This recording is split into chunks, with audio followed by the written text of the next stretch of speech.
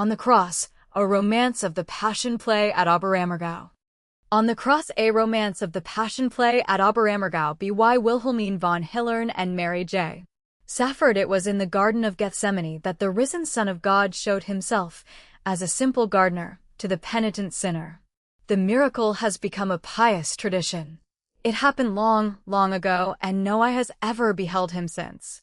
Even when the risen Lord walked among the men and women of his own day, only those saw him who wished to do so. But those who wish to see him now, and those who wish to seek him, find him now. The Garden of Gethsemane has disappeared, the hot sun of the east has withered it. All things are subject to change. The surface of the earth alters, and where the olive tree once grew green and the cedar stretched its leafy roof above the head of the Redeemer and the penitent, there is nothing now save dead, withered leafage. But the garden blooms once more in a cool, shady valley among the German mountains. Modern Gethsemane bears the name of Oberammergau. As the sun pursues its course from east to west, so the salvation which came from the east has made its way across the earth to the west. There, in the veins of young and vigorous nations, still flow the living streams that water the seeds of faith on which the miracle is nourished, and the stunted mountain pine which has sprung from the hard rocks of the Edel mountain is transformed to a palm tree, the poor habitant of the little mountain village to a god. It is change, and yet constancy amid the change. The world and its history also change in the passage of the centuries. The event before which the human race sank prostrate, as the guards once did when the risen Christ burst the gates of the tomb, gradually passed into partial oblivion. The thunder with which the veil of the temple was rent in twain died away in the misty distance. Heaven closed forever behind the ascended Lord. The stars pursued their old courses in undisturbed regularity. Revelations were silent. Men rubbed their eyes as though waking from a dream and began to discuss what portion was truth and what illusion. The strife lasted for centuries. One tradition overthrew another, one creed crowded out another. With sword in hand and the trumpet of the judgment day, the Ecclesia Militans established the dogma, enforced unity in faith. But peace did not last long under the rule of the Church. The Reformation again divided the Christian world. The 30 Years' War, the most terrible religious conflict the earth has ever witnessed, began, and in the fury of the battle the combatants forgot the cause of the warfare. Amid the streams of blood, the clouds of smoke rising from burning cities and villages, the ruins of shattered altars, the cross, the holy emblem for which the battle raged, vanished, and when it was raised again, it was still but an emblem of warfare, no longer a symbol of peace. There is a single spot of earth where, untouched by the tumult of the world, sheltered behind the lofty, inhospitable wall of a high mountain, the idea of Christianity has been preserved in all its simplicity and purity. Oberammergau. As God once suffered the Savior of the world to be born in a manger, among poor shepherds, he seems to have extended his protecting hand over this secluded nook and reserved the poor mountaineers to repeat the miracle. Concealed behind the steep Edel mountain was a monastery where, from ancient times, the beautiful arts had been sedulously fostered.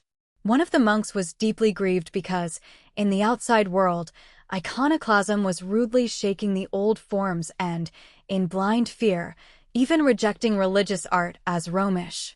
As no holy image would be tolerated, the Savior and his saints must disappear entirely from the eyes of men. Then, in his distress, the inspiration came that a sacred drama, performed by living beings, could produce a more powerful effect than word or symbol. So it was determined in the monastery that one should be enacted. The young people in the neighborhood, who had long been schooled by the influence of the learned monks to appreciate beauty, were soon trained to act legends and biblical poems.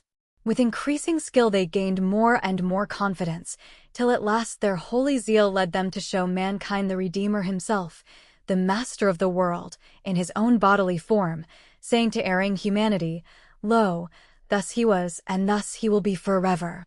And while in the churches paintings and relics were torn from the walls and crucifixes destroyed, the first Passion Play was performed. A.D. 1634, under the open sky in the churchyard of Oberammergau, for this spot, on account of its solemn associations, was deemed the fitting place for the holy work. The disgraced image of love, defiled by blood and flames, once more rose in its pure beauty, living, breathing. The wounds inflicted more than 1,000 years before again opened. Fresh drops of blood trickled from the brow torn by its diadem of thorns.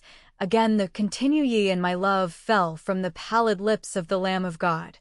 And what Puritanism had destroyed in its _dead form was born anew in a _living one_.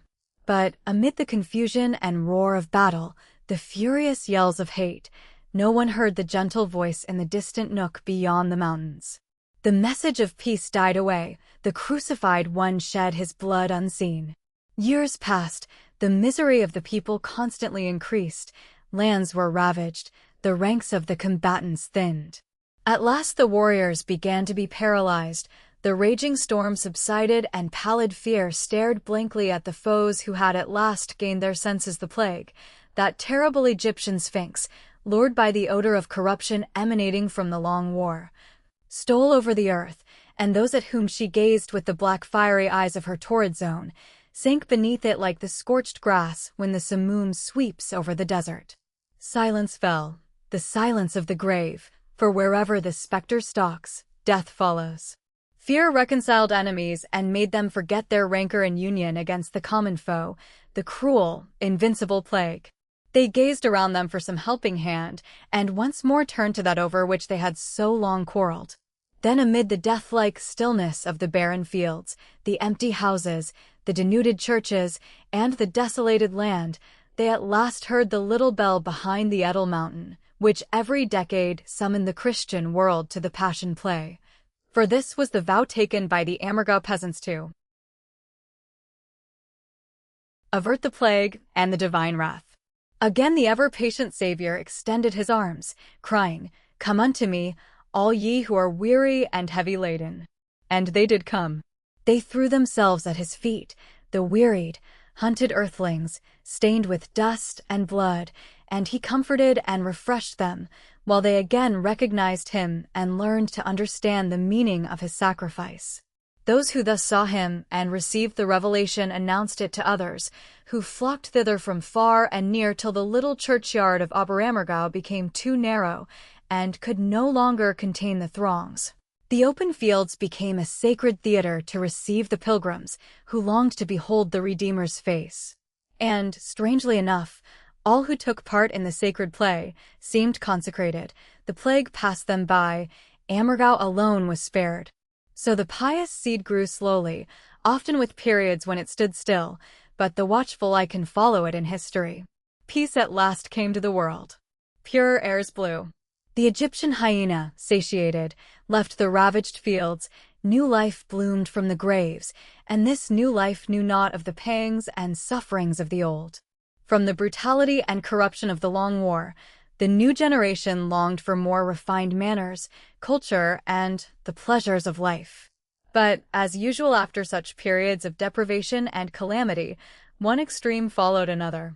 The desire for more refined manners and education led to hyperculture, the love of pleasure into Epicureanism and luxury, grace into coquetry, mirth into frivolity. Then came the so-called Age of Gallantry. The foil took the place of the sword, the lace jabot of the leather jerkin. The smoke of battle gave way to the clouds of powder scattered by heads nodding in every direction. Masked shepherds and shepherdesses danced upon the graves of a former generation. A new Arcadia was created in apish imitation and peopled with grimacing creatures who tripped about on tiptoe in their high-heeled shoes.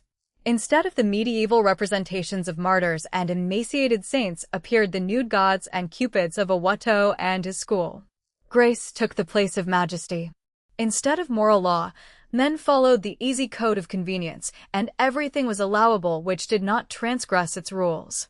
Thus arose a generation of thoughtless pleasure-seekers, which bore within itself a moral pestilence that, in contrast with the Black Death, might be termed the Rosy Death, for it breathed upon the cheeks of all whom it attacked the rosy flush of a fever which wasted more slowly, but none the less surely. And through this rouged, dancing, skipping age, with the click of its high-heeled shoes, its rustling hooped petticoats, its amorous glances and heaving bosoms, the chaste figure of the man of sorrows, with a terrible solemnity upon his pallid brow. Again and again trod the stage of Ammergau, and whoever beheld him dropped the flowing bowl of pleasure, while the laugh died on his lips. Again history and the judgment of the world moved forward. The rosy death had decomposed and poisoned all the healthful juices of society and corrupted the very heart of the human race. Morality, faith, and philosophy, everything which makes men manly, had gradually perished unobserved in the thoughtless whirl. The tinsel and apish civilization no longer sufficed to conceal the brute in human nature. It shook off every veil and stood forth in all its nakedness. The modern deluge, the French Revolution, burst forth. Murder, anarchy, the delirium of fever swept over the earth in every form of horror. Again came a change, a transformation to the lowest depths of corruption. Grace now yielded to brutality, beauty to ugliness, the divine to the cynical. Altars were overthrown, religion was abjured, the earth trembled under the mass of destroyed traditions. But from the turmoil of the throng, fiercely rending one another, from the smoke and exhalations of this conflagration of the world, yonder in the German Garden of Gethsemane again rose victoriously, like a phoenix from its ashes, the denied, rejected God, and the undefiled Son of Ammergau wove a halo of glory around the sublime figure which hung high on the cross. It was a quiet victory of which the frantic mob were ignorant, for they saw only the foe confronting them, not the one battling above. The latter was vanquished long ago, he was deposed, and that settled the matter. The people in their sovereignty can depose and set up gods at pleasure, and when once dethroned, they no longer exist, they are hurled into Tartarus. And as men cannot do without a god, they create an idol. The country groaned beneath the iron stride of the emperor and, without wishing or knowing it, he became the avenger of the god in whose place he stood. For, as the 30 Years' War ended under the scourge of the pestilence, and the age of mirth and gallantry under the lash of the revolution yielded to the third scourge, the self-created idol. He, the man with compressed lips and brow somber with thought, ruled the unchained elements, became lord of the anarchy, and dictated laws to a universe. But with iron finger he tore open the veins of humanity to mark upon the race the brand of slavery. The world bled from 1,000 wounds, and upon each he marked the name Napoleon. Then, wan as the moon floats in the sky when the glow of the setting sun is blazing in the horizon, the sovereign of the world in his bloody splendor confronted the pallid shadow of the crucified one, also robed in a royal mantle, still wet with the blood he had voluntarily shed. They gazed silently at each other, but the usurper turned pale. At last, at the moment he imagined himself most like him, God hurled the rival god into the deepest misery and disgrace. The enemy of the world was conquered, and popular hatred, so long repressed, at last freed from the unbearable restraint, poured forth upon the lonely grave at St. Helena its foam of execration and curses. Then the conqueror in Oberammergau extended his arms in pardon, saying to him also, "Verily I say unto thee, today shalt thou be with me in paradise." A time of peace now dawned, the century of _thought_. After the great exertions of the War of Liberation, a truce in political life followed, and the nations used it to make up for what they had lost in the development of civilization during the period of political strife. A flood of ideas inundated the world. All talent, rejoicing in the mental activity which had so long lain dormant, was astir. There was rivalry and conflict for the prize in every department. The rising generation, conscious of newly awakening powers, dared enterprise after enterprise, and with each waxed greater. With increasing production, the power of assimilation also increased. Everything grand created in other centuries was drawn into the circle of their own nation, as if just discovered. That for which the enlightened minds of earlier days had vainly toiled, striven, bled, now bloomed in luxuriant harvests, and the century erected monuments to those who had been misjudged and adorned them with the harvest garland garnered from the seeds which they had sowed in tears. What Galvani and Salomon de Caus, misunderstood and unheard, had planned, now made their triumphal passage across the earth as a panting steam engine or a flashing messenger of light, borne by and bearing ideas. The century which produced a Schiller and a Goethe first understood a Shakespeare. Sophocles and Euripides rose from the graves where they had lain more than 1,000 years. Archaeology brought the buried.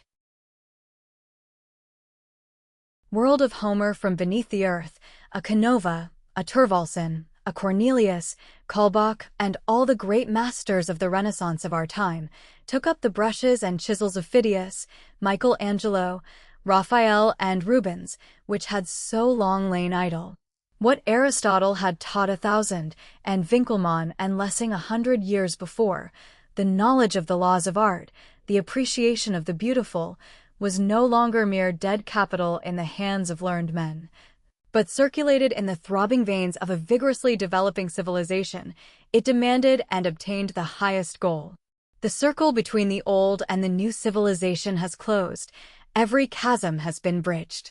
There is an alternate action of old and new forces, a common labor of all the nations and the ages, as if there was no longer any division of time and space, as if there was but one eternal art, one eternal science.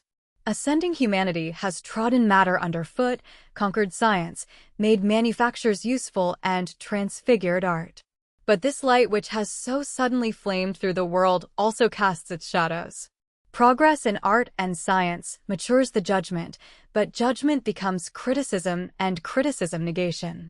The dualism which permeates all creation, the creative and the destructive power, the principle of affirmation and of denial, cannot be shut out even now, but must continue the old contest which has never yet been decided.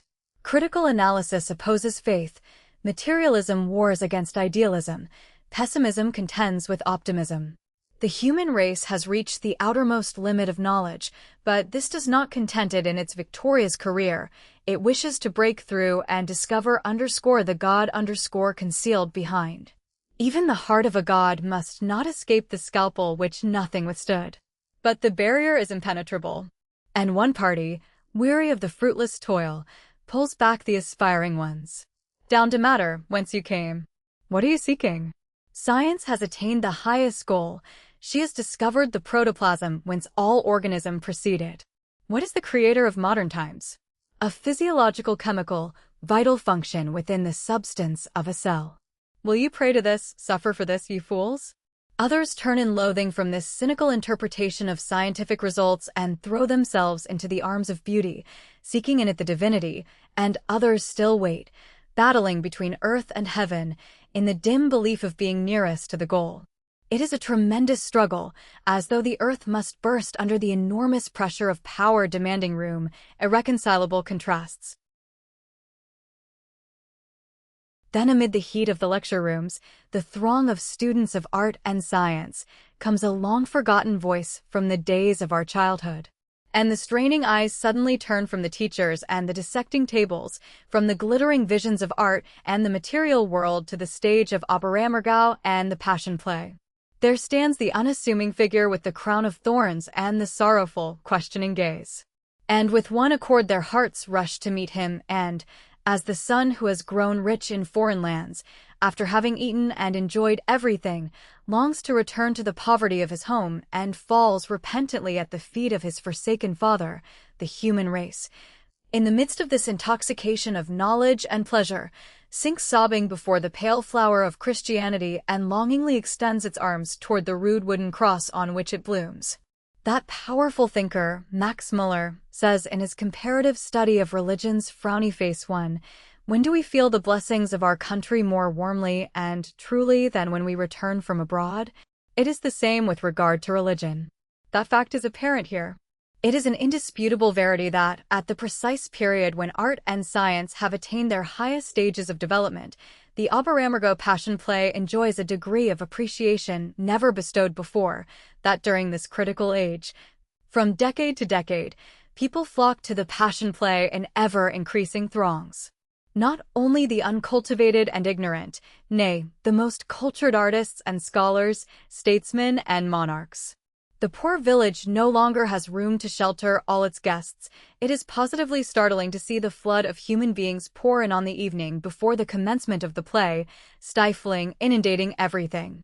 And then it is marvelous to notice how quiet it is on the morning of the play, as it flows into the bare room called the theater, how it seems as it were to grow calm, as if every storm within or without was subdued under the influence of those simple words, now more than 2,000 years old.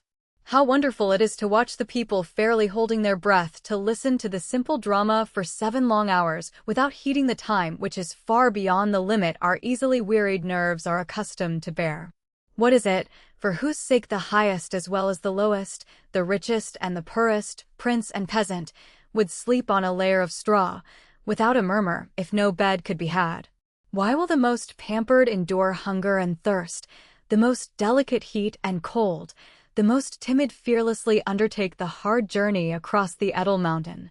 Is it mere curiosity to hear a number of poor woodcarvers, peasants, and woodcutters repeat under the open sky, exposed to sun and rain, in worse German than is heard at school, the same old story, which has already been told 1,000 times, as the enemies of the Passion Play say? Would this bring people every 10 years from half the inhabited world, from far and near, from south and north, from the mountains and the valleys, from palaces and huts, across sea and land? Certainly not. What is it then? A miracle? Whoever has seen the Passion Play understands it, but it is difficult to explain the mystery to those who have not. The deity remains concealed from our earthly vision and unattainable, like the veiled statue of Zeus. Every attempt to raise this veil by force is terribly avenged. What is gained by those modern Socinians and Atarantes who, with ill-feigned piety, seek to drag the mystery to light and make the god a human being in order to worship in the wretched puppet themselves? Even if they beheld him face to face, they would still see themselves only, and he would cry, "You are like the spirit which you understand, not me." And what do the pantheists gain who make man God in order to embrace in him the unattainable? Sooner or later they will perceive that they have mistaken the effects for the cause and the form for the essence. Loathing and disappointment will be their lot, as it is the lot of all who have nothing but human beings. But those to whom the visible is only the symbol of the invisible which teaches them from the effect to learn the cause, will, with unerring logical correctness, pass from the form to the essence, from the illusion to the truth . That is the marvel of the modern Gethsemane, which this book will narrate. Chapter 1. A phantom. Solemn and lofty against the evening sky towers the Kofel, the landmark and protecting rock bulwark of Oberammergau, bearing aloft its solitary cross, like a threatening hand uplifted in menace to confront an advancing foe with the symbol of victory. Twilight is gathering, and the dark shadow of the mighty protector stretches far across the quiet valley. The fading glow of sunset casts a pallid light upon the simple cross, which has stood on the mountain peak for centuries, frequently renewed but always of the same size, so that it can be seen a long distance off by the throngs who journey upward from the valley, gazing longingly across the steep, inhospitable mountains toward the goal of the toilsome pilgrimage. It is Friday. A long line of carriages is winding like a huge serpent up the Edel mountain. Amid the throng, 2 very handsome landaus are especially conspicuous. The first is drawn by 4 horses in costly harnesses adorned with a coronet, which prance gaily in the slow progress, as if the ascent of the Edel mountain was but pastime for animals of their breed. In the equipage, which is open, sit a lady and a gentleman, pale, listless, uninterested in their surroundings and apparently in each other. The second one contains a maid, a manservant, and on the box the courier, with the pompous, official manner, which proclaims to the world that the family he has the honor of serving and in whose behalf he pays the highest prices is an aristocratic one. The mistress of this elegant establishment, spite of her downcast eyes and almost lifeless air, is a woman of such remarkable beauty that it is apparent even amidst the confusion of veils and wraps. Blonde hair, as soft as silk, clusters in rings around her brow and diffuses a warm glow over a face white as a tea rose, intellectual, yet withal wonderfully tender and sensuous in its outlines. Suddenly, as though curious to penetrate the drooping lids and see the eyes they concealed, the sun bursts through a rift in the clouds, throwing a golden bridge of rays from mountain to mountain. Now the lashes are raised to return the greeting, revealing sparkling dark eyes of a mysterious color, varying every instant as they follow the shimmering rays that glide along the cliff. Then something flashes from a half-concealed cave, and the beams linger a moment on a pale face. It is an image of Christ carved in wood which, with uplifted hand, bids the newcomers welcome. But those who are now arriving do not understand its language. The greeting remains unanswered. The sunbeams glide farther on as if saying, if this is not the Christ you are seeking, perhaps it is he? And now they stop. On a rugged peak, illumined by a halo of light, stands a figure, half concealed by the green branches, gazing with calm superiority at the motley, anxious crowd below. He has removed his hat and, heated by the rapid walk, is wiping the perspiration from his brow. Long black locks parted in the middle float back from a grave, majestic face with a black beard and strangely mournful black, far-seeing eyes. The hair, tossed by the wind, is caught by a thorny branch which sways above the prematurely furrowed brow. The sharp points glow redly in the brilliant sunset light, as if crimsoned with blood from the head which rests dreamily against the trunk. A tremor runs through the form of the woman below. She suddenly sits erect, as though roused from sleep. The wandering rays which sought her eyes also lead her gaze to those of the solitary man above, and on this golden bridge two sparkling glances meet. Like two pedestrians who cannot avoid each other on a narrow path, they look and pause. They grasp and hold each other. One must yield, for neither will let the other pass. Then the sunbeam pales, the bridge has fallen, and the apparition vanishes in the forest shadows. Did you see that? The lady asked her companion, who had also glanced up at the cliff. What should I have seen? Why that, she paused, uncertain what words to choose. She was going to say, that man up there, but the sentence is too prosaic, yet she can find no other, and says merely, him up there. Her companion, glancing skyward, shakes his head. Him up there. I really believe, Countess, that the air of Oberammergau is beginning to affect you. Apparently you already have religious hallucinations, or we will say, in the language of this hallowed soil, heavenly visions.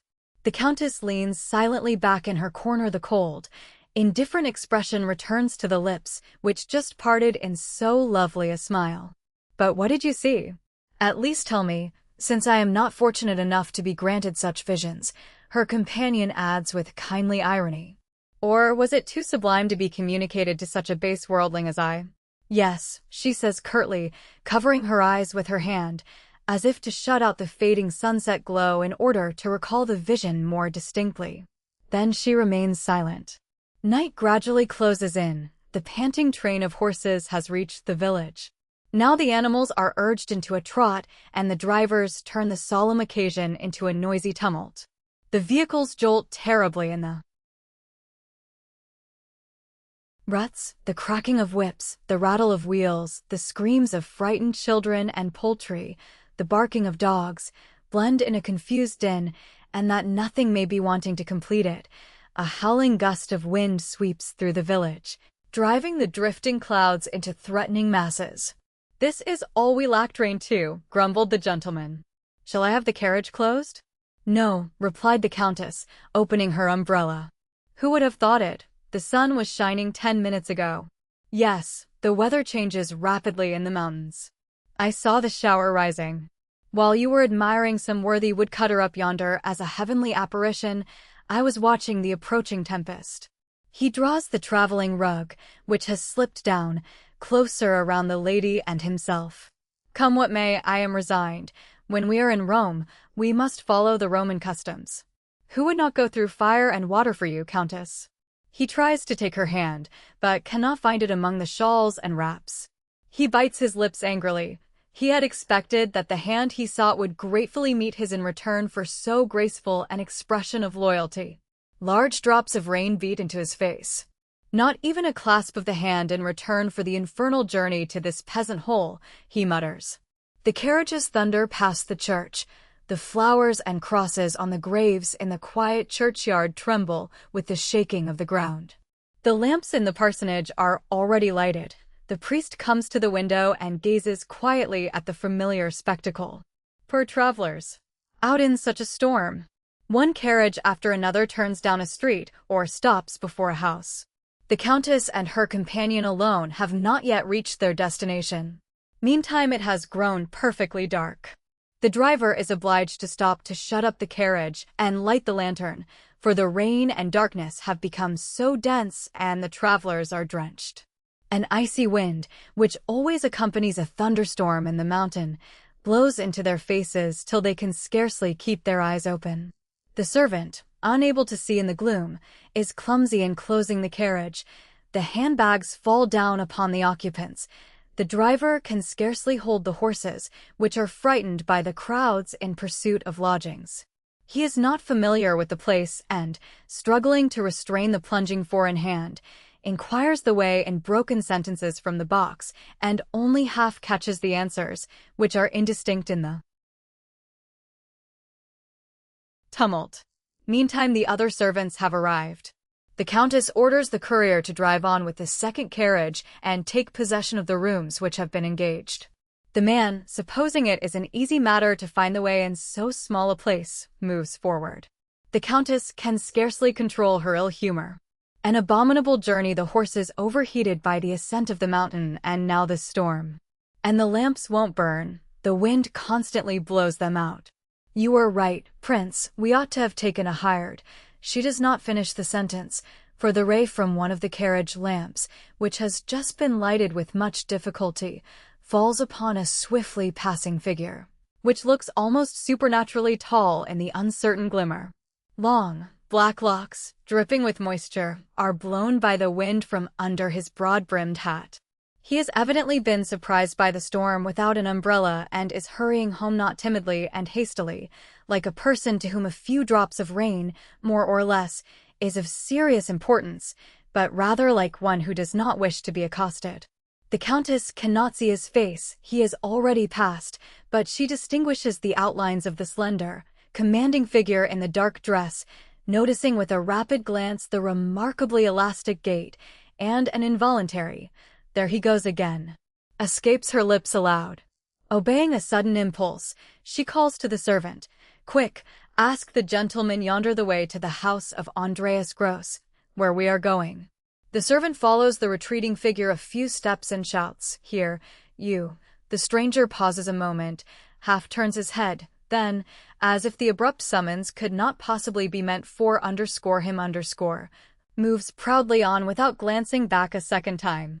The servant timidly returns. A feeling of shame overwhelms the Countess, as though she had committed the blunder of ordering him to address a person of high rank traveling incognito. "The gentleman wouldn't hear me," says the lackey apologetically, much abashed. "Very well," his mistress answers, glad that the darkness conceals her blushes.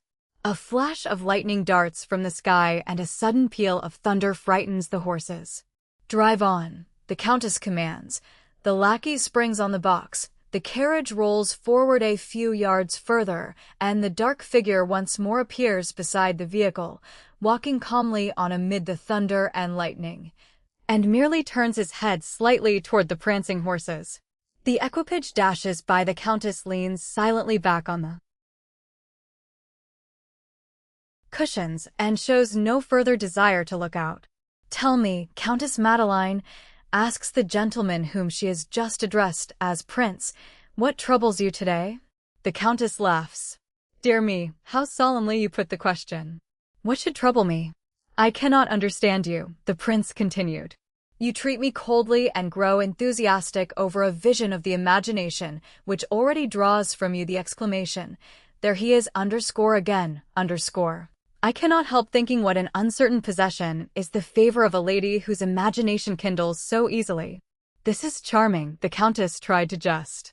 My prince jealous of a phantom? That is just it.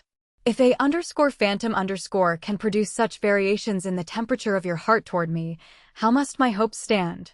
Dear Prince, you know that whether with or without a phantom, I could never yet answer this question which your highness frequently condescends to ask me. I believe, Countess, that one always stands between us. You pursue some unknown ideal which you do not find in me, the realist, who has nothing to offer you save prosaic facts, his hand, his principality, and an affection for which unhappily he lacks poetic phrases.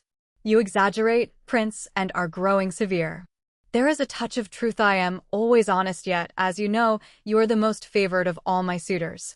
Still it is true that an unknown disputes precedence with you.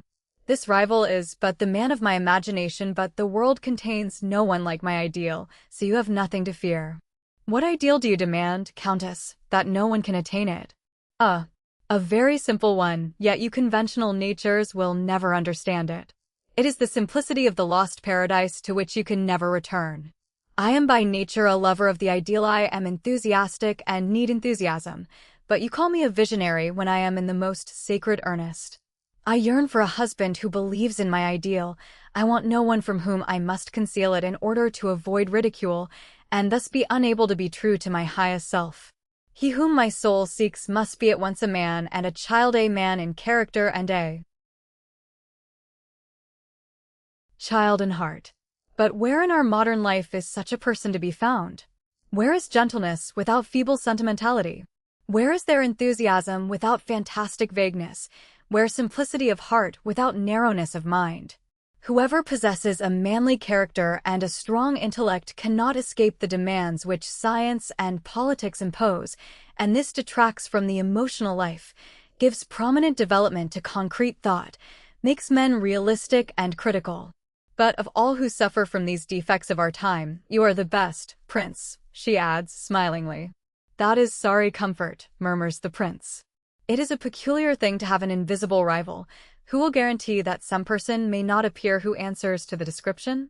That is the reason I have not yet given you my consent, replies the Countess gravely. Her companion sighs heavily, makes no reply, but gazes steadfastly into the raging storm. Alter a time, he says, softly, if I did not love you so deeply, Countess Madeline, you would not bear with me so long, would you? Asks the Countess, holding out her hand as if beseeching pardon. This one-half unconscious expression of friendship disarms the irritated man. He bends over the slender little hand and raises it tenderly to his lips. She must yet be mine, he says under his breath, by way of consolation, like all men whose hopes are doubtful. I will even dare the battle with a phantom. Chapter 2. Oberammergau. At last, after a long circuit and many inquiries, the goal was gained. The dripping, sorely shaken equipage stopped with 2 wheels in a ditch filled with rainwater, whose overflow flooded the path to the house. The courier and maid seemed to have missed their way, too, for the second carriage was not there. People hurried out of the low doorway, shading small flickering candles with their hands. The Countess shrank back. What strange faces these peasants had! An old man with a terribly hangdog countenance, long gray hair, a pointed Jewish beard, sharp-hooked nose, and sparkling eyes. And 2 elderly women, one short and fat, with prominent eyes and black curling hair, the other a tall, thin, odd-looking person with tangled coal-black hair, hooked nose, and glittering black eyes. In the mysterious shadows cast by the wavering lights upon the sharply cut faces, the whole group looked startlingly like a band of gypsies. "Oh, are these Ammergau people?" whispered the Countess in a disappointed tone. "Does Gross, the woodcarver, live here?" the prince inquired. "Yes," was the reply. "Gross, the stone cutter. Have you engaged rooms here?" "We wrote from Tegernsee for lodgings." "The Countess von Wildenau," answered the prince. "Oh, yes, yes. Everything is ready. The lady will lodge with us. The carriage and servants can go to the old post-house." "I have the honor to bid you good evening," said the old man. "I am sorry you have had such bad weather, but we have a great deal of rain here." The prince alighted. The water splashed high under his feet. "Oh, Sephi, bring a board, quick. The Countess cannot get out here. cried the old man with eager deprecation of the discomfort threatening the lady.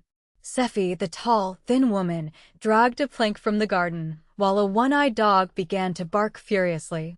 The plank was laid down, but instantly sunk under the water, and the Countess was obliged to wade through the flood. As she alighted, she felt as if she should strike her head against the edge of the overhanging roof. The house was so low. Fresco paintings, dark with age, appeared to stretch and writhe in distorted shapes in the flickering light. The place seemed more and more dismal to the Countess. "Shall I carry you across?" asked the prince. "Oh no," she answered reprovingly, while her little foot sought the bottom of the pool. The ice-cold water covered her delicate boot to the ankle. She had been so full of eager anticipation, in such a poetic mood, and prosaic reality dealt her a blow in the face. She shivered as she walked silently through the water. "Come in, your rooms are ready," said the old man cheeringly. They passed through a kitchen black with myriads of flies, into an apartment formerly used as the workshop, now converted into a parlor. 2 children were asleep on an old torn sofa. In one corner lay sacks of straw, prepared for couches.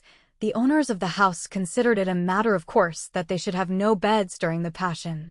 A smoking kerosene lamp hung from the dark worm-eaten wooden ceiling, diffusing more smoke than light.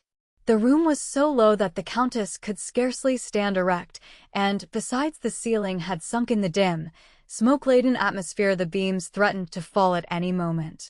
A sense of suffocation oppressed the newcomer. She was utterly exhausted, chilled, nervous to the verge of weeping.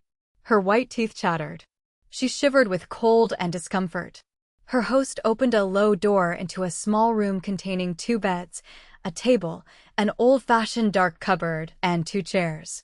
"There," he cried in a tone of great satisfaction, "that is your chamber.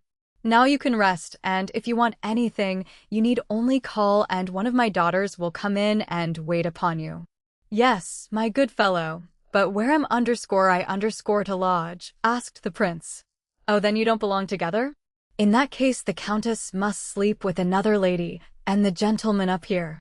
He pointed to a little staircase in the corner which, according to the custom in old peasant houses, led from one room through a trap-door into another directly above it. "But I can't sleep there, it would inconvenience the lady," said the prince. "Have you no other rooms?" "Why, yes, but they're engaged for tomorrow," replied Andreas Gross, while the 2 sisters stood staring helplessly. "Then give me the rooms and send the other people away." "Oh, I can't do that, sir. They are promised." "Good heavens! I'll pay you twice, 10 times as much." "Why, sir, if you paid me 20 times the price, I could not do it. I must not break my promise," said the old man with gentle firmness. "Ah," thought the prince, "he wants to screw me, but I'll manage that. Countess, excuse me a few minutes while I look for another lodging. For heaven's sake, try to find one for me, too." "I would rather spend the night in the carriage than stay here," replied the Countess in French. "Yes, it is horrible, but it will not be difficult to find something better." "Goodbye," he answered in the same language. "Don't leave me alone with these people too long. Come back soon, I am afraid," she added, still using the French tongue. "Really?" the prince answered, laughing, but a ray of pleasure sparkled in his eyes. Meanwhile, the little girl who was asleep on the sofa had waked and now came into the room. The Countess requested everyone to retire that she might rest, and the peasants modestly withdrew. But when she tried to fasten the door, it had neither lock nor bolt, only a little wire hook which slipped into a loose ring. "Oh!" she exclaimed, startled. "I cannot lock it." "You need have no anxiety," replied the old man soothingly. "We sleep in the next room."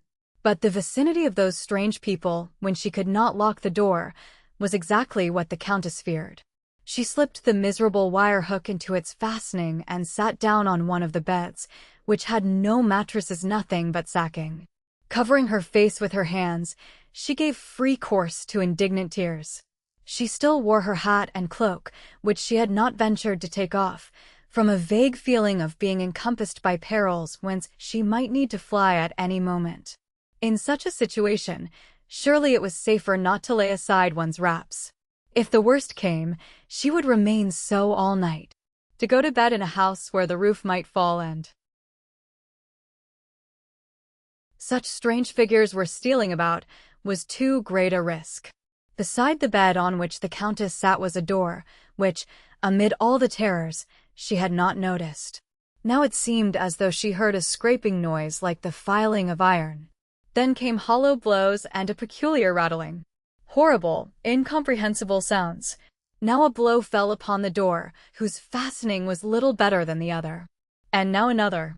"The very powers of hell are let loose here," cried the Countess, starting up. Her cold, wet feet seemed paralyzed. Her senses were on the verge of failing. And she was alone in this terrible strait. Where were the servants?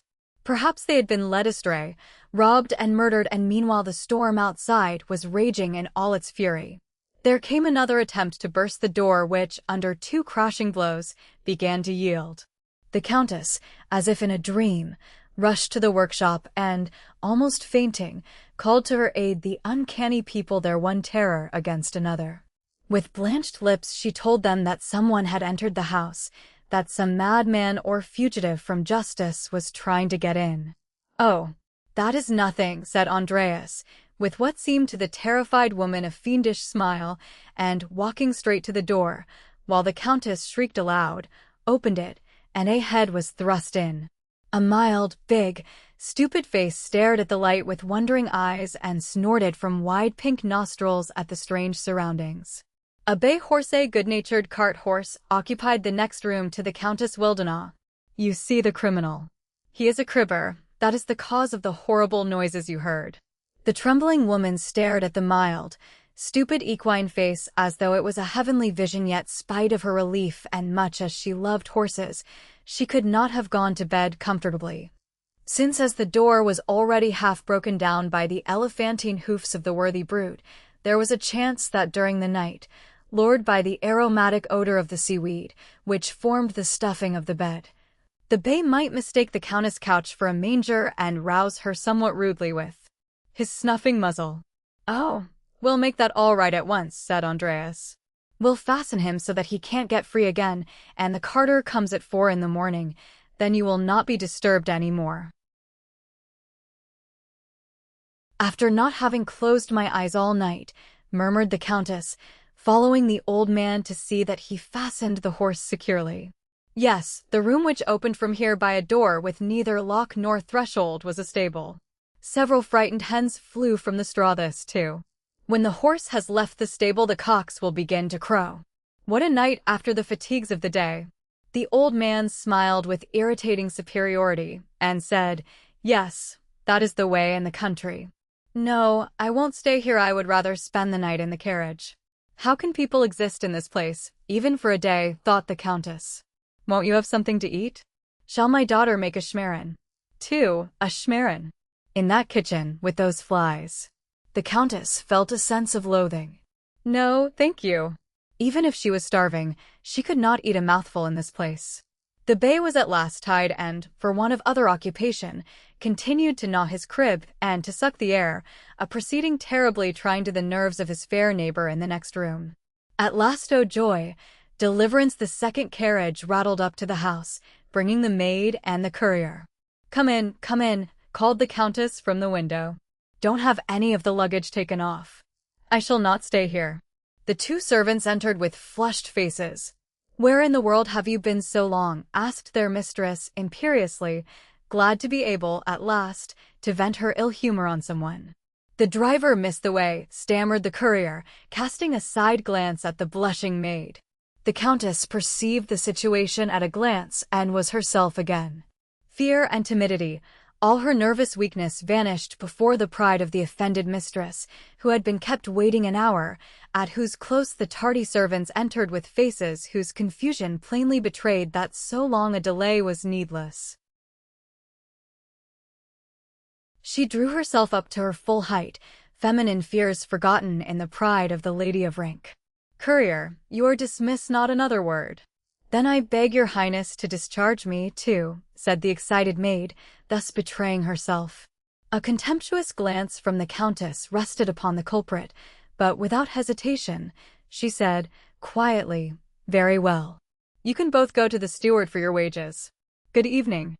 Both left the room pale and silent. They had not expected this dismissal, but they knew their mistress' temper and were aware that not another word would be allowed, that no excuse or entreaty would avail. The Countess, too, was in no pleasant mood. She was left here without a maid. For the first time in her life, she would be obliged to wait upon herself, unpack all those huge trunks and bags. How could she do it? She was so cold and so weary, too, and she did not even know which of the numerous bags contained dry shoes and stockings. Was she to pull out everything when she must do the repacking herself? For now she must certainly go to another house, among civilized people, where she could have servants and not be so utterly alone. Oh, if only she had not come to this Oberammergau. It was a horrible place. One would hardly purchase the salvation of the world at the cost of such an evening. It was terrible to be in this situation and without a maid. And, as trivial things find even the loftiest women faint-hearted because they are matters of nerve, and not of character, the lady who had just confronted her servants so haughtily sank down on the bed again and wept like a child. Someone tapped lightly on the door of the workshop. The Countess opened it, and the short, stout sister timidly entered. "Pardon me, Your Highness, we have just heard that you have discharged your maid and courier, so I wanted to ask whether my sister or I could be of any service. Perhaps we might unpack a little." "Thank you, I don't wish to spend the night here, and hope that my companion will bring news that he has found other accommodations. I will pay whatever you ask, but I can't possibly stay. Ask your father what he charges. I'll give whatever you wish, only let me go." The old man was summoned. "Why, certainly, Countess, you can be entirely at ease on that score. If you don't like staying with us, that need not trouble you. You will have nothing to pay, only you must be quick, or you will find no lodgings. They are very hard to get now." "Yes, but you must have some compensation. Just tell me what I am to give." "Nothing, Countess. We do not receive payment for what is not eaten," replied Andreas Gross with such impressive firmness that the lady looked at him in astonishment. "The Oberammergau people do not make a business of renting lodgings, Countess. That is done only by the foreign speculators who wish to make a great deal of money at this time, and, alas, bring upon Oberammergau the reputation of extortion. We natives of the village do it for the sake of having as many guests witness the play as possible, and are glad if we meet our expenses. We expect nothing more." The Countess suddenly saw the hangdog face in a very different light. It must have been the dusk which had deceived her. She now thought it an intellectual and noble one, nay, the wrinkled countenance, the long grey locks, and clear, penetrating eyes had an aspect of patriarchal dignity. She suddenly realized that these people must have had the masks which their characters require bestowed by nature, not painted with rouge, and thus the traits of the past unconsciously became impressed upon the features. In the same way, among professional actors, the performer who takes character roles can easily be distinguished from the lover. "Do you act too?" she asked with interest. "I act Dathan, the Jewish traitor," he said proudly. "I have been in the play 60 years, for when I was a child 3 years old I sat in Eve's lap in the tableaux." The Countess could not repress a smile, and old Andreas' face also brightened. The little girl, a daughter of the short, plump woman, peeped through the half-open door, gazing with sparkling eyes at the lovely lady. "Whose child is the little one?" asked the Countess, noticing her soft curb and beaming eyes. "She is my granddaughter, the child of my daughter, Anna. Her father was a foreigner. He ran away, leaving his wife and 2 children in poverty. So I took them all 3 into my house again." The Countess looked at the old man's thin, worn figure, and then at the plump mother and child. "Who supports them?" "Oh, we help one another," replied Andreas evasively. "We all work together. My son, the drawing teacher, does a great deal for us, too. We could not manage without him." Then, interrupting himself with a startled look, as if he might have been overheard, he added, "But I ought not to have said that he would be very angry if he knew." "You appear to be a little afraid of your son," said the Countess. Yes, he is strict, very strict and proud, but a good son." The old man's eyes sparkled with love and pride. "Where is he?" asked the Countess eagerly. Oh, he never allows strangers to see him if he can avoid it. Does he act too? No, he arranges the tableaus, and it needs the ability of a field marshal, for he is obliged to command 200 or 300 people, and he keeps them together, and they obey him as though he was a general.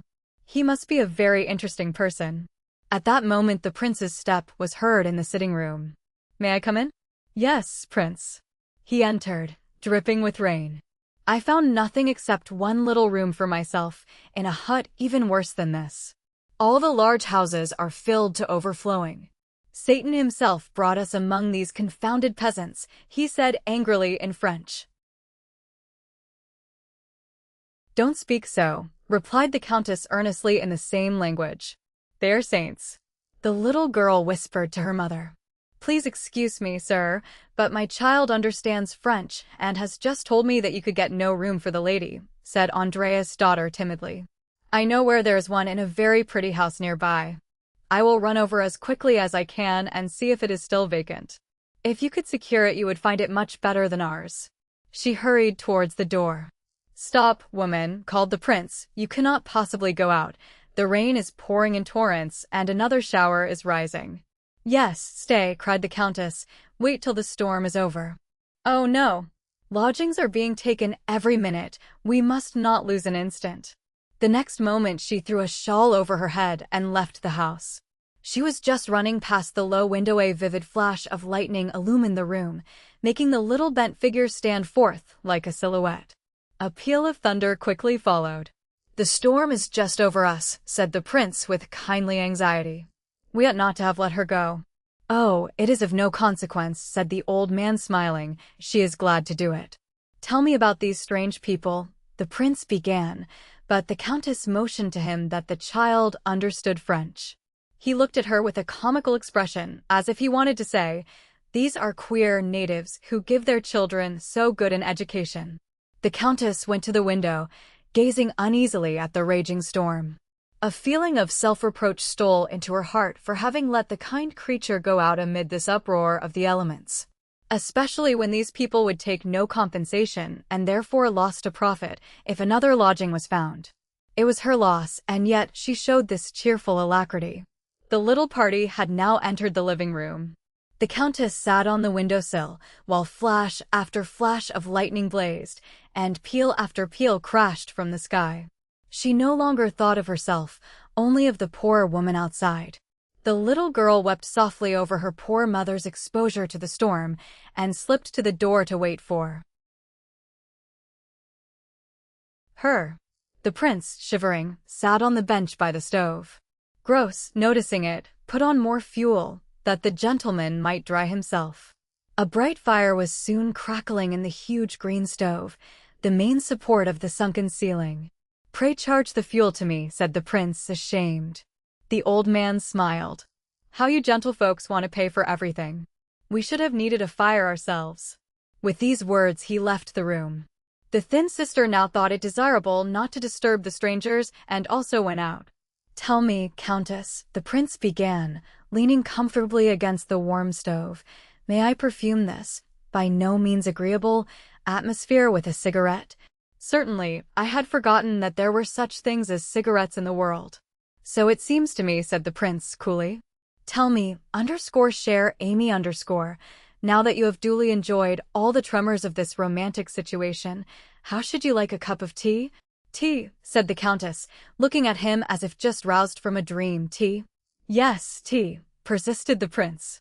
My poor friend, you must have lived an eternity in this 1 hour among these savages to have already lost the memory of one of the best products of civilization. Tea, repeated the countess, who now realized her exhaustion. That would be refreshing, but I don't know how to get it. I sent the maid away. Yes, I met the dismissed couple in a state of utter despair. And I can imagine that my worshipped Countess Madeline, the most pampered and spoiled of all the children of fortune and the fashionable world, does not know how to help herself. I am by no means sorry, for I shall profit by it. I can now pose as a kind providence. What good luck for a lover, is it not? So permit me to supply the maid's place so far as this is _practicable _. I have tea with me, and my valet, whom, thank heaven, I was not obliged to send away, is waiting your order to serve it. How kind you are, Prince. But consider that kitchen filled with flies. Oh, you need not feel uncomfortable on that score. You are evidently unused to the mountains. I know these flies, they are different from our city ones and possess a peculiar skill in keeping out of food. Try it for once. Yes, but we must first ascertain whether I can get the other room, said the Countess, again lapsing into despondency. My dearest Countess, does that prevent our taking any refreshment? Don't be so spiritless, said the Prince, laughing. Oh, it's all very well to laugh. The situation is tragical enough, I assure you. Tragical enough to pay for the trouble of developing a certain grandeur of soul, but not, in true womanly fashion, to lose all composure. The Prince shook the ashes from his cigarette and went to the door to order the valet to serve the tea. When he returned, the Countess suddenly came to meet him, held out her hand, and said with a bewitching smile, "Prince, you are charming today, and I am unbearable." "I thank you for the patience you have shown." "Madeline," he replied, controlling his emotion, "if I did not know your kind heart, I should believe you a Circe, who delighted in driving men mad. Were it not for my cold, sober reason, which you always emphasize, I should now mistake for love the feeling which makes you meet me so graciously, and thus expose myself to disappointment. But reason plainly shows that it is merely the gratitude of a kind heart for a trivial service rendered in an unpleasant situation, and I am too proud to do, in earnest, what I just said in just profit by the opportunity." The Countess, chilled and ashamed, drew her hand back. There spoke the dry, prosaic, commonplace man. Had he understood how to profit by her mood when, in her helpless condition, he appeared as a deliverer in the hour of need, who knows what might have happened? But this was precisely what he disdained. The experienced man of the world knew women well enough to be perfectly aware how easily one may be won in a moment of nervous depression, desperate perplexity and helplessness, yet though ever ready to enjoy every piquant situation. Nevertheless, or perhaps for that very reason, he was too proud to owe to an accident of this kind the woman whom he had chosen for the companion of his life. The Countess felt this, and was secretly glad that he had spared her and himself a disappointment. "That is the way with women," he said softly, gazing at her with an almost compassionate expression. "For the mess of pottage of an agreeable situation, they will sell the birthright of their most sacred feelings. That is a solemn, bitter truth, such as I am not accustomed to hear from your lips, Prince. But however deep may be the gulf of realism whence you have drawn this experience, you shall not find it confirmed in me.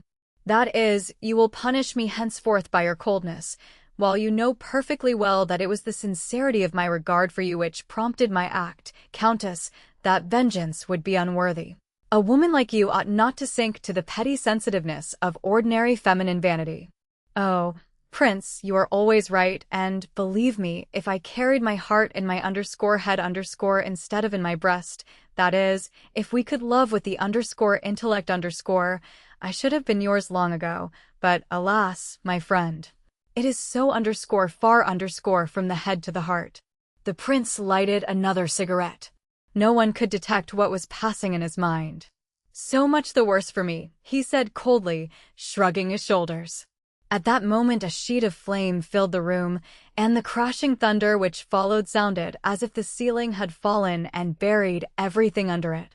The Countess seemed bewildered. "Mother, mother!" shrieked a voice outside. People gathered in the street. Voices were heard, shouts, hurrying footsteps, and the weeping of the little girl.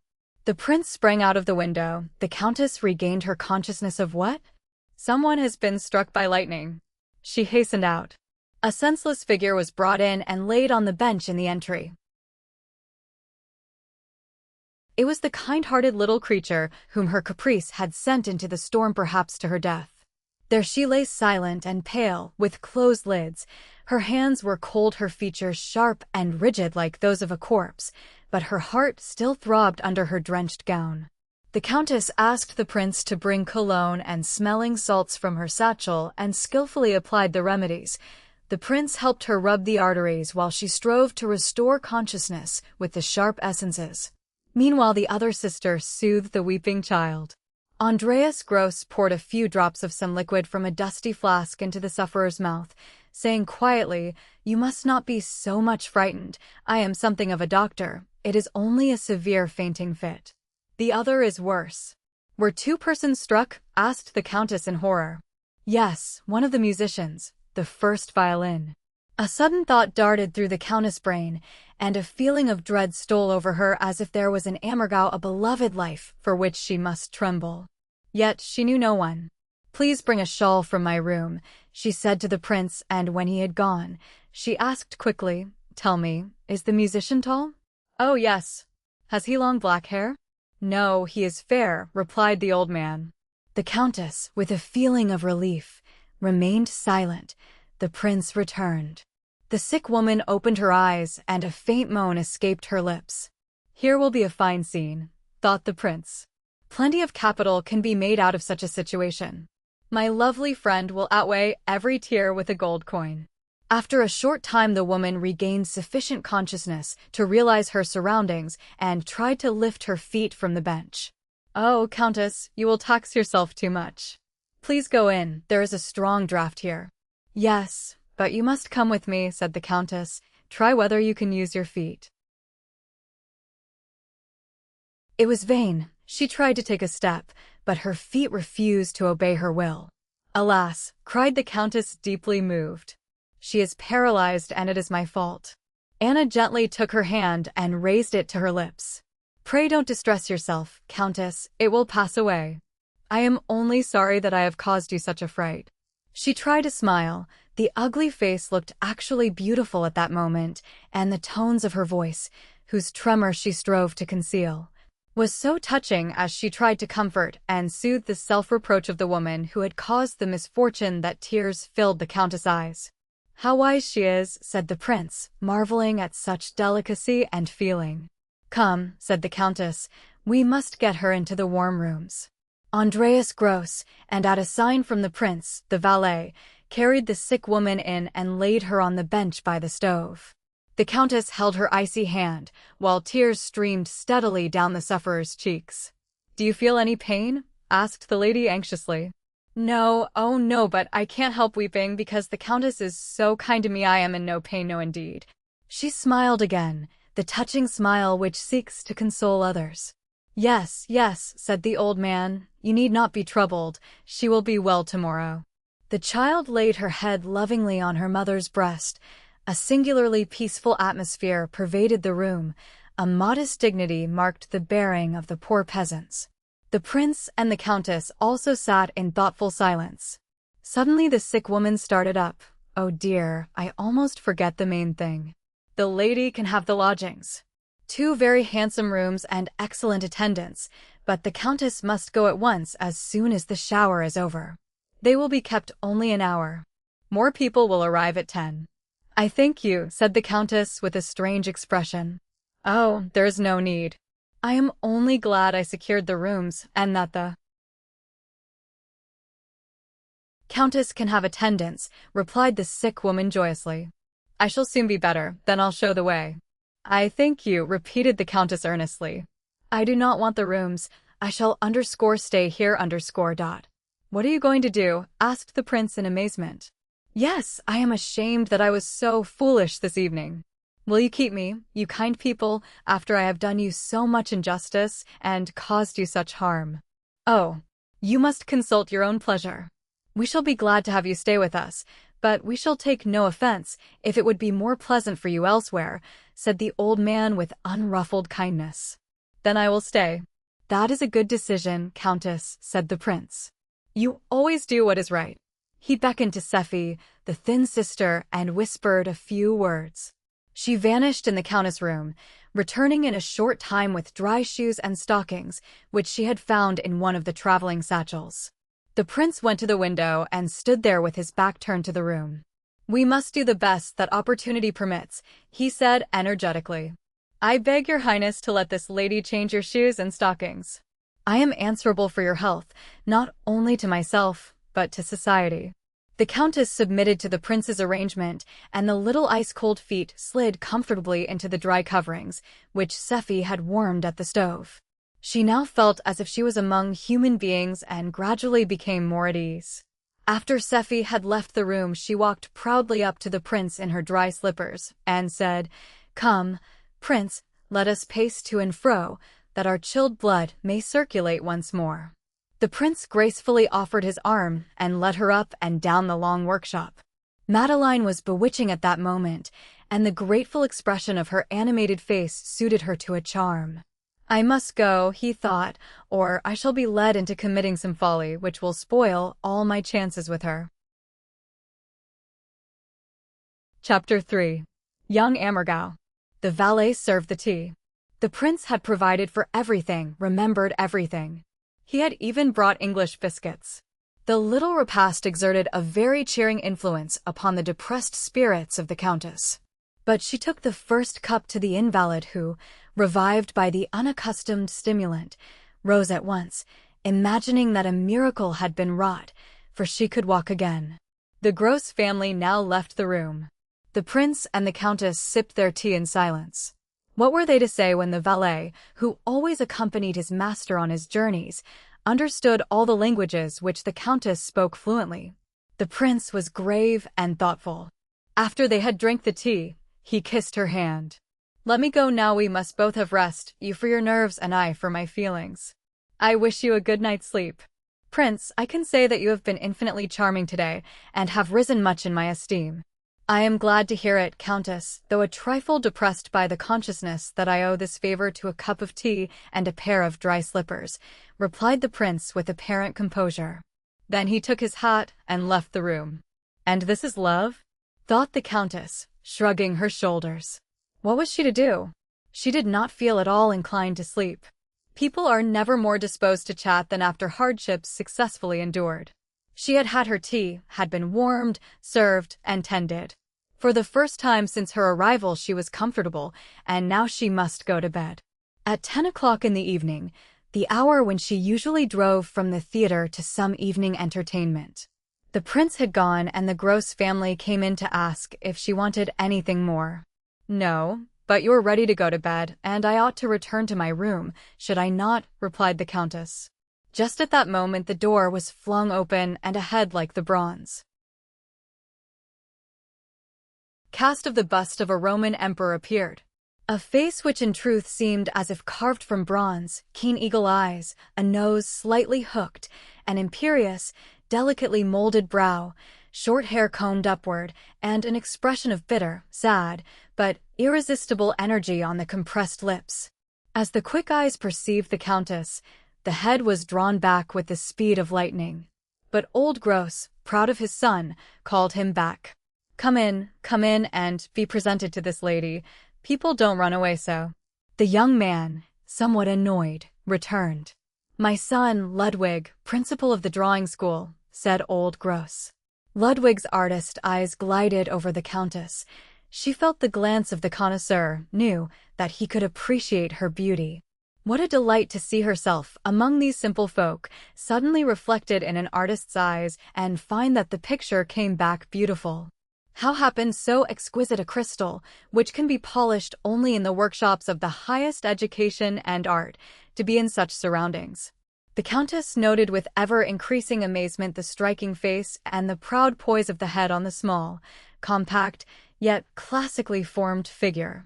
She knew at the first moment that this was a man in the true sense of the word, and she gave him her hand as though greeting an old acquaintance from the kingdom of the ideal. It seemed as if she must ask, "How do you come here?" Ludwig Gross read the question on her lips. He possessed the vision from which even the thoughts must be guarded, or he would guess them. "I must ask your pardon for disturbing you. I have just come from the meeting and only wanted to see my sister. I heard she was ill." "Oh, I feel quite well again," the latter answered.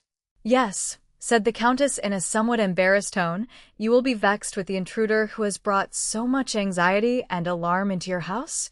I reproach myself for being so foolish as to have wanted another lodging, but at first I thought that the ceiling would fall upon me, and I was afraid." "Oh, I understand that perfectly when persons are not accustomed to low rooms. It was difficult for me to become used to them again when I returned from Munich." "You were at the academy?" "Yes, Countess." "Will you not take off your wet coat and sit down?" I should not like to disturb you, Countess. But you won't disturb me at all. Come, let us have a little chat. Ludwig Gross laid his hat and overcoat aside, took a chair, and sat down opposite to the lady. Just at that moment, a carriage drove up.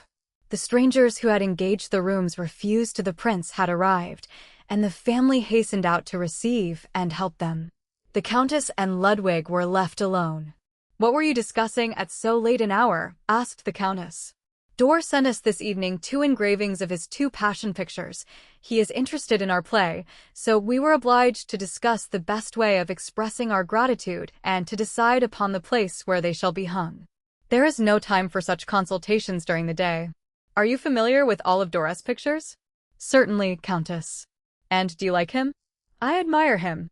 I do not agree with him in every particular, but he is a genius, and genius has a right to forgiveness for faults which mediocrity should never venture to commit, and indeed never will." "Very true," replied the lady. "I think," Ludwig Gross continued, "that he resembles Hamerling. There is kinship between the 2 men. Hamerling, too, repels us here and there, but with him, as with Dor, every line and every stroke flashes with that electric spark which belongs only to the genuine work of art." His companion gazed at him in amazement. "You have read Hamerling?" "Certainly. Who is not familiar with his Ahasuerus? 3 I, for instance," she replied with a faint blush. "Oh, Countess, you must read it. There is a vigor and acerbity, the repressed anguish and wrath of a noble nature against the pitifulness of mankind, which must impress every one upon whose soul the questions of life have ever cast their shadows, though I know not whether this is the case with you." "More than is perhaps supposed," she answered, drawing a long breath. "We are all pessimists, but Hamerling must be a stronger one than is well for a poet." "That is not quite correct," replied Ludwig. "He is a pessimist just so far as accords with the poesy of our age. Did not Auerbach once say, 'Pessimism is the grief of the world, which has no more tears'?" This applies to Hamerling also. His poetry has that bitter flavor, which is required by a generation that has passed the stage when sweets please the palate and tears relieve the heart. Your words are very true. But how do you explain it would be interesting to hear from you. How do you explain, in this mood of the times, the attraction which draws such throngs to the passion play? Ludwig Gross leaned back in his chair, and his stern brow relaxed under the bright influence of a beautiful thought. One extreme, as is well known, follows another. The human heart will always long for tears, and the world's tearless anguish will therefore yield to a gentler mood. I think that the rush to our simple play is a symptom of this change. People come here to learn to weep once more." The Countess rested her clasped hands on the table and gazed long and earnestly at Ludwig Gross. Her whole nature was kindled, her eyes lingered admiringly upon the modest little man, who did not seem at all conscious of his own superiority. "To learn to weep she repeated, nodding gently. "Yes, we might all need that. But do you believe we shall learn it here?" Ludwig Gross gazed at her smiling. "You will not ask that question at this hour on the evening of the day after tomorrow." He seemed to her a physician who possessed a remedy which he knows cannot fail. And she began to trust him like a physician.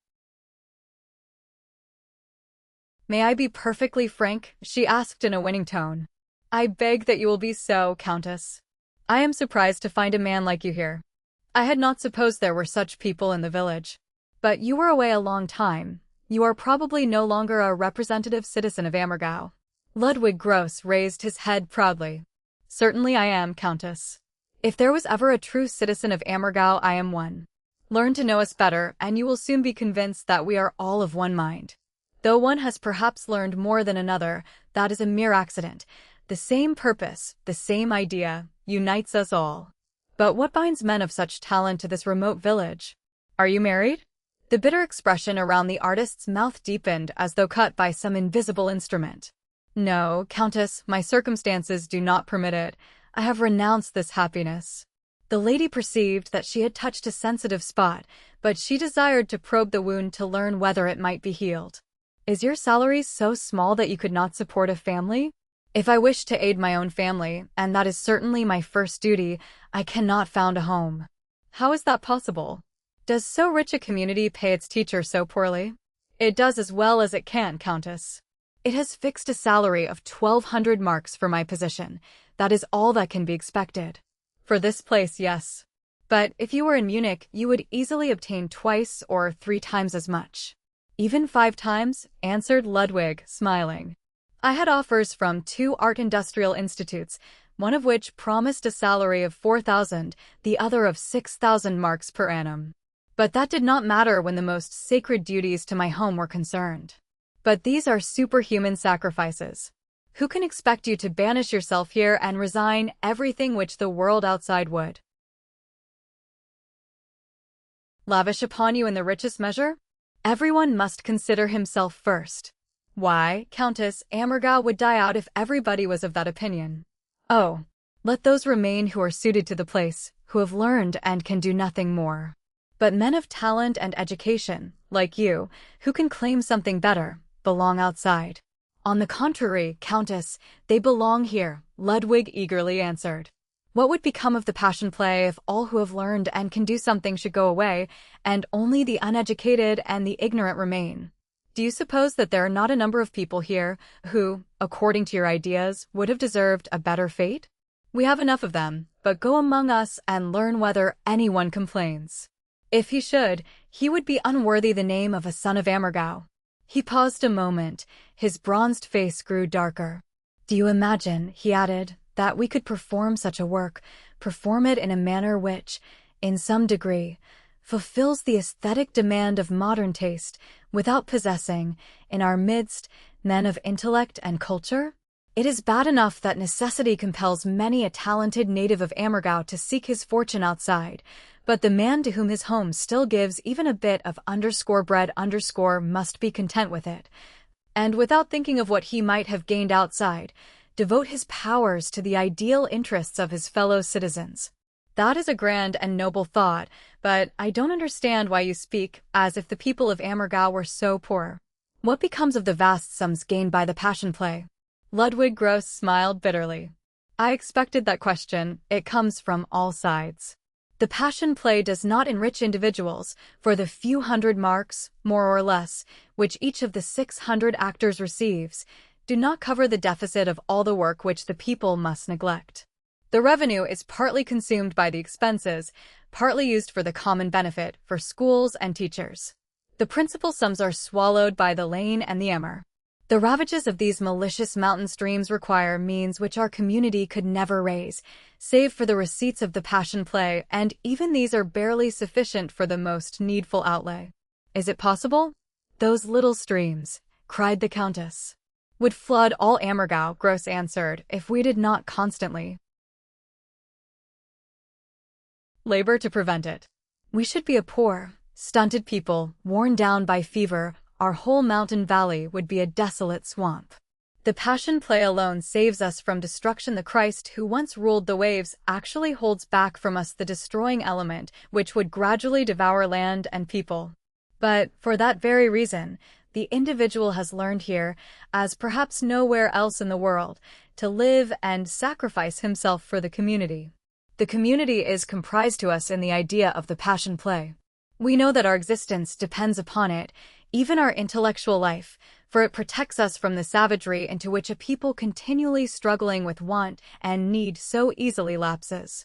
It raises us above the common herd, gives even the poorest man an innate dignity and self-respect, which never suffer him to sink to base excesses.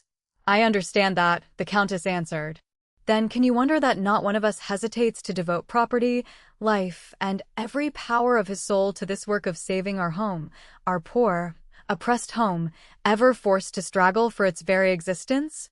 What a man! The Countess involuntarily exclaimed aloud. Ludwig Gross had folded his arms across his breast, as if to restrain the pulsations of his throbbing heart. His whole being thrilled with the deepest, noblest emotions.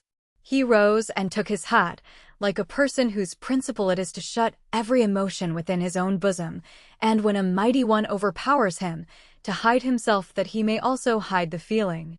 No, cried the Countess, you must not leave me so, you rare, noble-hearted man. You have just done me the greatest service which can be rendered. You have made my heart leap with joy at the discovery of a_genuine_ human being. It is a cordial in this world of conventional masks. Give me your hand. I am beginning to understand why Providence sent me here. That must indeed be a great cause which rears such men and binds such powers in its service. Ludwig Gross once more stood calm and quiet before her. I thank you, Countess, in the name of the cause for which I live and die. And in the name of that cause, which I do not understand, yet dimly apprehend, I beg you, let us be friends. Will you? Clasp hands upon it. A kindly expression flitted over the grave man's iron countenance, and he warmly grasped the little hand. With all my heart, Countess. She held the small, slender artist hand in a close clasp, mournfully reading in the calm features of the stern, noble face the story of bitter suffering and sacrifice graven upon it. Chapter 4. Expelled from the play. The storm had spent its fury. The winds sung themselves softly to sleep. A friendly face looked down between the dispersing clouds and cast its mild light upon the water, now gradually flowing away. The swollen brooks rolled like molten silver cold, glittering veins of the giant mountain body, whose crown of snow bestowed by the tempest glimmered with argent luster in the pallid moonbeams. A breeze, chill and strengthening as the icy breath of eternity, sweeping from the white glaciers, entered the little window against which the Countess was dreamily leaning. Higher and higher rose the moon, more and more transfigured and transparent became the mountains, as if they were no longer compact masses, only the spiritual image of themselves as it may have hovered before the divine creative mind, ere he gave them material form. The village lay silent before her, and silence pervaded all nature. Yet to the Countess it seemed as if it were the stillness which precedes a great, decisive word. What hast thou to say to me, viewless one? Sacred stillness, what dost thou promise?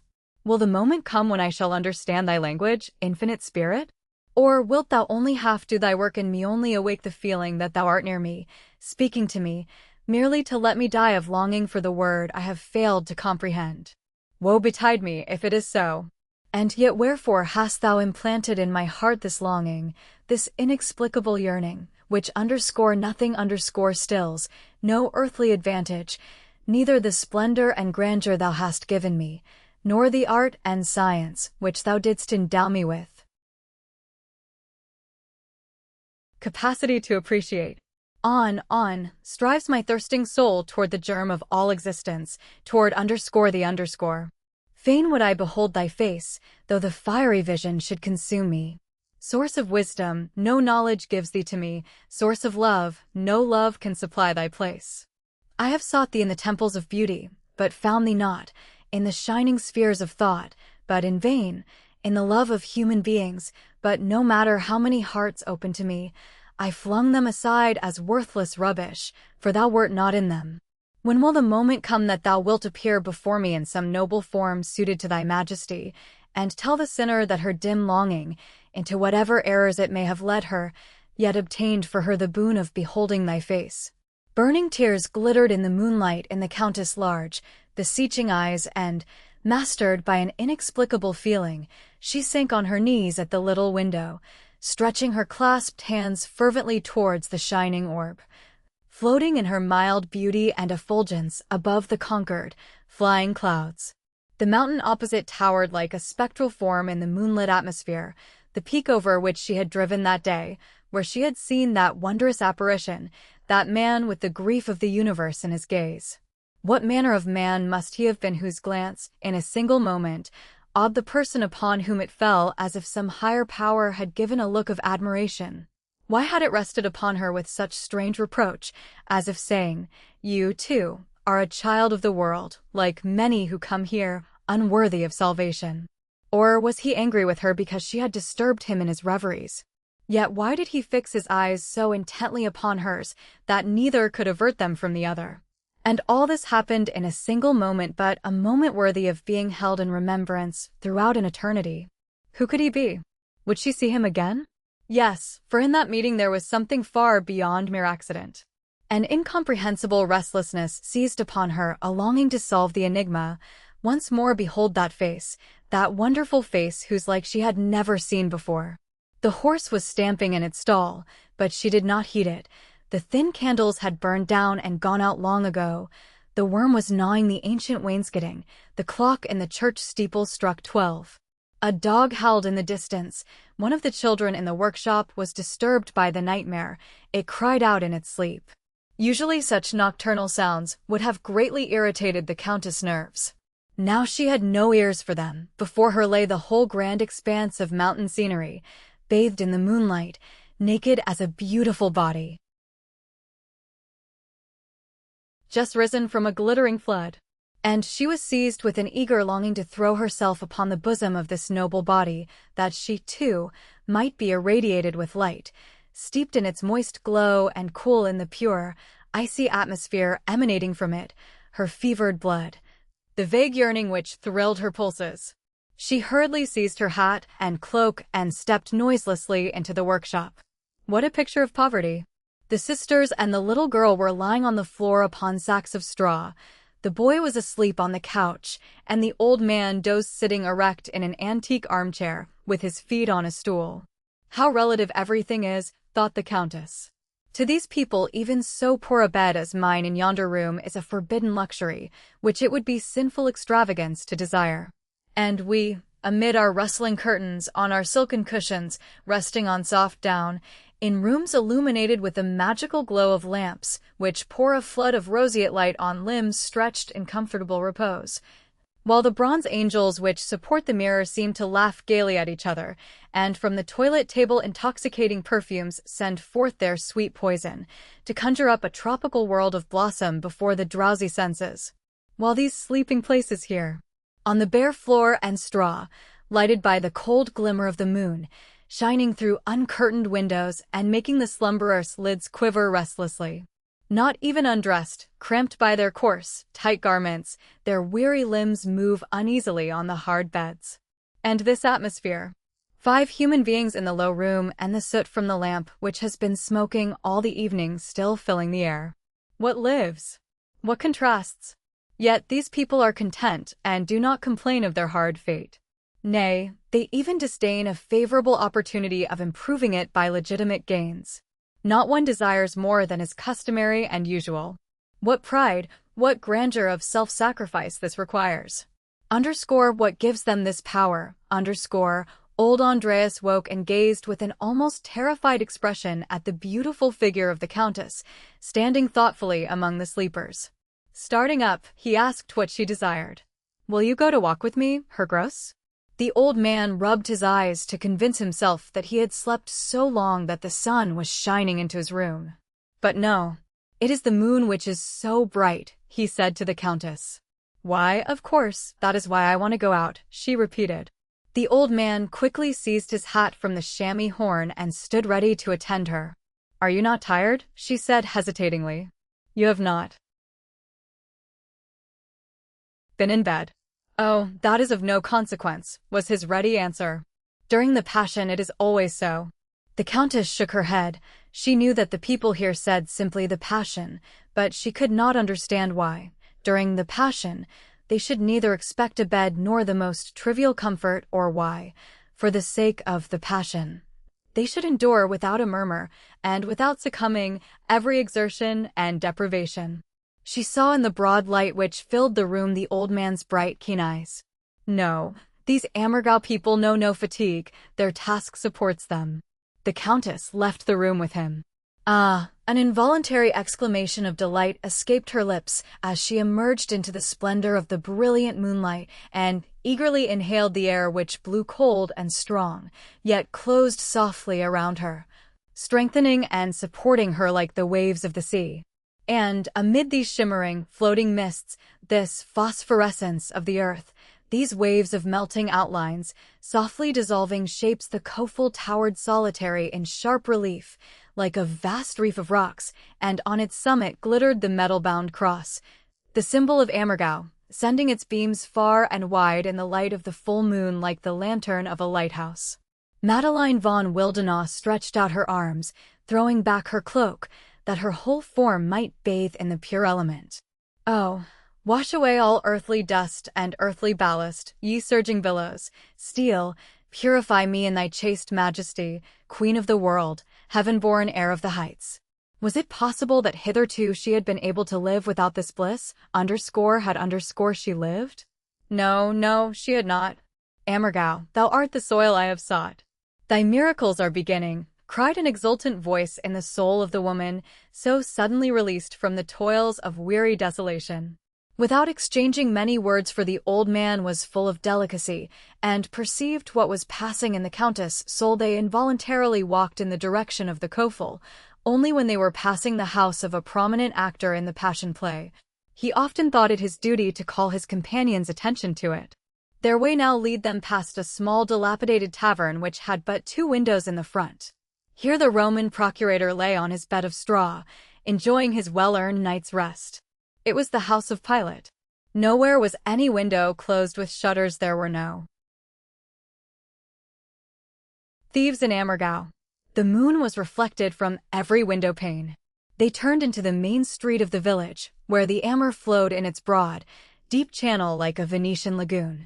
The stately, picturesquely situated houses threw sharp shadows on the water. Here the ancient, venerable Star, whose landlord was one of the musicians, thrust its capacious bow window into the street. Yonder a footbridge led to the house of Caiaphas, a handsome building, richly adorned with frescoes representing scenes from ancient history. Farther on, Judas was sleeping the sleep of the just, rejoicing in the consciousness of having betrayed his master so often. On the other side, Mary rested under the richly carved gable with the ancient design of the clover leaf, the symbol of the Trinity, and directly opposite, the milkwort nodded and swayed on the wall of the churchyard. A strange feeling stole over the Countess as she stood among these consecrated sleepers. As the fragrance of the sleeping flowers floats over a garden at night, the sorrowful spirit of the story of the Passion seemed to rise from these humble resting places, and the pilgrim through the silent village was stirred as though she was walking through the streets of Jerusalem. A street turned to the left between gardens surrounded by fences and shaded by tall, ancient trees. The shadows of the branches, tossed by the wind, flickered and danced with magical grace. "That is the way to the dwelling of the Christ," said old Gross, in a subdued, reverential tone. The Countess involuntarily started. "The Christ," she repeated thoughtfully, pausing. "Can the house be seen?" "No, not from here. The house is like himself, not very easy to find." "Is he so inaccessible?" asked the Countess, glancing down the mysterious street again as they passed. "Oh yes," replied Andreas. "He is a peculiar man. It is difficult to approach him. He is a friend of my son, but has little to do with the rest of us." "But you associate with him?" "Very little in daily life. He goes nowhere, not even to the alehouse. But in the Passion I am associated with him. I always nail him to the cross," added the old man proudly. "No one is permitted to do that except myself." The Countess listened with eager interest. The brief description had roused her curiosity to the utmost. "How do you do it," she asked, "to keep him to the same subject?" "I cannot explain that to you, but a great deal depends upon having everything exactly right, for, you know, the least mistake might cost him his life." "How?" "Why, surely you can understand. Just think, the man is obliged to hang on the cross for 20 minutes. During this time the blood cannot circulate, and he always risks an attack of palpitation of the heart. One incautious movement in the descent from the cross, which should cause the blood to flow back too quickly to the heart, might cause his death." "That is terrible," cried the Countess in horror. "And does he know it?" "Why, certainly. And does it?" Here Andreas gazed at the great lady with a compassionate smile, as if he wanted to say, "How little you understand, that you can ask such a question." They walked on silently. The Countess was thinking, what kind of man must this Christ be?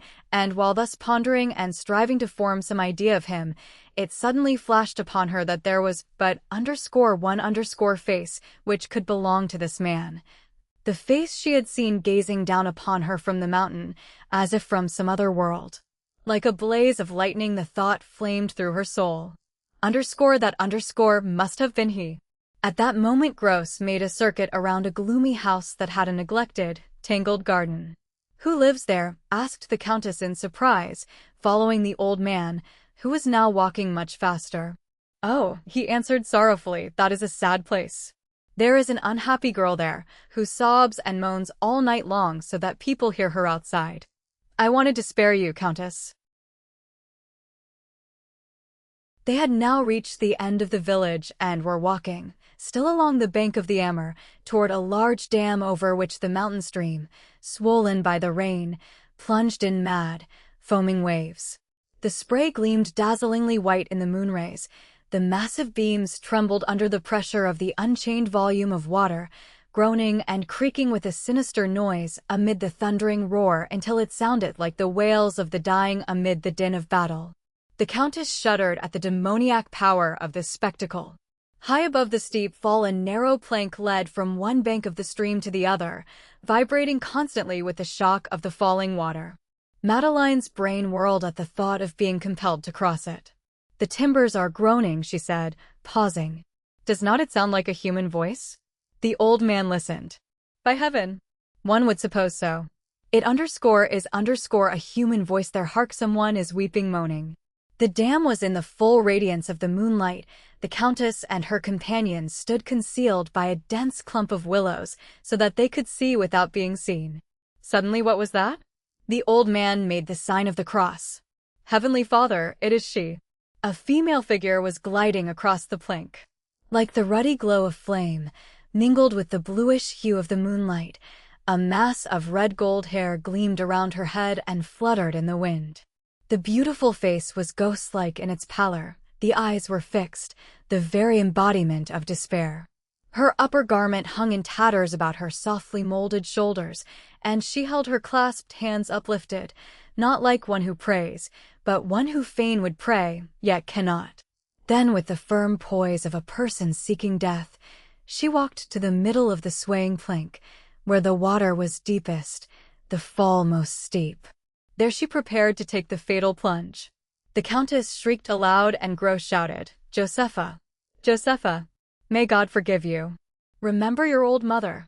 The girl uttered a piercing cry, covered her face with both hands, and flung herself prone on the narrow plank. But, with the speed of a youth, the old man was already on the bridge, raising the girl. "Shame on you to wish to do such a thing. We must submit to our fate. Now take care that you don't make a misstep, or an old man, must leap into the cold water to drag you out again, and you know how much I suffer from the rheumatism." He spoke in low, kindly tones, and the Countess secretly admired his shrewdness and tenderness. She watched them breathlessly as the girl, at these words, tried not to slip in order to spare him. But now, as she did not wish to fall, she moved with uncertain, stumbling feet, where she had just seemed to fly. But Andreas Gross led her firmly and kindly. The Countess' heart throbbed heavily till they reached the end and, in the utmost anxiety, she stretched out her arms to them from the distance. "Thank heaven, there they are." The lady caught the girl by the hand and dragged her on the shore, where she sank silently, like a stricken animal, at her feet. The Countess covered the trembling form with her cloak and said a few comforting words. "Do you know her?" she asked the old man. "Of course, it is Josepha Freyer, from the gloomy house yonder." "Freyer? A relative of the Freyer who played the Christ." "A cousin, yes." The old man was about to go to the girl's house to bring her mother. "No, no," said the Countess. "I will care for her." What induced the unfortunate girl to take such a step?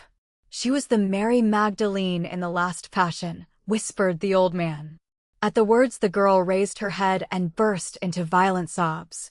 "My child, what has happened?" asked the Countess, gazing admiringly at the charming creature, who was as perfect a picture of the penitent Magdalene as any artist could create. "Why don't you play the Magdalene this time?" "Don't you know?" asked the girl, amazed that there was any human being still ignorant of her disgrace. "I am not permitted to play now. I have." She again burst with convulsive sobs and, clasping the Countess' knees, cried, "Oh, let me die, I cannot bear it." "She fell into error," said Gross, in reply to the lady's questioning glance. "A little boy was born last winter. Now she can no longer act, for only those who are pure and without reproach are permitted to take part in the Passion." "Oh, how harsh," cried the Countess, "and in a land where human beings are so near to nature, and in circumstances where the poor girls are so little guarded." "Yes, we are aware of that, and Josepha is a heavy loss to us in the play, but these rules have come down to us from our ancestors and must be rigidly maintained." Yet the girl takes it too much to heart. She weeps day and night, so that people never pass the house to avoid hearing her lamentations, and now she wants to kill herself, the foolish lass. "Oh, it's very well for you to talk. It's very well for you to talk," now burst from the girl's lips in accents tremulous with passion. "First, try once what it is to have the whole world point at you. When the Englishmen, and the strangers from all the foreign countries in the world, come and want to see the famous Josepha Frere, who played in the last Passion, and fairly drag the soul out of your body with their questions about the reason that you no longer act in it. Wait till you have to tell each person the story of your own disgrace, that it may be carried through the whole earth, and know that your name is branded wherever men speak of the Passion play. First try what it is to hide in a corner like a criminal, while they are acting in the Passion and bragging and giving themselves airs as if they were saints, while thousands upon thousands listen devoutly. I alone am shut out, and yet I know that no one can act as I do." She drew herself up proudly and flung the magnificent traditional locks of the Magdalene back on her shoulders. "Just seek such a Magdalene as I was, you will find none." And then to be forced to hear people who are passing ask, "Why doesn't Josepha Frere play the Magdalene this year?" And then there are whispers, shrugs, and laughter. Someone says, "Then she would suit the character exactly." And when people pass the house they point at it. It seems as if I could feel it through the walls and mutter, "That's where the penitent lives." No, I won't bear it. I only waited till there was a heavy storm to make the water deep enough for me to drown myself. And I've been prevented even in this. "Josepha," said the Countess, deeply moved, "will you go with me away from Oberammergau to another, a very different world, where you and your disgrace are unknown?" Josepha gazed at the stranger as if in a dream. "I believe," the lady added, "that my losing my maid today was an act of providence in your behalf. Will you take her place?" "Thank heaven," said old Gross. "Brighter days will dawn for you, Josepha." Josepha stood still with her hands clasped. Tears were streaming down her cheeks. "Why, do you hesitate to accept my offer?" asked the Countess, greatly perplexed. "Oh, don't be angry with me, I am sincerely grateful, but what do I care for all these things, if I am no longer permitted to act the Magdalene?" burst in unutterable anguish from the very depths of the girl's soul. "What an ambition," said the Countess to Andreas in astonishment. "Yes, that is the way with them all here. They would rather lose their lives than a part in the Passion," he answered in a low tone. "But, child, you could not always play the Magdalene. In 10 years you would be too old for it," he said soothingly to the despairing Josepha. "Oh, that's a very different thing when we have grown gray with honors. We know that we must give it up, but so." And again she gazed longingly at the beautiful, deep, rushing water, where it would be so cool, so pleasant to rest, which she had vowed to seek, and now could not keep her word. "Do you love your child, Josepha?" asked Countess Wildenau. "It died directly after it was born." "Do you love your mother?" "No, she was always unkind and harsh to me, and now she has lost her mind." "Do you love your lover?" the lady persisted. "Yes, but he is dead. A poacher shot him. He was a forester." "Then you have no one for whom you care to live?" "No one." "Then come with me and try whether you cannot love me well enough to make it worth while to live for me. Will you?" "Yes, your Highness, I will try," replied the girl, fixing her large eyes with an expression of mingled inquiry and admiration upon the Countess. A beautiful glow of gratitude and confidence gradually transfigured the grief-worn face. "I think I could do anything for you." "Come with me then at once. Poor child, I will save you. Your relatives will not object." "Oh no. They will be glad to have me go away." "And your cousin," though she does not know herself why she hesitates to pronounce the name. "The Christ Frere," said Josepha, finishing the sentence. "Oh, He has not spoken to me for a year, except to say what was absolutely necessary. He cannot get over my having brought disgrace upon his unsullied name. It has made him disgusted with life here, and, if it were not for the Christ, he would not stay in Ammergau. He is so severe in such things. So _severe, the Countess repeated, thoughtfully. The clock in the steeple of the Ammergau church struck 2. It is late, said the Countess. The poor thing needs rest. She wrapped her own cloak around the girl. Come, lonely heart, I will warm you. She turned once more to drink in the loveliness of the exquisite scene. Night of miracle, I thank thee. Chapter 5. Modern Pilgrims. What do you think? The Countess von Wildenau is founding an orphan's home, said the prince as, leaving the gross house, he joined a group of gentlemen who were waiting just outside the door in the little garden. The news created a sensation. The gentlemen, laughing and jesting, plied him with questions. Oh, mon Dieu, who can understand a woman? Our goddess is sitting in the peasant's living room, with the elderly daughters of the house, indescribable creatures, occupying herself with feminine work. Her Highness, Countess Wildenau. Oh, that's a bad joke. No, upon my honor. If she had not hung a veil over the window, we could see her sitting there. She has borrowed a calico apron from one of the ladies of the house, and as for want of a maid, she was obliged to arrange her hair herself. She wears it today, in a remarkably simple style, and looks, he kissed his hand to the empty air, more bewitching than ever, like a girl of 16, a regular Gretchen. Whoever has not gone crazy over her when she has been in full dress, will surely do so if he sees her thus dot. We must see her, too. We'll assail the window, cried his companions enthusiastically. No, no. For heaven's sake don't do that, on pain of her anger. Prince Hohenheim, I beg you. Count Cossigny, don't knock. St. Genois, _au nom de Dieu _, she will never forgive you. Why not friends so intimate as we are? I have already said, who can depend upon a woman's whims? Let me explain. I entered, rejoicing in the thought of bringing her such pleasant news. I said, guess whom I met just now at the ticket office, Countess? The goddess sat sewing. There was a general cry of astonishment. Sewing, the prince went on, of course, without a thimble, for those in the house did not fit, and there was none among her highness' trinkets. So I repeated my question. And icy, how can I tell, was the depressing answer, as if at that moment nothing in the world could possibly interest her more than her work. So, unasked and with no display of attention, I was forced to go on with my news. Just think, Countess, Prince Hohenheim, the Counts Cossigny, Wengenrode, St. Genois, all Austria, France, and Bavaria have arrived. I joyously exclaimed. I expected that she would utter a sigh of relief at the thought of meeting men of her world again, but no, she greeted my tidings with a frown. Here, here, cried the group. A frown. I was forced to persist. They are outside, waiting to throw themselves at your feet, I added. A still darker frown. Please keep the gentleman away. I can see no one. I will see no one. So she positively announced. I timidly ventured to ask why. She was tired. She could receive no one. She had no time. At last it came out. What do you suppose the Countess did yesterday? I dare not guess, replied St. Genois with a malicious glance at the prince, which the latter loftily ignored. She sent me away at 11 o'clock, and then went wandering about, rhapsodizing over the moonlight with her host, old Gross. A universal peal of laughter greeted these words.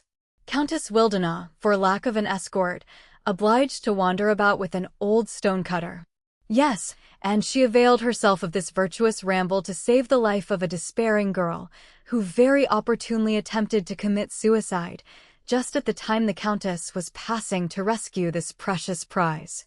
Now she is sitting yonder remodeling one of her charming tailor costumes for this last toy of her caprice. She declares that she loves the wench most tenderly, will never be separated from her.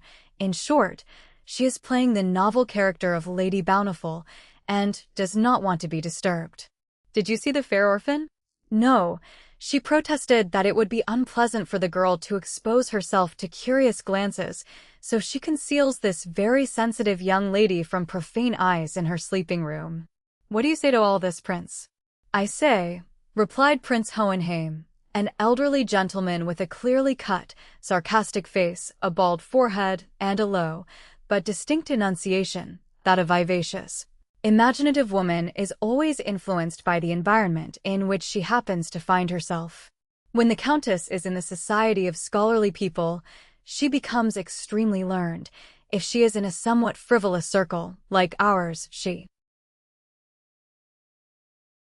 grows not exactly frivolous, but full of sparkling wit, and here, among these devout enthusiasts, Her Highness wishes to play the part of a stylite. Let us indulge her, it won't last long, a lady's whim must never be thwarted. Ce que femme veut, Dieu le veut, has the Countess also made a vow to fast, asked Count Cossigny of the Austrian embassy, and therefore briefly called Austria, could we not dine together? No, she told me that she would not leave the beloved suicide alone a moment at present, and therefore she intended to dine at home. Yesterday she shuddered at the bare thought of drinking a cup of tea made in that witch's kitchen, and only the fact that my valet prepared it, and I drank it first in her presence, finally induced her, at 10 o'clock last evening, to accept the refreshment. And today she will eat a dinner prepared by the ladies of the house. There must really be something dangerous in the air of Ammergau. To persons of the Countess' temperament, yes, replied Prince Hohenheim in his calm manner, then slipping his arm through the prince's a moment, whispered confidentially, as they walked on, I advise you, Prince Emile, to get her away as soon as possible. Certainly, all the arrangements are made. We shall start directly after the performance. That is fortunate. Tomorrow, then. You have tickets? Oh yes, and what is still better, whole bones. That's true, cried Austria, what a crowd. One might think Sarah Bernhard was going to play the Virgin Mary. It's ridiculous. I haven't seen such a spectacle since the Paris Exposition, remarked St. Genois. It's worse than Baden-Baden at the time of the races, muttered Wengenrode, angrily. Absurd, what brings the people here? Why, we are here, too, said Hohenheim, smiling. Mon Dieu, it must be seen once, if people are in the neighborhood, observed Cossigny. Are you going directly after the performance, too? Asked Prince Emile. Of course, what is there to do here? No gaming, no ladies' society, and just think, the burgomaster of Ammergau will allow neither a circus nor any other ordinary performance. He was offered 40,000 marks by the proprietor of the Circus Rouanet if he would permit him to give performances during the Passion Play. Mademoiselle Rouanet told me so herself. Do you suppose that obstinate, stiff-necked Philistin could be persuaded? No, it was not in harmony with the dignity of the Passion Play. He preferred to refuse the 40,000 marks. The Salon Kluber wanted to put up an elegant merry-go-round and offered 12,000 marks for the privilege. Heaven forbid. I believe these people have the mania of ambition, said Wengenrode. Say rather of saintship corrected Prince Hohenheim. Aye, they all consider themselves the holy personages whom they represent.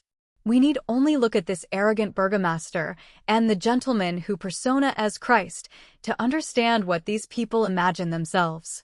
All joined in the laugh which followed. Yes, said Wengenrode, and the Roman procurator, Pilate, who is a porter or a messenger and so drags various loads about, carried up my luggage today and dropped my dressing case containing a number of breakable jars and boxes. Stupid blockhead!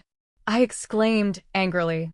He straightened himself and looked at me with an expression which actually embarrassed me.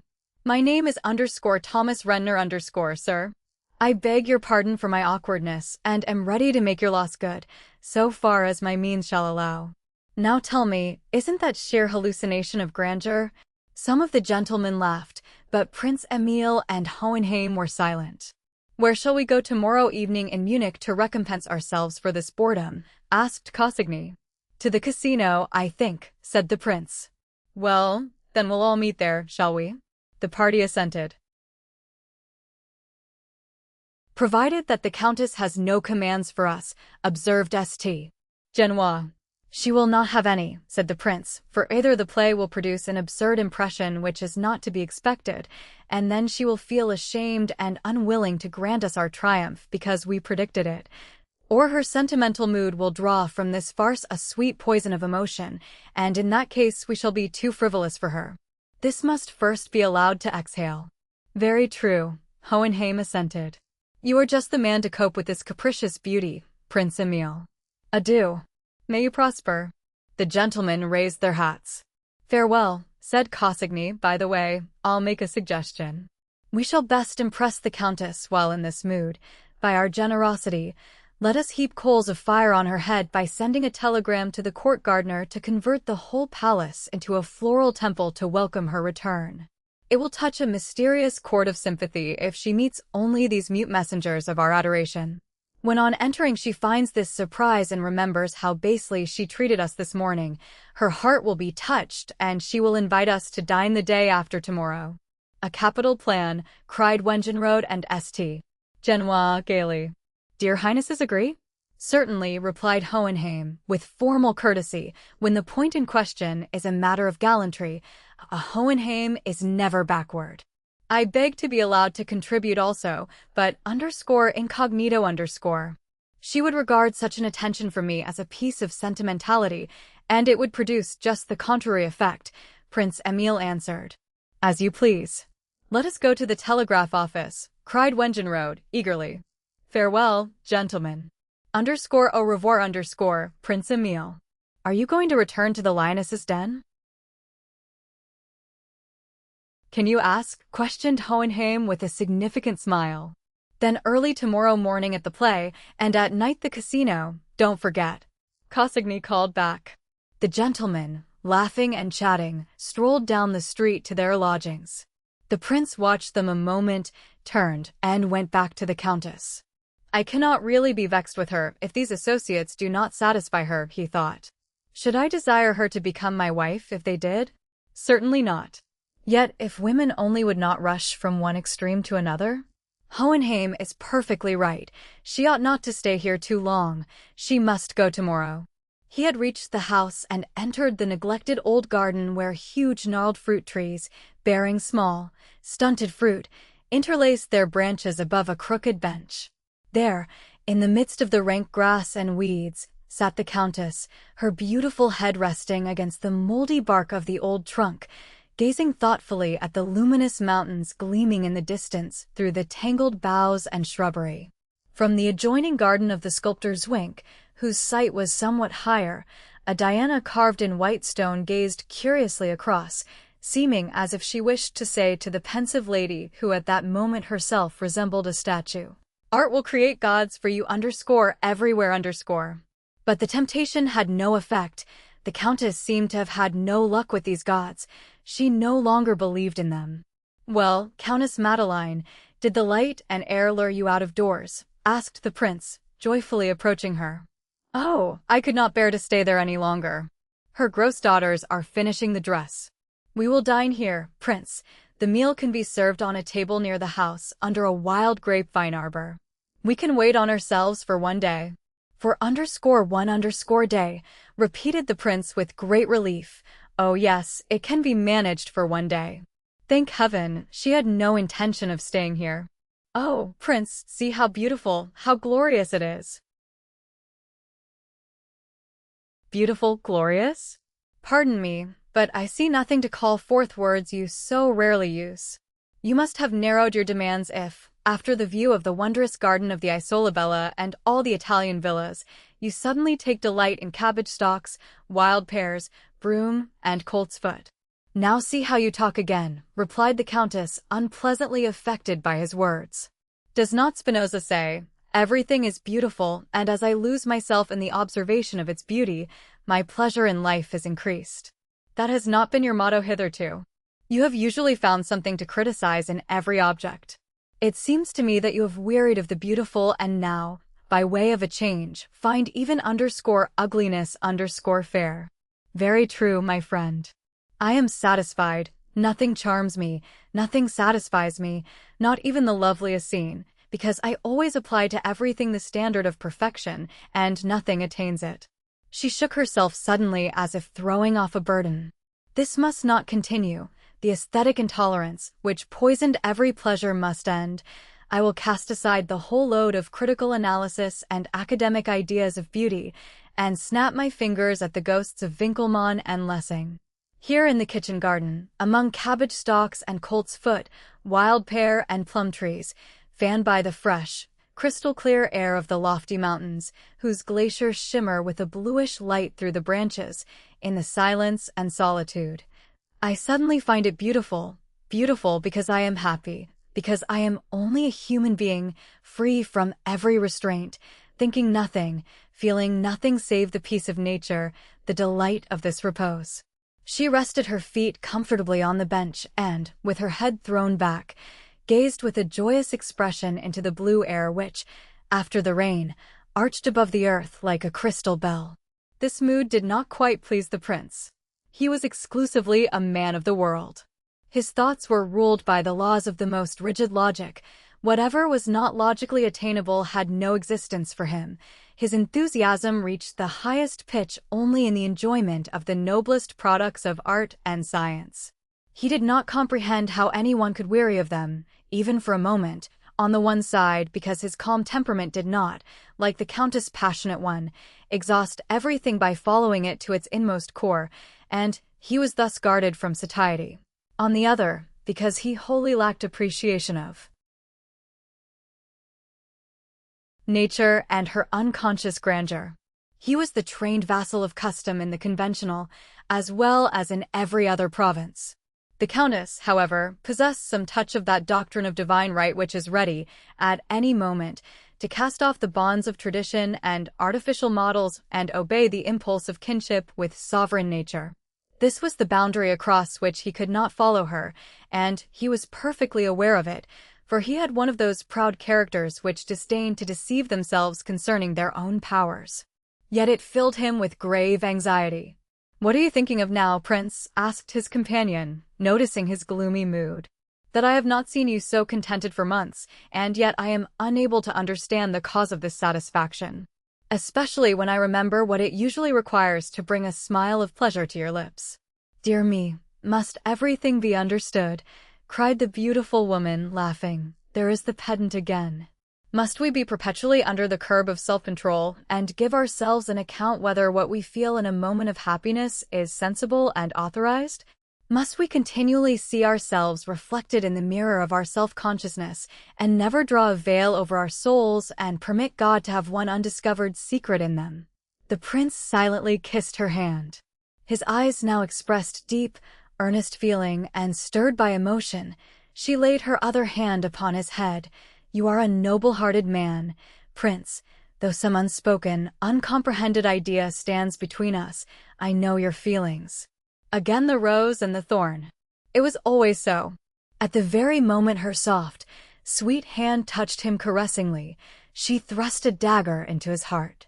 That was the continual misunderstanding which existed between them, the thorn in the every rose she proffered. Women like these are only tolerable when they really love, when a powerful feeling makes them surrender themselves completely. Where this is not the case, they are, unconsciously and involuntarily, malicious, dangerous creatures, caressing and slaying at the same moment. First, woe betide the man whom they believe they love. For how often such beings are mistaken in their feelings. Such delusions do not destroy the woman. She often experiences them, but the man who has shared them with her. Alas for him who has not kept a cool head. The prince was standing with his back turned to the street, gazing thoughtfully at the beautiful woman with the fathomless, sparkling eyes. Suddenly he saw her start and flush. Turning with the speed of lightning, he followed the direction of her glance, but saw nothing except the figure of a man of unusual height, with long black hair, pass swiftly around the corner and disappear. "Do you know that gentleman?" "No," replied the Countess frankly. "He is the person whom I saw yesterday as we drove up the mountain." "Pardon the indiscretion, but you blushed." "Yes, I felt it, but I don't know why," she answered with an almost artless innocence in her gaze. The prince could not help smiling. Countess," he said, shaking his finger at her as if she were a child. "Guard your imagination. It will prove a traitor someday." The Countess, as if with a sweet consciousness of guilt, drew down the uplifted hand with a movement of such indescribable grace that no one could have remained angry with her. The prince knelt at her feet an instant, not longer than a blade of grass requires to bend before the breeze and rise again. Then he stood erect, somewhat paler than before, but perfectly calm. "I'll go in and tell my valet to serve our dinner here." "If you please, Prince," replied the lady, gazing absently down the street. Andreas Gross entered the garden. "Everything is settled, Your Highness. I have talked with Josepha's relatives and guardian, and they will be very glad to have you take her." "All, even the Christ Friar?" "Certainly, there is no objection." She had expected something more and looked at the old man as if for the rest of the message, but he added nothing. "Ought not Friar to come here in order to discuss the particulars with me?" she asked at last, almost timidly. "Why, he goes to see no one, as I told you, and he surely would not come to speak of Josepha, for he is ashamed of her. He says that whatever you do will be satisfactory to him." "Very well," replied the Countess, in a somewhat disappointed tone. "What a comical tête-à-tête!" a laughing voice suddenly exclaimed behind the fence. The Countess started up, but it was too late for escape. She was caught. A lady, young and elegantly dressed, accompanied by two older ones, eagerly rushed up to her. "Dear Countess, why have you hidden yourself here at the farthest corner of the village? We have searched all Oberammergau for you. Your coat of arms on the carriage and your liveries at the old post-house betrayed you." Yes, yes, when people want to travel incognito, they must not journey with genuine Wildana elegance. We were more cautious. We came in a modest hired conveyance. But what a life this is. I was obliged to sleep on straw last night. Here in Shutter. On _straw_. Did you have a bed? You have been here since yesterday. Why, Your Highness, pray take breath. Good morning, Baroness. Good morning, Your Excellency. The Countess von Wildenau greeted all the ladies somewhat absently, yet very cordially. "Will you condescend to sit on this bench?" "Oh, you must sit here, too." "No, it is not large enough. I am already seated."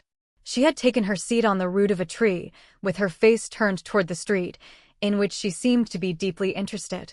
The ladies were accommodated on the bench, and then followed a conversation which no pen could describe.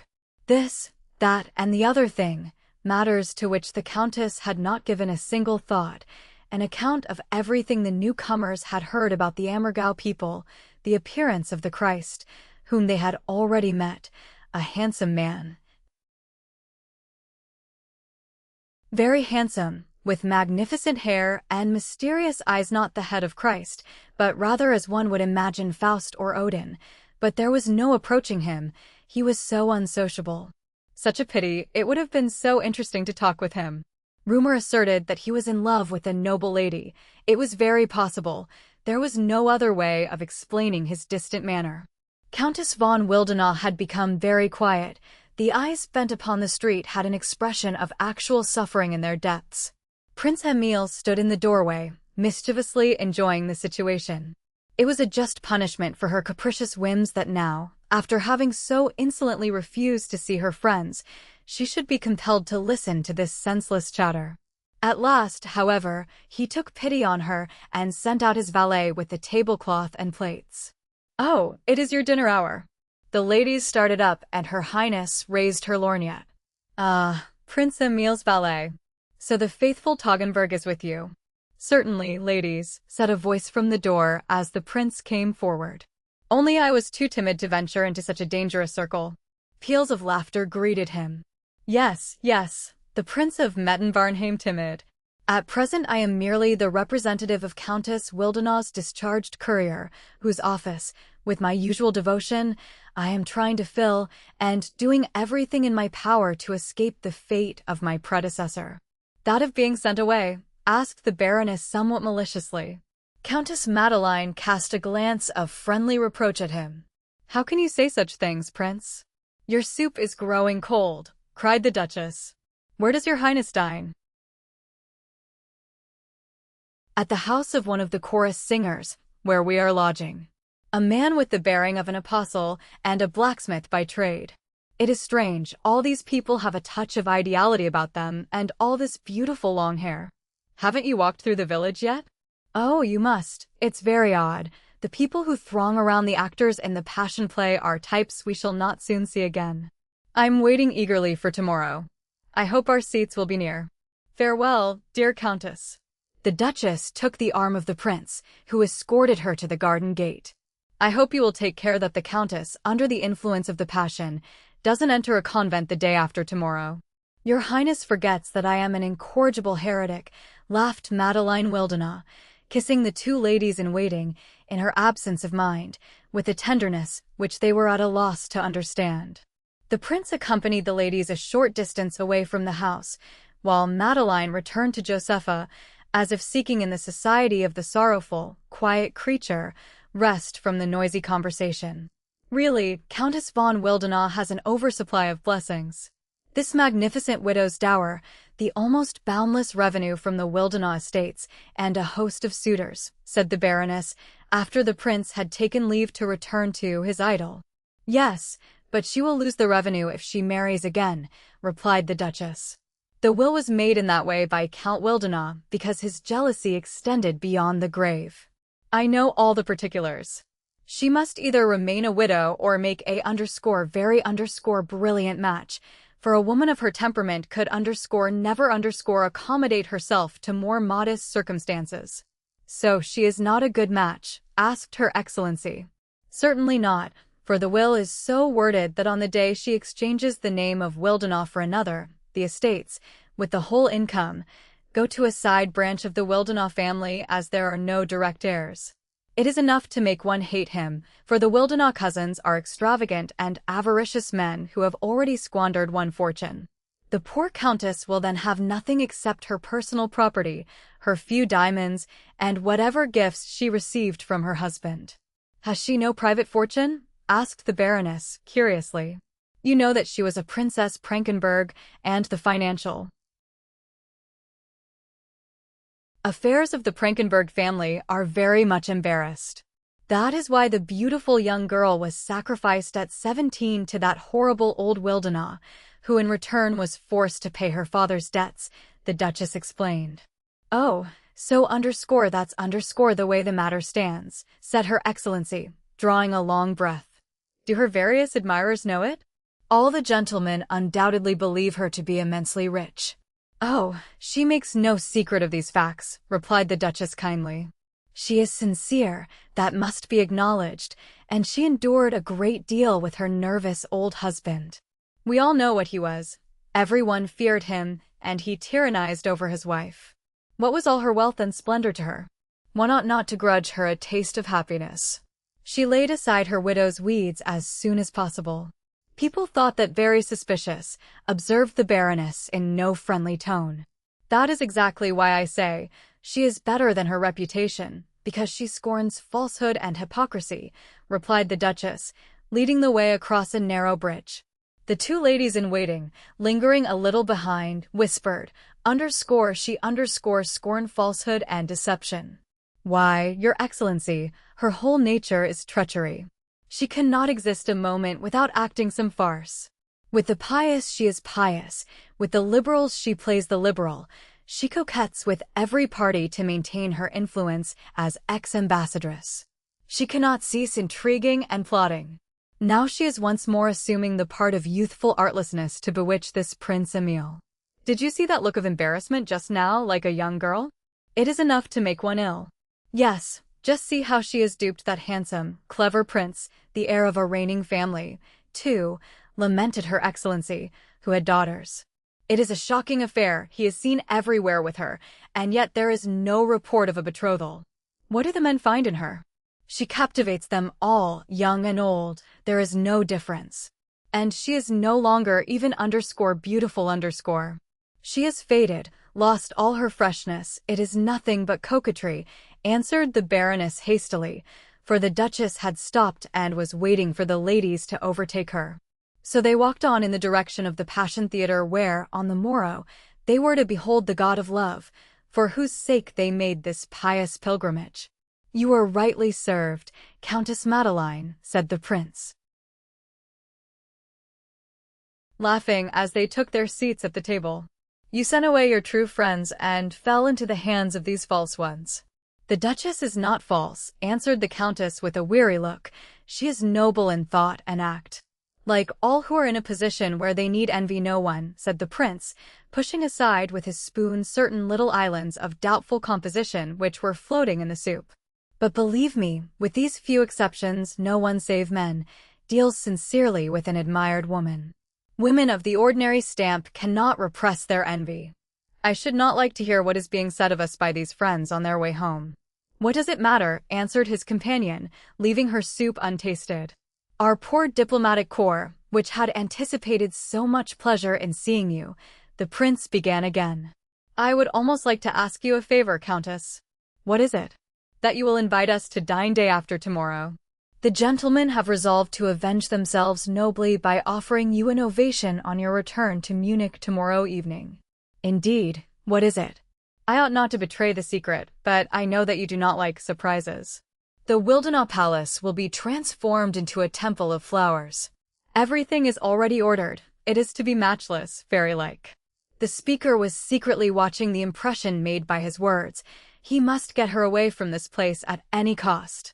The mysterious figure which had just called to her cheeks a flush for whose sake he would have sacrificed years of his life. Then he had noticed nothing escaped his keen eye and ear her annoyed, almost jealous expression when the ladies spoke of the raven-locked Christ and his love for some high-born dame. She must leave this place ere the whim gained a firm hold. The worthy peasant performer might not object to the admiration of noble ladies.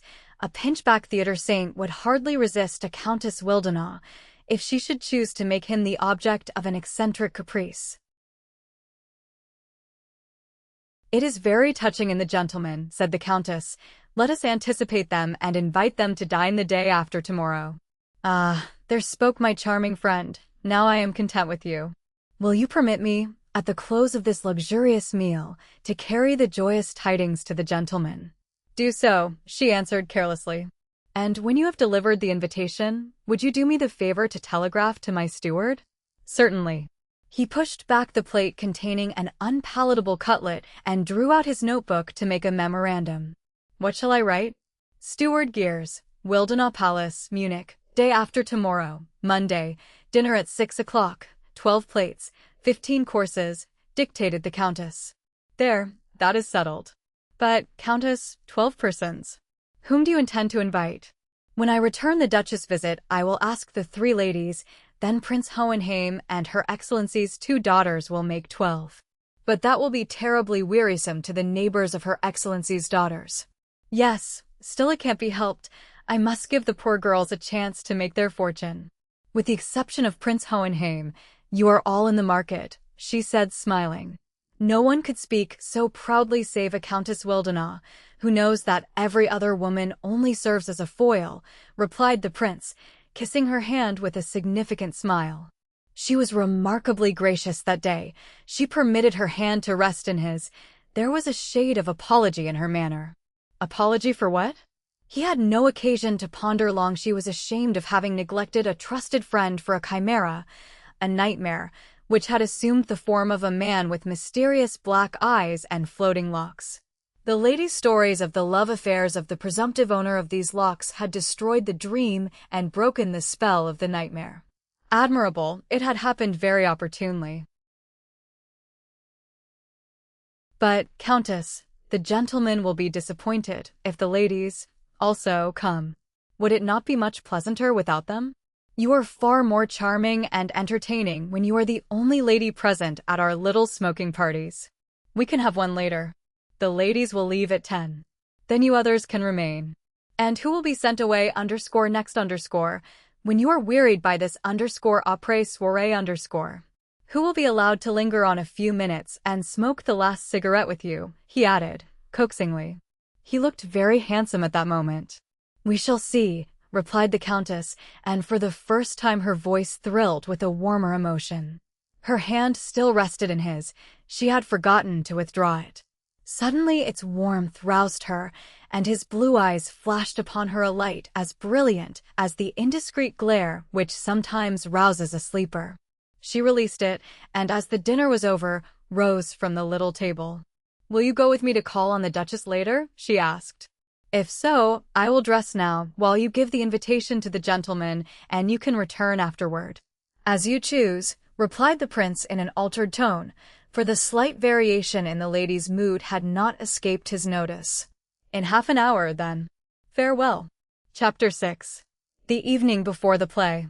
Josepha sat in the countess' room at work on her new dress. She was calm and quiet, the delight in finery which never abandons a woman to her latest hour. The poorest peasant, if still conscious, asks for a nicer cap when the priest comes to bring the last sacrament had asserted its power in her. The countess noticed it with pleasure. "Shall you finish it soon, Josepha?" "In an hour, your highness." "Very well, I shall return about that time, and then we'll try the dress on." "Oh, your ladyship, it's a sin for me to put on such a handsome gown. Nobody will see me." "Not here, if you don't wish them to do so, but tomorrow evening we shall go to Munich, where you will begin a new life, with no brand upon your brow." Josepha kissed the countess' hand. A few large tears rolled down on the dress, which was to clothe a new creature. Then she helped her mistress to put on a walking toilette, performing her task skillfully and quickly. The latter fixed a long, thoughtful look upon her. "You are somewhat like your cousin, the Christ, are you not?" "So people say." "I suppose he sees a great many ladies?" "They all run after him, the high as well as the low. And it isn't the strangers only, the village girls are crazy over him, too. He might have any one he wanted. It seems as if he fairly bewitched the women. I heard that the reason for his secluded life was that he had a love affair with some noble lady." "Indeed," said Josepha carelessly, "I don't know anything about it." "I don't believe it, though he would not tell me, even if it were true." "Oh, people talk about him so much. That's one reason for the envy. But his secluded life isn't on account of any noble lady. He has had nothing to say to anybody here since they refused to let me take part in the play and gossiped so much about me. Though he doesn't speak of it, it cuts him to the heart. Alas, I am to blame, and no one else." Countess Wildenau, obeying a sudden impulse, kissed the girl on the forehead. "Farewell. Keep up courage. Don't weep. Rejoice in your new life. I will soon return." As she passed out, she spoke to the Gross sisters, commending Josepha to their special care. "The gentlemen are delighted, and send you their most grateful homage," called the prince. "Then they are all coming," said Countess Wildenau, taking his arm. "All." There was no hesitation, he answered, again noticing in his companion's manner the restlessness which had formerly awakened his anxiety. As they passed down the street together, her eyes were wandering everywhere. "She is seeking someone," thought the prince.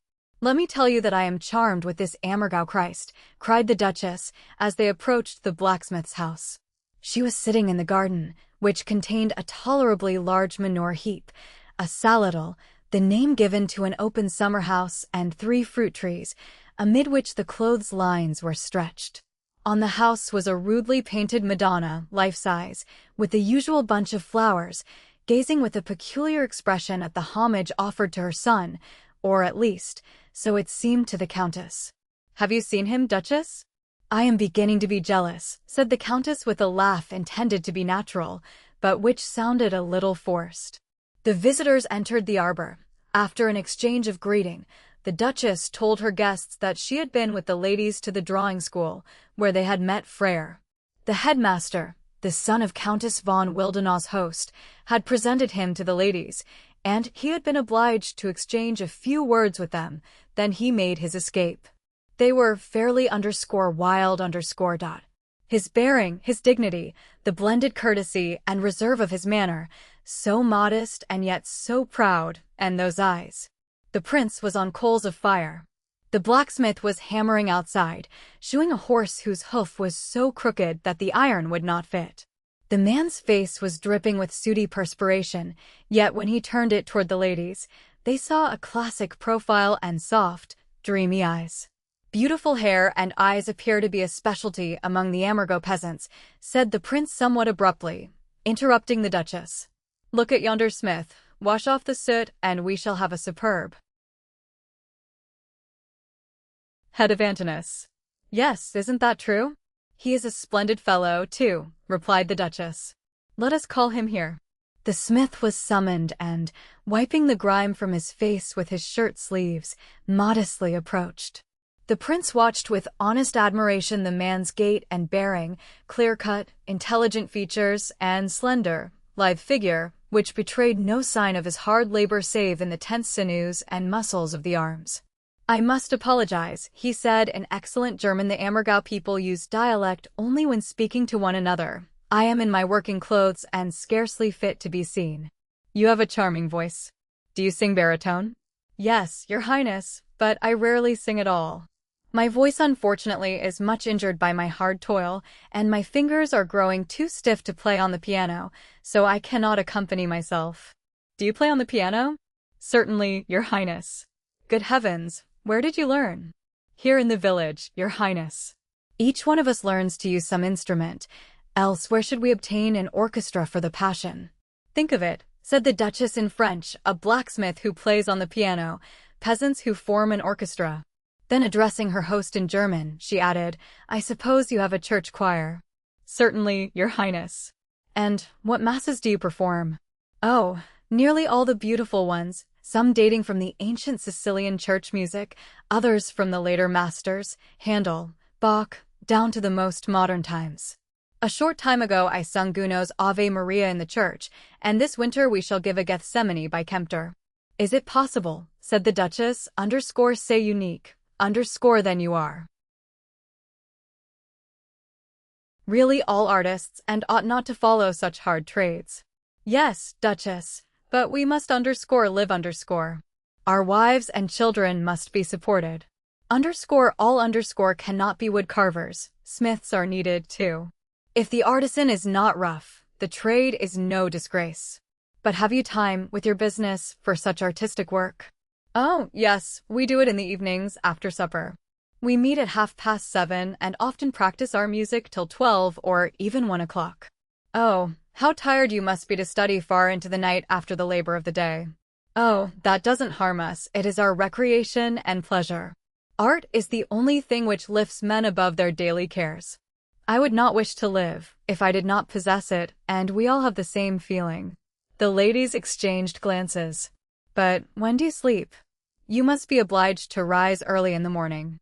Oh, we Ammergau people are excitable, we need little sleep. To bed at 1 and up at 5 gives us rest enough.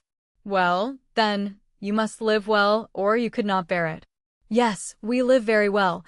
We have meat every Sunday, said the smith with much satisfaction. Say touchant, cried the Duchess. Meat once a week? And the rest of the time? Oh, we eat something made of flour. My wife is an excellent cook. She was the cook in Count P.'s household, he added with great pride, casting an affectionate glance at the plump little woman, holding a child in her arms, standing at the door of the house. He would gladly have presented this admirable wife to the strangers, but the ladies seemed less interested in her. What do you eat in the evening? We have coffee at 6 o'clock, and drink a few glasses of beer when we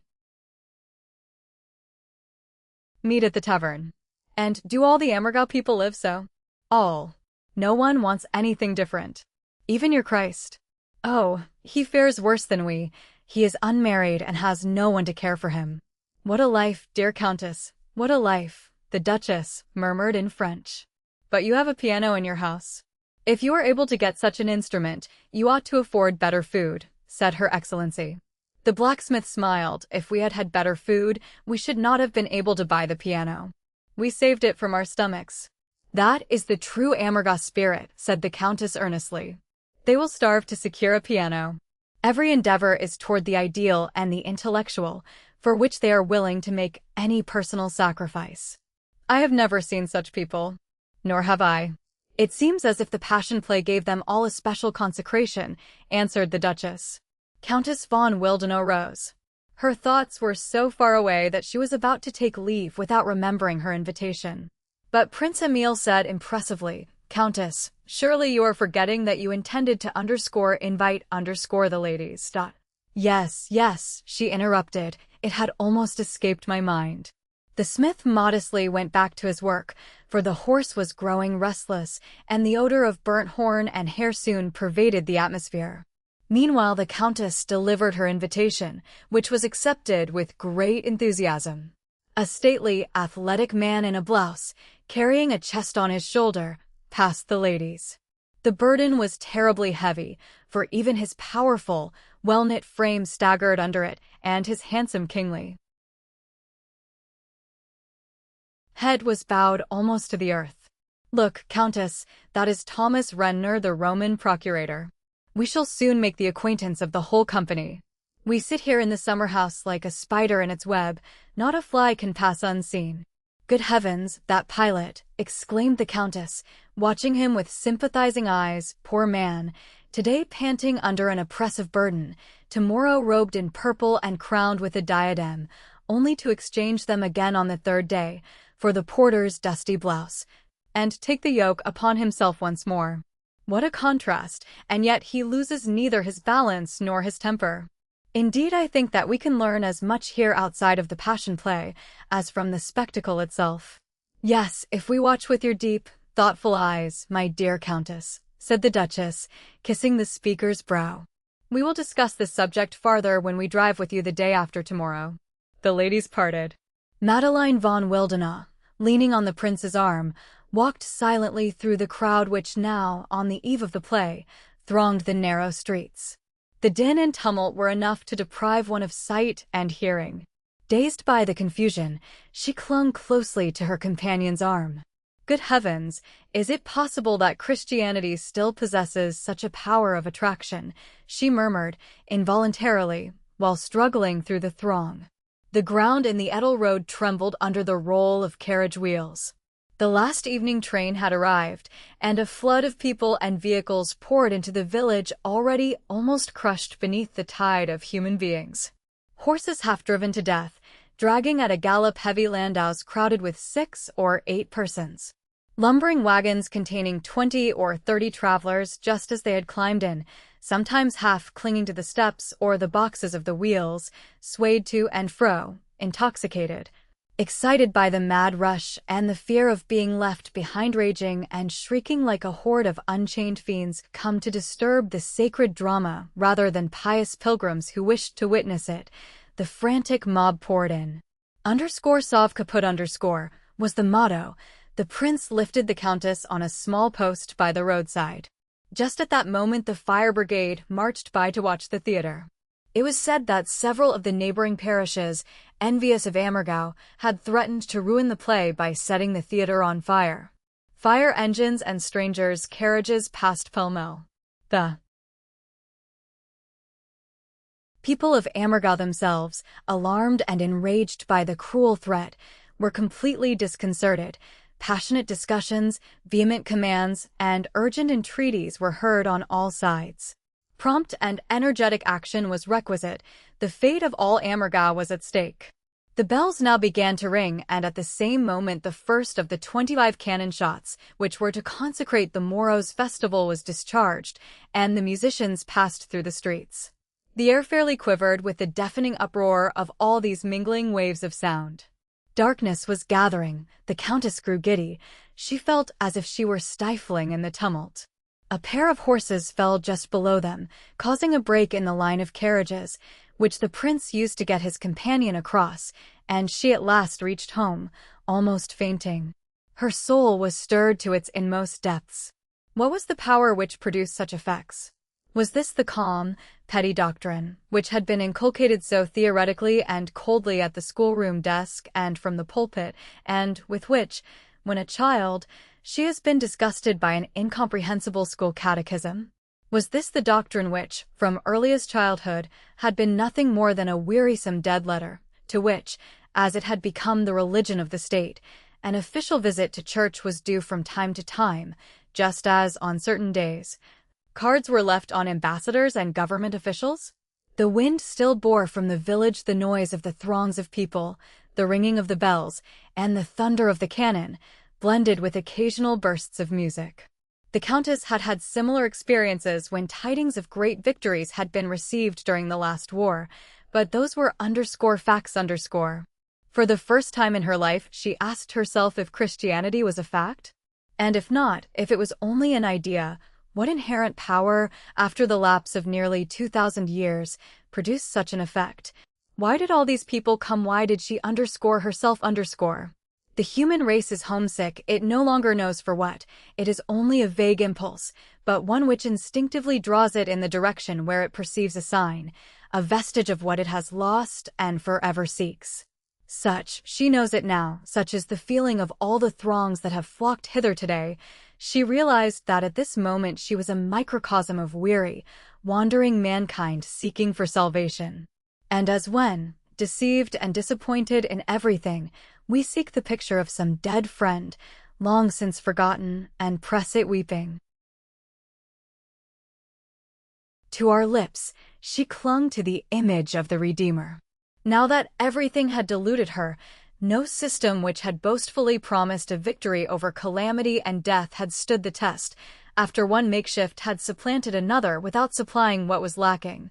After all the vaunted remedies of philosophy and materialism proved mere palliatives, which make the evil endurable for the moment, but do not heal it, suffering, cheated humanity was suddenly seeking the image of the lost friend so long forgotten. But a dead friend cannot come forth from a picture, a painted heart can no longer beat. Could Christ rise again in his image? Could his word live once more on the lips of a stranger? And would the drops of artificial blood, trickling from the brow of the personified Messiah, possess redeeming power? That was the miracle which attracted the throngs from far and near. That must be the marvel, and tomorrow it would be revealed. Of what are you dreaming, Countess Madeline? Asked the prince after a pause which she had spent in the wild grape arbor near the house, gazing into vacancy, with her head resting on her hand. She looked up, glancing at him as if she had entirely forgotten his presence. I don't know what is the cause of my emotion. The tumult in the village has stirred me deeply. I feel that only potent things could send such a storm before them, and it seems as if it was the portent of some wonderful event. Good heavens! What extravagant fancies, my dear Countess! I believe you add to all your rich gifts the dangerous one of poesy. I admire and honor you for it, but I can perceive in this storm nothing save a proof that curiosity is the greatest and most universal trait in human character, and that these throngs desire nothing more than the satisfaction of their curiosity. The affair is fashionable just now, and that explains the whole. Prince, I pity you for what you have just said, replied the Countess, rising. Her face wore the same cold, lifeless expression as on the day of her arrival. But, my dearest friend, for heaven's sake tell me, did you and I come from any other motive than curiosity? You know. Ah, yes. Don't say that, share Amy . You, the scholar, superior to us all in learning. You, the disciple of Schopenhauer, the proud philosopher, the believer in nirvana. Yes, I, Prince, cried the Countess, the philosopher who is not happy for an hour, not content for a moment. What is this nirvana? A stone idol, which the fruitless speculation of our times has conjured from the rubbish of archaeological excavations, and which stares at us with its vacant eyes until we fall into an intellectual hypnotism which we mistake for peace. An expression of bitter sarcasm rested on her lips. I came here to bring pessimism and Christianity face to face. I thought it would be very novel to see the stone idol Nirvana, with his hands on his lap and the silence of eternal death on his lips, watch the martyr, dripping with sweat and blood, bear his own cross to the place of execution and cheerfully take up the work where Buddha faltered, on the boundary of non-existence. I wanted to see how the two would treat each other, if for nothing more than a comparative study of religion. You are irresistible in your charming mockery, dearest Countess, yet logically I cannot confess myself conquered, replied the prince. The Countess smiled. Of course, when did a man ever acknowledge that to a woman, where intellectual matters were concerned? A sunny curl, the seductive arch of an upper lip, A pair of blue eyes sparkling with tears will make you lords of creation, the dupes of the most ordinary coquette, or even the yielding toy of the dullest ignorance. We women all know it. But if we assail your dry logic, you are as unconquerable as Antæus so long as he stood upon the earth. You, too, could only be vanquished by whoever had the power to lift you from the ground where you stand. You might have that power, Countess. Not by your arguments, but by your eyes. You know that _1 loving glance would not only lift me from the earth, but into heaven, and then you could do with me what you would. You have forfeited the loving glance. Perhaps it might have _rewarded your assent, but it would never purchase it. I scorn bribed judges, for I am sure of my cause. Countess, pardon my frankness. It is a pity that you have so much intellect. Why? Because it leads you into sophistical byways. Your tendency to mysticism gives an apparently logical foundation and thereby strengthens you the more in this dangerous course.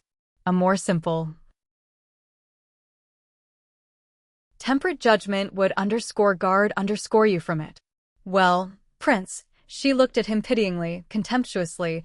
May heaven preserve me from such a judgment, as well as from all who may seek to supply its place to me.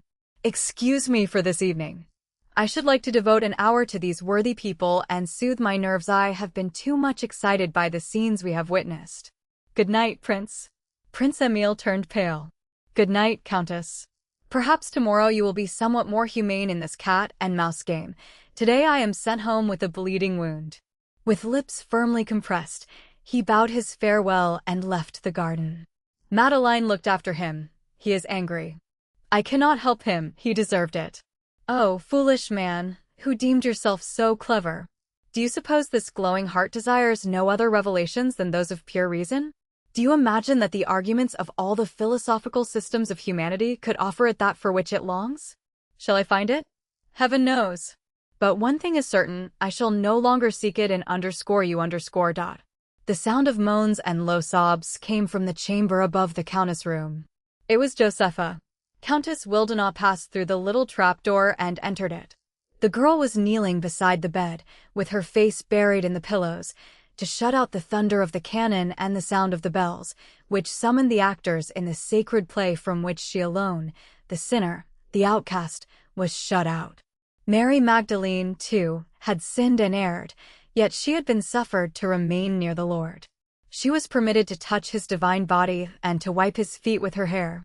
But she was not allowed to render this service to his image. She grasped the mass of wonderful silken locks, which fell in loosened masses over her shoulders. What did she care for this beautiful hair now? She would fain cut it off and throw it into the Ammer, or, better still, bury it in the earth on which the Passion Theatre stood.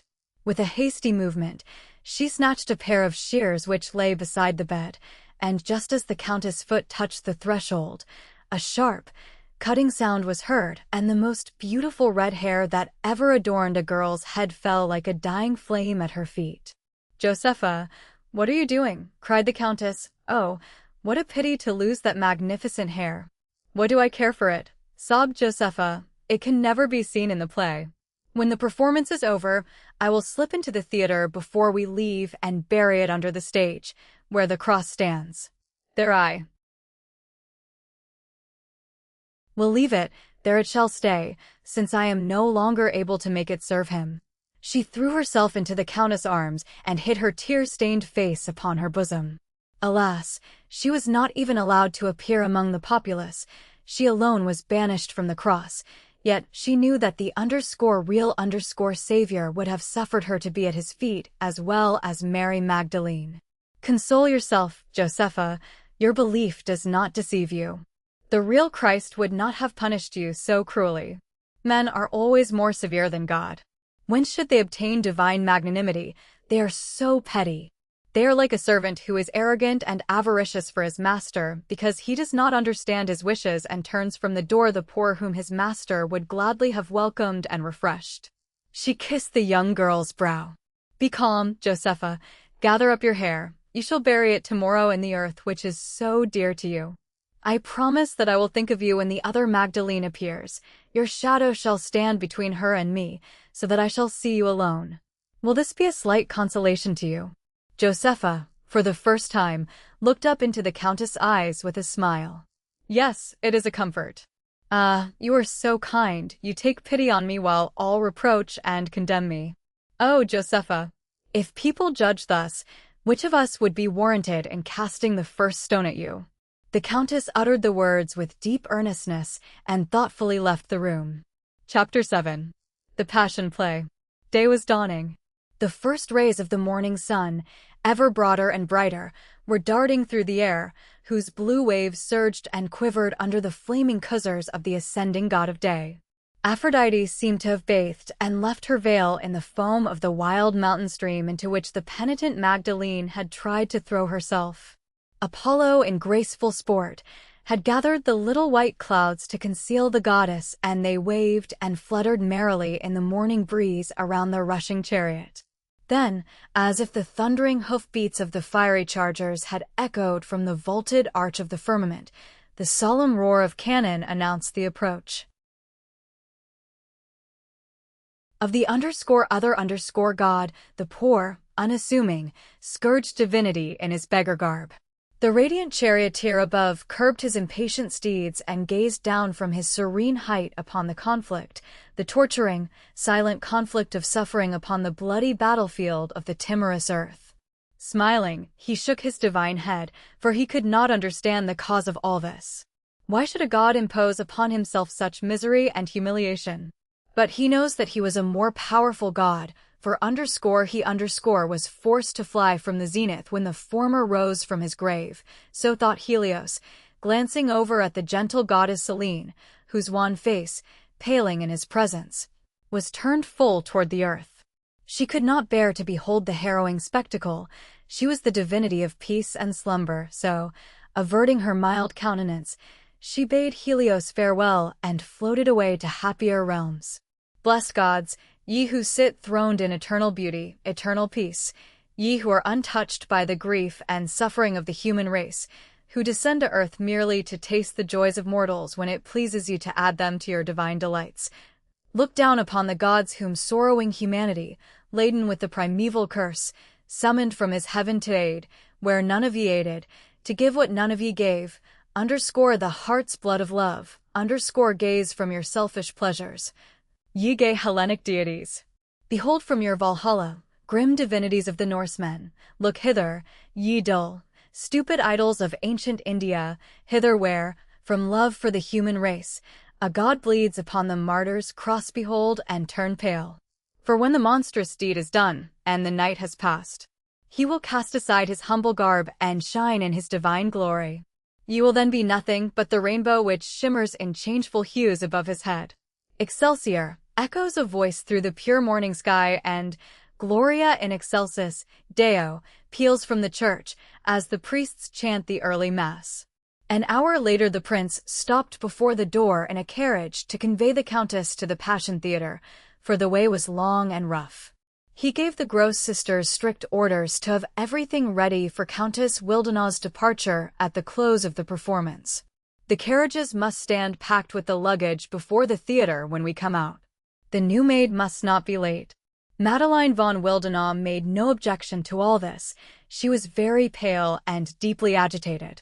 Ludwig Gross, who was also just going to the theatre, was obliged to enter the carriage too. The Countess would listen to no refusal. The prince looked coldly at him. Ludwig Gross raised his hat, saying courteously, "May I request an introduction?" The lady blushed. Herr Gross, headmaster of the drawing school. She paused a moment in embarrassment.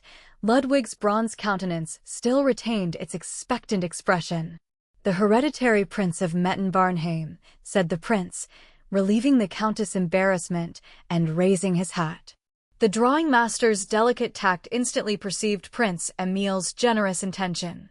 "Pardon me," he said, with a shade of bashfulness. "I did not know that I was in the presence of a gentleman of such high rank." No, you are perfectly right," interrupted Prince Emil, who was pleased with the man's modest confidence, and immediately entered into conversation with him.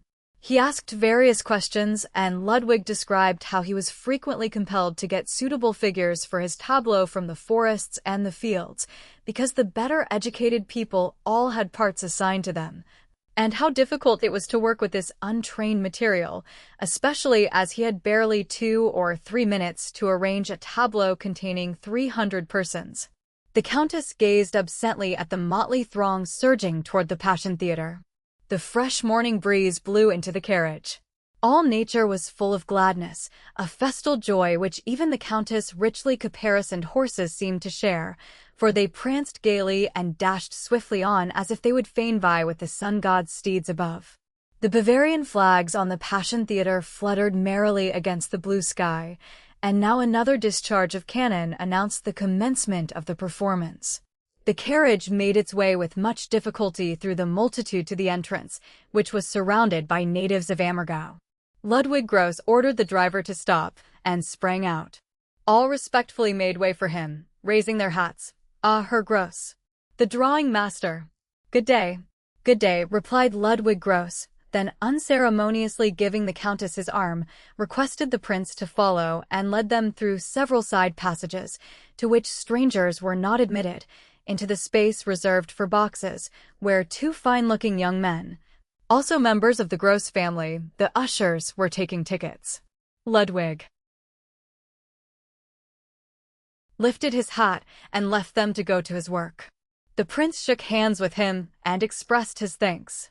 "A cultured man," he said, after Ludwig had gone. Meanwhile, one of the ushers had conducted the Countess to her seat. There directly before her lay the long-desired goal, a huge amphitheater built in the Greek style. Between the boxes, which overlooked the whole, and the stage, under the open sky, extended a vast space, whose seats rose to the height of a house. The orchestra, too, was roofless, as also were the proscenium and the stage, at whose extreme right and left stood the houses of Pilate and Caiaphas, between which stretched the streets of Jerusalem. The chorus was stationed on the proscenium, and here all the great scenes in which the populace took part were performed. The main stage, occupying the center only, as in the Greek theater, was a temple-like covered building with a curtain, in a certain sense a theater within a theater, where the scenes that required a smaller frame were set. Beyond, the whole was surrounded by the amphitheater of the lofty mountains gazing down in majestic repose, surmounting and crowning all. The orchestra was playing the last bars of the overture, and the surging and hum of the thousands who were finding their seats had at last ceased. The chorus came forward, all the singers clad in the Greek costume, at their head as courageous Johannes Diemer, arrayed in diadem and toga. A majestic figure of true priestly dignity, he moved across the stage, fully imbued with the spirit of the sublime drama, which it was his honorable office to open. Deep silence now reigned throughout the audience. It seemed as if nature herself was listening outside. The whispering morning breeze held its breath, and not a single bird note was heard. The repose of the Sabbath spread its wings protectingly over the whole scene, that nothing should disturb this consecrated mood. As the stately figures advanced wearing their costly robes with as much dignity as if they had never been clad in any other garments, or would be forced again to exchange them for the coarse, torn blouse of toil. As they began to display the art acquired with such self-sacrificing devotion after a wearisome day of labor, and the courageous in the purest, noblest intonation began the first lines, "Sink prostrate, overwhelmed with sacred awe, O, human race, bowed by the curse of God." The Countess' heart was suddenly stirred by a new emotion, and tears filled her eyes. "Eternal God, thy stammering children hear, for children's language is stammering." In these words the devout lips expressed the sacred meaning underlying the childish pastime, and those who heard it feel themselves once more children of the one omnipresent Father. The prologue was over. The curtain of the central stage rolled up, and the first tableau, the expulsion of Adam and Eve from paradise, was revealed. Countess Madeline gazed at it with kindly eyes, for Ludwig Gross' refined artistic instinct was visible to her. His firm hand had shaped the rude material into these graceful lines. A second tableau followed, the Adoration of the Cross. An empty cross, steeped in light, stood on a height worshipped by groups of children and angels. The keynote was thus given and the drama began. The first scene was before the temple at Jerusalem. The Savior's entry was expected.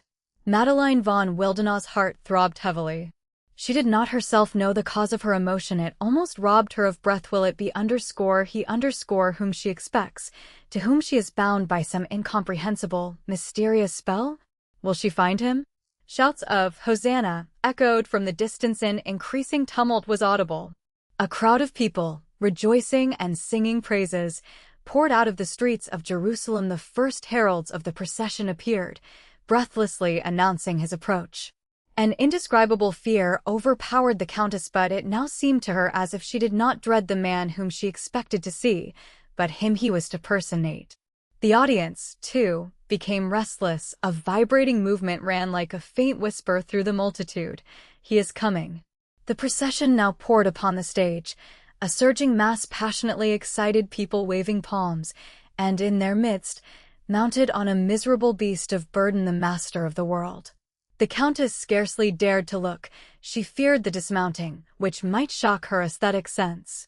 But lightly as a thought, with scarcely a movement, he had already slipped from the animal. Not one of the thousands saw how. It is he.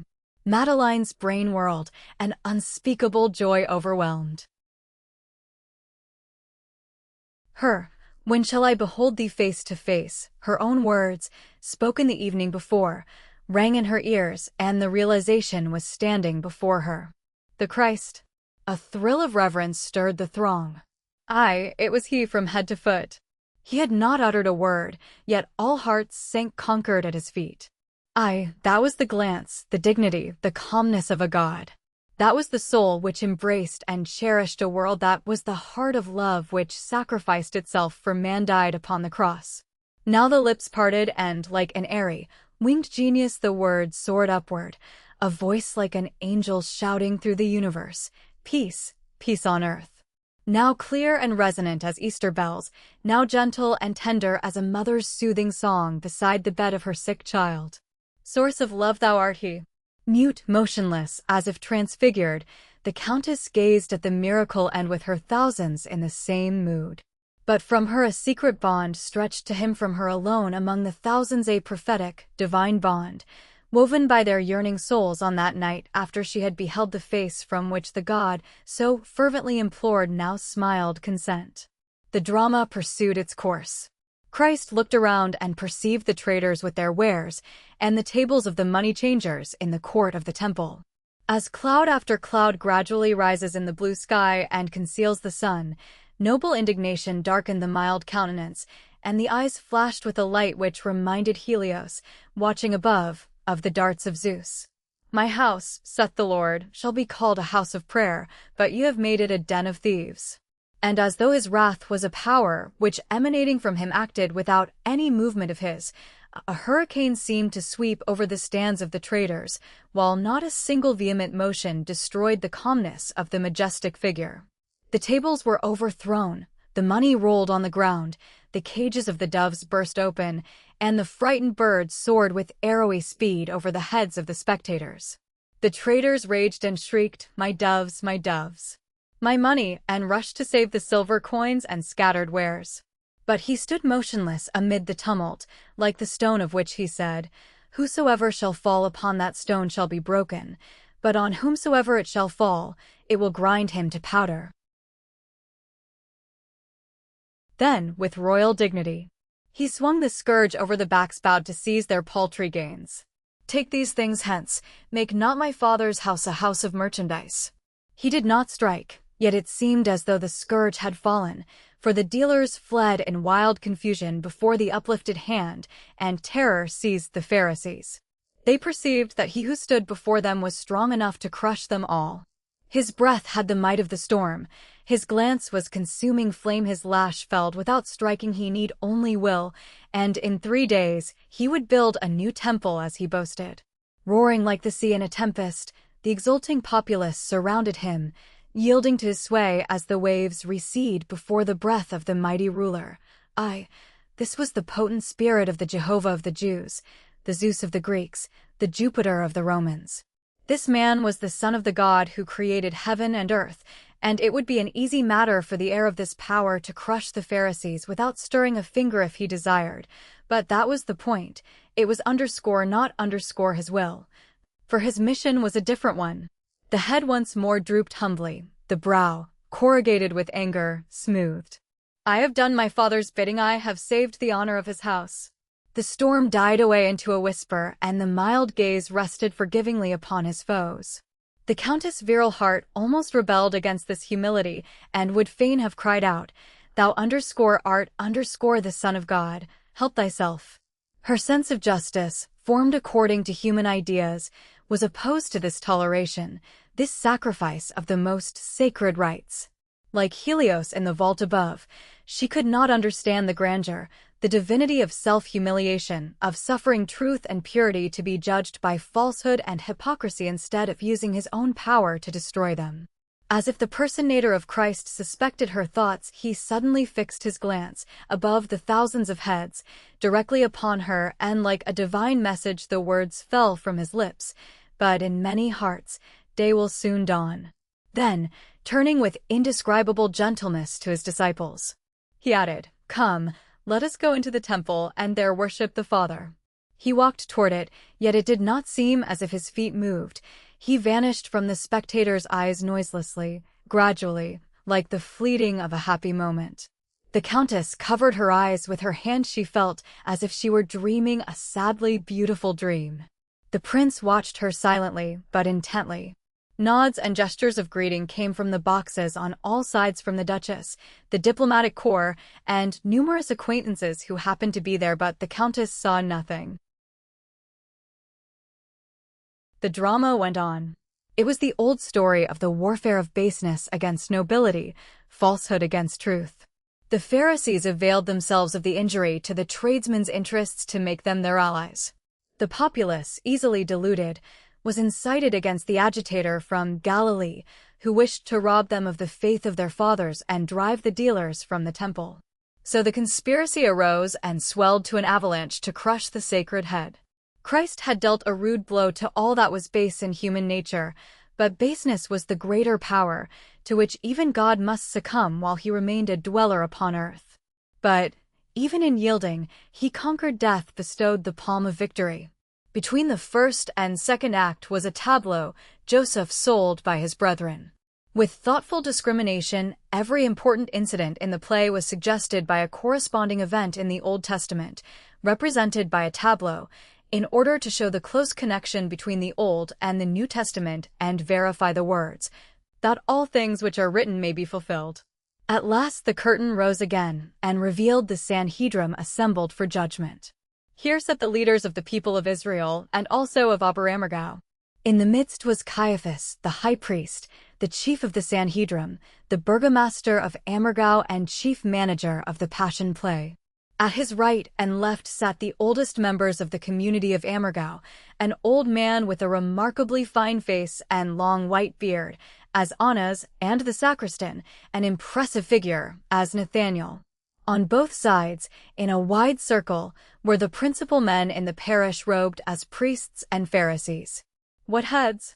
What figures? The burgomaster Caiaphas rose and, with a brief address, opened the discussion. "Poor Son of God, how wilt thou fare in the presence of this mighty one of earth?"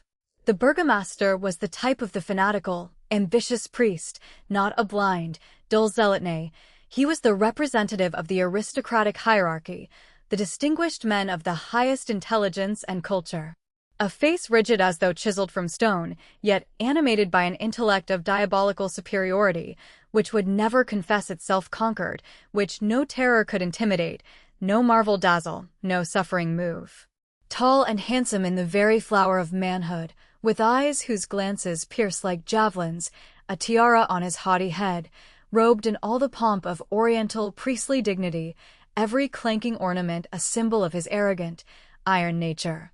Every motion of his delicate white hands, every fold of his artistically draped mantle, every hair of his flowing beard a proof of that perfect conscious mastery of outward ceremonial peculiar to those who are accustomed to play a shrewdly planned part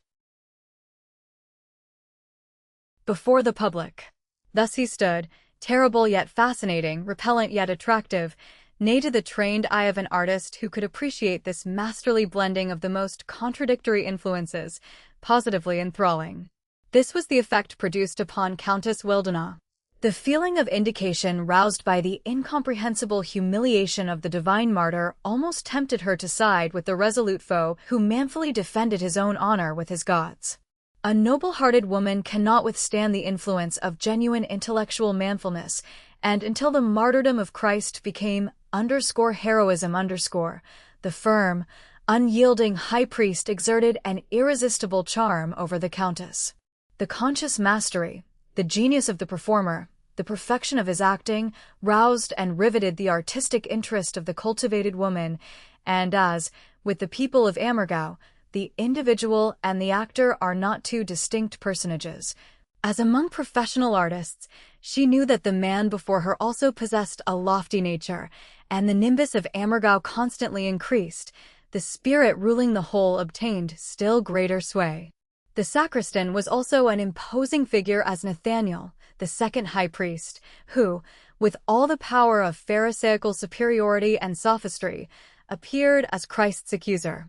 The eloquence of these two judges was overpowered, and into the surging waves of passion, Annas, in his venerable dignity, dropped with steady hand the sharp anchor of cold, pitiless resolve. An imposing, sinister assembly was this great Sanhedrim, and every spectator involuntarily felt the dread always inspired by a circle of stern, cruel despots. Poor lamb, what will be thy fate? Destiny pursued its course. In the next act Christ announced his approaching death to the disciples. Now it seemed as though he bore upon his brow an invisible helm of victory, on which the dove of the Holy Spirit rested with outspread wings. Now he was the hero who chose death. Yet meekness was diffused throughout his whole bearing, was the impress of his being, the meekness which spares others but does not tremble for itself. A new perception dawned upon the countess. To be strong yet gentle was the highest nobility of the soul, and as here also the character and its personator were one, she knew that the men before her possessed these attributes, strength and gentleness. Now her defiant spirit at last melted, and she longed to take him to her heart to atone for the injustice of the human race. She thanked Simon for receiving the condemned man under his hospitable roof. I love him, I, too, love him, she longed to cry out to those who were ministering to him. But when Mary Magdalene touched and anointed him, she averted her eyes, for she grudged her the privilege and thought of her poor, beautiful penitent at home. As he uttered the words, "Rise, Magdalene. Darkness is gathering and the wintry storms are raging. Yet be comforted. In the early morning, in the spring garden, thou wilt see me again." Tears streamed from her eyes. "When will the morning dawn that I shall greet thee in the spring garden, redeeming love?" asked a voice in her heart. But when Mary appeared and Christ took leave of his mother, when the latter sank upon the breast of her divine Son, and he consoled her with a voice whose sweetness no ear had ever heard equaled, a feeling which she had never experienced took possession of her. It was neither envy nor jealousy, only a sorrowful longing, if I were only in her place. And when Christ said, "My hour is come, now is my soul troubled, and what shall I say? Father, save me from this hour. But for this cause came I unto this hour." And Mary, remembering Simeon's words, cried, "Simeon, thy prediction, a sword shall pierce through thy own soul, also is now fulfilled." The countess, for the first time, understood the meaning of the pictures of Mary with the 7 swords in her heart. Her own was bleeding from the keenness of her anguish. Now, overpowered with emotion, he again extended his arms. "Mother, mother, receive thy son's fervent gratitude for all the love and faith which thou hast bestowed in the 33 years of my life. Farewell, dear mother." The countess felt as if she would no longer endure, that she must sink in a sea of grief and yearning. "My son, where shall I see thee again?" asked Mary. "Yonder, dear mother, where the words of the Scripture shall be fulfilled. He is brought as a lamb to the slaughter, and as a sheep before her shearers is dumb, so he openeth not his mouth." Then, while the others were weeping over the impending calamity, Christ said, "Be not overcome in the first struggle. Trust in me." And as he spoke, the loving soul knew that it might rest on him and be secure. He moved away. Serene, noble, yet humble, he went to meet his death. The curtain fell, but this time there was no exchange of greetings from the boxes. The faces of their occupants were covered to conceal the tears of which they were ashamed, yet could not restrain. The Countess and her companion remained silent. Madeline's forehead rested on her hand. The prince was secretly wiping his eyes. People of God, lo, thy Savior is near. The Redeemer, long promised, hath come, sang the chorus, and the curtain rising, showed Christ and his disciples on the way to Jerusalem. It was the moment that Christ wept over Jerusalem. Tears of the keenest anguish, which can pierce the heart of a God, tears for the sins of the world. Jerusalem, Jerusalem, if thou hadst known, even thou, at least in this thy day, the things which belongs unto thy peace. But now they are hid from thine eyes. The disciples entreated their master not to enter the hostile city and thus avoid the crime which it was destined to commit, or to enter and show himself in his power, to judge and to reward. Children, what ye desire will be done in its time, but my ways are ordered by my Father, and thus saith the Lord, my thoughts are not your thoughts, neither are your ways my ways. And, loyal and obedient, he followed the path of death. Judas alone lingered behind, resolving to leave the fallen greatness, which promised no earthly profit and would bring danger and disgrace upon its adherents. In this mood he was met by Dathan Andreas Gross, who was seeking a tool for the vengeance of the money changers. Finding it in Judas, he took him before the Sanhedrin. An impressive and touching tableau now introduced a new period, the gathering of manna in the wilderness, which refreshed the starving children of Israel. A second followed, the colossal bunch of grapes from Canaan. The Lord miraculously fed the multitude in the desert with the manna and rejoiced their hearts with the grapes of Canaan. But Jesus offers us a richer banquet from heaven. From the mystery of his body and blood flows mercy and salvation, sang the chorus. The curtain rose again. Christ was at supper with his disciples. He addressed them in words of calm farewell. But they did not yet fully understand, for they asked who would be first in his heavenly kingdom. His only answer was to lay aside his upper garment, gird, with divine dignity, a cloth about his loins, and kneel to perform for the disciples the humblest service the washing of their feet. The human race looked on in breathless wonder. Viewless bands of angels soared downward, and the demons of pride and defiance in human nature fled and hid themselves in the inmost recesses of their troubled hearts. I, the strong soul of the woman, which had at first rebelled against the patience of the suffering God, now understood it, and to her also light came, as he had promised, and, by the omnipotent feeling which urged her to the feet of him who knelt rendering the lowliest service to the least of his disciples, she perceived the divinity of humility. It was over. He had risen and put on his upper garment. He stood with his figure drawn up to his full height and gazed around the circle. Now ye are clean, but not all. And his glance rested mournfully on Peter, who before the cock crew would deny him thrice, and on Judas, who would betray him for 30 pieces of silver. Then he again took his seat, and, as the presentiment of approaching death transfigures even the most commonplace mortal and illumines the struggling soul at the moment of its separation from the body, so the God transfigured the earthly form of the Son of Man, and appeared more and more plainly on the pallid face, ere he left the frail husk which he had chosen for his transitory habitation. And as the dying man distributes his property among his heirs, he bequeathed his. But he had nothing to give, save himself. As the cloud dissolves into millions of raindrops which the thirsting earth drinks, he divided himself into millions of atoms which, in the course of the ages, were to refresh millions of human beings with the banquet of love. His body and his blood were his legacy. He divided it into countless portions to distribute it among countless heirs, yet it remained one and the part is to every one the whole. For as an element remains a great unity, No matter into how many atoms it may dissolve, as water is always water, whether in single drops or in the ocean, fire always fire in sparks or a conflagration, so Christ is underscore always Christ underscore in the drops of the chalice and the particles of the bread, as well as in his original person, for he underscore too underscore is an element underscore the element of divinity underscore. As kindred kneel around the bedside of a loved one who is dying, bedew his hand with tears, and utter the last entreaty, "Forgive us, if we have ever wounded you." The thousands of spectators longed to kneel, and there was not one who did not yearn to press his lips to the wonderful hand which was distributing the bread, and cry, "Forgive us our sins." But as reverence for the dying restrains loud lamentations, the spectators controlled themselves in order not to sob aloud, and thus disturb the divine peace throned upon the conqueror's brow. Destiny now relentlessly pursued its course. Judas sold his master for 30 pieces of silver, and they were paid to him before the Sanhedrin. The pieces of silver rang on the stone table upon which they were counted out.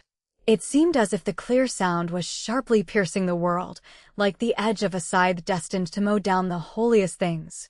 The priests exulted. There was joy in the camp of the foes. All that human arrogance and self-conceit could accomplish raised its head triumphantly in Caiaphas. The regal priest stood so firmly upon the height of his secular power that nothing could overthrow him, and Jesus of Nazareth must die. So the evening came when Christ went with the 12 disciples to the Mount of Olives to await his doom. "Father, the hour is come. Glorify thy Son, that thy Son may also glorify thee. I have finished the work which thou gavest me to do. I have manifested thy name unto men. Father, sanctify them through thy truth, that they all may be one, as thou, Father, art in me and I in thee." He climbed the lonely mount in the garden of olive trees to pass through the last agony, the agony of death, which seized upon even the Son of God so long as he was still bound by the laws of the human body. "Father, if thou be willing, let this cup pass from me." Here Freyr's acting reached its height. It was no longer semblance, but reality. The sweat fell in burning drops from his brow, and tears streamed from his eyes. "Yet not underscore my underscore will, but underscore thine underscore be done thy sacred will." Clasping his trembling hands, he flung himself prone on the ground, hiding his tear-stained face. "Father, thy Son, hear him." The throng breathed more and more heavily. The tears flowed faster. The heart of all humanity was touched with the anguished cry, "O sins of humanity, ye crush me, O, the terrible burden, the bitter cup." With this anguish the Son of God first drew near to the human race. In this suffering he first bent down to mortals that they might embrace him lovingly like a mortal brother. And it was so at this moment also. They would fain have dragged him from the threatening cross, defended him with their own bodies, purchased his release at any cost. Too late. This repentance should have come several centuries earlier. The hour of temptation was over. The disciples had slept and left him alone, but the angel of the Lord had comforted him, the angel whom God sends to everyone who is deserted by men. He was himself again, the conqueror of the world. Judas came with the officers and pressed upon the sweet mouth on which the world would fain hang in blissful self-forgetfulness the traitor's kiss. "Judas, can you touch those lips and not fall at the feet of him you have betrayed?" cried a voice in Madeline von Wildenau's heart. "Can you kiss the lips which so patiently endure the death-dealing caress, and not find your hate transformed to love?" Only the divine can recognize the divine. Only sympathetic natures attract one another. Judas is the symbol of the godless world, which would no longer perceive God's presence, even if he came on earth once more. The soldiers, brawny fellows, fell to the ground as he stood before them with the words, "I am Jesus of Nazareth," and he was forced to say, "Rise. Fear ye not," that they might accomplish their work, but Judas remained unmoved and delivered him up. Christ was a prisoner and descended step by step into the deepest ignominy. But no matter through what mire of baseness and brutality they dragged him, hailing him from trial to trial, nothing robbed him of the majesty of the Redeemer. And if his speech had been full of power, so was his silence. Before the Sanhedrin, before Herod, and finally before Pilate, He was the king, and the mighty ones of earth were insignificant in his presence. Who knows whether this man is not the son of some god, murmured the polytheistic Romans and shrank from the mystery which surrounded the silent one. The impression here was produced solely by Freyr's imposing calmness and unearthly eyes.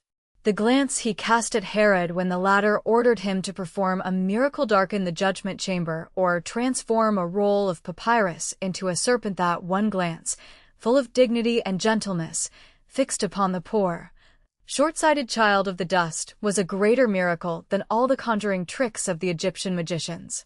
But this very silence, this superiority, filled the priest with furious rage and hastened his doom, which he disdained to stay by a single word.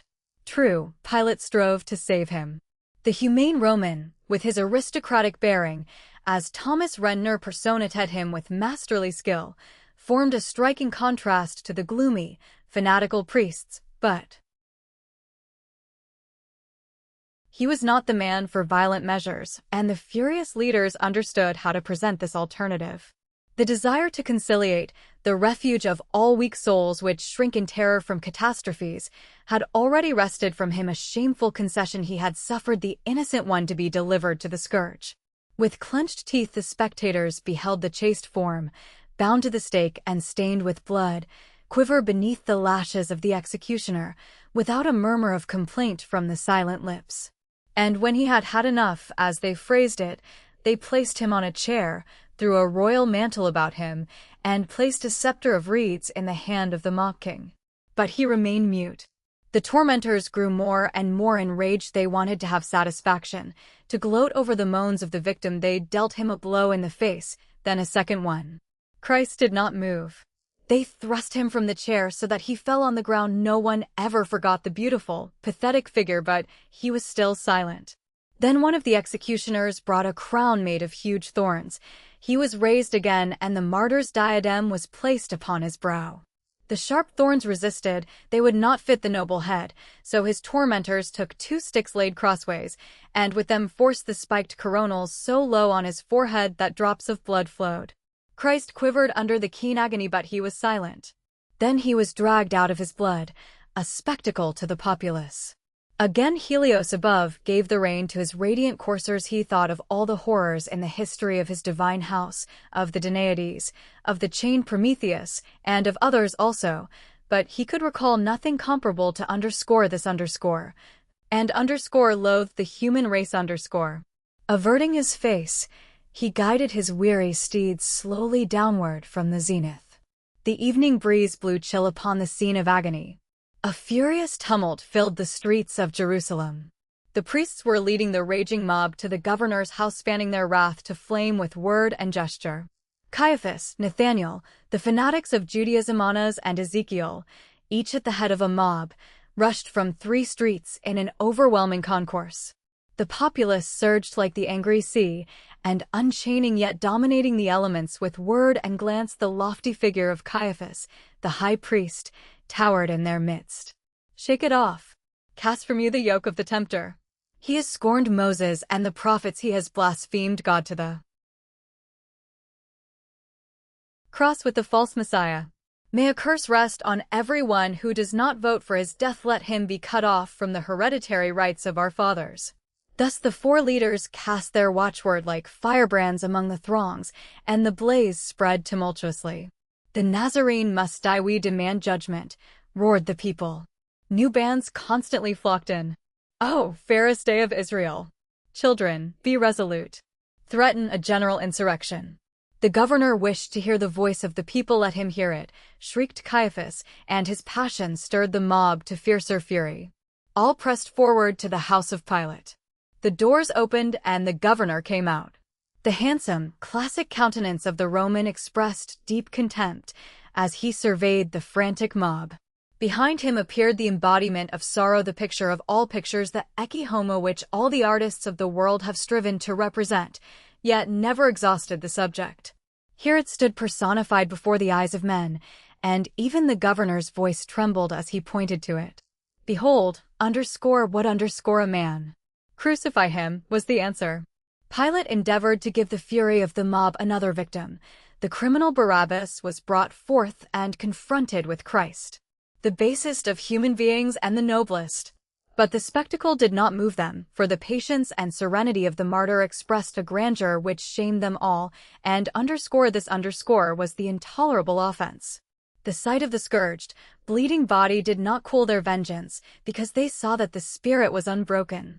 It must be quelled, that it might not rise in judgment against them, for they had gone too far. The ill-treated victim was a reproach to them. He could not be suffered to live longer. Release Barabbas. To death with the Nazarene, crucify him. Vainly the governor strove to persuade the people. The cool, circumspect man was too weak to defy these powers of hatred. He would fain save Christ, yet was unwilling to drive the fanatics to extremes.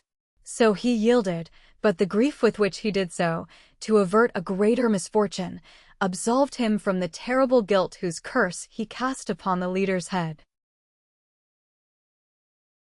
The expression with which he pronounced the sentence, uttered the words, "Then take ye him, and crucify him," voices the grief of the man of culture for eternal beauty. The bloodthirsty mob burst into a yell of exultation when their victim was delivered to them. Now they could cool their vengeance on him. To Golgotha, hence with him to the place of skulls. Christ, and thy sacrifice is these. Alas, the day will come, though perchance not for thousands of years, when thou wilt perceive that they were not worthy of it.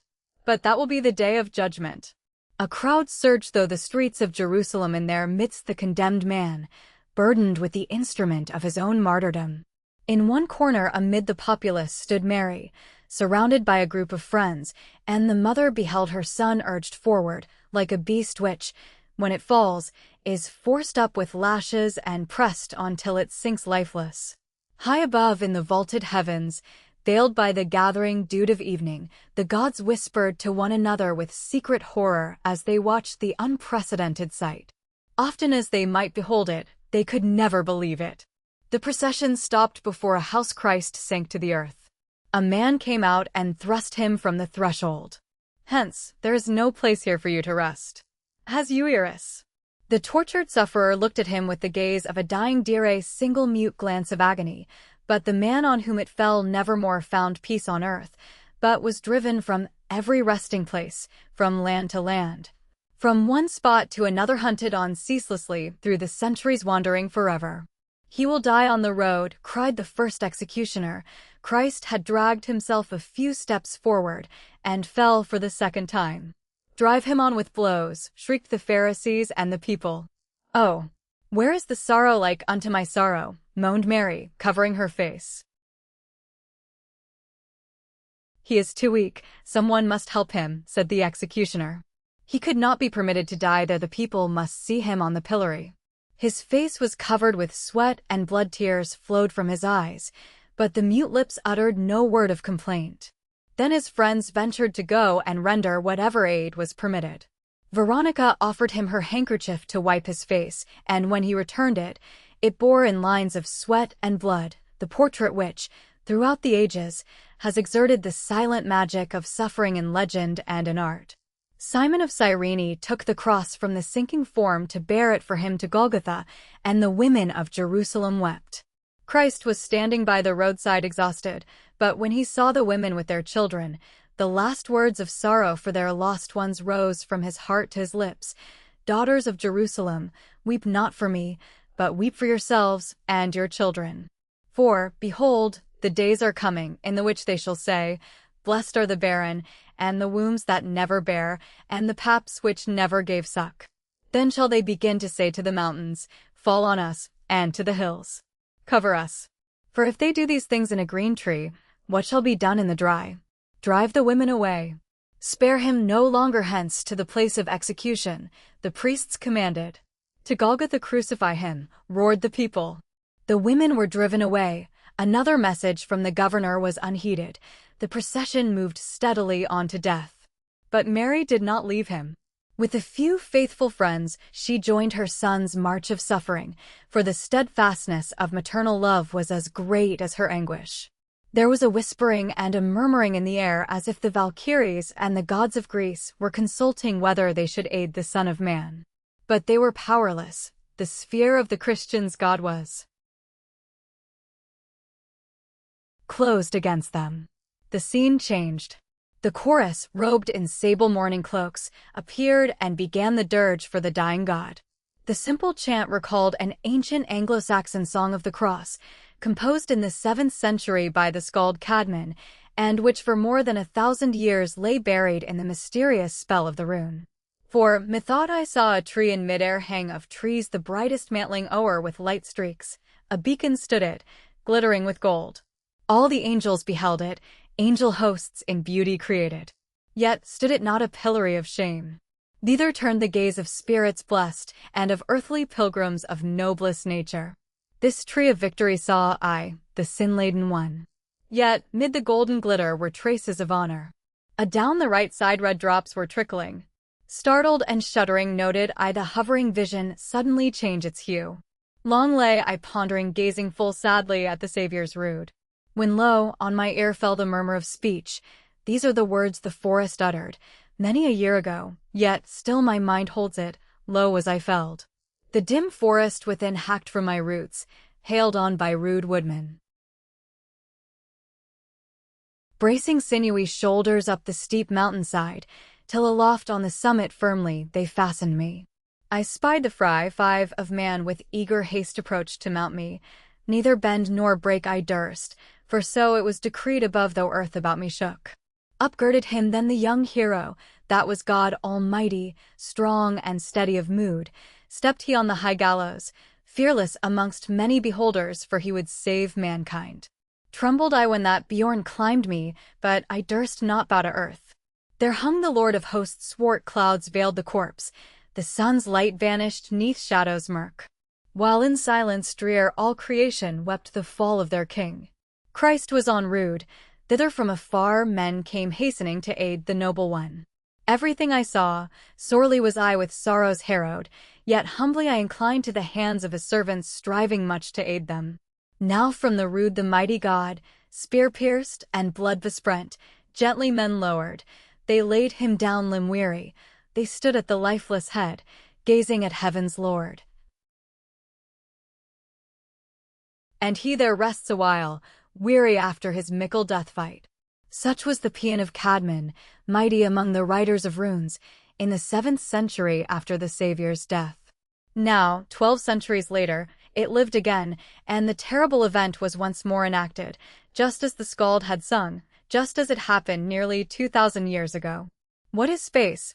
What is time to aught that is rooted in love? The dirge of the chorus had died away. A strange sound behind the curtain accompanied the last verses. The sound of hammering, could it be? No, it would be too horrible. The audience heard, yet would not hear. A death-like stillness pervaded the theater. The blows of the hammer became more and more distinct. The curtain rolled upward. There he lay with his feet toward the spectators, flat upon the cross. And the executioners, with heavy blows, drove nails through his limbs. They pierced the kind hands which had never done harm to any living creature, but wherever they were gently laid, healed all wounds and stilled all griefs. The feet which had borne the divine form so lightly that it seemed to float over the burning sand of the land and the surging waves of the sea, always on a mission of love.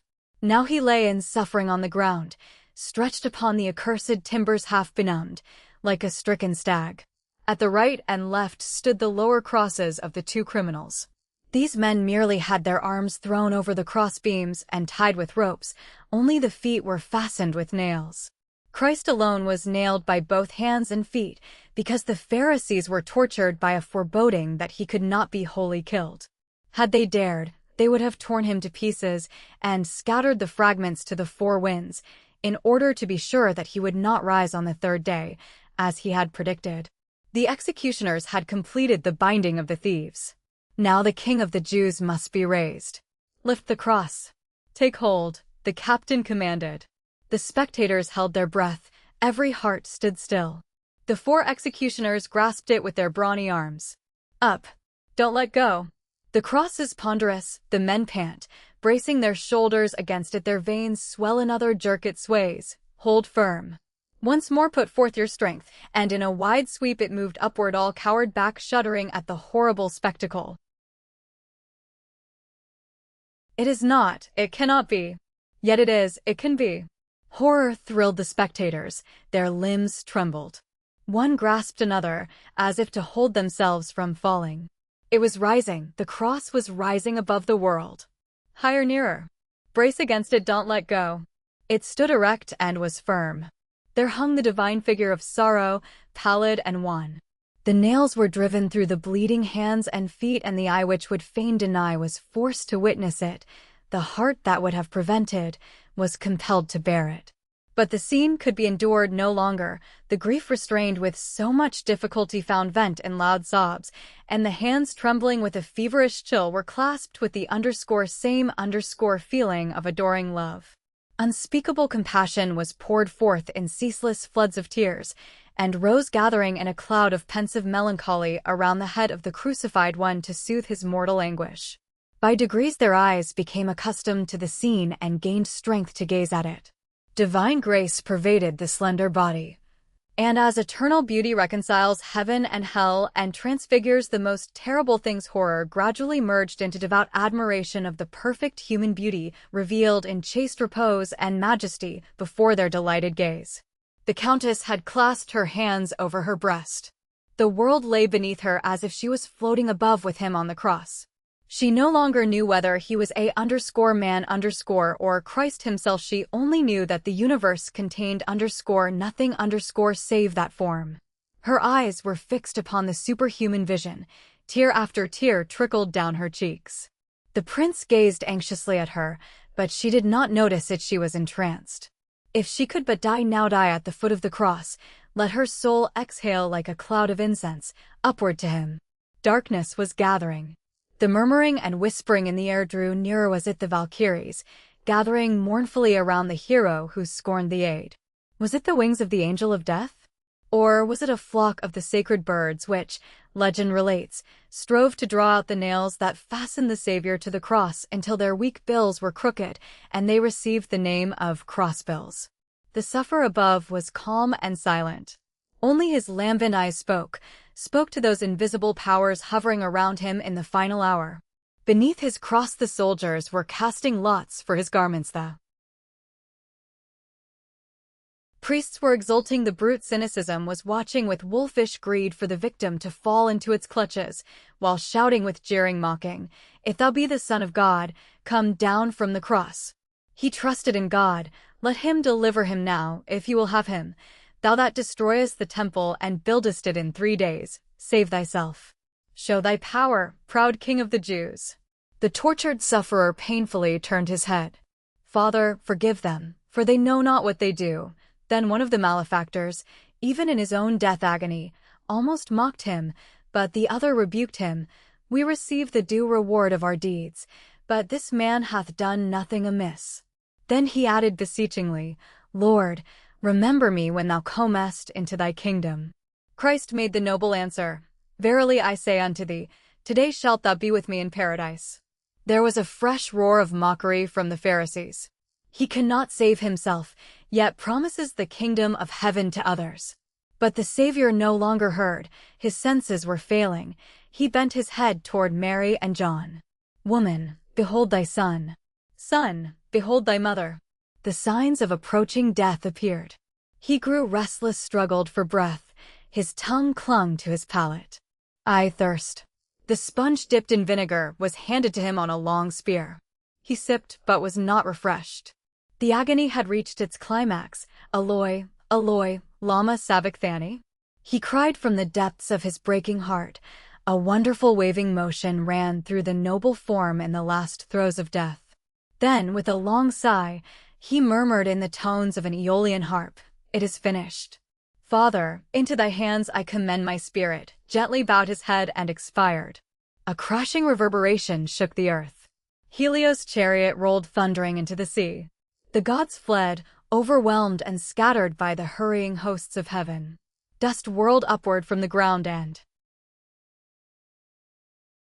smoke from the chasms, darkening the air. The graves opened and sent forth their inmates. In the mighty anguish of love, the Father rends the earth as he snatches from it the victim he has too long left to pitiless torture. The false temple was shattered, the veil rent, and amid the flames of heaven the Father's heart goes forth to meet the maltreated, patient, obedient Son. "Come, thou poor martyr," echoed yearningly through the heavens. "Come, thou poor martyr," repeated every spectator below. Yet they were still compelled to see the beloved body pierced with a sharp lance till the hot blood gushed forth, and it seemed as if the thrust entered the heart of the entire world. They were still forced to hear the howling of the wolves disputing over the sacred corpse, but at last the tortured soul was permitted to rest. The governor's hand had protected the lifeless body and delivered it to his followers. The multitude dispersed. Awe-stricken by the terrible portents, the priests, pale with terror, fled to their shattered temple. Golgotha became empty. The jeers and reviling had died away. The tumult in nature had subsided, and the sacred stillness of evening brooded over those who remained. He has fulfilled his task. He has entered into the rest of the Father. The drops of blood fell noiselessly from the Redeemer's heart upon the sand. Nothing was heard save the low sobbing of the women at the foot of the cross. Then pitying love approached, and never has a paean of loyalty been sung like that which the next hour brought. The first blades were now appearing of that love whose seed has spread throughout the world. Joseph of Arimathea and Nicodemus came with ladders and tools to take down the body. Ascending, they wound about the lifeless form long bands of white linen, whose ends they flung down from the cross. These were grasped by the friends below as a counterpoise to lower it gently down. Joseph and Nicodemus now began to draw out the nails with pincers. The cracking and splintering of the wood was heard, so firm was the iron. Mary sat on a stone, waiting resignedly, with clasped hands, for her son. "Noble men, bring me my child's body soon," she pleaded softly. The women spread a winding sheet at her feet to receive it. At last the nails were drawn out, and now from the rood the mighty God men gently lowered. Cautiously one friend laid the loosened, rigid arms of the dead form upon the other's shoulders, that they might not fall suddenly. Joseph of Arimathea clasped the body. "Sweet, sacred burden, rest upon my shoulders." He descended the ladder with it. Half carried, half lowered in the bands, the lifeless figure slides to the foot of the instrument of martyrdom. Nicodemus extended his arms to him. "Come, sacred corpse of my only friend, let me receive you." They bore him to Mary. They laid him down limb-weary. They stood at the lifeless head, that the son might rest once more in the mother's lap. She clasped in her arms the wounded body of the son born in anguish the second time. Magdalene knelt beside it. "Let me kiss once more the hand which has so often blessed me." And with chaste fervor the penitent's lips touched the cold, pierced hand of the corpse. Another woman flung herself upon him. "Dearest master, one more tear upon thy lifeless body." And the sobbing whisper of love sounded sweet and soothing like vesper bells after a furious storm. But the men stood devoutly silent, gazing at heaven's Lord. And he there rests awhile weary after his mickle death fight. Chapter 8. Prayer. The play was over. Christ is risen. He had burst the sepulchre and hurled the guards in the dust by the sight of his radiant apparition. He had appeared to the penitent as a simple gardener early in the morning, as he had promised, and at last had been transfigured and had risen above the world, bearing in his hand the standard of victory. The flood of human beings poured out of the close theater into the open air.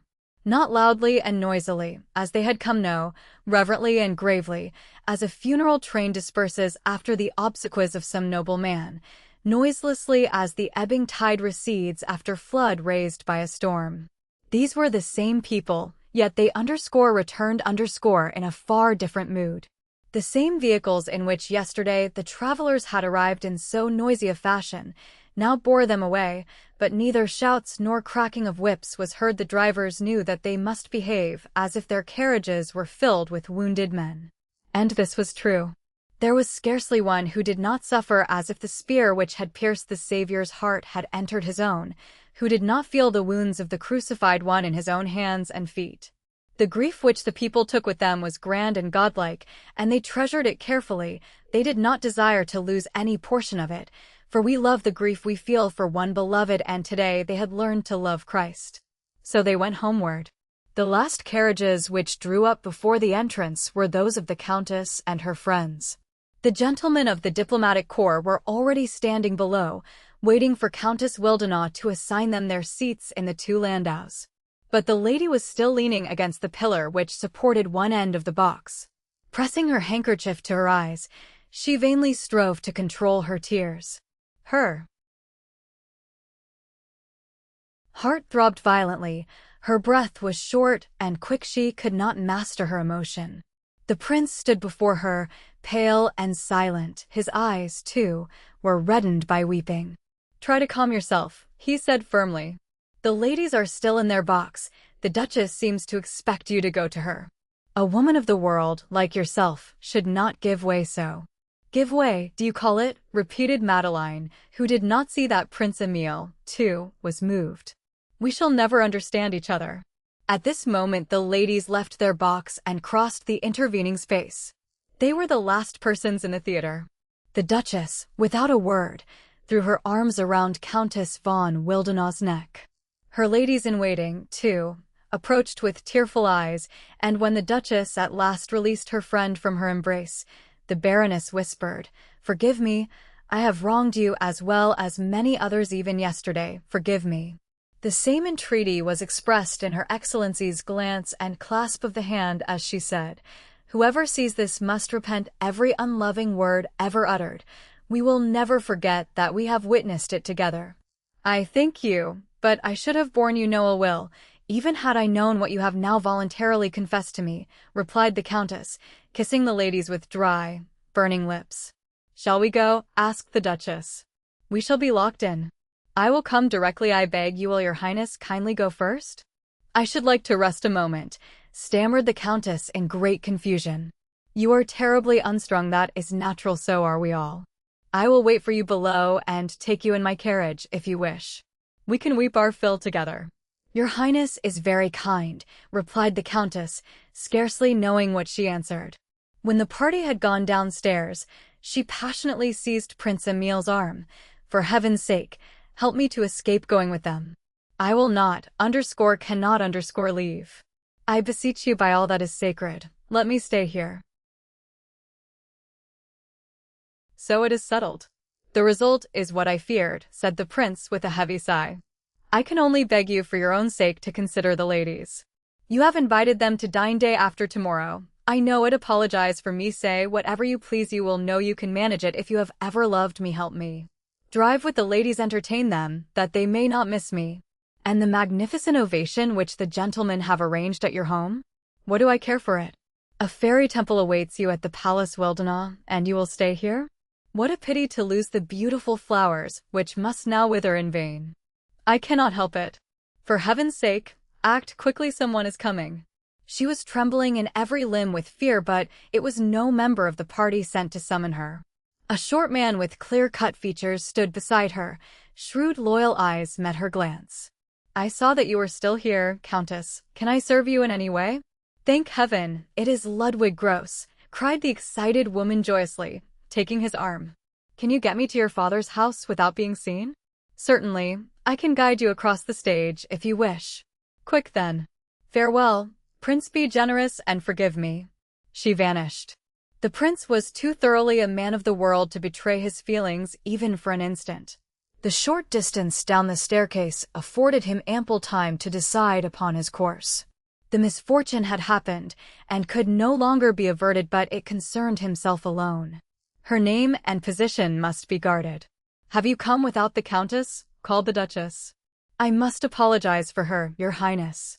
The performance has so completely unstrung her nerves that she is unable to travel today.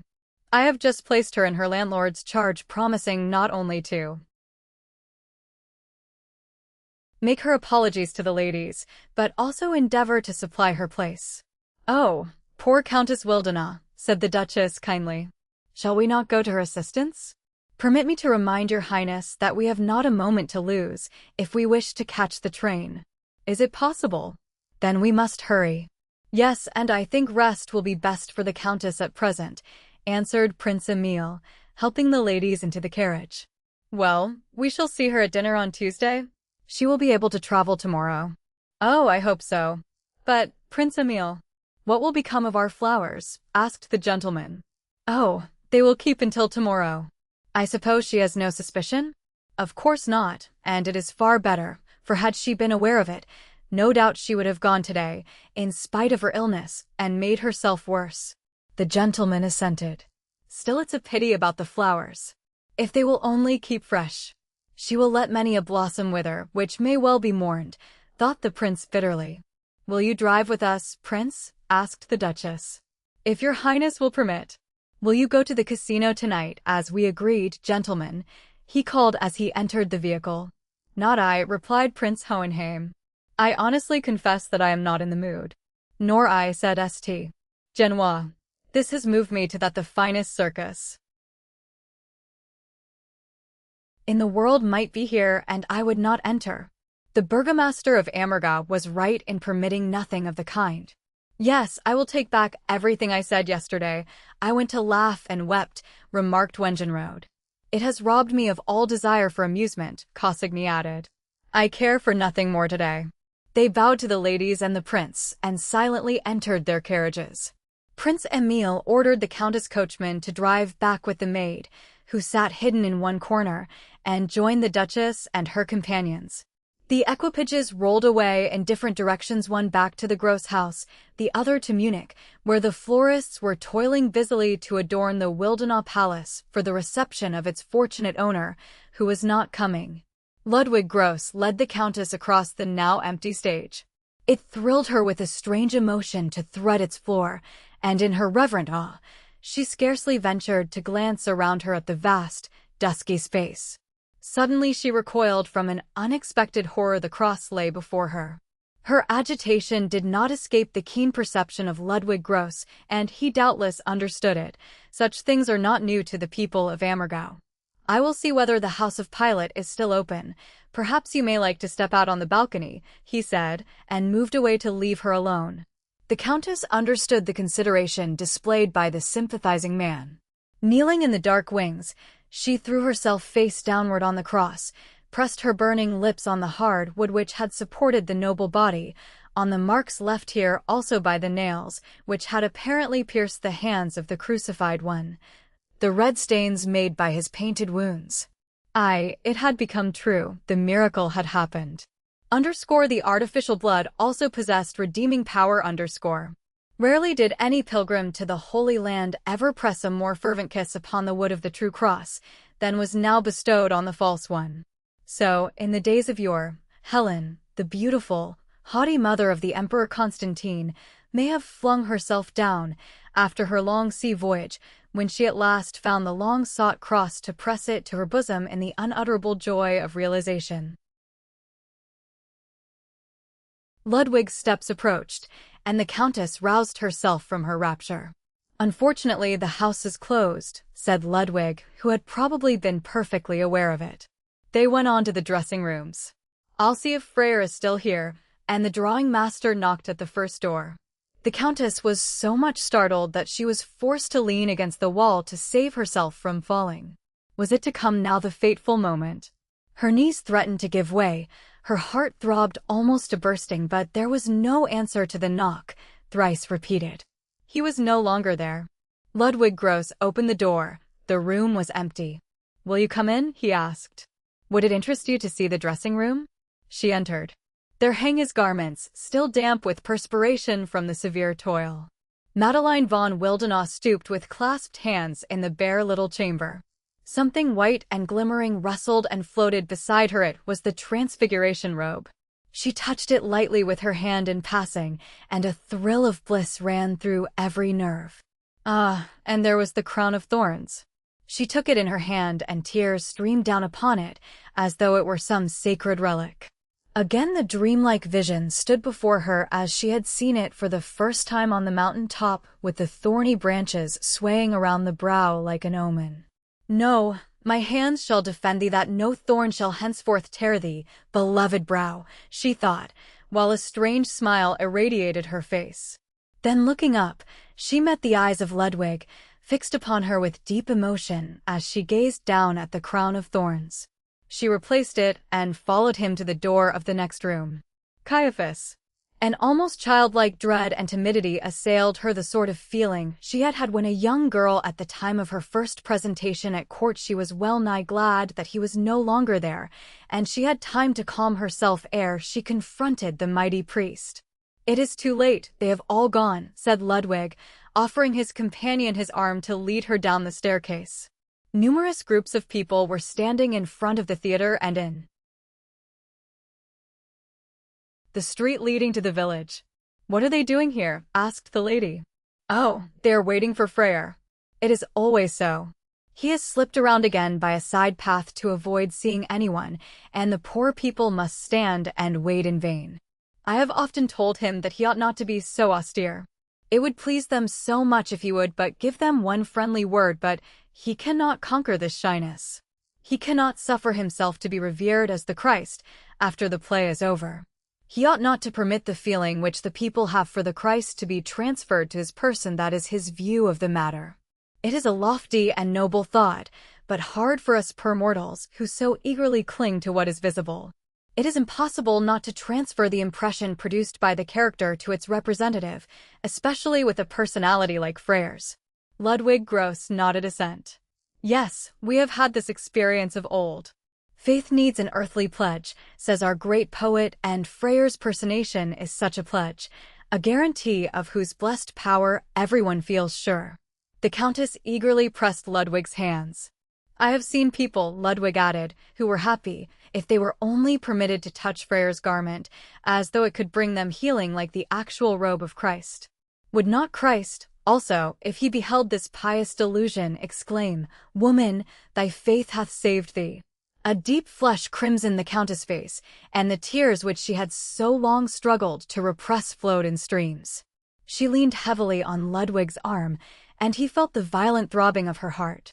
It touched him and awakened his compassion. He perceived that hers, too, was a suffering soul seeking salvation here, and if she did not find it, would perish. "It shall be yours, poor woman, for rich as you may be, you are still poor, and we will give you what we can," he thought. The two companions pursued their way, without exchanging another word. The Countess now greeted the old house like a lost home, which she had once more regained. Andreas Gross met her at the door, took off her shawl, and carried it into the room for her. Josepha had already returned and said that the Countess was ill. "I hope it is nothing serious?" he asked anxiously. "No, Herr Gross, I am well, but I cannot go. I must make the acquaintance of these people. I cannot tear myself away from this impression." She sank into a chair, laid her head on the table, and sobbed like a child. "Forgive me, Herr Gross, I cannot help it," she said with difficulty, amid her tears. The old man laid his hand upon her shoulder with a gesture of paternal kindness. "Weep your fill, we are accustomed to it, do not heed us." He drew her gently into the sitting room. Ludwig had vanished. Josepha entered to ask whether she should unpack the luggage which was up in her room. "Yes," replied the Countess, "and let the carriages return to Munich until I need them again." "His Highness the Prince has left his valet here for your service," Josepha reported. "What can he do? Let him go home too." "Let them all go, I want no one except you," said the Countess sternly, hiding her face again in her handkerchief. Josepha went out to give the order. Where could Ludwig Gross be? He had become a necessity to her now, thus left alone with her overflowing heart. He had been right in everything. He had told her that she would learn to weep here. He had first made her understand the spirit of Oberammergau. Honor and gratitude were his due. He had promised nothing that had not been fulfilled. He was thoroughly genuine and reliable. But where had he gone? Did not this man, usually so sympathetic, know that just now he might be of great help to her? Or did he look deeper still and know that he was but a substitute for another, for whom her whole soul yearned? It was so lonely. A death-like stillness reigned in the house and in the street. All were resting after the heavy toil of the day. Something outside darkened the window. Ludwig Gross was passing on his way toward the door, bringing with him a tan, dark figure, towering far. Above the low window, a figure that moved shyly, swiftly along, followed by a throng of people at a respectful distance. The Countess felt paralyzed. Was he coming? Was he coming in? She could not rise and look. She sat with clasped hands, trembling in humble expectation, as Danae waited the moment when the shower of gold should fall. Then steps echoed in the workshop, the footsteps of two. They were an eternity in passing down its length, but they were really approaching her room. They came nearer. Someone knocked. She scarcely had breath to call, "Come in." She would not believe it from the fear of disappointment. She still sat motionless at the table. Ludwig Gross opened the door to allow the other to precede him and Freyer entered. He stooped slightly, that he might not strike his head, but that was needless, for what miracle was this? The door expanded before the Countess' eyes. The ceiling rose higher and higher above him. A wide lofty space filled with dazzling light surrounded him. Colors glittered before her vision, figures floated to and fro. Were they shadows or angels? She knew not. A mist veiled her eyes. For a moment she ceased to think. Then she felt as if she had awaked from a deep slumber, during which she had been walking in her sleep, for she suddenly found herself face to face with Freyer. He was holding her hands in his, while his eyes rested on hers in speechless silence. Then she regained her self-control, and the first words she uttered were addressed to Ludwig. "You have brought him, she said, releasing Freyer's hands to thank the man who had so wonderfully guessed her yearning. Gift and gratitude were equal, and here both were measureless. She scarcely knew at this moment which she valued more, the man who brought this donation or the gift itself. But from this hour Ludwig Gross was her benefactor. "You have brought him, she repeated, for she knew not what more to say. That one word contained all. Had she possessed the eloquence of the universe, it would not have been so much to Ludwig as that one word and the look which accompanied it. Then, like a child at Christmas, which, after having expressed its thanks, goes back happily to its presents, she turned again to Freyer. Yet, as the child stands timidly before the abundance of its gifts and, in the first moments of surprise, does not venture to touch them. She now stood, shy and silent before him, her only language her eyes and the tears which streamed down her cheeks. Freyer saw her deep emotion and, bending kindly toward her, again took her hands in his. Every nerve was still quivering. She could feel it from the terrible exertion he had undergone, and as the moisture drips from the trees after the rain, his eyes still swam in tears, and his face was damp with perspiration. "How shall I thank you for coming to me after this day of toil?" she began in a low tone. "Oh, Countess," he answered with untroubled truthfulness, "I did it for the sake of my friend Ludwig. He insisted upon it." So it was only on his friend's account, thought the Countess, standing with bowed head before him. He was now the king, and she, the queen of her brilliant sphere, was nothing save a poor, hoping, fearing woman. At this moment all the vanity of her worldly splendor fell from her. For the first time in her life, she stood in the presence of a man where she was the supplicant, he the benefactor. What a feeling! At once humiliating and blissful, confusing and enthralling. She had recognized by that one sentence the real state of the case. What to this man was the halo surrounding the Reichscountess von Wildenau with her coronet and her millions? Joseph Freyer knew but one aristocracy, that of the saints, in whose sphere he was accustomed to move, and if he left it for the sake of an earthly woman, he would stoop to her, no matter how far, according to worldly ideals, she might stand above him. Yet poor and insignificant as she felt in his presence, while the luster of her coronet and the glitter of her gold paled and vanished in the misty distance, one thing remained on which she could rely, her womanly charm. And this must wield its influence were she a queen or the child of a woodcutter. "Then, for the earthly crown you have torn from my head, proud man, you shall give me your crown of thorns, and I will be queen," she thought. As the spirit of Mother Eve stirred within her and an intoxicating breeze blew from the garden of paradise. Not for the sake of a base emotion of vanity and covetousness, nay, she wished to be loved, in order to bless. It is The nature of a noble woman to seek to use her power not to receive, but to give without stint or measure. The brain thinks quickly, but the heart is swifter still. Ere the mind has time to grasp the thought, the heart has seized it. The Countess had experienced all this in the brief space during which Freyr's eyes rested on her. Suddenly he lowered his lashes and said in a whisper, "I think we have met before, Countess. On my arrival Friday evening. You were standing on the top of the mountain while I was driving at the foot. Was it not so?" "Yes," he murmured almost inaudibly, and there was something like an understanding, a sweet familiarity in the soft assent. She felt it, and her hand clasped his more firmly with a gentle pressure. He again raised his lashes, gazing at her with an earnest, questioning glance, and it seemed as if she felt a pulse throbbing in the part of the hand which bore the mark of the wound. The warning did not fail to produce its effect. "Christus, my Christus," she whispered repentantly. It seemed as if she had committed a sin in suffering an earthly wish to touch the envoy of God. He was crucified, dead, and buried. He only walked on earth like a spirit permitted to return from time to time and dwell for a brief space among the living. Who could claim a spirit, clasp a shadow to the heart? Grief oppressed her, melancholy, akin to the grief we feel when we dream of the return of some beloved one who is dead, and throw ourselves sobbing on his breast, while we are aware that it is only a dream. But even if but a dream, should she not dream it with her whole soul? If she knew that he was given to her only a few moments, should she not crowd into them with all the sweeter, more sorrowful strength, the love of a whole life?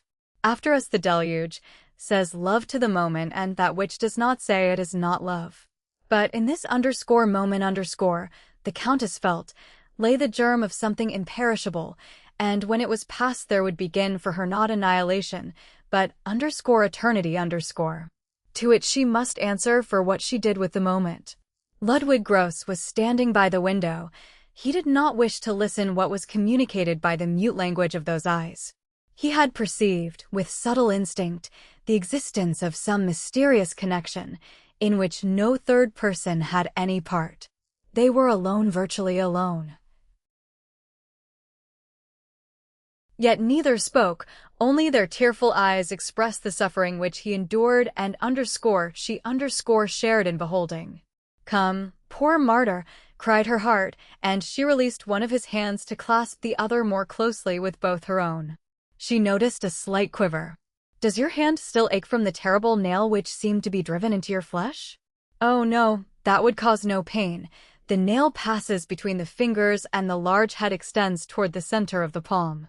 But today, by accident, Joseph of Arimathea in drawing out the nail took a piece of the flesh with it, so that I clenched my teeth with the pain," he said, smiling and showing her the wound. "Do you see? Now I am really stigmatized. Good heavens, there is a large piece of the flesh torn out, and you bore it without wincing?" "Why, of course," he said simply. Ludwig gazed fixedly out of the window. The Countess had gently drawn the wounded hand nearer and nearer. Suddenly forgetting everything in an unutterable feeling, she stooped and ere Freyr could prevent it pressed a kiss upon the bloody stigma. Joseph Freyr shrank as though struck by a thunderbolt, drawing back his hand and closing it as if against some costly gift which he dared not accept. A deep flush crimsoned his brow, his broad chest heaved passionately, and he was obliged to cling to a chair to save himself from falling. Yet unconsciously his eyes flashed with a fire at once consuming and life-bestowing, a Prometheus spark. "You are weary. Pardon me for not having asked you to sit down long ago," said the Countess, making an effort to calm herself and motioning to Ludwig Gross, in order not to leave him standing alone. "Only a moment," whispered Freyr, also struggling to maintain his composure, as he sank into a chair. Madeline von Wildenau turned away, to give him time to regain his self-command. She saw his intense emotion, and might perhaps have been ashamed of her hasty act had she not known its meaning, for her feeling at that moment was too sacred for him to have misunderstood it. Nor had he failed to comprehend, but it had overpowered him. Ludwig, who dearly perceived the situation, interposed with his usual tact to relieve their embarrassment. "Freyr is particularly exhausted today. He told me, on our way here, that he had again been taken from the cross senseless. "Good heavens, does that happen often?" asked the Countess. "Unfortunately, yes," said Ludwig in a troubled tone. "It is terrible. Your father told me that the long suspension on the cross was dangerous. Can nothing be done to relieve it?" "Something might be accomplished," replied Ludwig, "by substituting a flat cross for the rounded one. Formerly, when we had a smooth, angular one, it did not tax his strength so much. But some authority in archaeology told us that the crosses of those days were made of semicircular logs, and this curve, over which the back is now strained, stretches the limbs too much." "I should think so," cried the Countess in horror. "Why do you use such an instrument of torture?" "He himself insists upon it, for the sake of historical accuracy." "But suppose you should not recover from one of these fainting fits?" asked the lady reproachfully. Then Freyr, conquering his agitation, raised his head. "What more beautiful fate could be mine, Countess, than to die on the cross, like my Redeemer? It is all that I desire." "All," she repeated, and a keen emotion of jealousy assailed her, jealousy of the cross, to which he would fain devote his life. She met his dark eyes with a look, a sweet, yearning fatal look, a poisoned arrow whose effect she well knew. She grudged him to the cross, the dead, wooden instrument of martyrdom, which did not feel, did not love, did not long for him as she did. And the true Christ? He was too noble to demand such a sacrifice. Besides, he would receive 2 souls for one, for surely, in his image, she loved him. He had sent her the hand marked with blood stains to show her the path to him. He could not desire to withdraw it, ere the road was traversed. "You are a martyr in the true sense of the word," she said. Her eyes seemed to ask whether the shaft had struck. But Freyr had lowered his lids and sat gazing at the floor. "Oh, Countess," he said evasively, "to have one's limbs wrenched for half an hour does not make a martyr. That suffering brings honor and the consciousness of serving others. Many, like my friend Ludwig and other natives of Oberammergau, offer to our cause secret sacrifices of happiness, which no audience beholds and applauds, and which win no renown save in their own eyes and God's. They are martyrs, Countess. I am merely a vain, spoiled, sinful man, who has enough to do to keep himself from being dazzled by the applause of the world and to become worthy of his task." "To become the Countess repeated. "I think whoever speaks in that way, is worthy already." Freyr raised his eyes with a look which seemed to Madeline von Wildenau to lift her into a higher realm. "Who would venture to say that he was worthy of this task? It requires a saint. All I can hope for is that God will use the imperfect tool to work his miracles, and that he will accept my for the deed. Otherwise I should be forced to give up the part this very day. The Countess was deeply moved. "Oh, Freyr, wonderful, divinely gifted nature. To us you are the Redeemer, and yet you are so severe to yourself." "Do not talk so, Countess. I must not listen. I will not add to all my sins that of robbing my master, in his garb, of what belongs to him alone. You cannot suspect how it troubles me when people show me this reverence. I always long to cry out, 'Do not confound me with him. I am nothing more than the wood or the marble from which an image of the Christ is carved, and withal bad wood, marble which is not free from stains.' And when they will not believe it, and continue to transfer to me the love which they ought to have for Christ, I feel that I am robbing my master, and no one knows how I suffer." He started up. "That is why I mingle so little with others, and if I ever break this rule I repent it, for my peace of mind is destroyed." He took his hat. His whole nature seemed changed. This was the chaste severity with which he had driven the money changers from the temple, and Madeline turned pale, chilled to the inmost heart by his inflexible bearing. "Are you going?" she murmured in a trembling voice. "It is time," he answered, gently, but with an unapproachable dignity, which made the words with which she would fain have entreated him to stay longer die upon her lips. "Your Highness will leave tomorrow?" "The Countess intends to remain some time," said Ludwig, pressing his friend's arm lightly, as a warning not to wound her feeling. "Ah," replied Freyr, thoughtfully, "then perhaps we shall meet again. I have not yet answered what you have said today. "Will you permit me to do so tomorrow?" asked the Countess, gently. An expression of quiet suffering hovered around her lips. "Tomorrow I play the Christ again, Countess, but doubtless some opportunity will be found within the next few days. As you please, farewell." Freyr bowed respectfully, but as distantly as if he did not think it possible that the lady would offer him her hand. Ludwig, on the contrary, as if to make amends for his friend's omission, frankly extended his. She clasped it, saying in a low, hurried tone, "Stay. I will merely go with Freyr to the door, and then return, if you will allow me." "Yes," she said, dismissing Freyr with a haughty wave of the hand.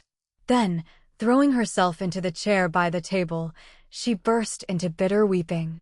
She had always been surrounded by men who sued for her favor as though it were a royal gift.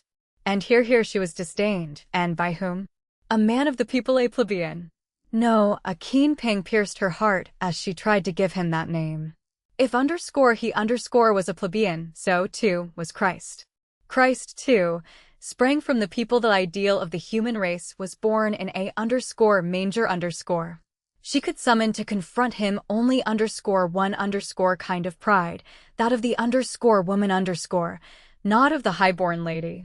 Alas, she had not even this. How often she had flung her heart away without love.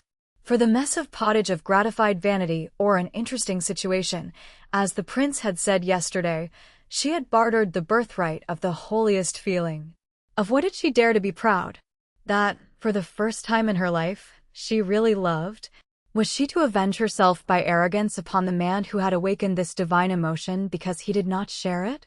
No, that would be petty and ungrateful. Yet what could she do? He was so far above her in his unassuming simplicity, so utterly inviolable. She was captured by his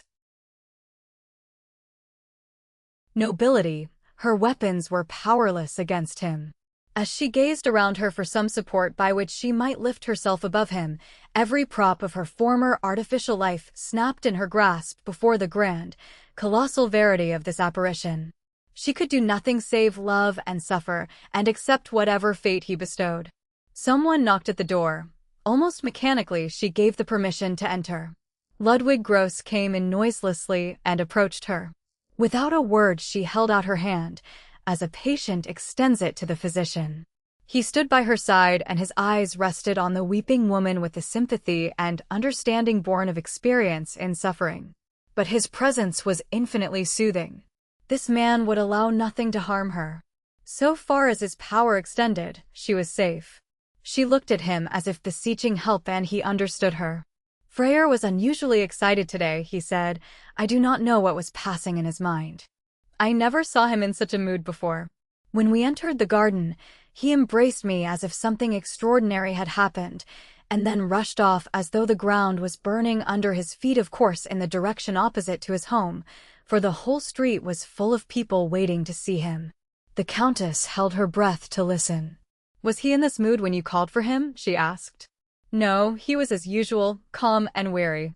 What changed him so suddenly? I believe, Countess, that you have made an impression upon him which he desires to understand. You have thrown him out of the regular routine, and he no longer comprehends his own feelings.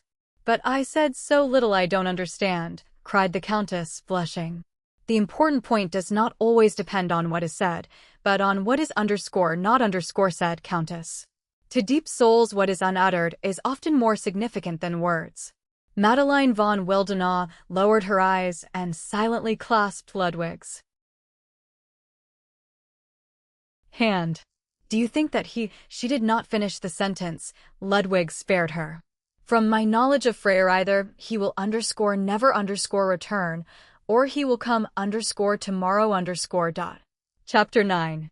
Signs and Wonders. The great number of strangers who were unable to get tickets the day before had rendered a second performance necessary. The Countess did not attend it. To her the play had been no spectacle, but an a repetition would have degraded it to a mere drama. She had spent the day in retirement, like a prisoner, that she might not fall into the hands of any acquaintances. Now the distant rumble of carriages announced the close of the performance. It was a delightful autumn evening. The Gross family came to the window on their return home, and wondered to find the Countess still in her room. The sounds of stifled sobs echoed from the workroom. The other lodgers in the house had come back from the theater and, like everyone, were paying their tribute of tears. An American had gone today for the second time. He sat weeping on the bench near the stove and said that it had been even more touching than yesterday. Andreas Gross assented. Yes, Joseph Frere never played as he did today. The Countess, sitting in her room, heard the words and was strangely moved. Why had he never played as he did today? Someone tapped gently on the door. A burning blush suffused the Countess' face. He might have passed through the garden from the other side to avoid the spectators. Come in, she called. It was Josepha with a telegram in her hand. The messenger was waiting for an answer. The Countess opened it and read the contents. It was from the prince. Please inform me whether I shall countermand the dinner. Very well. I will send the reply. Josepha withdrew. If Ludwig were only here, thought the Countess. He must be waiting to bring Frere, as he did yesterday. The rapid pulsing of her heart almost stifled her. 1/4 of an hour passed after another. At last Ludwig came but alone. The Countess was sitting at the open window and Ludwig paused beside it. Well, how is the play today? Magnificent, he replied. I never saw Frere so superb. He was perfect, fairly superhuman. It is a pity that you were not there. Did he inquire for me? Yes. I explained to him that you did not wish to see it a second time and for what reason. He nodded and said, I am glad the lady feels so. Then we understand each other. The Countess drew a long breath. Did you ask him to come here with you? No. I thought I ought not to do that. He must come now of his own free will, or you would be placed in a false position. You are right, I thank you, said the Countess, turning pale and biting her lips. Do you think that he will come? Unfortunately, no, he went directly home. Will you do me a favor? Certainly, Countess. Dispatch a telegram for me. I have arranged to give a dinner party at home, and should like to send a message that I am coming. You will not remain here longer? No, she said in a tone sharp and cutting as a knife which is thrust into one's own heart. Come in, please. Ludwig obeyed the command, and she wrote with the bearing of a queen signing a death warrant, Hereditary Prince of Mettenbarnheim, Munich. Will come at 5 tomorrow. Dinner can be given. Madeline. Here, if you will be so kind, she said, handing the sheet to Ludwig. The latter gazed earnestly at her, as though he wanted to say, if only you don't repent it. But he asked the question in the modest wording, shall I send it at once? Yes, if you please, she answered, and her whole manner expressed a coldness which startled Ludwig. Can genuine warmth of heart freeze so quickly? He asked himself. Madeline von Wildenau felt the mute reproach and disappointment in Ludwig's manner. She felt, too, that he was right and called him back as he reached the door. Give it to me, she said, taking the telegram. I will consider the matter. Then meeting the eyes of the noble man, which now brightened again for her sake, she added earnestly, holding out her hand, you understand me better than I do myself. I thank you for those words. They make me very proud, Countess, said Ludwig with a radiant glance, placing the telegram on the table. I will go now that I may not disturb you while you are considering what course to pursue. He left the room. Twilight was gathering. The Countess sat by the table holding the telegram clenched in her little hand. The people of Ammergau unconsciously exercise a moral constraint which is irresistible. There is a power of truth in them which prevents even self-deception in their presence, she murmured half defiantly, half admiringly. What was to be done now? To remain longer here and countermand the dinner meant a positive breach with society. But who? Was there here to thank her for such a sacrifice? Who cared for the Countess Wildenau? She was one of the thousands who came and went, taking with them a lofty memory, without leaving any remembrance in the mind of anyone. Why should she hold them accountable if she gave to this impression a significance which was neither intended nor suspected? We must not force upon men sacrifices which they do not desire. She rested her arm on the table and sat irresolute. Now in this mood, to return to the prosaic, superficial round, after imagining yesterday that she stood face to face with deity? Underscore could underscore she do it? Was not the mute reproach in Ludwig's glance true? She thoughtfully rested her beautiful face on her hand. She had not noticed a knock at the door. A carriage was driving by whose rattle drowned every sound. For the same reason the person outside, supposing that he had not heard the come in, softly opened the door. At the noise the Countess raised her head. Freyr stood before her. "You have come, you underscore did underscore come," she exclaimed, starting up and seizing his hand that the sweet, blissful dream might not vanish once more. "Excuse me if I disturb you," he said in a low, timid tone. "I should not have come, but I could not bear to stay at home. I was so excited today. When evening came, some impulse drove me here. You had a desire to talk to someone who could understand you, and this urged you to me, did it not?" "Yes, Countess. But I should not have ventured to come in, had not, well, Ludwig met me and said that you were going away. And did you regret it? I wished at least to bid you farewell and thank you for all your kindness to my unhappy cousin Josepha," he said evasively. "I neglected to do so yesterday. I was so embarrassed." "You are not sincere with me, Herr Freyr," said the Countess, motioning to him to sit down. "This expression of thanks does not come from your heart, for you do not care what I do for Josepha.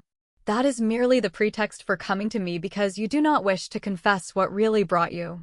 Am I not right?" "Countess," said Freyr, completely disconcerted, as he tried to rise. She gently laid her hand on his, detaining him. "Stay.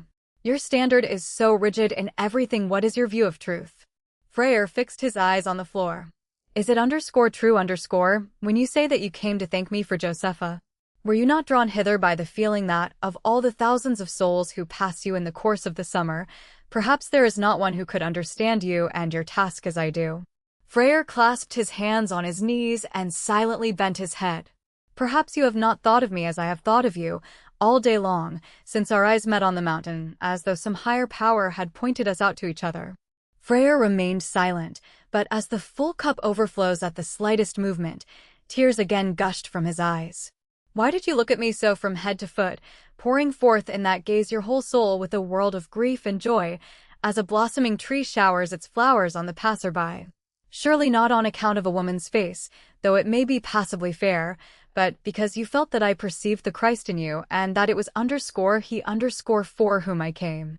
Your glance meant to tell me, it is I whom you are seeking, and I believe you. And when at last the promise was fulfilled and the long-sought Redeemer stood before me, was it by chance that his prophetic eye discovered me among the thousands of faces when he said, 'But in many hearts day will soon dawn'? Did you not seek me, as we look for a stranger to whom we must fulfill a promise given on the journey?" Freyr now raised his dark eyes and fixed them full upon her, but made no reply. "And is it true that you came yesterday only because Ludwig wished it, you who, spite of all entreaties, have kept ladies who had the world at their feet waiting on your stairs for hours? Did you not come because you suspected that I might be the woman with whom, since that meeting, you had had some incomprehensible spiritual bond?" Freyr covered his eyes with his hand, as if he was afraid more might be read in them. "Be truthful, Herr Freyr, it is unworthy of you and of me to play a conventional farce. I am compelled to act so many in my life that I would fain for once be frank, as mortal to mortal. Tell me simply, have I judged correctly, yes or no?" "Yes," whispered Freyr, without looking up. She gently drew his hand down. "And today did you come merely out of gratitude for your cousin?" she questioned with the archness of her increasing certainty of happiness. He caught the little hand with which she had clasped his and raised it ardently to his lips. Then, as if startled that he had allowed himself to be carried so far, he flung back his raven locks as if they had deluded his senses, and pushed his chair farther away in order not to be again led into temptation. She did not interfere. She knew that he was in her power struggle as he might. The dart was fixed. Yet the obstacles she had to conquer were great and powerful. Coquetry would be futile. Only the moral force of genuine feeling could cope with them, and of this she was conscious, with a happiness never felt before. Again she searched her own heart, and her rapid glance wandered from the thorn-scarred brow of the wonderful figure before her to pierce the depths of her own soul. Her love for him was genuine. She was not toying with his heart. She wished, like Mary Magdalene, to sanctify herself in his love. But she was the Magdalene in the _first_ stage. Had Christ been a_man_ and attainable like _this_man, what transformations the penitent's heart must have undergone ere its fires wrought true purification. Her Frere, the Countess began in a low, eager tone, you said yesterday that it troubled you when people showed you idolatrous reverence, and you felt that you thereby robbed your master. Can we give aught to any earthly being without giving it to _God_? Frere listened intently. Is there any soul which does not belong to God, did not emanate from _him_, is not a part of his power? And does not that which flows from one part to another stream back in a perpetual circle to the _creator_? We can take _nothing which does not come from God, give _nothing which does not return to him. Do you know the principle of the preservation of power? No, said Frere, confused by his ignorance of something he was asked. Well, it can be explained in a very few words. Science has proved that nothing in the universe can be lost, that even a force which is apparently uselessly squandered is merely transformed into another. Thus in God nothing can be lost, even though it has no direct relation to him, for he is the _spiritual universe. True, every feeling does not produce a work of God, any more than every effort of nature brings forth some positive result. But as in the latter case the force expended is not lost, because it produces other, though secondary results, so in God no sentiment of love and enthusiasm is lost, even though it may relate to him only in a secondary degree. Very true. Then if that is so, how can anyone rob this God, who surrounds us like the universe, from which we come, into which we pass again, and in which our forces are constantly transformed in a perpetual round of change? Frere rested his head on his hand, absorbed in thought. And if a feeling is so deeply rooted in religion, so directly associated with God as that which men offer to you, his representative, why should you have these scruples? I have never heard anyone talk in this way. Pardon my faint-heartedness and ignorance. I am a poor, simple-hearted man. You will be indulgent, will you not? Frere, cried the Countess, deeply moved, and, spite of the distance to which he had pushed his chair, held out her hand. You see, I had no opportunity to attend a higher school. I was so poor. I lost my parents when a lad of 12 and received only the most necessary instruction.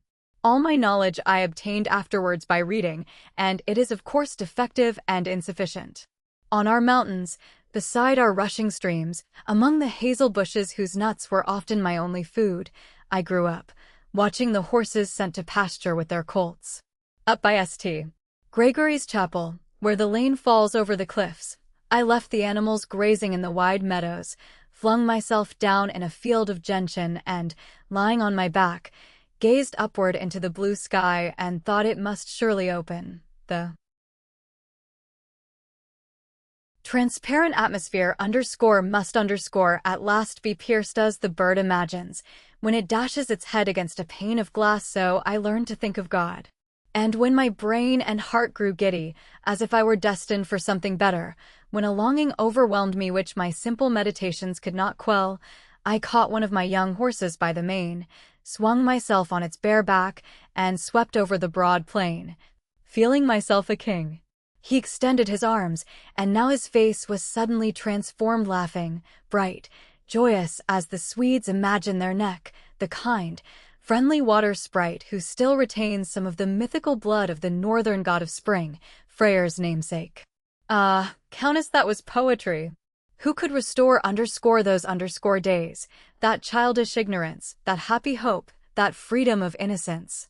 Again, like the pictures in a kaleidoscope, his expression changed and a gloomy melancholy spread its veil over his brow.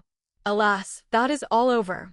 My light-footed colts have become weary, clumsy animals, dragging loaded wains, and I drag no less wearily the burden of life. How can you speak so at the moment when, yourself a miracle, you are revealing to men the miracles of God?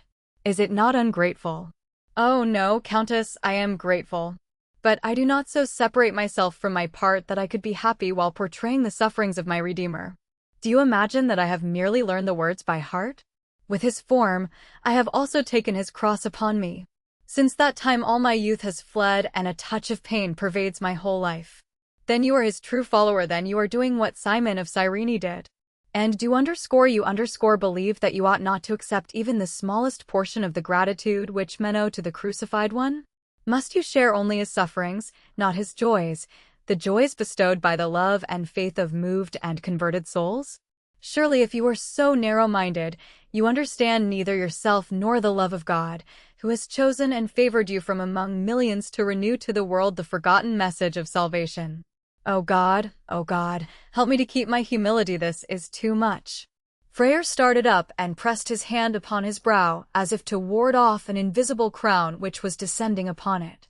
The Countess also rose and approached him. Freyr, the suffering you endure for Christ's sake, I share with you. It is the mystery in which our souls found each other. Pain is eternal, Freyr, and that to which it gives birth is imperishable. What do we feel when we stand before a painted or sculptured image of the crucified one? Pity, the most agonizing pity. I have never been willing to believe it, but since yesterday I have known that it is a solace to the believing soul to bestow a tender embrace upon the lifeless image and to touch the artificial wounds with ardent lips. What must it be when that image loves, feels, and suffers? When it speaks to us in tones that thrill the inmost heart? When we see it quiver and bleed under the lashes of the executioner, when the sweat of agony trickles from the brow and real tears flow from the eyes? I ask, what must this be to us? Imagine yourself for once the person who sees this and then judge whether it is not overpowering. If faith in the stone Christ works miracles, why should not belief in the living one do far more? The pious delusion is so much the greater, and faith brings blessing. She clasped her hands upon his breast. Come, image of mercy, bend down to me.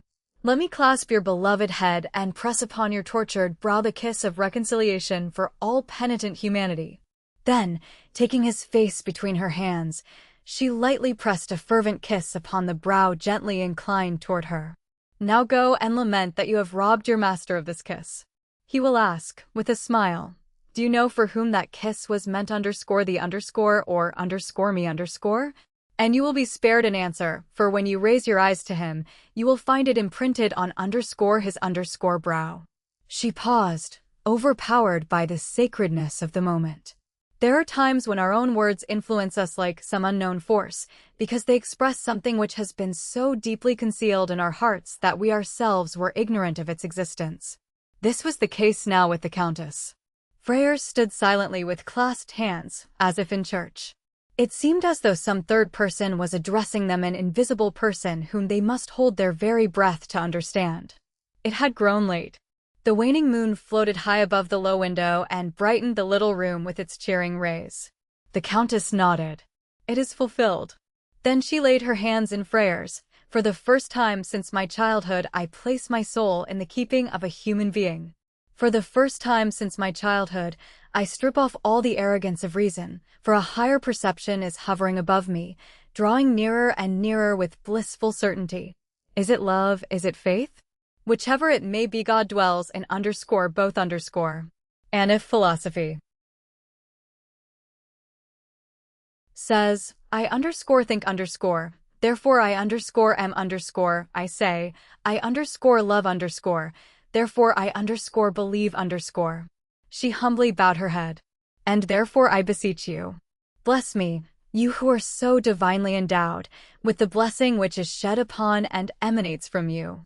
Freyr raised his eyes to heaven as if to call down the benediction she implored, and there was such power in the fervid gaze that Madeline von Wildenau experienced a thrill almost of fear, as if in the presence of some supernatural being.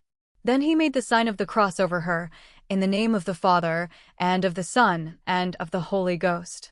A tremor of foreboding ran through her limbs, as if the finger of God had marked her for some mysterious destination, and, with this rune, she had been enrolled in the pallid host of those consecrated by sorrow as followers of the deity. With sweet submission, she clasped the hand which had just imprinted the mournful sign on brow and breast. In the name of God, if only _you_ are near me. Her head drooped on her bosom. Someone knocked at the door. The Countess' brain reeled so much that she was forced to cling to Freyr for support. Josepha timidly asked if she wanted a light. Light?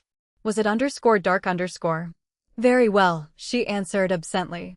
Josepha brought the lamp and inquired when the Countess desired to have supper. Freyr took his hat to go. I shall eat nothing more tonight, said the Countess in a curt, impatient tone, and Josepha timidly withdrew. Madeline von Wildenau covered her face with both hands like a person who had been roused from a beautiful dream to bare reality.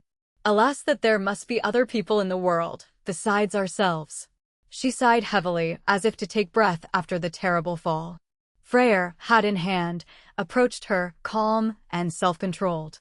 Joseph Freyr, addressing Countess Wildenau, had no remembrance of what the penitent soul had just confided to the image of the Redeemer. Allow me to take my leave, Your Highness, he said in a gentle but distant tone. The Countess understood the delicate modesty of this conduct. Did your blue gentians teach this tact? It would seem that lonely pastures, whispering hazel copses, and dashing mountain streams are better educators of the heart, for those who understand their mysterious language, than many of our schools. Freyr was silent a moment, then with eyes bent on the floor, he said, May I ask when Your Highness intends to leave tomorrow? Must I go, Freyr? Your Highness, here is a telegram which announces my arrival at home tomorrow. Tell me, Freyr, shall I send it? How can I decide, stammered Freyr in confusion. I wish to know whether you, Freyr, would like to keep me here? But good heavens, Your Highness, is it seemly for me to express such a wish? Of course it will be a great pleasure to have you remain, but how could I seek to influence you in any way? Mere phrases, said the Countess, disappointed and offended. Then, if it is a matter of indifference to you whether I go or stay, I will send the telegram. She went to the table to add something. Suddenly he stood close beside her, with a beseeching, tearful glance, and laid his hand upon the paper. No, do not send it. Not send it? Asked Madeline in blissful expectation. Not send it then, what am I to do? His lips moved several times, as if he could not utter the word, but at last it escaped from his closed heart, and with an indescribable smile he murmured, Stay. A low cry of exultation escaped the Countess, and the telegram lay torn upon the table. Then with a trembling hand she wrote the second, which she requested him to send at once. It contained only the words, Il cannot come. He was still standing at her side, and she gave it to him to read. Is it true? He asked, after glancing at it, looking at her with timid, sportive reproach. Are you ill? Yes, she said caressingly, laying her hand, as if she felt a pang, upon her heart. I am. He clasped both in his own and asked softly in a tone which sent a thrill of happiness through every vein, How shall we cure this illness? She felt his warm breath on her waving hair and dared not stir. Then, with sudden resolution, he shook off the thrall. Good night, Countess. The next moment he was hurrying past the window. Ludwig, wondering at his men's hasty departure, entered. What has happened, Countess?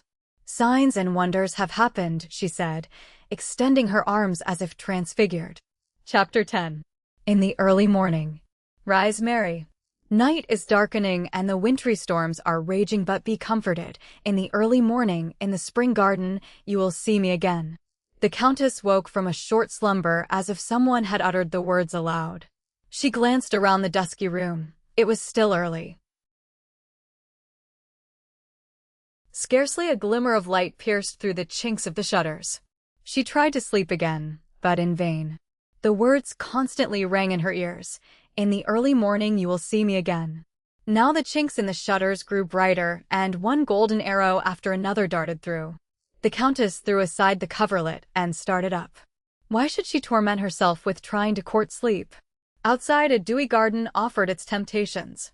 True, it was an autumn, not a spring garden. Yet for her it was spring. It had dawned in her heart, the first springtime of her life. Up and away. Should she wake Josepha, who slept above her? Nay, no sound, no word must disturb this sacred morning stillness. She dressed and, half an hour later, glided lightly, unseen, into the garden. The clock in the church steeple was striking 6.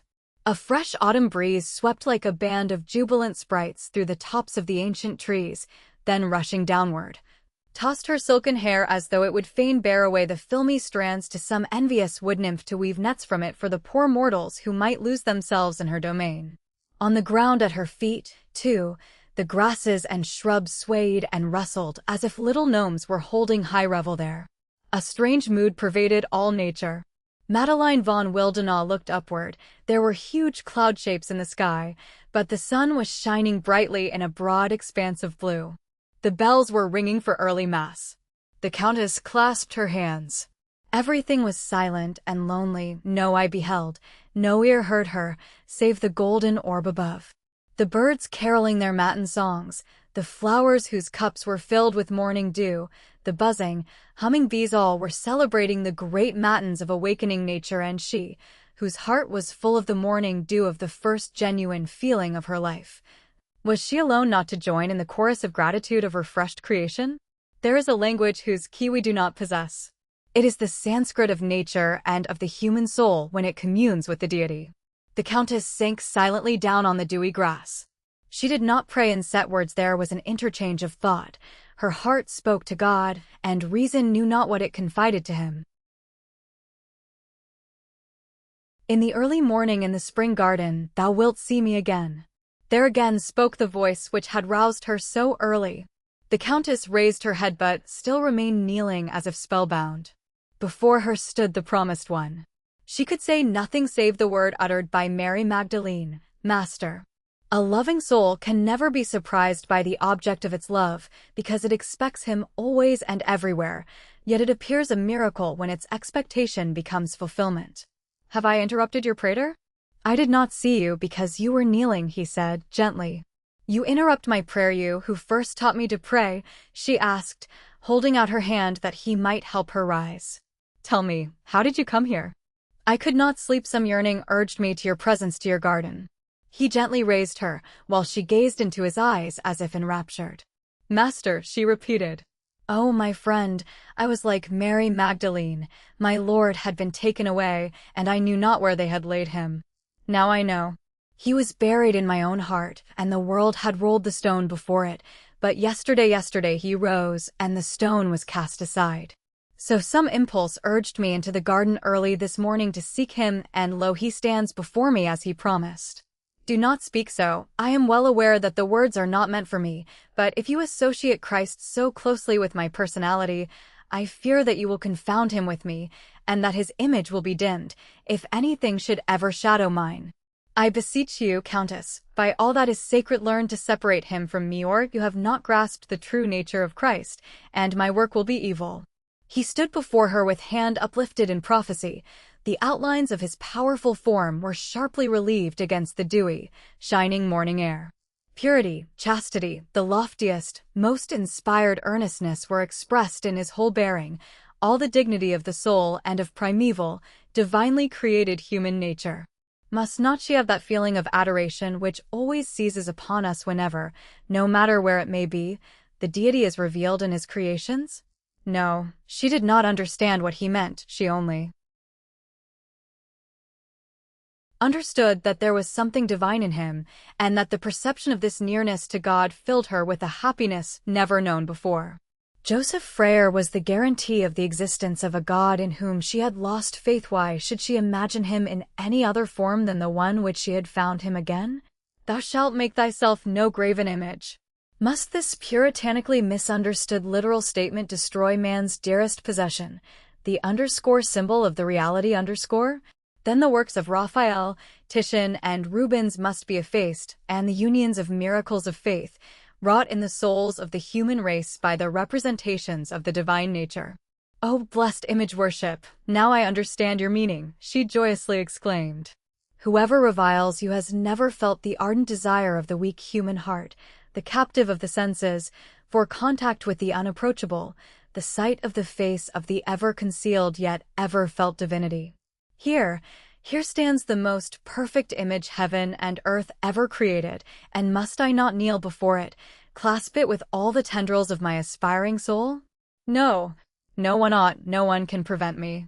Half defiantly, half imploringly, the words poured from her inmost soul like molten lava. Let all misunderstand me save _you Frere. You, by whom God wrought the miracle, ought not to be narrow-minded. _you ought not to destroy it for me, you least of all. Then she pleaded, appealed to him, let saints, let glorified spirits grasp only the essence and dispense with the earthly pledge I cannot. I am a type of the millions who live snared by the weaknesses, the ideas, the pleasures of the world of sense. Do you suddenly require of me the abstract purity and spiritualization of religious thought, to which only the highest innate or required perfection leads? Be forbearing to me. God has various ways of drawing the rebellious to him, to the soul which is capable of material ideas only. He gives revelations by the senses until, through pain and sorrow, it has worked its way upward to intellectual ones. And until I can behold the real God in his shadowy sphere, I shall cling lovingly and devoutly to his image . She sank on her knees before him in passionate entreaty. Do not destroy it for me, rather aid the pious delusion which is to save me. Bear patiently with the woe of a soul seeking its salvation, and leave the rest to God. She leaned her brow against the hand which hung by his side and was silent from excess of emotion. The tall, stalwart man stood trembling as Abraham may have stood before the thicket when God stayed his uplifted arm and cried in tender love, I will not accept thy sacrifice. He had a presentiment that the victim would be snatched from him also, if he was too stern, and all the floods of his heart burst forth, all the floodgates of love and pity opened. Bending down, he held her head in a close, warm clasp between both hands, and touched her forehead with quivering lips. A low cry of unutterable bliss, and she sank upon his breast. The next instant she lifted her warm, rosy lips to his. But he drew back a step in agonizing conflict. No, Countess, for heaven's sake, no, it must not be. Why not? She asked, her face blanching. Let me remain worthy of the miracle God has wrought upon you through me. If I am to represent Christ to you, I must at least feel and think as he did, so far as my human weakness will permit, or everything will be a deception. The Countess covered her face with her hands. No one can utter such words who knows aught of love and longing, she moaned between her set teeth in bitter scorn. Do you think so? Exclaimed Frere, and the tone in which he spoke pierced her heart like a cry of pain. Drawing her hands from her face, he forced her to meet his glowing eyes. Look at me and see whether the tears which now course down my cheeks express no love and longing. Look at yourself, your sweet, pouting lips, your sparkling eyes, all your radiant charms, and ask yourself whether a man into whose arms such a woman falls can remain unmoved. When you have answered these questions, say to yourself, how that man must love his Savior if he buys with such sacrifices the right to wear his crown of thorns. Perhaps you will then better understand what I said just now of the spirit and nature of Christ. Countess Madeline made no reply, but wringing her hands, bent her eyes on the ground. Have I wounded you, Countess? Yes, unto death.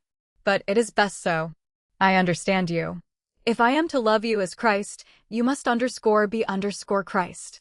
And the more severe you are, the higher you raise me. Alas, the pain is keen. She pressed her hand upon her heart as though to close a wound, a pathetic expression of resignation rested on her pallid face. Oh, Countess, do not make my task too hard for me. I am but mortal. Oh, how can I see you suffer? I can renounce everything, but to hurt you in doing so is beyond my power. Do not say you in this solemn hour. Call me by my name. I would fain hear it once from your lips. And what is your name? Maria Magdalena. No, you call yourself so under the impression of the Passion Play. I was christened Maria Magdalena von Prankenberg. Maria Magdalena, he repeated, his eyes resting upon her with deep emotion as she stood before him, she whose bearing was usually so haughty, now humble, silent, submissive, like the penitent before the master. Suddenly, overpowered by his feelings, he extended his arms. My Magdalena. My master, my salvation, she sobbed, throwing herself upon his breast. He clasped her with a divine gesture of love in his embrace. Oh, God, she has flown hither like a frightened dove and nestled in my breast. Poor dove, I will conceal and protect you from every rude breeze, from every base touch of the world. Build your nest in my heart, here you shall rest in the peace of God. He pressed her head close to his heart. How you tremble, dove. May I call you so? Oh, forever. Are you wearied by your long flight? Poor dove. Have you fluttered hither to me across the wild surges of the world, to bring the olive branch, the token of reconciliation, which makes my peace with things temporal and eternal? And must I now thrust you from me, saying as Christ said to Magdalene, touch me not, for I am not yet ascended to my Father? Shall I drive you forth again into this chaos, that the faithful wings which bore you on the right way may droop exhausted till you perish in the billows of the world? He clasped her still more closely. O God, this cannot be thy will. But I think I understand. The omnipotent one thou hast entrusted this soul to me, and I will guard it for the loyally. It was an hour of sacred happiness. Her head rested on his breast. Not a leaf stirred on the boughs. The dense shadow of the beeches surrounded them, separating them from the world as if the universe contained not save this one spot of earth, and the dream of this moment. Tell me one thing, she whispered, only one, and I will suffer, atone, and purchase this hour of heaven by any sacrifice. Do you love me? He looked at her, his whole soul in his eyes. Must I tell you so? He asked mournfully. What can it serve you to put your hand into the wound in my heart and see how deep it is? You cannot cure it. Have you not felt, from the first moment, that some irresistible spell drew me to you, forcing me, the recluse, to come to you again and yet again? What was it that drove me from my couch early this morning and sent me hither to your closed house and deserted garden? What was it save love? Ever since 4 o'clock I have wandered restlessly about with my eyes fixed on the shutters of your room, till the impetuous longing of my soul roused you and drew you from your warm bed into the chill morning air. Come, you are shivering, let me warm you, nestle in my arms and feel the glow of my heart. He sat down on the bench under the arbor, and he knew not how it happened she clung to him like a child, and he could not repulse her. He could not. She stroked his long black locks with her little soft hand and rested her head against his cheek. She was the very embodiment of innocence, simplicity, girlish artlessness. And in low murmurs she poured out her whole heart to him as a child confides in its father. Without reserve, she told him all the bitter sorrow of her whole life, a life which had never known either love or happiness. Having lost her mother when a mere child, she had been educated by a cold-hearted governess and a pessimistic tutor. Her father, wholly absorbed by the whirl of fashionable life, had cared nothing for her, and when scarcely out of the schoolroom had compelled her to marry a rich old man with whom for 8 years' existence was one long torment. Then, in mortal fear lest her listener would not forgive her, yet faithful to the truth, she confessed also how her eager soul, yearning for love, had striven to find some compensation, rebelling against a law which recognized the utmost immorality as moral, till sin itself seemed virtue compared to the wrong of such a bond. But as the forbidden draught did not quench her thirst, a presentiment came to her that she was longing for that spring of which Christ said, "But whosoever drinketh of the water that I shall give him shall never thirst." This had brought her here, and here had been opened the purifying, redeeming fount of life and love. Now you know all. My soul lies open before you. By the self-denial with which I risked my highest blessing, yourself, and revealed my whole past life to you, you can judge whether I have been ennobled by your love. Slipping from his embrace, she sank on her knees before him. Now judge the penitent, I will accept from your hand whatever fate you may impose.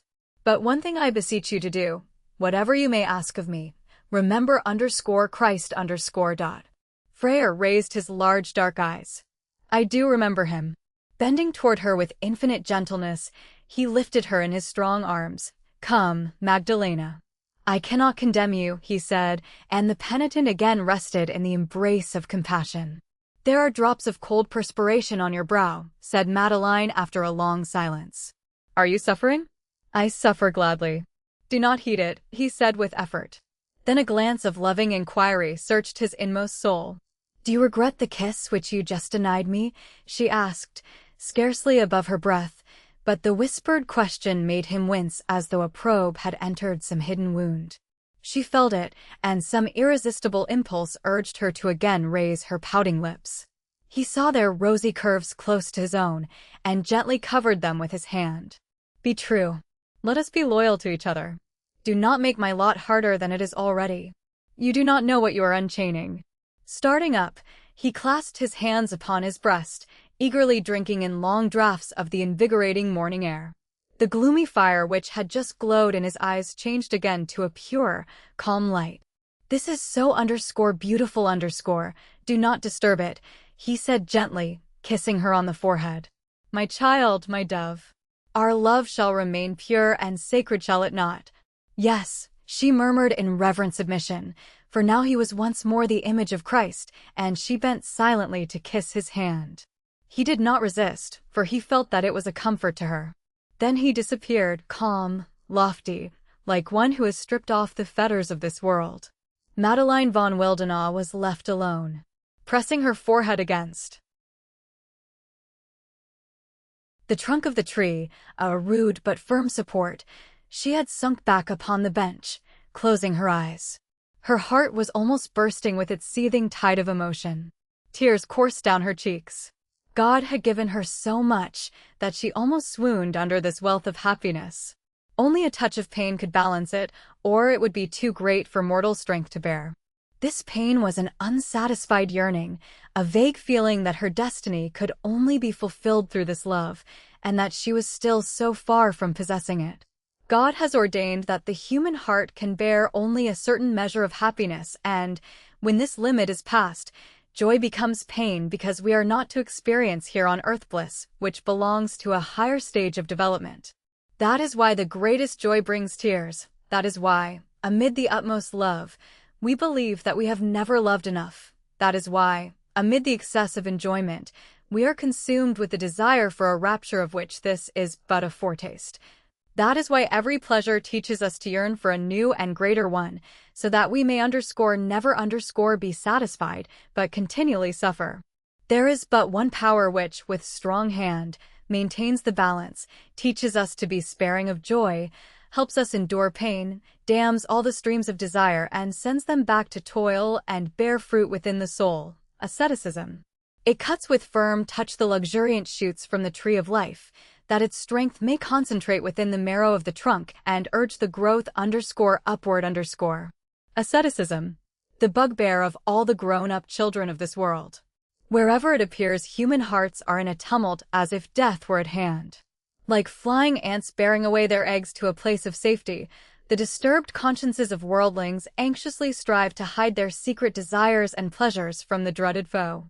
But whoever dares to meet its eyes sees that it is not the bugbear which the apostles of reason and nature would fain represent it, no fleshless, bloodless shadow which strives to destroy the natural bond between the Creator and creation, but a being with a glowing heart, 5 wounds, and a brow bedewed with drops of sweat. Its office is stern and gloomy, its labor severe and thankless, for it has to struggle violently with rebellious souls, and, save for the aid of the army of priests who have consecrated themselves to its service, it would succumb in the ceaseless struggle with materialism, which is ever developing into higher consciousness. Yet whoever has once given himself to her service finds her a lofty, earnest, yet gracious goddess. She is the support of the feeble, the comforter of the unhappy and the solitary, the angel of the self-sacrificing. Whoever feels her hand upon a wounded, quivering heart knows that she is the benefactress, not the taskmistress of humanity. Nor does she always appear as the gloomy mourner beside the corpse of murdered joys. Sometimes roses wreathe the thorn-scarred brow, and she becomes the priestess of love. When the world and its self-created duties rudely sunders two hearts, which God created for each other, and leaves them to waste away in mortal anguish, she is the compassionate one. With sanctifying power, she raises the struggling souls above the dividing barrier of temporal things, teaches them to trample the earth under their feet, and unites them with an eternal bond in the purer sphere of intellectual love. Thus she unites what morality severs. Morality alone is harsh, not asceticism. Morality pitilessly prescribes her laws, unheeding the weakness of poor human hearts. Asceticism helps them to submit to them. Morality demands obedience. Asceticism teaches it. Morality punishes. Asceticism corrects. The former judges by appearances, the latter by the reality. Morality has only the reward of the world. Asceticism of heaven. Morality made Mary Magdalene an outcast. Asceticism led her to the Lord and obtained his mercy for her. And as the beautiful Magdalene of the present day sat with closed eyes, letting her thoughts be swept along upon the wildly foaming waves of her hot blood, she fancied that the bugbear once so dreaded, because she had known it only under the guise of the fulfillment of base, loathsome duty, was approaching. But this time the form appeared in its pure beauty, bent tenderly over her, a pallid shape of light, and gazed at her with the eyes of a friend. Low, mysterious words, in boding mournful tones, were murmured in her ears. As she listened, her tears flowed more gently, and with childlike humility, she clasped the sublime vision and hid her face on its breast. Then she felt upon her brow a chill kiss, like a breath from the icy regions of eternal peace, and the apparition vanished. But as the last words of something heard in a dream often echo in the ears of the person awaking, the Countess, as she raised her closed lids, remembered nothing save the three words, "On the cross." Chapter 11. Mary and Magdalene. On the cross, was it a consolation or a menace? Who could decipher this rune? It was like all the sayings of oracles. History would explain its meaning, and when this was done, it would be too late, for it would be fulfilled. The Countess still sat motionless in the old arbor. Her destiny had commenced on the cross, that was certain. Hitherto she had been a blind blank, driven like thousands by the wheel of chance. She had first entered into communication with the systematic order of divine thought in the hour when she saw Joseph Freyer on the cross. Will her fate end as it began upon the cross? An icy chill ran through her veins. She loved the cross, since it bore the man whom she loved, but what farther influence was it to have upon her life? And what had pallid asceticism to do with her? What was the source of all these oppressive, melancholy forebodings, which could only be justified if a conflict with grave duties or constraining circumstances was impending? Why should they not love each other? Both were free. But she not only desired to love him, she wished to be his to claim him hers. Every loving woman longs for the fulfillment of her destiny in the man she loves. How is she to obtain this fulfillment? What is born in morality cannot exist in immorality. He knew this, felt it, and it was the cause of his sternness. This was the source of her grief, the visit of the mysterious comforter, and the warning of the cross. But must the brightest happiness, the beautiful bud of love, wither on the cross, because it grew there? Was there no other sacred soil where it might thrive and develop to the most perfect flower? Was there no wedding altar, no sacrament of marriage? She drew back as if she suddenly stood on the verge of a yawning abyss. Her brain reeled. A throng of jeering specters seemed grinning at her, watching with malicious delight the leap the Countess Wildenau was about to take, down to a peasant. She involuntarily glanced around as if someone might have been listening to the thought. But all was still and silent. Her secret, thank heaven, was still her own. Eternal Providence, what fate hast thou in store for me? Her questioning gaze asked the blue sky. What was the meaning of this extraordinary conflict? She loved Freyer as the god whom he represented, yet he could be hers only as a man. She must either resign him or the divine illusion. She felt that the instant which made him hers as a man would break the spell, and she would no longer love him. The god was too far above her to be drawn down to her level. The man was too low to be raised to it. Was ever mortal woman thus placed between two alternatives and told, choose? The golden shower fell into Danae's lap, the swan flew to Leda, the bull bore Europa away, and Jupiter did not ask, in what form do you wish me to appear? But to the higher consciousness of the Christian woman the whole responsibility of free choice is given. And what is the reward of this torturing dilemma? If she chooses the god, she must resign the man. If she chooses the man, she must sacrifice the god. Which can she renounce, which relinquish? She could not decide, and wrung her hands in agony. Why must this terrible discord be hers? Had she ventured too boldly into the sphere of divine life that, as if in mockery, she was given the choice between the immortal and the mortal in order, in the struggle between the two, to recognize the full extent of her weakness? It seemed so. As if utterly wearied by the sore conflict, she hid her face in her hands and called to her aid the wan comforter who had just approached so tenderly. But in vain, the revelations were silent, the deity would not aid her. You ought to go up the mountain today, Countess, called a resonant voice.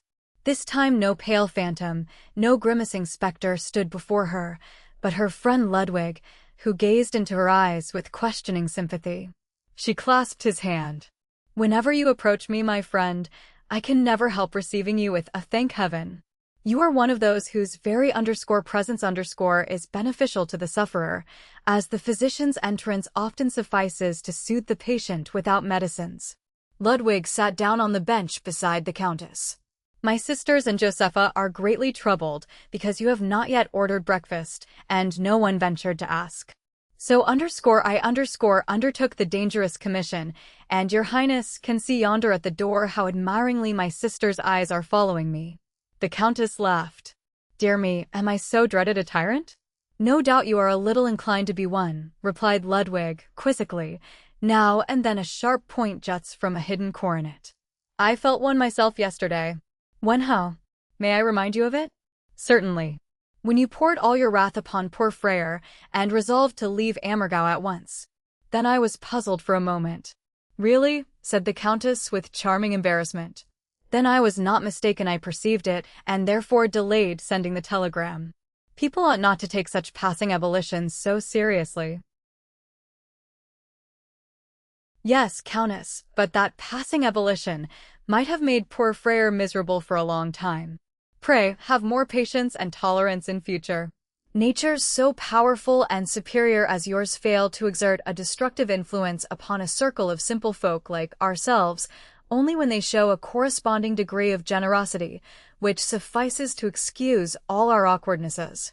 Otherwise you will some day thrust us down from the height to which you have raised us, and that would be far worse than if we had never been withdrawn from our modest sphere. You are right, said the Countess, thoughtfully. My fear is that we are capable only of rousing your interest, not fixing it. We are on too unequal a footing, we feel and understand your spell, but are too simple and inexperienced not to be dazzled and confused by its ever-varying phantasmagoria. Therefore, Countess, you are as great a source of peril as of happiness. I understand. But suppose that for the sake of you people of Oberammergau I desired to return to plainness and simplicity. You cannot, Countess, you are too young. What do you mean? That would be the very reason I should be able to do so. No, for you have passed the age when people easily accommodate themselves to new circumstances. Too many of the shoots of luxury have gained a generous growth. They will assert their claims and cannot be forced back into the seeds whence they came. Not until they have lived out their time in the world and died can they form the soil for a new and, if you desire it, more primitive and simple development. Any premature attempt of this kind will last only a few moments, and even these would be a delusion. But what to you would be passing moments of disappointment, to those who shared them would be lifelong destiny. Our clumsy natures cannot make these graceful oscillations from one feeling to another. We stake all on one and lose it, if we are deceived. The Countess looked earnestly at him. You are a stern monitor, Ludwig Gross, she said, thoughtfully. Do you fear that I might play a game with one of you? An unconscious one, Countess, as the waves toy with a drifting boat. Well, that would at least be no cruel one, replied the lady, smiling. Any sport, Countess, would be cruel, which tore one of these calm souls from its quiet haven here and set it adrift rudderless on the high sea of passion. He rose. Pardon me, I am taking too much liberty. Not more than my friendship gave you a right to say. You brought your friend to me. You are right to warn me if you imagine I should heedlessly throw the priceless gift away. But, Ludwig Gross, she took his hand. Do you know that I prize it so highly that I should not consider myself too great a recompense? Do you know that you have just found me in a sore struggle over this problem?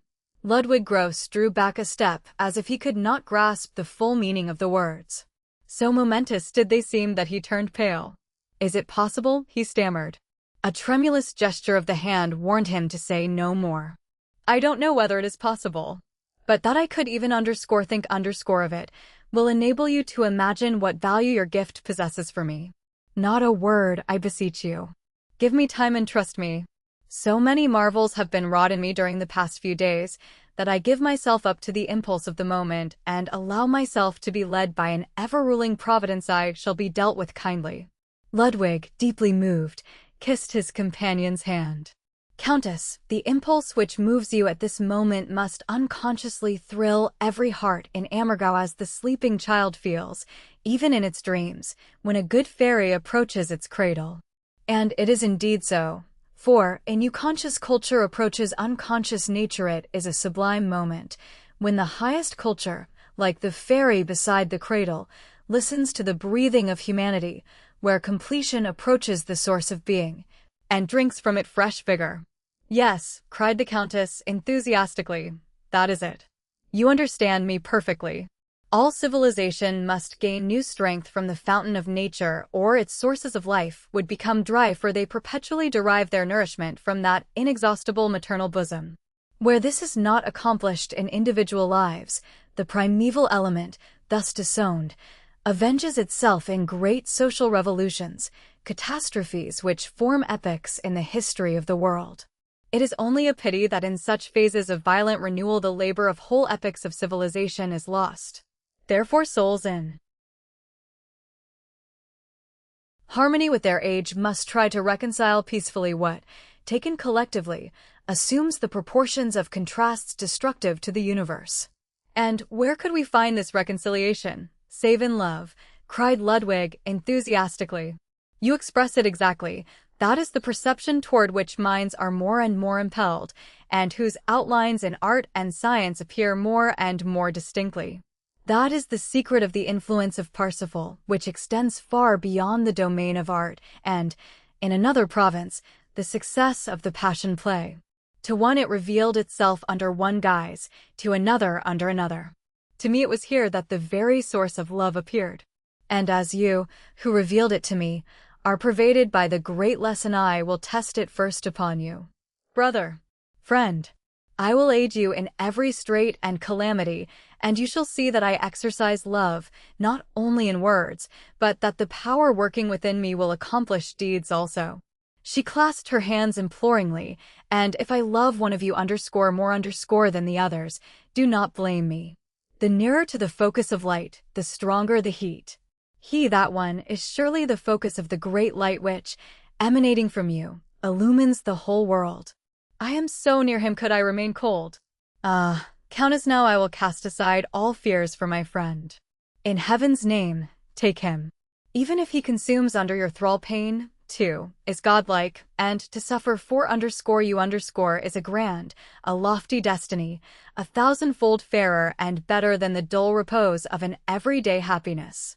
Good heavens, when have I ever heard such language? Exclaimed the Countess, gazing admiringly at the modest little man, whose cheeks were glowing with the flush of the loftiest feeling. He stood before her in his plain working clothes, his clear-cut profile uplifted, his eyes raised with a searching gaze as if pursuing the vanishing traces of a lofty, unattainable goal. She rose. There is not a day, not an hour here, which does not bring me something grand. Woe befall me if I do not show myself worthy of the obligation your friendship imposes. I should be more guilty than those to whom the summons of the ideal has never come, who have never stood face to face with men like you. Ludwig quietly held out his hand and clasped hers closely in her own. The piercing glance of his artist eye seemed to read the inmost depths of her soul. After a long pause, Madeline von Wildenau interrupted the silence. "There stands your sister in great concern over my bodily welfare. Well then, let us remember that we are human, unfortunately. Will you breakfast with me?" "I thank you, I have already breakfasted," said Ludwig, modestly, motioning to Seffi to be ready. "Then at least bear me company." Taking his arm, she went with him to the arbor covered with a wild grapevine where the table was spread. She sat down to the simple meal, while her companion served her with so much tact and grace that she could not help thinking involuntarily, "And these are peasants? What ought we aristocrats to be?" Then, as if in mockery of this reflection, a man in his shirt-sleeves with his jacket flung over his arm and a scythe in his hand passed down the street by the fence. "Freyr!" exclaimed the Countess, her face aflame. "The Messiah with a scythe?" Freyr stopped. "You called me Countess? Where are you going with that implement, Herr Freyr?" she asked coldly, in evident embarrassment. "To mow my field," he answered quietly. "I have just time, and I want to try to harvest a little hay. Almost everything goes to ruin during the Passion. But why do you cut it yourself?" "Because I have no servant, Countess," said Freyr, smiling, raised his hat with the dignified gesture characteristic of him, and moved on as firmly and proudly as though the business he was pursuing was worthy of a king. And so it was, when he pursued it.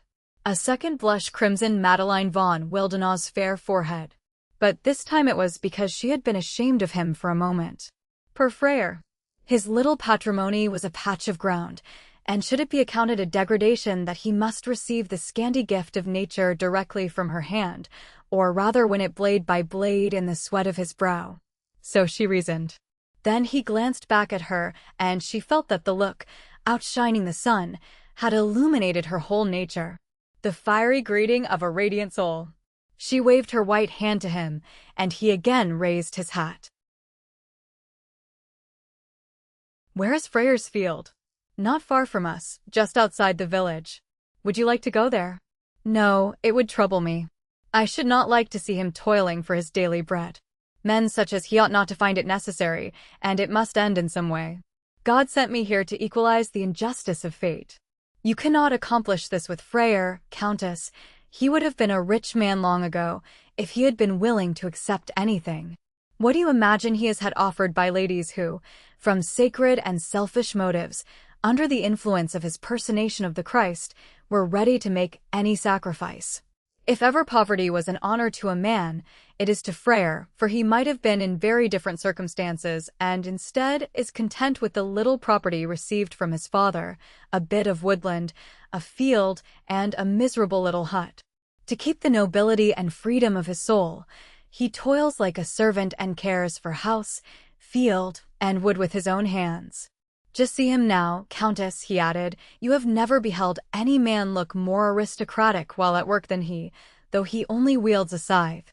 You are a loyal friend, Ludwig Gross, she answered. And an eloquent advocate. Come, take me to him. She hurried into the house, returning with a broad-brimmed hat on her head, which made her face look as blooming and youthful as a girl's. Long undressed kid gloves covered her arms under the half-flowing sleeves of her gown, and she carried over her shoulder a scarlet sunshade which surrounded her whole figure with a roseate glow. There was a warmth, a tempting charm in her appearance like the velvety bloom of a ripe peach. Ludwig Gross gazed at her in wonder. You are fatally beautiful, he involuntarily exclaimed, shaking his head mournfully, as we do when we see some inevitable disaster approaching a friend. No one ought to be so beautiful, he added, disapprovingly. Madeline von Wildenau laughed merrily. Oh, you comical friend, who offers with so sour a visage the most flattering compliments possible. Our young society men might take lessons from you. Pardon me for laughing, she said apologetically, as Ludwig's face darkened. But it came so unexpectedly, I was not prepared for such a compliment here. And in spite of herself, she laughed again. The compliment was too irresistible. Her companion was deeply offended. He saw in this outbreak of mirth a levity which outraged his holiest feelings. These were the graceful oscillations from one mood to another, as he had termed it that day, which he had so dreaded for his friend, and which now perplexed his own judgment. A moment was sufficient to reveal this to the Countess. In the next, she had regained her self-control, and with it the power of adapting herself to the earnestness of her friend's mood. He was walking silently at her side with a heavy heart. There had been something in that laugh which he could not fathom, readily as he grasped any touch of humor. To the earnest woman he had seen that morning, he would have confided his friend in the belief that he was fulfilling a lofty destiny. To the laughing, coquettish woman of the world, he grudged him. Joseph Freyer was far too good for such a fate. They had walked on, each absorbed in thought, leaving the village behind, into the open country. Few people were at work, for during the Passion there is rarely time to till the fields. There he is. Ludwig pointed to a man swinging his scythe with a powerful arm. The Countess had dreaded the sight, yet now stood watching full of admiration, for these movements were as graceful as his gestures. The natural symmetry, which was one of his characteristic qualities, rendered him a picturesque figure even here, while toiling in the fields. His arms described rhythmically returning circles so smoothly. The poise of the elastic body, bending slightly forward, was so noble. And he performed the labor so easily that it seemed like a graceful gymnastic exercise for the training of the marvelous limbs. The Countess gazed at him a long time unseen. A woman's figure, bearing a jug, approached from the opposite side of the meadow and offered Freyer a drink. "I have brought some milk. You must be thirsty, it is growing warm," the Countess heard her say. She was a gracious-looking woman, clad in simple country garb, evidently somewhat older than Freyer, but with a noble, virginal bearing and features of classic regularity. Every movement was dignified, and her expression was calm and full of kindly earnestness. "I ought to know her," said the Countess in a strangely sharp tone. "Certainly. She is the Mother of God in the Passion play, Anastasia Gross, the burgomaster's sister." "Yes, the Mary," said the Countess, and again she remembered how the two, mother and son, had remained clasped in each other's arms far longer than seemed to her necessary. What unknown pang was this which now pierced her heart? "I suppose they are betrothed?" she asked, with quickened breath. "Who can tell? We think she loves him, but no one knows Freyer's feelings," said Ludwig. "I don't understand, since you are such intimate friends, why you should not know. I believe, Countess, if we people of Ammergau have any good quality, it is discretion. We do not ask even the most intimate friend anything which he does not confide to us." Madeline von Wildenau lowered her eyes in confusion. After a short struggle, she said with deadly sternness and bitterness, "You were right this morning, the man must be left underscore in his sphere underscore. Come, let us go back." A glance from Ludwig's eyes pierced her to the heart. She turned back toward the village. But Freyer had already seen her and overtook her with the speed of thought. "Why, Countess, you here?" And his eyes, fierce with pain, rested inquiringly on hers as he perceived their cold expression. "And you were going to leave me without a word of greeting? Were you ashamed to speak to the poor peasant who was mowing his grass? Or did my dress shock you?" He was so perfectly artless that he did not even interpret her indignation correctly, but attributed it to an entirely different cause. This did not escape the keen intuition of a woman so thoroughly versed in affairs of the heart. But when a drop of the venom of jealousy has entered the blood, it requires some time ere it is absorbed, even though the cause of the mischief has long been removed. This is an old experience, as well as the fact that, this process once over, repentance is all the sweeter, love the more passionate. But the poor simple-hearted peasant, in his artlessness, could not perceive all this. He was merely ashamed of standing before the Countess in his shirt sleeves and hurriedly endeavored, with trembling fingers, to fasten his collar which he had opened while at work, baring his throat and chest. It seemed as if the hot blood could be heard pulsing against the walls of his arched chest, like the low murmur of the sea. The labor, the increasing heat of the sun, and the excitement of the Countess' presence had quickened the usually calm flow of his blood till it fairly seethed in his veins, glowing in roseate life through the ascetic pallor of the skin, while the swelling veins stood forth in 1,000 beautiful waving lines like springs welling from white stone. Both stood steeped in the fervid warmth, one absorbing, the other reflecting it. But with the cruelty of love, which seeks to measure the strength of responsive passion by the very pain it has the power to inflict, the beautiful woman curbed the fire kindled in her own pulses and said carelessly, "We have interrupted your tête-à-tête. We will make amends by retiring." "Countess," he exclaimed with a look which seemed to say, "is it possible that you can be so unjust? My mother Mary, was with me. She brought her son something to refresh him at his work. Why should you interrupt us?" The simple words, which to her had so subtle a double meaning, explained everything, and Madeline von Wildenau felt, with deep embarrassment, that he understood her and that she must appear very petty in his eyes. Ludwig Gross drew out his watch. "Excuse me, it is 9 o'clock. I must go to my drawing school." He bowed and left them, without shaking hands with the Countess as usual. She felt it as a rebuke, and a voice in her heart said, "You must become a far better woman ere you are worthy of this man." "Would not you like to know Mary?" "May I introduce her to you?" asked Freyr when they were alone. "Oh, it is not necessary." "Why, how can you love the son and not care for the mother?" "She is not your mother," replied the Countess. "And I am not the Christ." "Why does the illusion affect me, and not Mary?" "Because it was perfect in you, but not in her." "Then there is still more reason to know her, that her personality may complete what her personation lacked." The Countess cast a gloomy look at the tall maiden, who meanwhile had taken the scythe and was doing Freyr's work. "She seems to be very devoted to you," she said suspiciously. "Yes, thank heaven, we are loyal friends." "I suppose you call each other thou?" "Yes, all the Ammergau people do that when they have been schoolmates." "That is a strange custom. Is it practiced by those in both high and low stations?" "There are neither high nor low stations among us. We all stand on the same footing, Countess. The fact that one is richer, another poorer, that one can do more for education and external appearances than his neighbor makes no difference with us, and, if it did, it would be an honor for me to be permitted to address Anastasia with the familiar thou, for she and the whole Gross family are far above me. Even in your sense of the word, Countess, the burgomaster is an aristocrat, no child of nature like myself, but a man familiar with social usages and thoroughly well educated." "Well, then," cried the Countess, "why don't you marry the lady, if she possesses such superior advantages?" "Marry?" Freyr started back as if instead of Madeline's beautiful face, he had suddenly beheld some hideous vision. "I have never thought of it." "Why not? The Christ wed Mary? The Son the mother?" "No, though we are not what we represent. That would be impossible.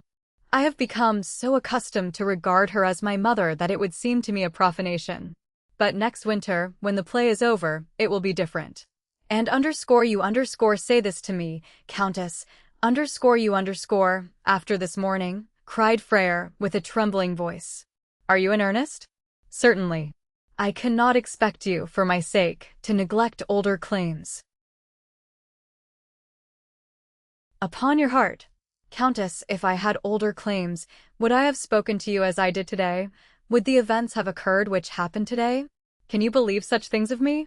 You are silent? Well, Countess, that may be the custom in your circle, but not in mine." "Forgive me, Freyr," stammered the lady, turning pale. Freyr shaded his eyes with his hand as if the sun dazzled him, in order to conceal his rising tears. "For what are you looking?" asked the Countess, who thought he was trying to see more distinctly. He turned his face, eloquent with pain, full toward her.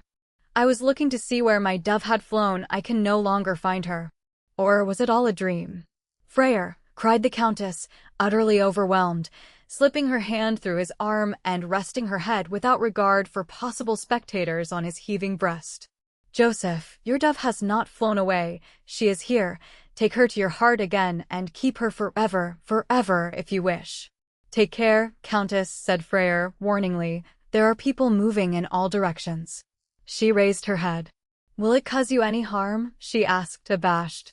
Not me, but you. I have no one to question me and could only be proud of your tokens of favor, but consider what would be said in your own circle if it were rumored that you had rested your head on a peasant's breast.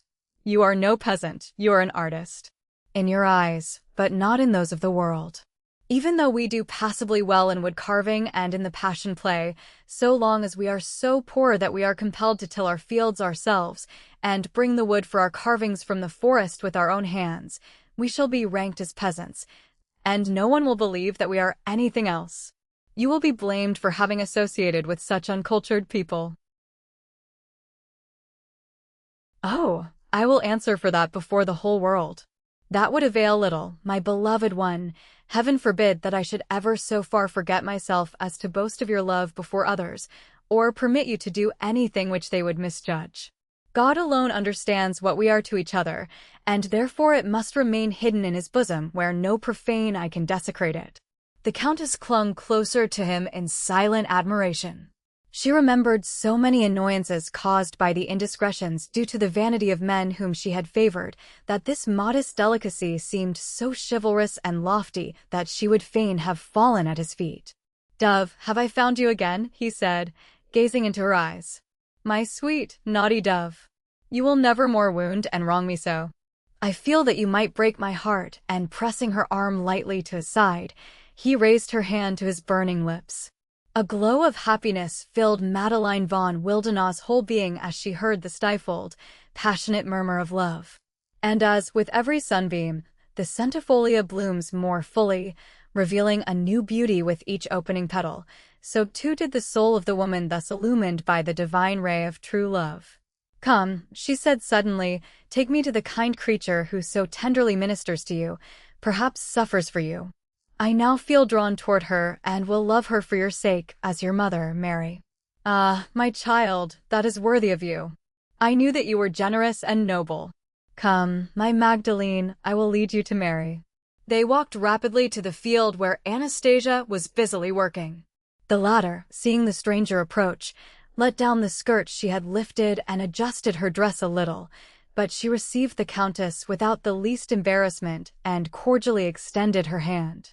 Her bearing also had a touch of condescension, which the great lady especially noticed.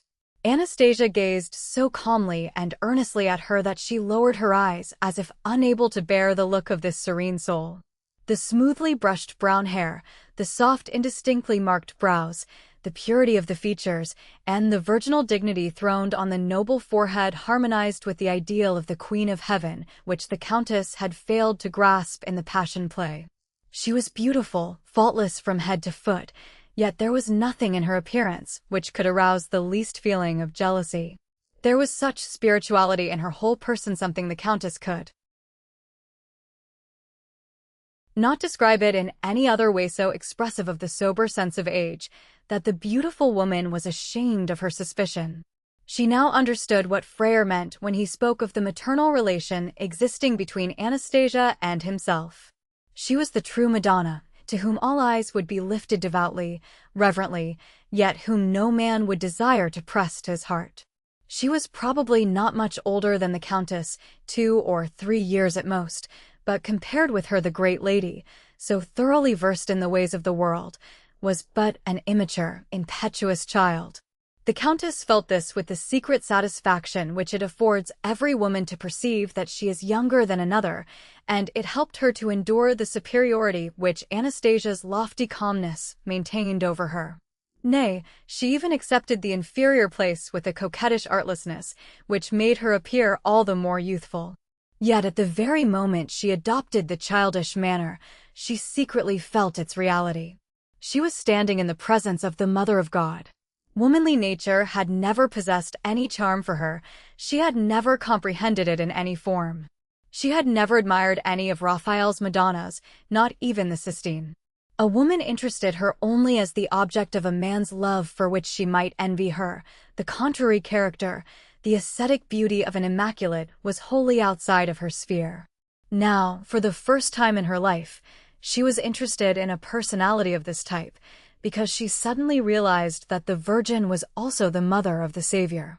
And as her love for the Christ was first awakened by her love for Joseph Frere, her reverence for Mary was first felt when she thought of her as his mother.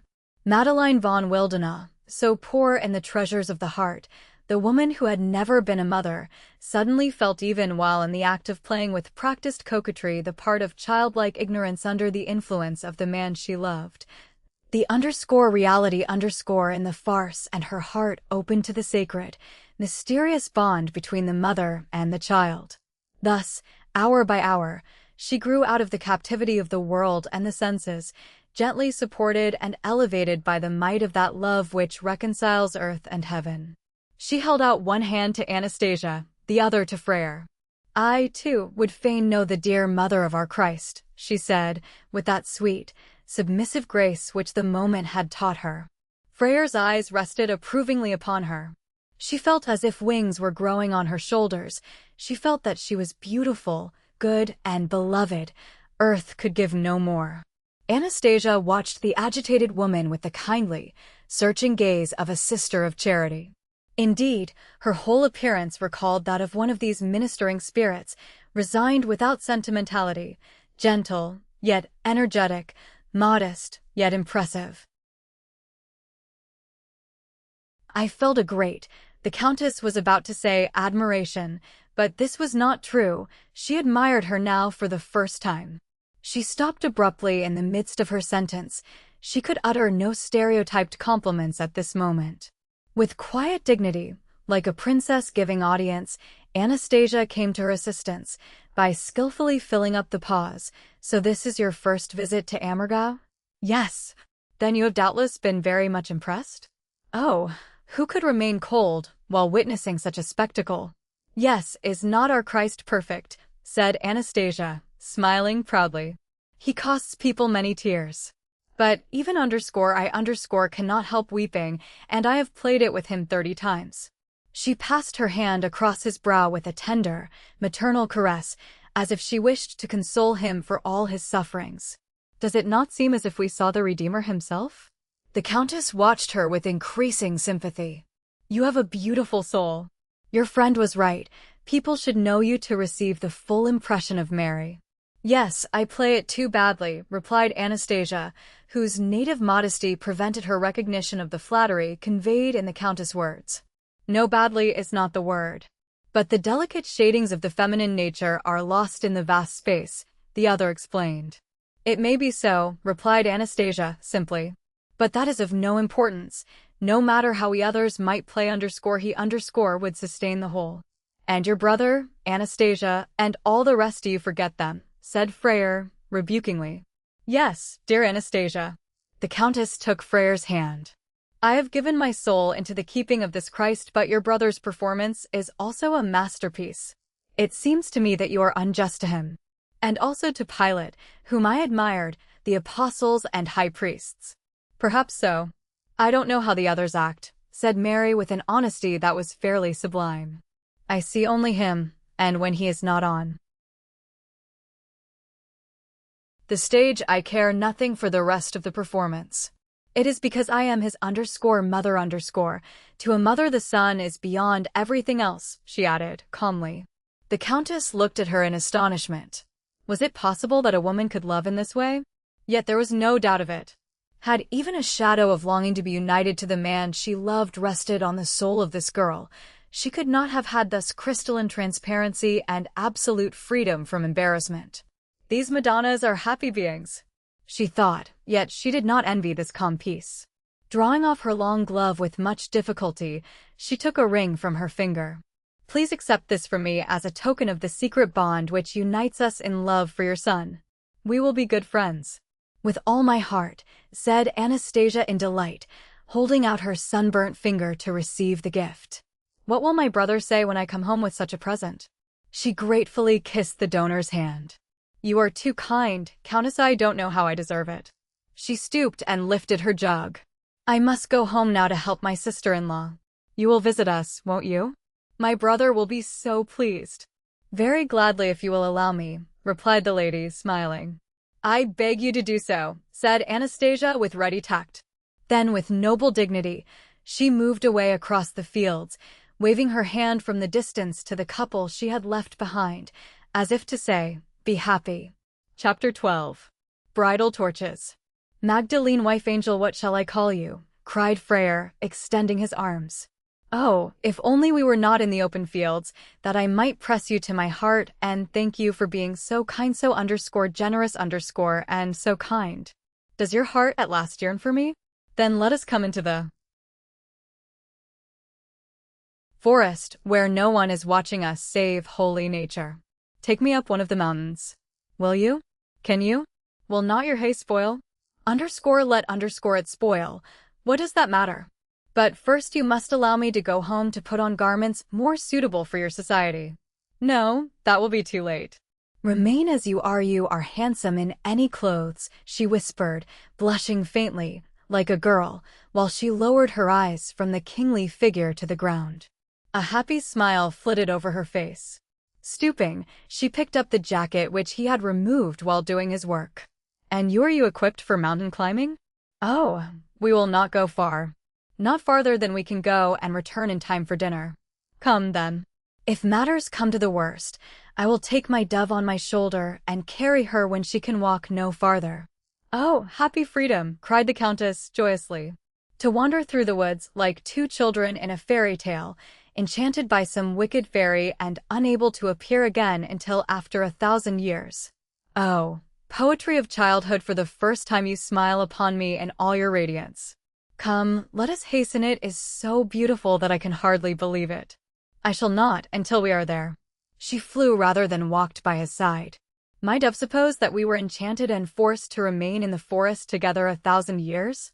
Let us try it," she whispered, fixing her eyes on his till he murmured, panting for breath, "I believe the spell is beginning to work." And his eyes glowed with a gloomy fire as he murmured, watching her, "Who knows whether I am not harboring the Lorelei herself, who is luring me into her kingdom to destroy me." "What do you know of the Lorelei?" Freyr stopped. "Do you suppose I read nothing?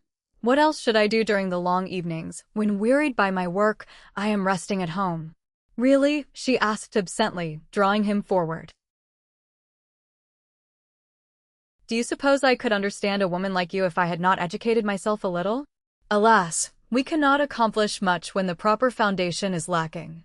The untrained memory retains nothing firmly except what passes instantly into flesh and blood, the perception of life as it is reflected to us from the mirror of art. But even this reflection is sometimes distorted and confuses our natural thoughts and feelings. Alas, dear one, a person who has learned nothing correctly and yet knows the yearning for something higher without being able to satisfy it is like a lost soul that never attains the goal for which it longs. My poor friend, I do know that feeling to a certain extent it is the same with us women. We, too, have the yearning for education and finally attain only a defective amount of knowledge. But by way of compensation, individuality, directness, intuitiveness are developed all the more fully. You did not need to know anything. Your influence is exerted through your personality. As such, you are great. All knowledge comes from man, and is attainable by him. The divine gift of individuality can neither be gained nor bestowed, any more than intuition. What is all the logic of reflecting reason compared with the gift of intuition, which enabled you to assume the part of a god? Is not that a greater marvel than the hard-won result of systematic study at the desk? "You are a kind comforter," said Freyr. "Thinking makes people old," she continued. "It has aged the human race, too. Nature, simplicity, love must restore its youth. In them is direct contact with the deity, in civilization only an indirect one. Fortunately for me, I have put my lips to their spring. Oh, eternal fountain of human nature, I drink from you with eager draughts." They had entered the forest. The treetops rustled high above their heads, and at their feet rippled a mountain stream. Madeline von Wildenau was silent. Her heart rested on her friend's broad breast, heaving with the rapid throbbing of his heart. Her supple figure had sunk wearily down by his side. "Say no more, not a word is needed here." The deep gloom of the woods surrounded them, a sacred stillness and solitude. "On every height there dwells repose," echoed in soft melody above her head the marvelous Rubinstein Goethe song.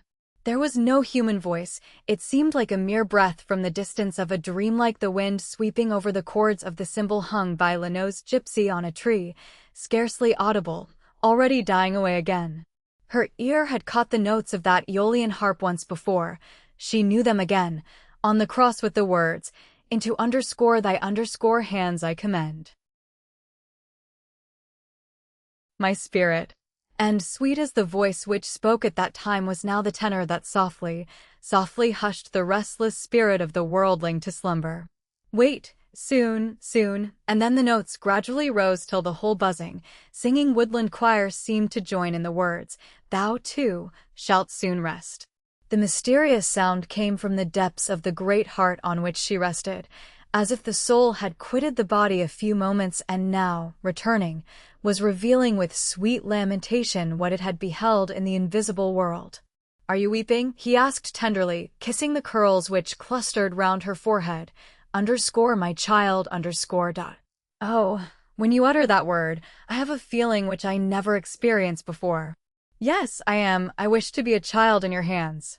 Only those who have ever tasted the delight of casting the burden of their own egoism upon any altar, whether it be religion or love, yielding themselves up, becoming absorbed in another higher power, only those can know my emotions when I lean on your breast and you call me your child.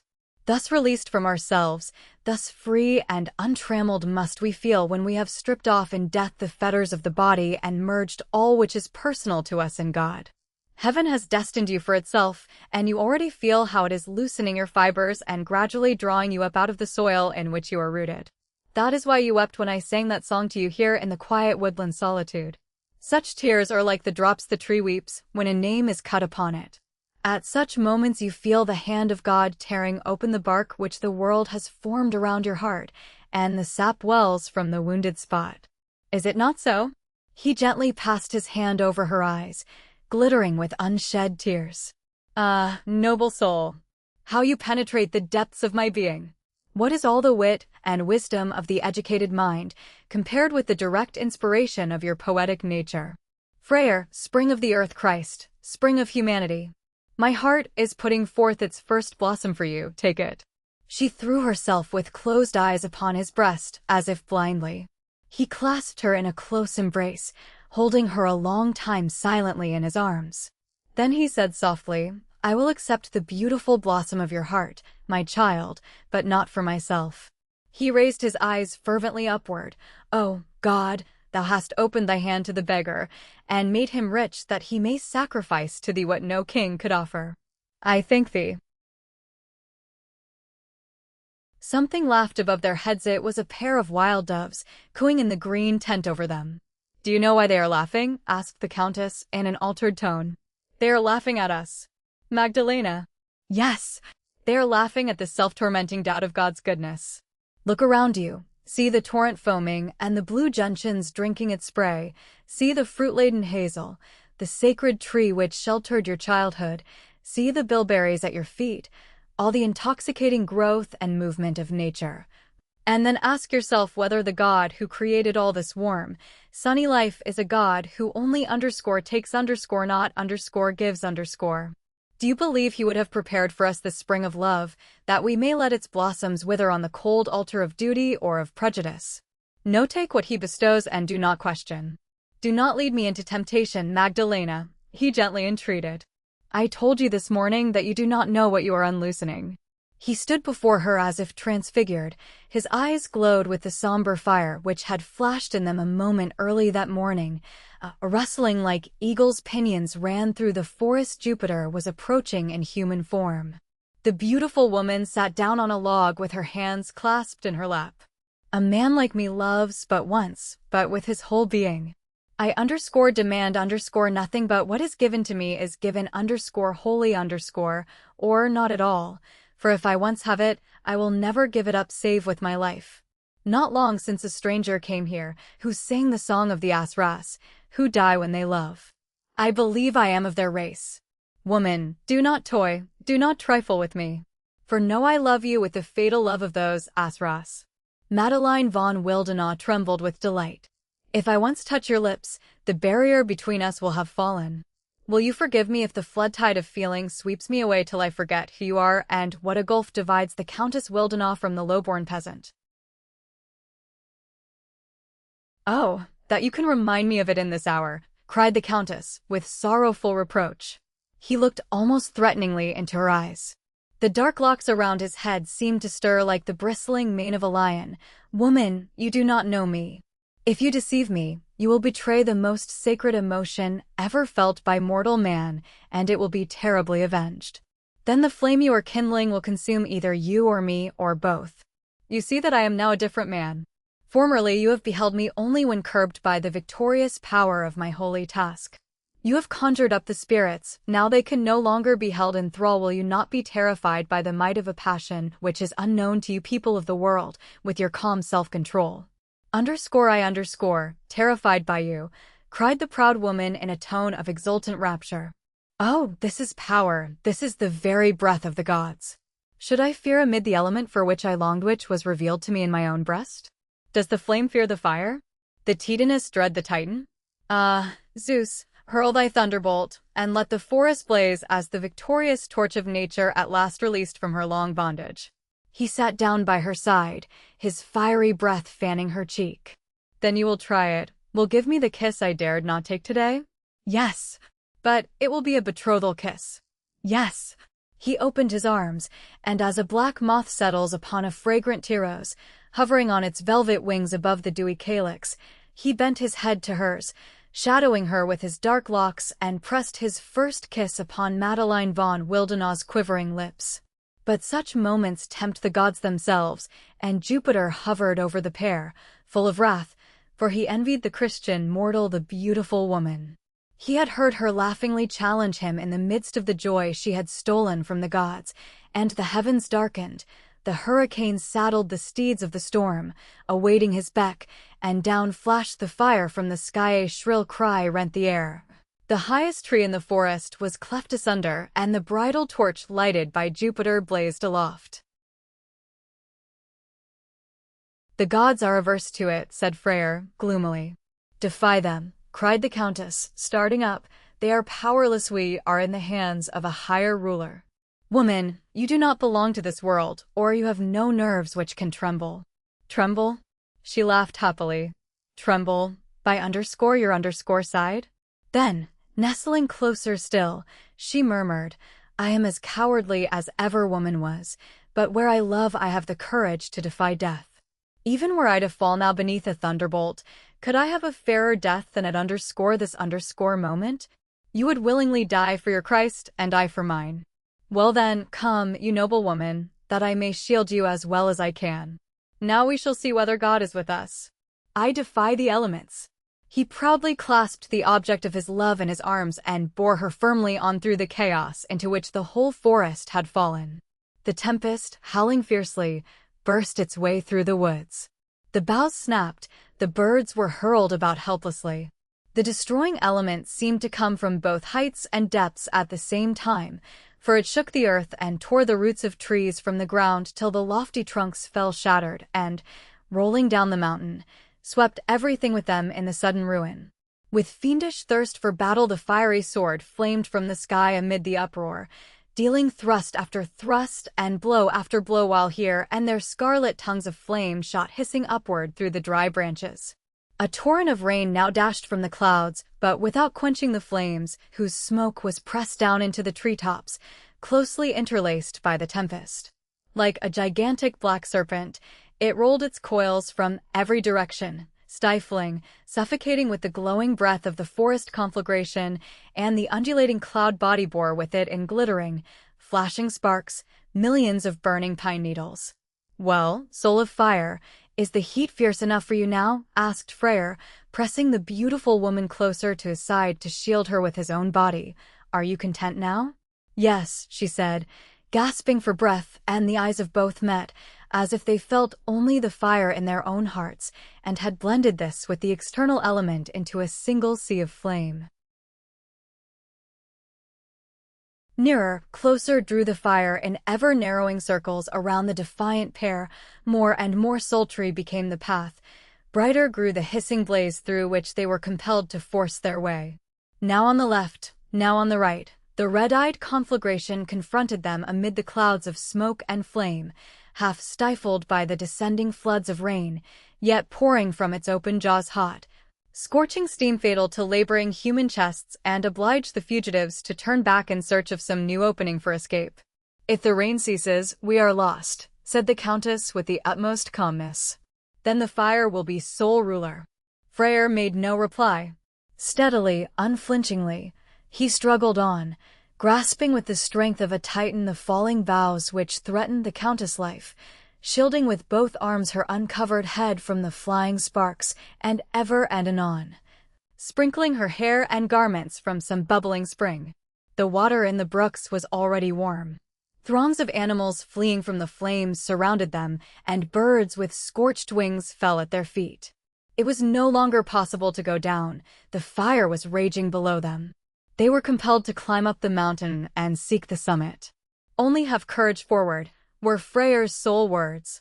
And upward they toiled through the pathless woods, through underbrush and thickets, over roots of trees, rolling stones and rocks, never pausing, never taking breath, for the flames were close at their heels, threatening them with their fiendish embrace. Where the path was too toilsome, Freyr lifted the woman he loved in his arms and bore her over the rough places. At last the woods grew thinner, the boundary of the flames was passed, they had reached the top, were saved.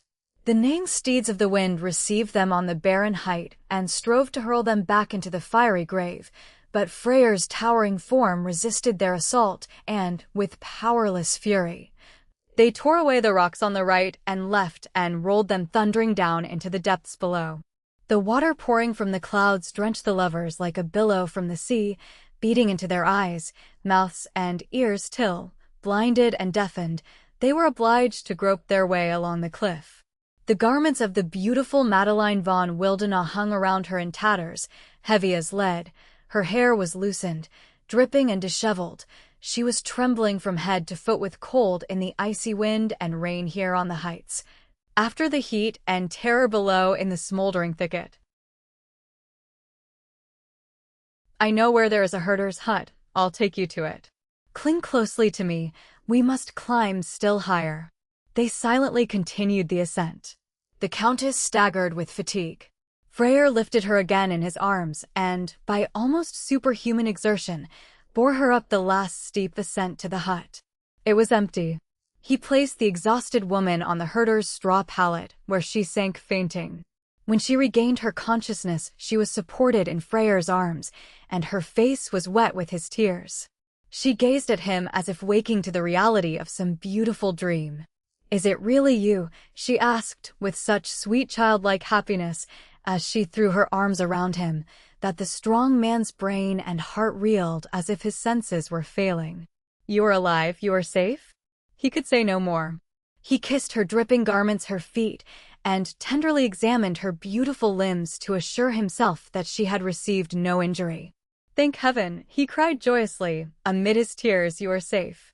Then, half staggering, he rose. "Now, in the presence of the deadly peril we have just escaped, tell me whether you really love me, tell me whether you are mine, _wholly _mine.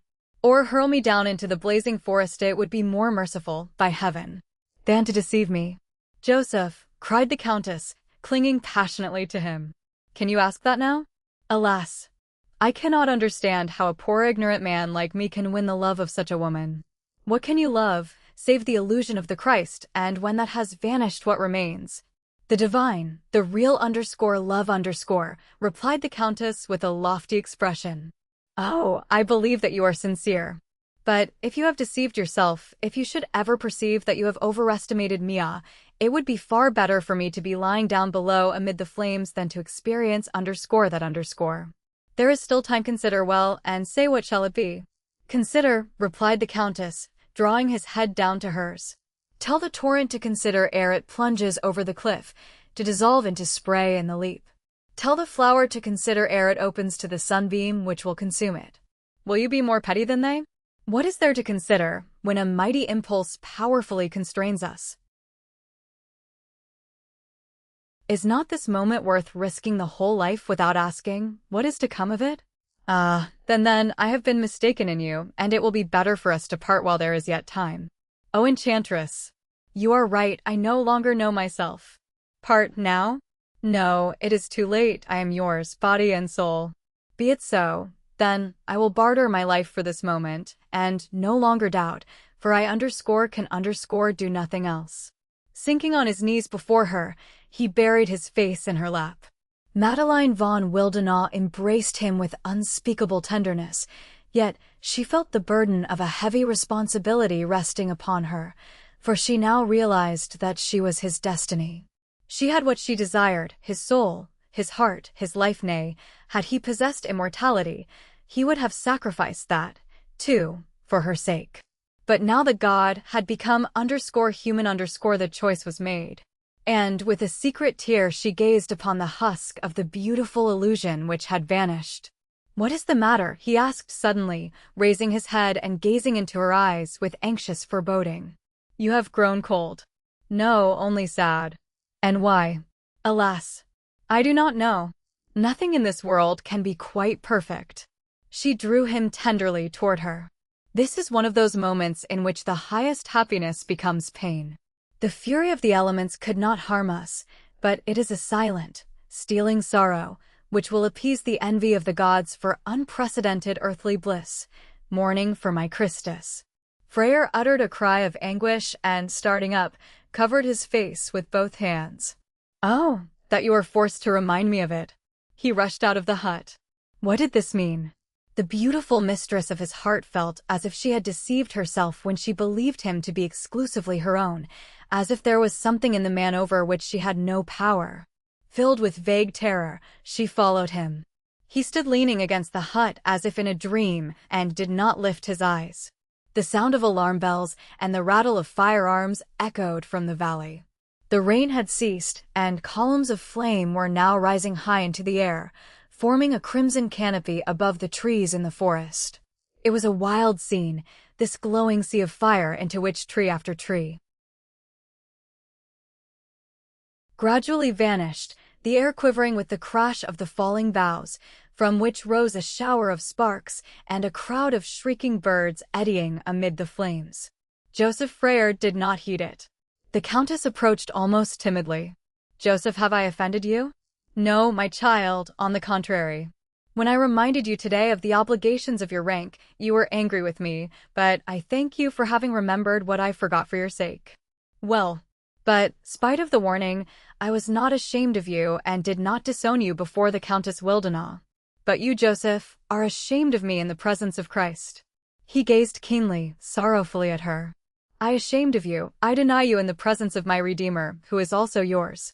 I deny you, because I am forced to confess to him that I love you beyond everything else, nay, perhaps more than I do _him_. Oh, my dearest, how little you know me.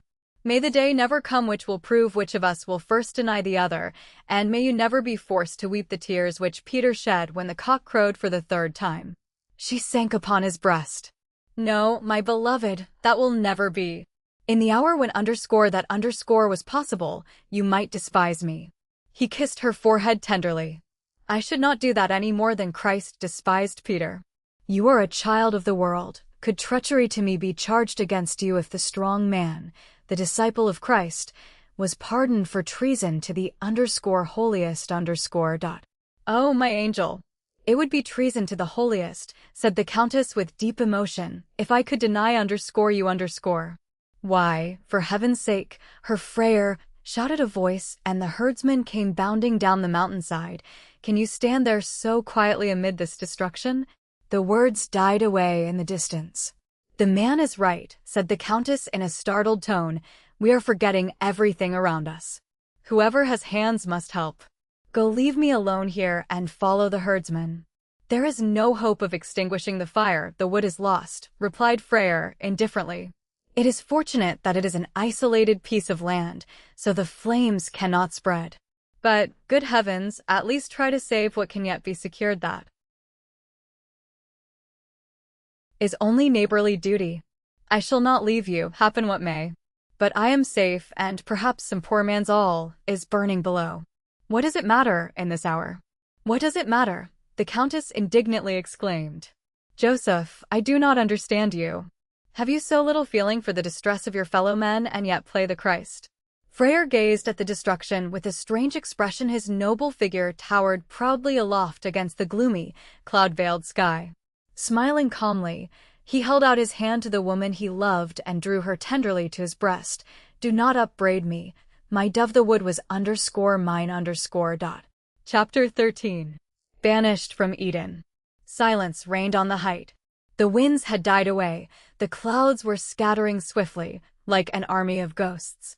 The embers of the wood below crackled softly. The trunks had all been gnawed to the roots by the fiery tooth of the flames. It was like a churchyard full of clumsy black crosses and gravestones on which the souls danced to and fro like will-o'-the-wisps. The countess rested silently on Freyr's breast. When he said, "The wood was mine," she had thrown herself, unable to utter a word, into his arms and had since remained clasped in his embrace in silent, perfect peace.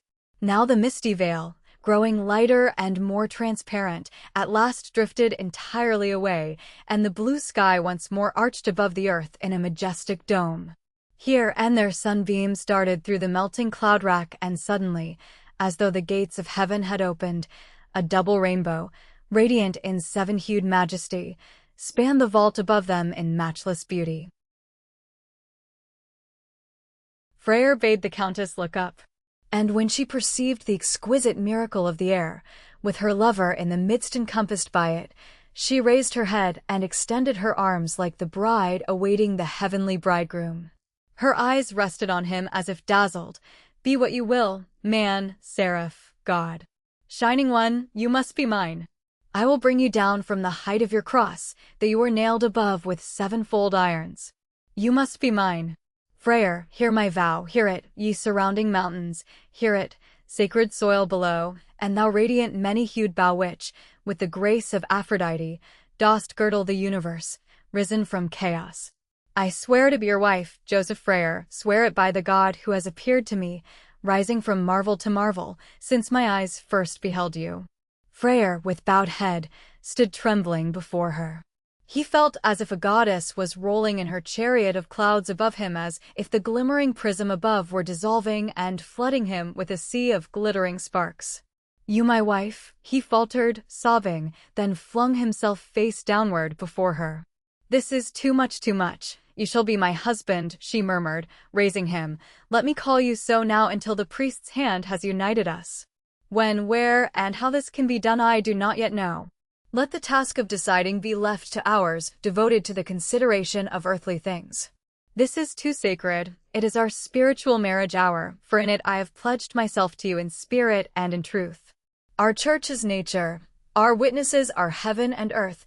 Our candles the blazing wood below your little heritage, which you sacrificed for me with a smile. And so I give you my bridal kiss, my husband. But Freyr did not return the caress. The old conflict again awoke, the conflict with his duty as the representative of Christ. Oh, God, is it not the tempter whom thou didst send to thy own son on Mt. Hebron, that he might show him all the splendors of the world, saying, All shall be thine? Dare I be faithless to the character of thy chaste son, if thou dost appoint me to undergo the same trial? Dare I be happy, dare I enjoy, so long as I wear the sacred mask of his sufferings and sacrifice? Will it not then be a terrible fraud, and dare I enter the presence of God with this lie upon my conscience? Will he not tear the crown of thorns from my head and exclaim, Juggler, I wish to rise by the pure and saintly, not by deceivers who feign my sufferings, and with deceitful art turn the holiest things into a farce. Woe betide me, poor, weak mortal, that I am the trial is too severe. I cannot endure it. Take thy crown, I place it in thy hands again, and will personate the Christ no more. Joseph, exclaimed Countess Wildena, deeply moved. Must this be? I feel your anguish and am stirred as if we were parting from our dearest possession. She raised her tearful eyes heavenward. Must the Christ vanish on the very day I plight my troth to him whom I love as thy image, even as Eve must have loved Adam for the sake of his likeness to God And must I, like Eve, no longer behold thy face, because I have loved the divine in mortal form after the manner of mortals? Unhappy doctrine of the fall of man, which renders the holiest feeling a crime, must we too be driven out of paradise?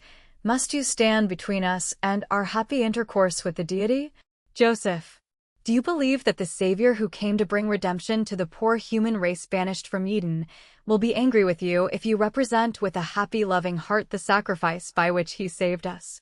I do not know, my beloved, you may be right. Even the time-honored precepts of our forefathers permit the representative of the Christ to be married. Yet I think differently. The highest demands claim the loftiest service. Whoever is permitted to personate the Savior should have at that time no other feelings than moved Christ himself, for truth may not be born of falsehood . He drew the weeping woman to his heart. You know, sweet wife, to love you and call you mine is a very different thing from the monotonous, commonplace matrimonial happiness which our plain village women can bestow. You demand the whole being, and every power of the soul is consumed in you. He clasped her in an embrace so fervent that her breath almost failed. His eyes blazed with the passionate ardor with which the unchained elements seize their prey. Say what you will, it is on your conscience. I can feel nothing, think of nothing save you. Nay, if they should drive the nails through my own flesh, I should not heed it, in my ardent yearning for you. I have struggled long enough, but you have bewitched me with the sweet promise of becoming my wife, and I am spoiled for personating the Christ. I am yours, take me.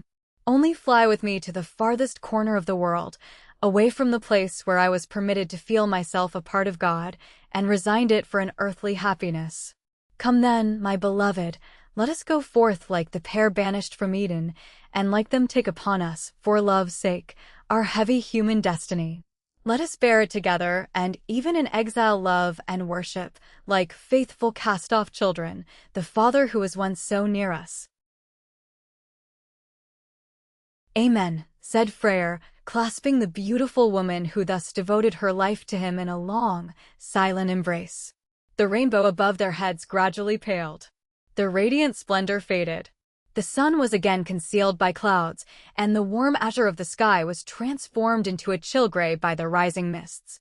The mountain peak lay bare and cheerless, the earth was rent and ravaged, nothing was visible save rough rubble and colorless heather. An icy fog rose slowly, gathering more and more densely around them. Nothing could be seen save the sterile soil of the naked ridge on which stood the two lonely outcasts from Eden. The gates of their dream paradise had closed behind them, the spell was broken, and in silent submission they moved down the hard, stony path to reality, the cruel uncertainty of human destiny. Chapter 14. Pieta. Twilight was gathering when the pair reached the valley. The Passion Theater loomed like a vast shadow by the roadside, and both, as if moved by the same impulse, turned toward it. Freyr, drawing a key from his pocket, opened the door leading to the stage. "Shall we take leave of it?" he said. "Take leave?" The Countess said no more. She knew that the success of the rest of the performances depended solely upon him, and it burdened her soul like a heavy reproach. Yet she did not tell him so, for hers he must be at any cost. The strength of her passion swept her on to her robbery of the cross, as the wind bears away the leaf it has stripped from the tree. They entered the property room. There stood the stake, there lay the scourges which lacerated the sacred body. The spear that pierced his heart was leaning in a corner. Madeline von Wildenau gazed around her with a feeling of dread. Freyr had lighted a lamp. Something close beside it flashed, sending its rays far through the dim space. It was the cup, the communion cup. Freyr touched it with a trembling hand. "Farewell. I shall never offer you to anyone again. May all blessings flow from you. Happy the hand which scatters them over the world and my beloved Oberammergau." He kissed the brim of the goblet, and a tear fell into it, but it glittered with the same unshadowed radiance. Freyr turned away, and his eyes wandered over the other beloved trophies. There lay the reed scepter broken on the floor. The Countess shuddered at the sight. A strange melancholy stole over her, and tears filled her eyes. "My scepter of reeds broken in the dust," said Freyr, his voice tremulous with an emotion which forced an answering echo in Madeline von Wildenau's soul. He raised the fragments, gazing at them long and mournfully. The sad symbol speaks the truth. My strength is broken, my sovereignty vanished. A terrible dread overpowered the Countess, and she fondly clasped the man she loved, as a princess might press to her heart her dethroned husband, grieving amid the ruins of his power. You will still remain king in my heart, she said, consolingly, amid her tears. You must now be everything to me, my loved one. In you is my heaven, my justification in the presence of God. Hold me closely, firmly, for you must lift me in your arms out of this constant torture by the redeeming power of love. He rested his head wearily on hers, and she gladly supported the precious burden. She felt at that moment that she had the power to lift him from Hades, that the love in her heart was strong enough to win heaven for him and herself. Womanly nature is drawing us together. She clung to him, so absorbed in blissful melancholy that his soul thrilled with an emotion never experienced before. Their lips now met in a kiss as pure as if all earthly things were at an end, and their rising souls were greeting each other in a loftier sphere. That was an angel's kiss, said Freyr with a sigh, while the air around the stake seemed to quiver with the rustling of angels' wings, the chains which bound him to it for the scourging to clink as though some invisible hand had flung one end around the feet of the fugitives, to bind them forever to the place of the cross. Come, I have one more thing to do. He took the lamp from the table and went into the dressing room. There hung the raiment in which a god revealed himself to mortal eyes. The ample garments stirred mysteriously in the draught from the open door. A glimmering white figure seemed to be soaring upward in one corner. It was the resurrection robe.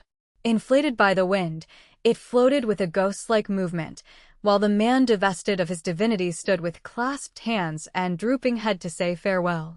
When a mortal strips off his earthly husk, he knows that he will exchange it for a brighter one. A mortal was stripping off his robe of light and returning to the oppressive form of human imperfection. This, too, was a death agony. The Countess clung to him tenderly. Have you forgotten me? He threw his arm around her. Why, sweet one? I mean, she said, with childlike grace, that if you thought of me, you could not be so sad. My child, I forget you at the moment. I am resigning heaven for your sake. You do not ask that seriously. As for the pain, let me endure it, for if I could do this with a_light_heart, would the sacrifice be worthy of you? By the anguish it costs me, you must measure the greatness of my love, if you can. I can, for even while I rest upon your heart, while my lips eagerly inhale your breath, I pine with longing for your lost divinity, and no longer love me as you did when I was the Christ. Be frank, it will come. He pressed his hands upon his breast, while his eyes rested mournfully on the shining robe, which seemed to beckon to him from the gloom. Oh, what are you saying?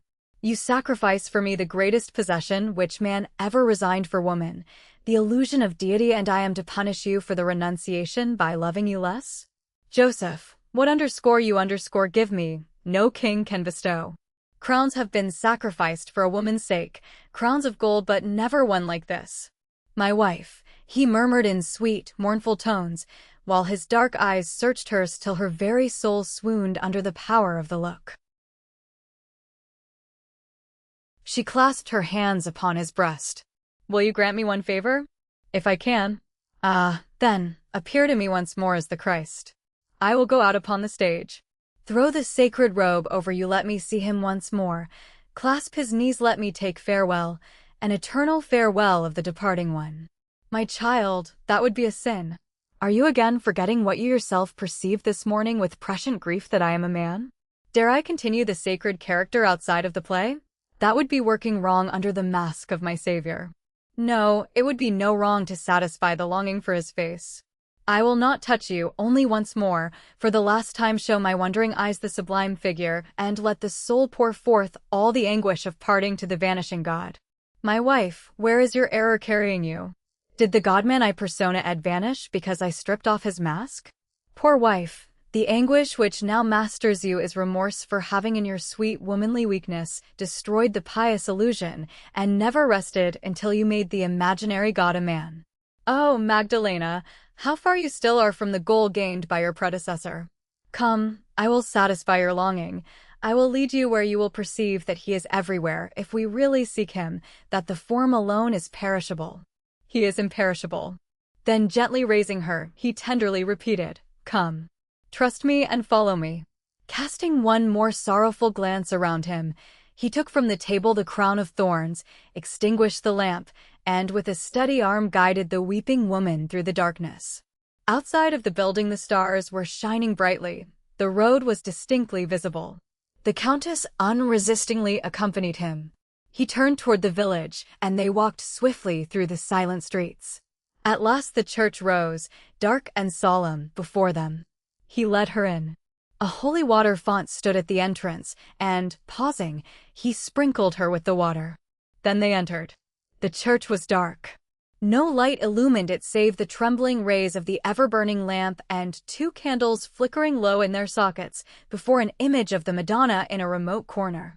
They were obliged to grope their way forward slowly amid the wavering shadows.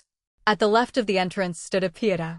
It was a group almost life-size, carved from wood. The crucified Savior in the Madonna's lap. Mary Magdalene was supporting his left hand, raising it slightly, while John stood at the Savior's feet. The whole had been created by an artist's hand with touching realism. The expression of anguish in the Savior's face was very affecting. Before the group stood a prie-dieu on which lay several withered wreaths. The Countess' heart quivered. He was leading her there. So this was to be the compensation for the living image? Mere dead wood? Freyr drew her gently down upon the prie-dieu. Here, my child, learn to seek him here, and when you have once found him, you will never lose him more. Lay your hands devoutly on the apparently lifeless breast, and you will feel the heart within throbbing, as in mine only try. Alas, I cannot. It will be a falsehood if I do. What? Underscore that underscore a falsehood, and I was underscore I underscore the Christ? I could imagine it. Because I breathed?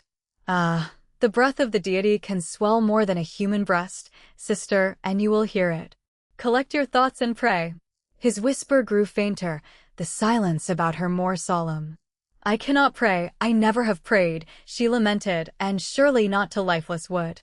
Only try for my sake, he urged gently, as if addressing a restless child, which ought to go to sleep and will not. Yes, but stay with me, she pleaded like a child, clinging to his arm. I will stay, he said, kneeling by her side. Teach me to pray as you do, she entreated, raising her delicate hands to him.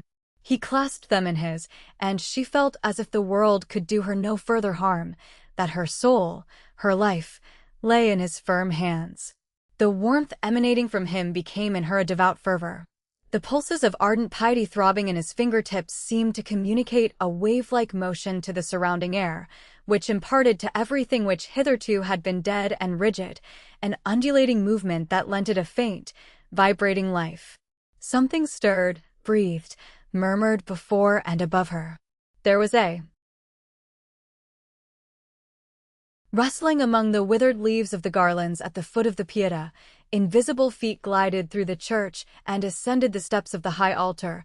High up the vaulted dome rose a murmur, which wandered to the folds of the funeral banner, hanging above. Passing from pillar to pillar, from arch to arch, in ghostly echoes, which the listening ear heard with secret terror, the language of the silence. And the burning eyes beheld the motionless forms begin to stir. The contours of the figures slowly changed in the uncertain, flickering light, the shadows glided and swung to and fro. The Savior's lips opened, then slowly closed. The kneeling woman touched the rigid limbs and laid her fevered fingers on the wounded breast. The other hand rested in Freyr's.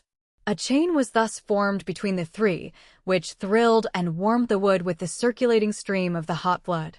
It was no longer a foreign substance, it was the heart, the poor pierced heart of their beloved, divine friend. It throbbed, suffered, bled. More and more distinctly the chest rose and fell with the regular breathing. It was the creative breath of the deity, which works in the conscious and unconscious object, animating even soulless matter. The arm supported by Mary Magdalene swayed to and fro. The fingers of the hand moved gently. The poor pierced hand, it seemed as if it were trying to move toward the Countess, as if it were pleading, cool my pain." Urged by an inexplicable impulse, the Countess warmed the stiff, slender fingers in her own. She fancied that it was giving relief. Higher and higher swelled the tide of feeling in her heart until it overflowed, and she knew not how. She had risen and pressed a kiss upon the wounds in the poor little hand, a kiss of the sweetest, most sacred piety. She felt as if she were standing by a beloved corpse whose mute lips we seek, though they no longer feel. She could not help it, and bending down again, the rosy lips of the young widow rested on the pale half-parted ones of the statue. But the lips breathed, a cool, pure breath issued from them, and the rigid form grew more pliant beneath the sorrowful caress, as though it felt the reconciling pain of the penitent human soul. But the divine fire which was to purify the soul blazed far beyond its boundaries in this first ardor. Overpowered by a wild fervor, she flung herself on her knees and adjured the God whose breath she had drunk in that kiss to hear her. The friend praying at her side was forgotten. The world had vanished. Every law of reason was annihilated. All knowledge was out of her mind. Every hard-won conquest of human empiricism was effaced. From the heights and from the depths it came with rustling pinions, bearing the soul away on the flood tide of mercy. The miracle was approaching in unimagined majesty.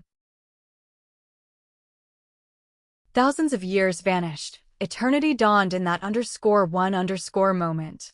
All that was and is, was not, and is not past, present, and future, were blended and melted into a single breath beyond the boundaries of the natural life. "If it is thou, if thou dost live, look at me," she had cried with ardent aspiration, and lo, was it shadow or imagination? The eyes opened and two large dark pupils were fixed upon her. Then the lids closed for an instant to open again. The Countess gazed more and more earnestly. It was distinct, unmistakable. A shudder ran through her veins as, in a burning fever, the limbs tremble with a sudden chill. She tried to meet the look, but spite of the tension in every nerve, the effort was futile. It was too overpowering. It was the gaze of a god. Dread and rapture were contending for the mastery. "Doubtless," she said to herself, "it is not outside of you, but within you." Once more she ventured to glance at the mysterious apparition, but the eyes were fixed steadily upon her. Terror overpowered her. The cord of the possible snapped, and she sank half senseless on the steps of the altar, while the miracle closed its golden wings above her. Chapter 15. The Crowing of the Cock. A loud step roused the rapt enthusiast from her visions. The sacristan was passing through the church, extinguishing the candles which, meanwhile, had burned down in their sockets before the Madonna in the distant corner. "I beg your pardon for disturbing you," he said, "but I wanted to close the church. There is plenty of time, however. Shall I leave a candle? It will be too dark. The lamp alone does not give sufficient light." "I thank you," replied Freyr, more thoughtful than the Countess, who, unable to control herself, remained on her knees with her face buried in her hands. "I will lock the church when we leave it and bring you the key," Freyr added, and the sacristan was satisfied. The imperious high priest withdrew silently and modestly, that he might not disturb the prayers of the man whom he sentenced to death every week with such fury. The lovers were again alone, but the door remained open. The shrill crowing of a cock suddenly echoed through the stillness from the yard of the neighboring parsonage. The Countess started up. Her eyes were painfully dazzled by the light of the wax candle so close at hand. Before her, the face smeared with shining varnish, lay the wooden Christ, hard and cold in its carven bareness and rigidity. The pale blue painted eyes gazed with the traditional mournfulness upon the ground. "What startled you just now?" asked Freyr. "I don't know whether it was a miracle or a shadow which created the illusion, but I would have sworn that the statue moved its lids and looked at me." "Be it what it might, it was still a miracle," said Freyr. "If the finger of God can paint the Savior's eyes to the excited vision from the wave of blood set in motion by the pulsation of our hearts, or from the shadow cast by a smoking candle, is that any less wonderful than if the stiff lids had really moved?" The Countess breathed a long sigh of relief. "Yes, you are right. That is the power which, as you say, can do more than swell a human breast. It can make, for the yearning soul, a heart-throb even in a Christ carved from wood. Even if what I have just experienced could have been done by lifeless matter, the power which brought us together was divine, and no one living could have resisted it. Lay aside your crown of thorns trustfully and without remorse. You have accomplished your mission. You have saved the soul for which God destined you. It was His will, and who among us could resist Him?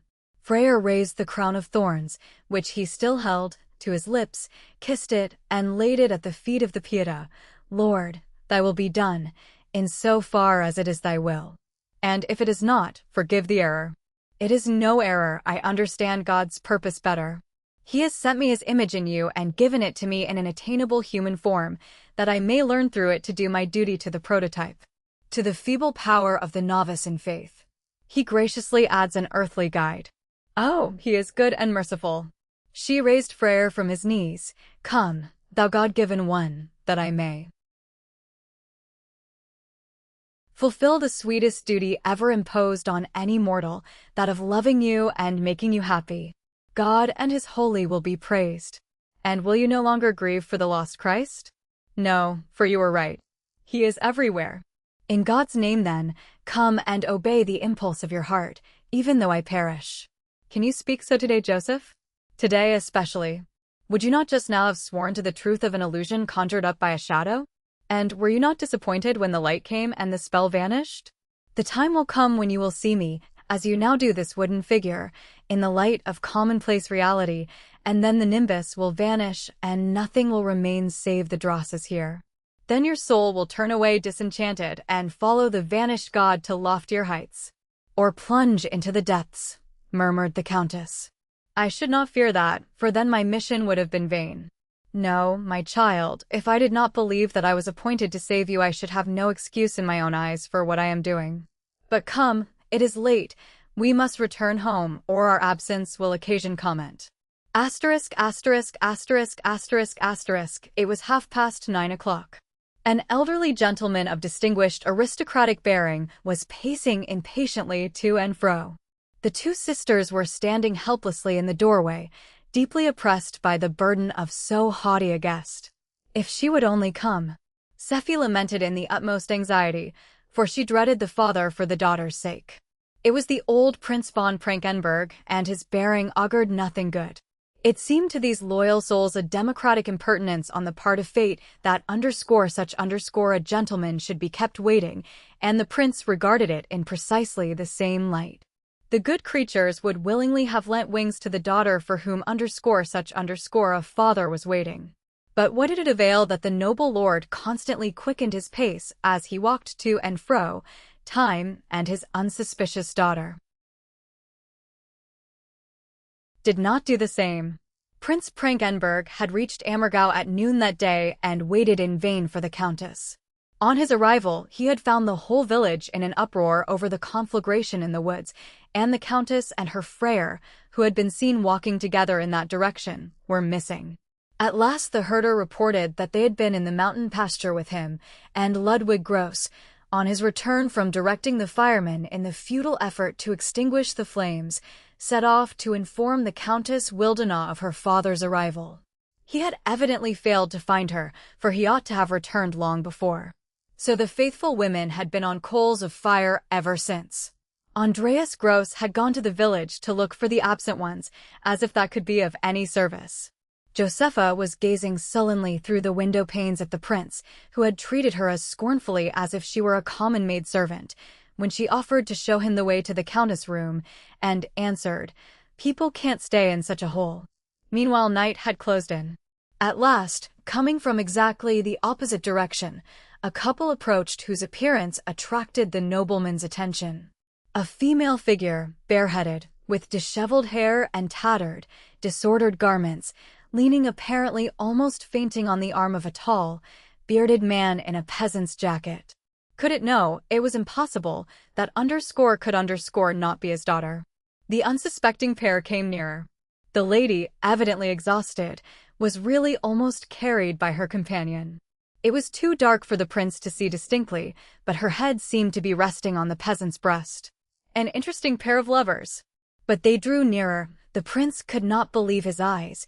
It was his daughter, leaning on a peasant's arm. There was an involuntary cry of horror from both as Countess Wildenau stood face to face with her haughty father.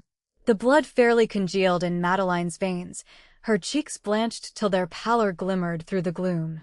Yet the habit of maintaining social forms did not desert her. Oh, what a surprise! Good evening, Papa. Her soul had retreated to the inmost depths of her being, and she was but a puppet moving and speaking by rule. Freyr raised his hat in a farewell salute. "Are you going?" she said with an expressionless glance.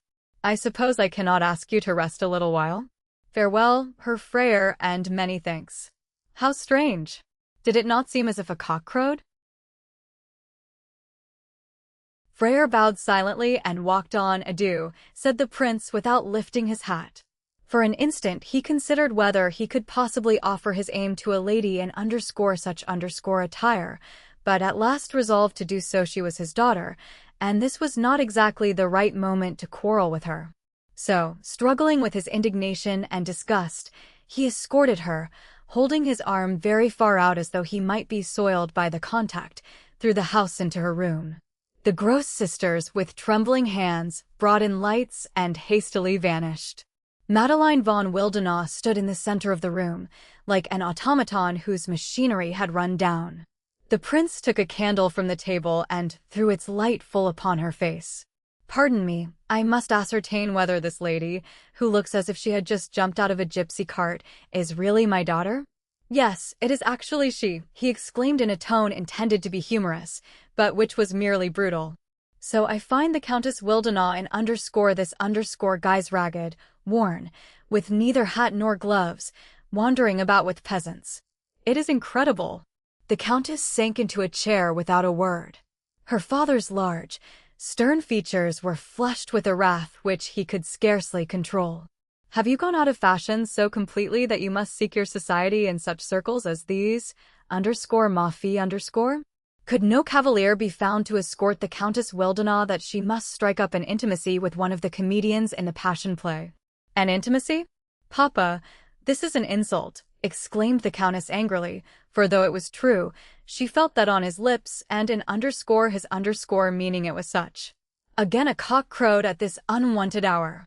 Well, ma chère, when a lady is caught half embraced by such a man, the inference is inevitable. "Dear me, I was so exhausted that I could scarcely stand," replied the Countess, softly, as if the cocks might hear. "We were caught by the storm, and the man was obliged to support me." I should think, however, that the Countess Wildenau's position was too high for such suspicions. Well, I heard in Munich certain rumors about your long stay here, which accorded admirably with the romantic personage who has just left you. My imaginative daughter always had strange fancies, and as you seem able to endure the peasant odor I am somewhat more sensitive to it." "Papa," cried the Countess, frantic with shame. "I beg you not to speak in that way of people whom I esteem." Said the prince with a short laugh, "your anger speaks plainly enough. I will make no further allusion to these delicate relations." The Countess remained silent a moment, struggling with her emotions. Should she confess all? Should she betray the mystery of the god in man? Reveal it to this frivolous, prosaic man from whose mockery, even in her childhood, she had carefully concealed every nobler feeling, disclosed to him her most sacred possession, the miracle of her life? No, it would be desecration. I have no delicate relations. I scarcely know these people. I am interested in this Freyr as the representative of the Christ. He is nothing more to me. The seed crowed for the third time. What was that? I am continually hearing cocks crow tonight. Did you hear nothing? Asked the Countess. Not the slightest sound. Have you hallucinations? Asked the prince. The cocks are all asleep at this hour. She knew what the sound was, but the echo of her own conscience. She thought of the words Freyr had uttered that day upon the mountain, and his large eyes gazed mournfully, yet forgivingly at her. Now she knew why Peter was pardoned. He would not suffer the God in whom he could not force men to believe to be profane, so he concealed him in his heart. He knew that the bond which united him to Christ and the work which he was appointed to do for him was greater than the cheap martyrdom of an acknowledgment of him to the dull ears of a handful of men and maidservants. It was no lie when he said, "I know not the man," for he really did not know the Christ whom they meant. He was denying not Christ but the criminal whom they believed him to be. It was the same with the Countess. She was not ashamed of the man she loved, only of the person her father saw in him, and, as she could not explain to the prince what Joseph Freyer was to her, she denied him entirely. But even as Peter mourned as a heavy sin the brief moment in which he faithlessly separated from his beloved master, she, too, now felt a keen pang, as though a wound was bleeding in her heart, and tears streamed from her eyes. "You are nervous, ma fille. It isn't worthwhile. Tears for the sake of that worthy villager," said the prince, with a contemptuous shrug of the shoulders. "Listen, ma chère, I believe it would be better for you to marry." "Papa," exclaimed the Countess indignantly. The prince laughed. "No offense. When women like you begin to be sentimental, it is time for them to marry. You were widowed too young. It was a misfortune for you." "A misfortune? May God forgive you the sneer and me the words. It was a misfortune that Wildenau lived so long, nay more, that I ever became his wife, and you, Papa, ought never to remind me of it." "Why not?" "Because I might forget that you are my father as you forget it when you sold me to that graybeard." "Sold? What an expression, share and fond . Is this the result of your study of peasant life here? I congratulate you on the enlargement of your vocabulary. This is the gratitude of a daughter for whom the most brilliant match in the whole circle of aristocratic families was selected. And her soul sold in exchange," the Countess interrupted, "for that my moral nature was not utterly destroyed is no credit of yours." The prince smiled with an air of calm superiority. "Capital. Moral nature destroyed.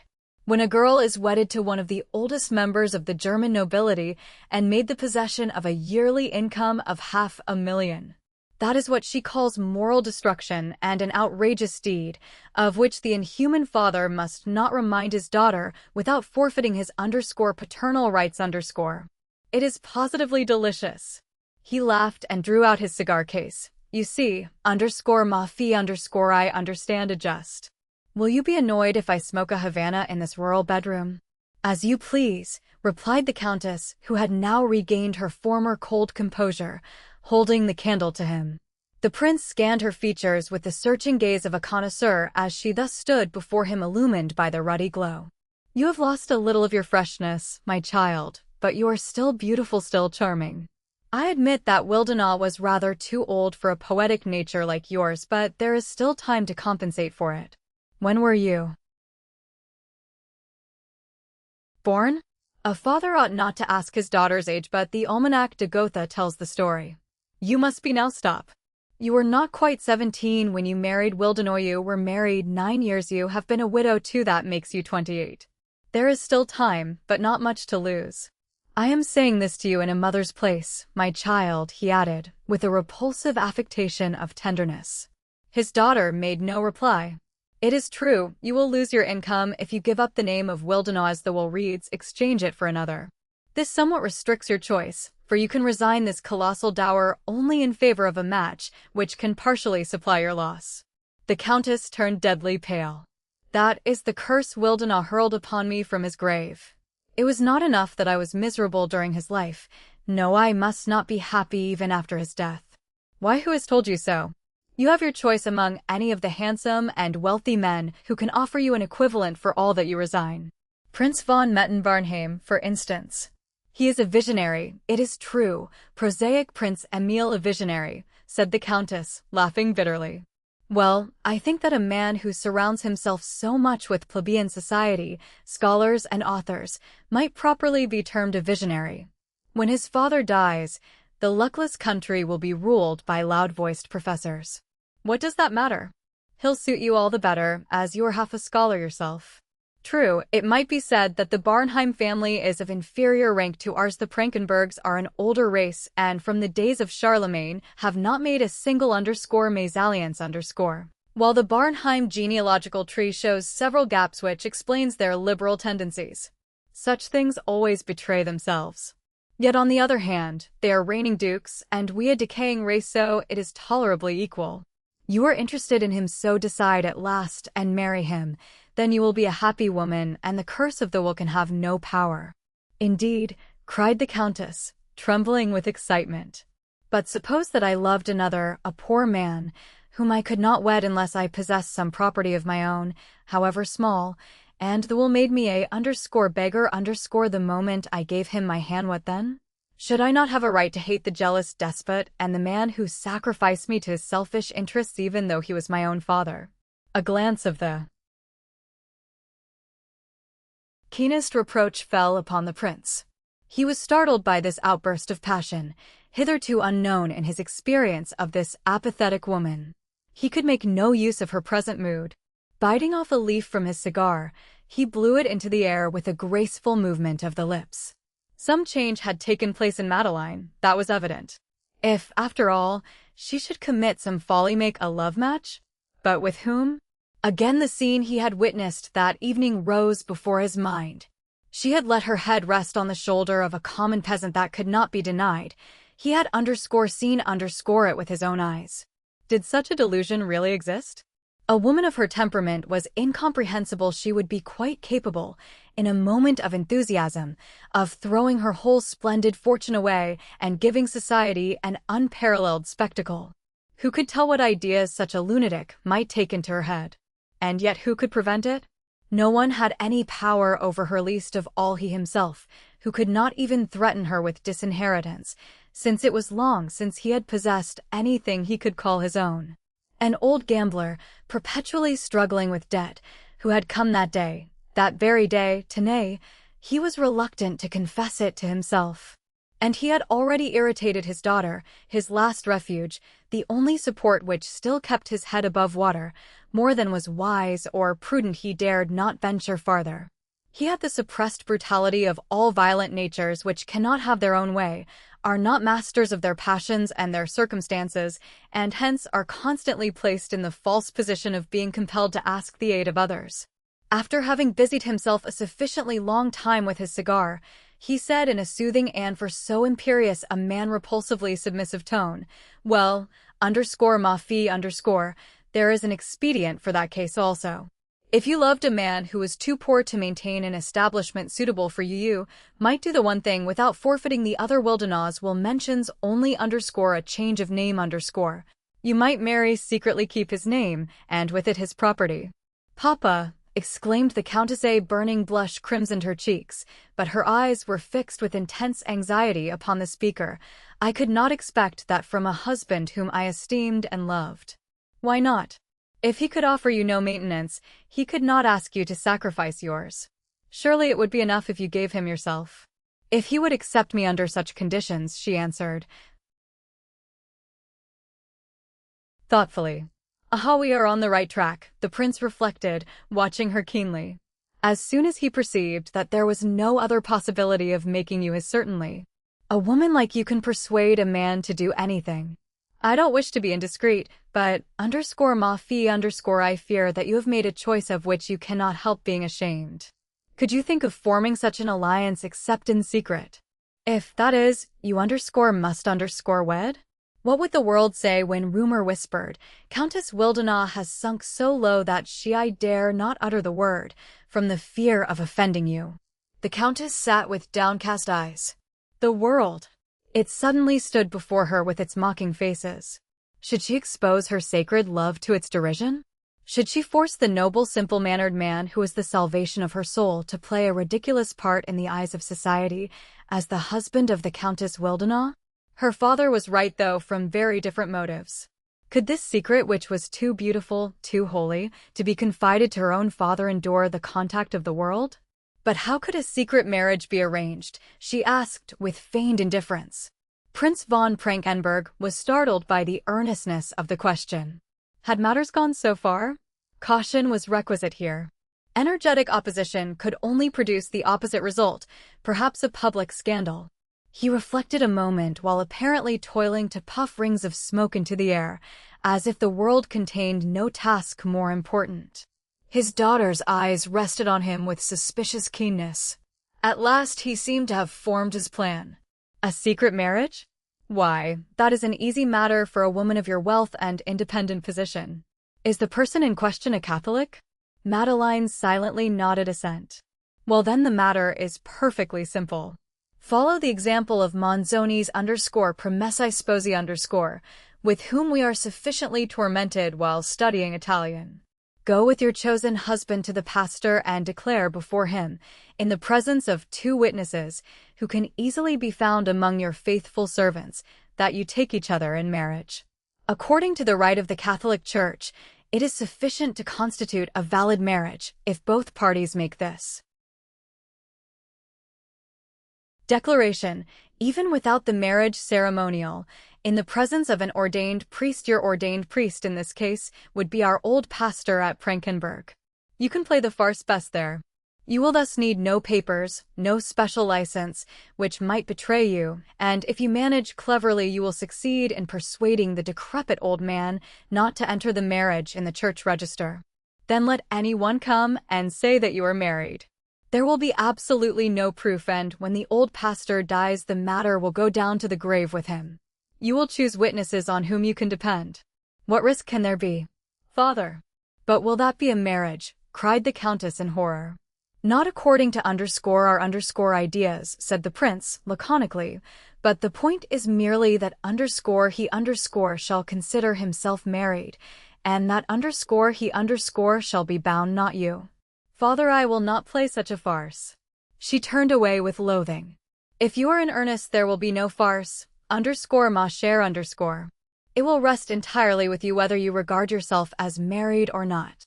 In the former case, you will have the pleasant consciousness of a moral act without its troublesome consequences, can go on a journey after the pseudo-wedding, roam through foreign lands with a reliable maid, and then return perhaps with 1 or 2 adopted children, whom, as a philanthropist, you will educate, and no one can discover anything. The anonymous husband may be installed by the Countess Wildenau under some title on one of her distant estates, and the marriage will be as happy as any, only less prosaic. But you will thus spare yourself an endless scandal in the eyes of society, keep your pastoral dream, and yet remain the wealthy and powerful Countess Wildenau. Is not that more sensible than in heaven knows what rhapsody to sacrifice honor, position, wealth, and your old father?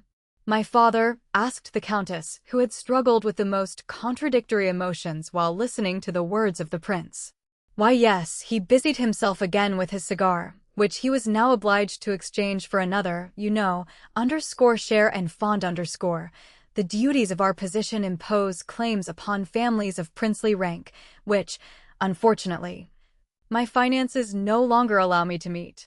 I may find myself compelled, unpleasant as it is, to appeal to my daughter's kindness. May I use one of these soap dishes as an ash receiver? So I have come to ask whether, for the sake of our ancient name, I expect no childish sentimentality, whether you could help me with an additional sum of some 50,000 marks annually, and 90,000 to be paid at once, otherwise nothing is left for me. A light, please merci except to put a bullet through my head. He paused to light the fresh cigar. The Countess clasped her hands in terror. Good heavens, Papa! Are the sums Wildenau gave you already exhausted? What do you mean? Can a Prince Prankenberg live on an income of 50,000 marks? If I had not been so economical, and we did not live in the quiet German style, I could not have managed to make such a trifle hold out so long. A trifle? Then I was sold so cheaply, cried Madeline Wildenau with passionate emotion.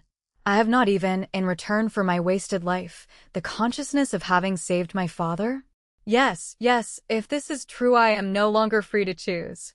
I shall remain to the end of my days the slave of my dead husband, and must steal the happiness for which I long like forbidden fruit. You have chosen the moment for this communication well, it must be true. You have destroyed the first blossom of my life, and now, when it would fain put forth one last bud, you blight that, too. The prince rose. I regret having caused you any embarrassment by my affairs. As I said, You are your own mistress. If I did not put a bullet through my head long ago, it was purely out of consideration for you, that the world might not say, Prince von Prankenberg shot himself on account of financial embarrassment because his wealthy daughter would not aid him. I wish to save you this scandal. That is why I gave you the choice of helping me if you preferred to do so. The Countess shuddered. You know that such threats are not needed. If I wept, it was not for the sake of the paltry money, but all the unfortunate circumstances. How can I ever be happy, even in a secret marriage, if I am constantly compelled to dread discovery for my father's sake? If it were for a father impoverished by misfortune, the tears shed for my sacrifice of happiness would be worthy of execration, but, Papa, to be compelled to sacrifice the holiest feeling that ever thrilled a human heart for gambling, racecourses, and the women of doubtful reputation who consume your property, that is hard indeed. Spare your words. Ma fille I am not disposed to purchase your help at the cost of a lecture. Either you will relieve me from my embarrassments without reproaches, or you will be the daughter of a suicide. What is the use of all this philosophizing? A lofty unsullied name is a costly article. Make your choice. I for my own part set little value on life. I am old, a victim to the gout, have grown too stiff to ride or enjoy sport of any kind, have lost my luck with women. There is nothing left but gambling. If I must give that up, too, then rogue Lagalier . In such a case, there are but two paths Courager la fortune or die. But a Prankenberg would rather die and to take the former. Father, what are you saying? Alas, that matters have gone so far. Woe betide a society that dismisses an old man from its round of pleasures, so bankrupt in every object, every dignity, that no alternative remains save suicide or cheating at the gaming table unless he happens, by chance, to have a wealthy daughter. My beloved child, said the prince, who now found it advisable to adopt a tone of pathos. Pray, say no more, father. You have never troubled yourself about your daughter, have never been a father to me. If you had, you would not now stand before me so miserable, so poor in happiness. This is past change. Alas, that I cannot love and respect my father, as I ought, that I cannot do what I am about to do more gladly. Yet I am none the less ready to fulfill my duties towards you. So far as lies in my power, I will afford you the possibility of continuing your pitiful life of shams, and leave it to your discretion how far you draw upon my income. It is fortunate that you came in time. In a few days it might have been too late. I see now that I must not give up my large income so long as my father needs the money. My dreams of a late but pure happiness are shattered. You will understand that one needs time to recover from such a blow, and pardon my painful excitement. She rose, with pallid face and trembling limbs. I will place the papers necessary to raise the money in your hands early tomorrow morning, and you will forget this painful scene sooner than I. You have paid me few compliments, but I shall bear no malice. You are nervous today, my fair daughter. And even if you do not bestow your aid in the most generous way, nevertheless you help me. Let me kiss your liberal hand. Ah, it is exactly like your mother's. When I think that those slender, delicate fingers have been laid in the coarse fist of heaven knows what plebeian, I think great credit is due me. Do not go on, interrupted the Countess, imperiously. I think I have done my duty, Papa, but the measure is full, and I earnestly entreat you to let me rest today. It is the fate of fathers to let their daughters rule them, replied the prince in a jesting tone. Well, it is better to be ill-treated by a daughter than by a sweetheart. You see, I, too, have some moral impulses, since I have been in your strict society. May the father whom you judge so harshly be permitted to kiss your forehead. The Countess silently submitted, but a shudder ran through her frame as if the touch had defiled her. She felt that it was the Judas kiss of the world, not the caress of a father. The prince wiped his mouth with a sensation of secret disgust. Who knows what lips have touched that brow today? He dared not think of it, or it would make him ill. Ma chère, however deeply I am indebted to you, I must assert my paternal rights a few minutes. You have said so many bitter things, whose justice I will not deny, that you will permit me to utter a few truthful words also. Fixing his eyes upon her with a stern, cold gaze, he said in a low tone, placing a marked emphasis on every word, We have carried matters very far, you and I, the last of the ancient Frankenberg race. A pretty pair. The father a bankrupt, and the daughter on the eve of marrying a peasant. Madeline von Wildenau, deadly pale, stood leaning with compressed lips on the back of her armchair. The prince laid his hand on her shoulder. We may both say that today each has saved the other. This is my reparation for the humiliating role fate has forced upon me in your presence. Am I not right? Good night, my queenly daughter, and I hope you bear me no ill will. Chapter 16. Prisoned. The prince had left the room, and she heard him walk through the workshop. Silence fell upon the house and the street. The tortured woman, utterly exhausted, sank upon her bed. Her feet would support her no longer. But she could get no rest. An indescribable grief filled her heart. Everything had happened precisely as Freyr had predicted. Before the cock crowed, she had thrice betrayed him in the very hour when she had sworn fidelity. At the first step, she was to take on the road of life with the man she loved. At the first glance from the basilisk eyes of conventional prejudice, she shrank back like a coward and could not make up her mind to acknowledge him.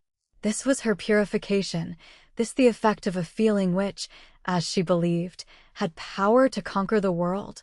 Everything was false. She despaired of all things, of her future, of herself, of the power of Christianity, which she, like all new converts, expected would have the might to transform sinners into saints in a single moment.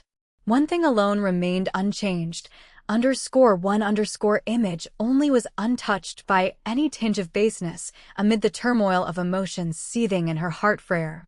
He alone could save her. She must go to him. Springing from her bed, she hurried into the workshop. "Where is your son?" she asked Andreas Gross, who was just preparing to retire. "I suppose he is in his room, Countess." "Bring him to me at once." "Certainly, Countess." "Shall I undress your highness?" asked Josepha, who was still waiting for her orders. Madeline von Wildenau's eyes rested on the girl with a searching expression, as if she saw her now for the first time. Was she faithful as a maid must be to make it possible to carry out the plan her father had suggested? Josepha gazed steadily into the Countess' eyes. Her frank face expressed nothing but innocent wonder at so long a scrutiny. "Yes, you are faithful," said the Countess at last. "Are you not?" "Certainly, Countess," replied the girl, evidently surprised that she needed to give the assurance. "You know what unhappiness means?"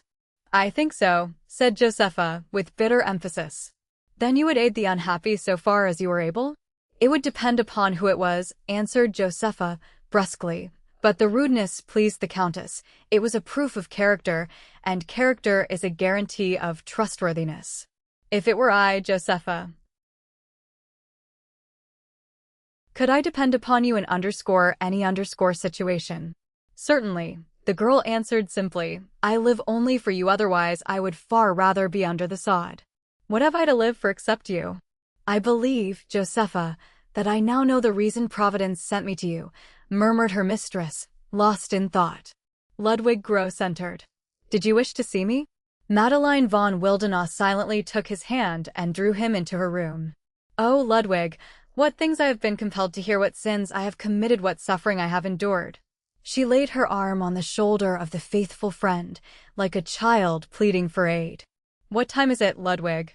"I don't know," he replied. "I was asleep when my father called me. I wandered about looking for you and Freyr until about an hour ago. Then weariness overpowered me." He drew out his watch. "It is 10:30. Take me to Freyr, Ludwig. I must see him this very day.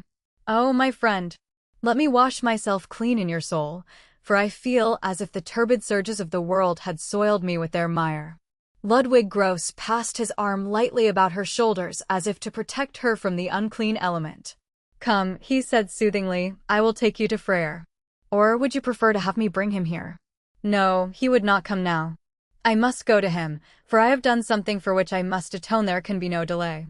Ludwig hurriedly wrapped her in a warm shawl. "You will be ill from this continual excitement," he said anxiously, but without trying to dissuade her. "Take my arm, you are tottering." They left the house before the eyes of the astonished Gross family. "She is a very singular woman," said Seffi, shaking her head. She gives herself no rest night or day. It was only 5 days since the evening that Madeline von Wildenau had walked, as now, through the sleeping village, and how much she had experienced. She had found the God whom she was seeking. She had gazed into his eyes. She had recognized divine, eternal love, and had perceived that she was not worthy of it. So she moved proudly, yet humbly on, leaning upon the arm of her friend, to the street where a thrill of reverence had stirred her whole being when Andreas Gross said, "That is the way to the dwelling of the Christ." The house stood across the end of the street. This time no moonbeams lighted the way. The damp branches of the trees rustled mournfully above them in the darkness. Only a single window on the ground floor of Freyr's house was lighted, and the wavering rays marked the way for the pair. They reached it and looked in. Freyr was sitting on a wooden stool by the table, his head resting on his hand, absorbed in sorrowful thought. A book lay before him, which he had perhaps intended to read, but evidently had not done so, for he was gazing wearily into vacancy. Madeline von Wildenau stepped softly in through the unfastened door. Ludwig Gross waited for her outside. As she opened the door of the room, Freyr looked up in astonishment. "You," he said, and his eyes rested full upon her with a questioning gaze, but he rose with dignity, instead of rushing to meet her, as he would formerly have greeted the woman he loved, had she suddenly appeared before him. "Countess, what does this visit mean at this hour?" he asked mournfully, offering her a chair. "Did you come alone?" "Ludwig brought me, and is waiting outside for me. I have only a few words to say. But it will not do to leave our friend standing outside. You will allow me to call him in?" "Do so. You will then have the satisfaction of having a witness of my humiliation," said the Countess, quietly. "Pardon me, I did not think of that interpretation," murmured Freyr, seating himself. "May I ask your Highness commands?" "Joseph, to whom are you speaking?" "To the Countess Wildenau." She knelt beside him. "Joseph." "Am I still the Countess Wildenau?" "Your Highness, pray spare me," he exclaimed, starting up. "All this can alter nothing. You remain what you are, and I what I am. This was deeply graven on my heart tonight, and nothing can efface it." He spoke with neither anger nor reproach, simply like a man who has lost what was dearest to him on earth. "If that is true, I can certainly do nothing except go again," she replied, turning toward the door. "But answer for it to God for having thrust me forth unheard." "Nay, Countess, pray speak," said Freyr kindly. She looked at him so beseechingly that his heart melted with unutterable pain. "Come and tell me what weighs upon your heart," he added in a gentler tone. "Not until you again call me your dove or your child." Tears filled his eyes. "My child, what have you done?" "That is right, I can speak now." "What have I done, Joseph?" "What you saw, and still worse. I not only treated you coldly and distantly in my father's presence, I afterwards disowned you 3 times, and I come to tell you so, because you alone can and I know will forgive me." Freyr had clasped his hands upon his knee and was gazing into vacancy. Madeline continued, "You see, I have so lofty an opinion of you, and of your love, that I do not try to justify myself. I will only remind you of the words you yourself said today. May you never be forced to weep the tears which Peter shed when the cock crowed for the 3rd time. I will recall what must have induced Christ to forgive Peter. He knew the disciple's heart. Joseph, do you not also know the heart of your Magdalena?" A tremor ran through the strong man's frame, and, unable to utter a word, he threw his arm around her and his head drooped on her breast. "Joseph, you are ignorant of the world, and the bonds with which it fetters even the freest souls. Therefore you must believe in me. It will often happen that I shall be forced to do something incomprehensible to you. If you did not then have implicit faith in me, we could never live happily together. This very day I had resolved to break with society, strip off all its chains. But no matter how many false and culpable ideas, it has its principles, nevertheless, rest upon a foundation of morality. That is why it can impose its fetters upon the very persons who have nothing in common with its immoral side.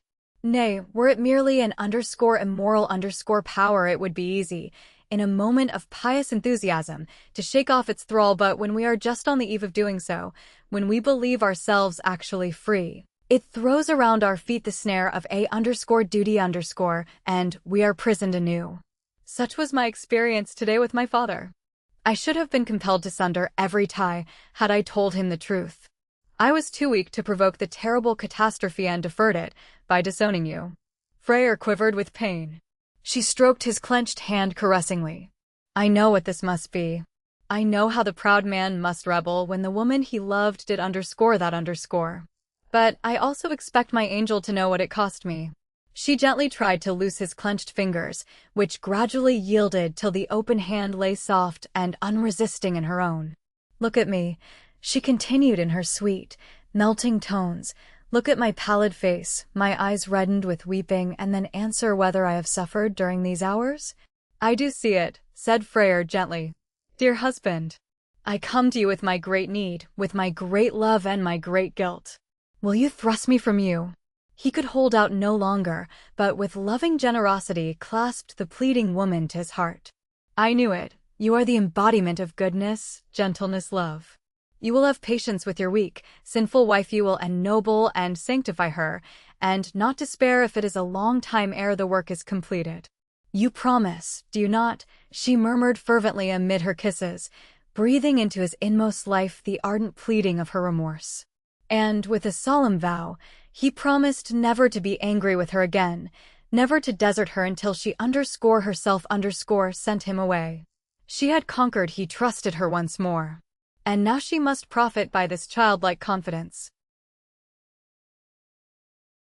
I thank you, she said, after a long silence. Now I shall have courage to ask you a serious question. But let us send home the friend who is waiting outside. You can take me back yourself. Certainly, my child, said Freyr, smiling, and went out to seek Ludwig. He was satisfied, he said, returning. Now speak and tell me everything that weighs upon your heart. No one can hear us save God. And he drew her into a loving embrace. Joseph, the Countess began in an embarrassed tone. The decisive hour has come sooner than I expected, and I am compelled to ask, will you be my husband, but only before God, not men? Freyr drew back a step. What do you mean? Will you listen to me quietly, dearest? She asked gently. Speak, my child. Joseph, I promise today to become your wife and I will keep the pledge, but our marriage must be a secret one.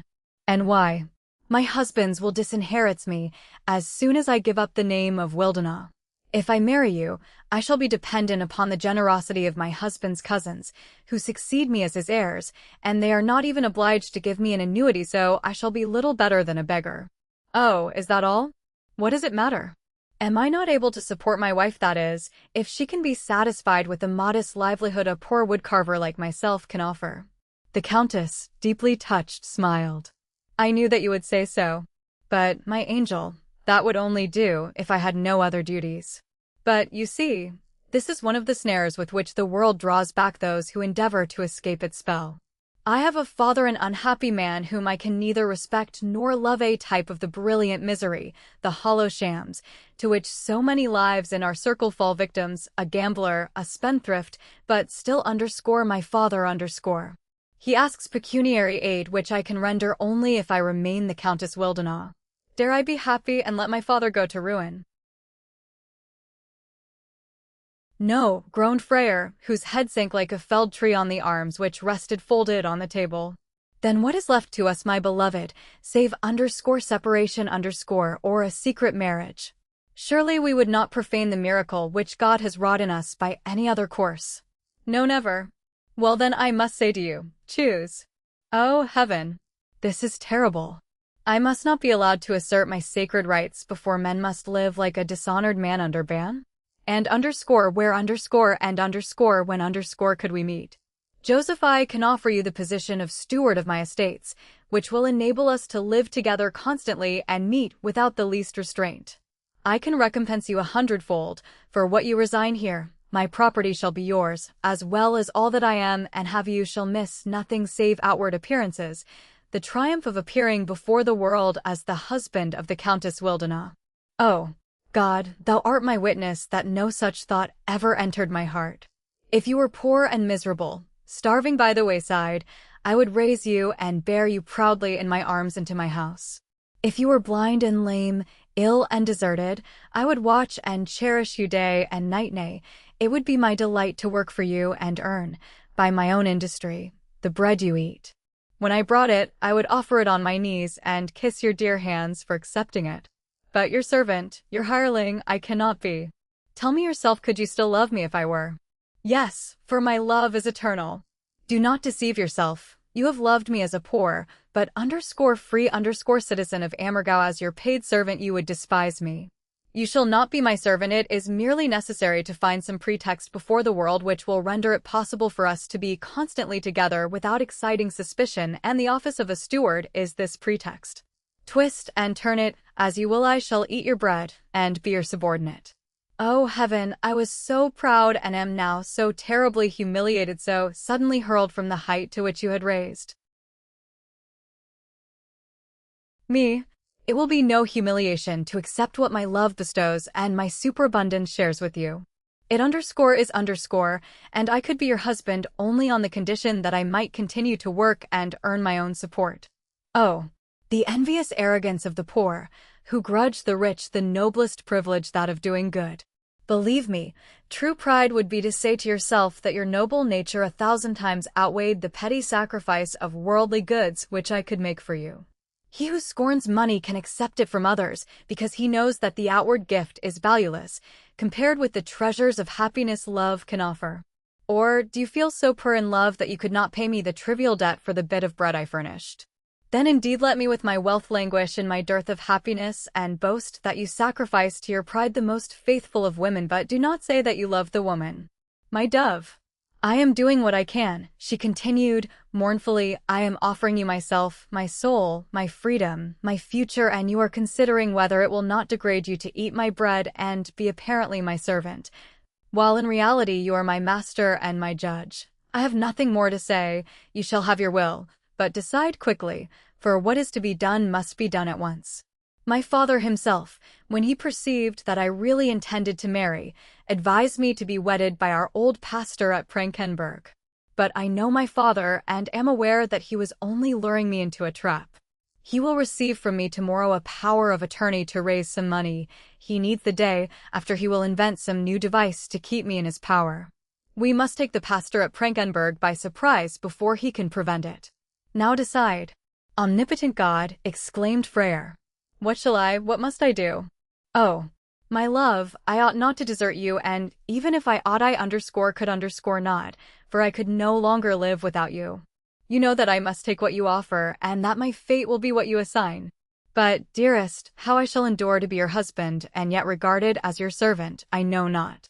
If you could let this cup pass from me, it would be far better for us both. And did God spare the Savior the cup? Was Christ too proud to take upon him his cross and his ignominy, while you cannot even bear the yoke your wife imposes, is forced to impose? He bowed his head to the earth. Tears sparkled in his radiant eyes. He was once more the Christ. As his dark eyes rested upon her in the dim light diffused by the lamp, with all the anguish of the crucified Redeemer, Madeline von Wildenau again felt a thrill of awe in the presence of something supernatural, a creature belonging to some middle realm, half spirit, half mortal, and the perception that he could never belong wholly to the earth, never wholly to her. She could not explain this feeling. He was so kind, so self-sacrificing. Had she had any idea that such a man was destined to absorb us, not we him, the mystery would have been solved. What she was doing was precisely the reverse. His existence must be sacrificed to hers, and she had a vague suspicion that this was contrary to the laws of his noble, privileged nature. But he, unconscious of himself, in his modest simplicity, only knew that he must love the Countess to the end, and deemed it only just that he should purchase the measureless happiness of calling this woman his by an equally boundless sacrifice. The appeal to Christ had suddenly made him believe that God proposed to give him the opportunity to continue in life the part of a martyr, which he was no longer permitted to play on the stage. The terrible humiliation imposed by the woman whom he loved was to be the cross received in exchange for the one he had resigned. Very well, then, for the sake of Christ's humility, he said sadly, as if utterly crushed. Give me whatever position you choose, but I fear you will discover too late that you have robbed yourself of the best love I have to bestow. Your nature is not one which can love a vassal. You will be like the children who tear off the butterfly's wings and then throw aside the crawling worm with loathing. My wings were my moral freedom and my self-respect. At this moment I have lost them, for I am only a weak, lovesick man who must do whatever an irresistible woman requires. It is no free moral act, as is usual when a man exchanges an equal existence with his chosen wife. If you think that Joseph, said the Countess, turning pale, it will certainly be better for me to leave you. She turned with dignity toward the door. Yes, go, he cried in wild anguish, go. Yet you know that you will take me with you, like the crown of thorns you dragged caught in the hem of your dress. He threw himself on his knees at her feet. What am I? Your slave. In heaven's name, be my mistress and take me. I place my soul in your keeping. I trust it to your generosity, but woe betide us both if you do not give me yours in return. I ask nothing save your soul, but that I want wholly. The exultant woman clasped him in a passionate embrace. Yes, give yourself a prisoner to me, and trust your fate to my hands. I will be a gentle mistress to you, you beloved slave. You shall not be more mine than I am yours, that is, wholly and forever . Chapter 17. Flying from the Cross. The burgomaster went to the office every morning at 6 o'clock, for the work to be accomplished during the day was very great and required an early beginning. Freyr usually arrived about 7 to share the task with him. On Fridays, however, he often commenced his labor before the energetic burgomaster. It was on that day that the rush upon the ticket office began, and everyone's hands were filled. But today Freyr seemed to be in no hurry. It was after 7. He ought to have arrived long before. He had been absent yesterday, too. The stranger must have taken complete possession of him. The burgomaster shook his head. Freyr's conduct since the Countess' arrival had not pleased him. He had never neglected his duties to the community. And at the very time when the Passion Play had attained unprecedented success. How could anyone think of anything else, personal, especially the man who took the part of the Christ? There were heaps of orders lying piled before him.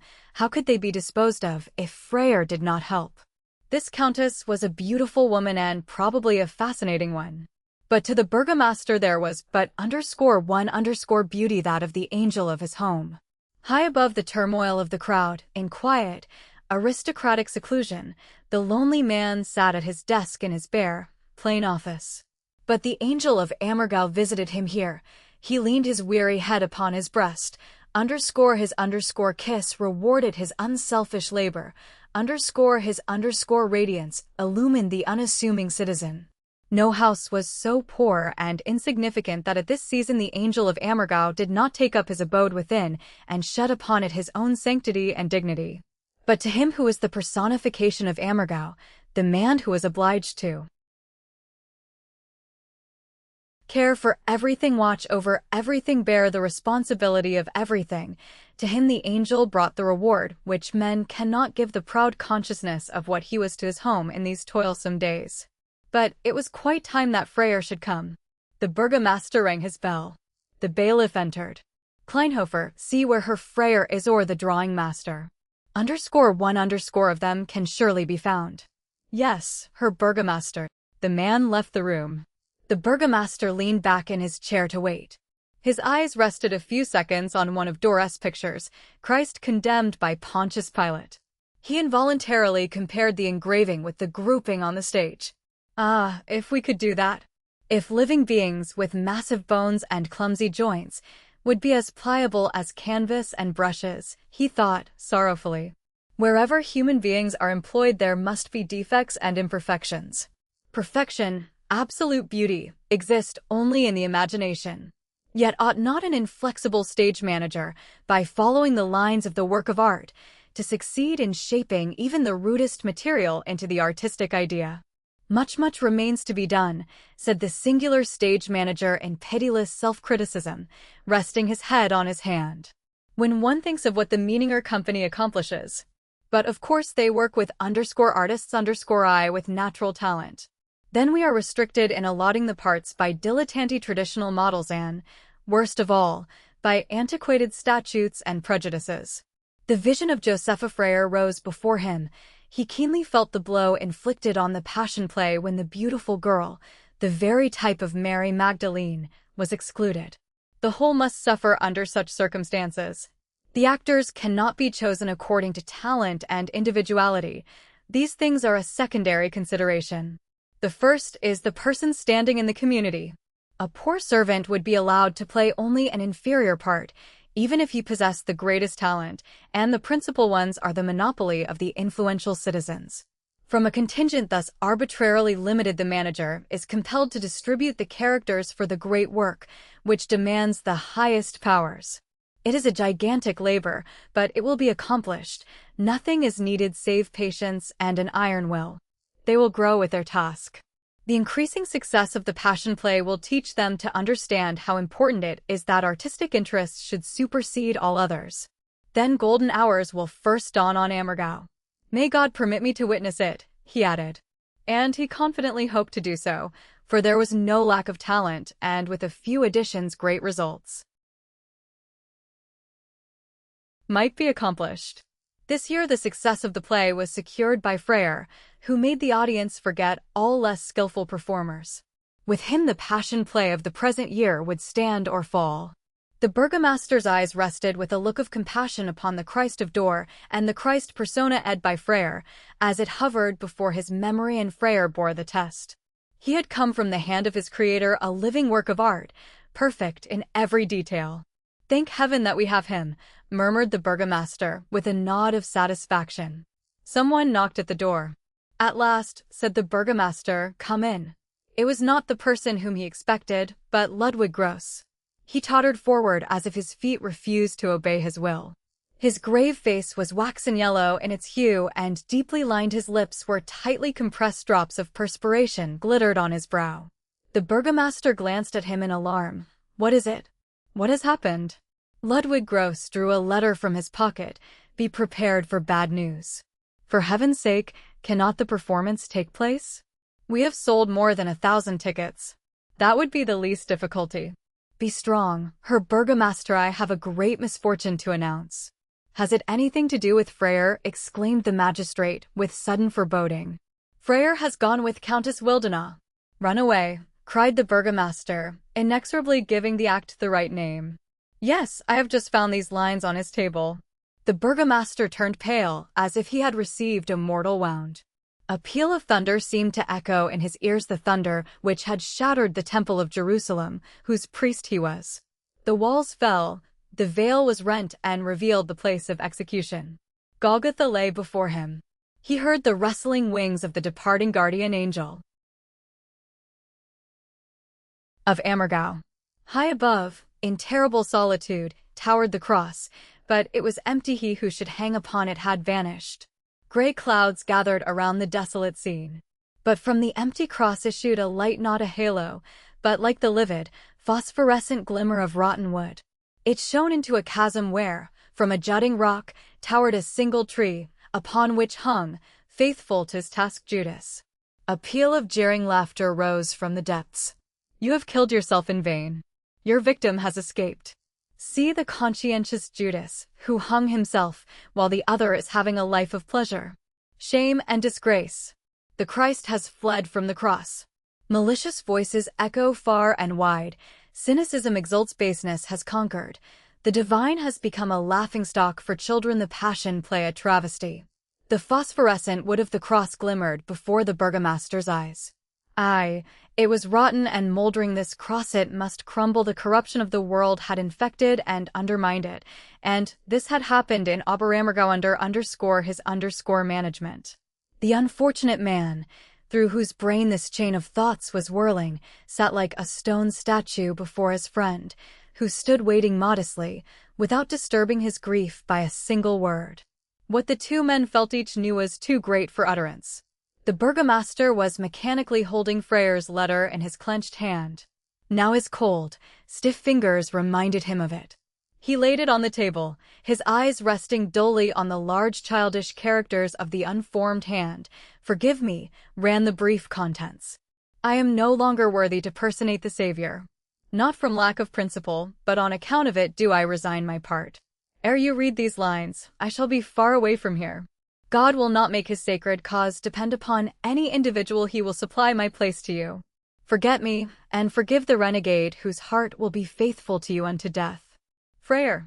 Postscript. Sell my property, the house, the field, and patch of woods which was not burned, and divide the proceeds among the poor of Oberammergau. I will send you the legal authority from the nearest city. Once more, farewell to all." The burgomaster sat motionless, gazing at the sheet. He could have read it 10 times over, yet he still stared at the lines. Ludwig Gross saw with terror that his eyes were glassy, his features changed. The calmness imposed by the iron will had become the rigidity of death. The drawing master shook him now, in the altered position. The inert body lost its balance and fell against the back of the chair. His friend caught the tottering figure and supported the noble head. It was possible for him to reach the bell with his other hand and summon Kleinhofer. "The doctor, quick, tell him to come at once," he shouted. The man hurried off in terror. The news that the burgomaster had been stricken with apoplexy ran through the village like wildfire. Everyone rushed to the office. The physician ran bareheaded across the street. The confusion was boundless. Ludwig could scarcely control the tumult. Supporting the burgomaster with one arm, he pushed the throng back with the other. The doctor could scarcely force his way through the crowded room. He rubbed the temples and arteries of the senseless man. "I don't think it is apoplexy, only a severe congestion of the brain," he said, "but we cannot tell what the result may be. He has long been overworked and overexcited." The remedies applied began to act. The burgomaster opened his eyes. But as if he were surrounded by invisible fiends which, like wild beasts, were only held in check by the firm gaze of the tamer, and, ever ready to spring, were only watching for the moment when they might wrest from him the sacred treasure confided to his care. His dim eyes, in a few seconds, regained the steady flash of the watchful, imperious master, and the discipline which his unyielding will was wont to exert over his limbs instantly restored his erect bearing. No one save the physician, and Ludwig knew what the effort cost him. "Yes," said the doctor in a low tone to the drawing master, "this is the consequence of his never granting himself any rest during these terrible exertions." The burgomaster had gone to the window and obtained a little air. Then he turned to the bystanders.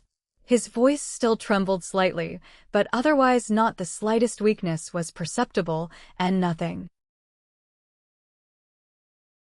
betrayed the least emotion. "I am glad, my friends, that we are all assembled, otherwise I should have been compelled to summon you. Is the whole parish here? We must hold a consultation at once. Kleinhofer, count them." The man obeyed. "They are all here," he said. At that moment the burgomaster's wife rushed in with Anastasia. They had been in the fields and had just learned the startling news of the illness of the husband and brother. "Pray be calm," he said, sternly. "There is nothing wrong with me, nothing worth mentioning." The weeping women were surrounded by their friends, but the burgomaster, with an imperious wave of the hand, motioned them to the back of the room.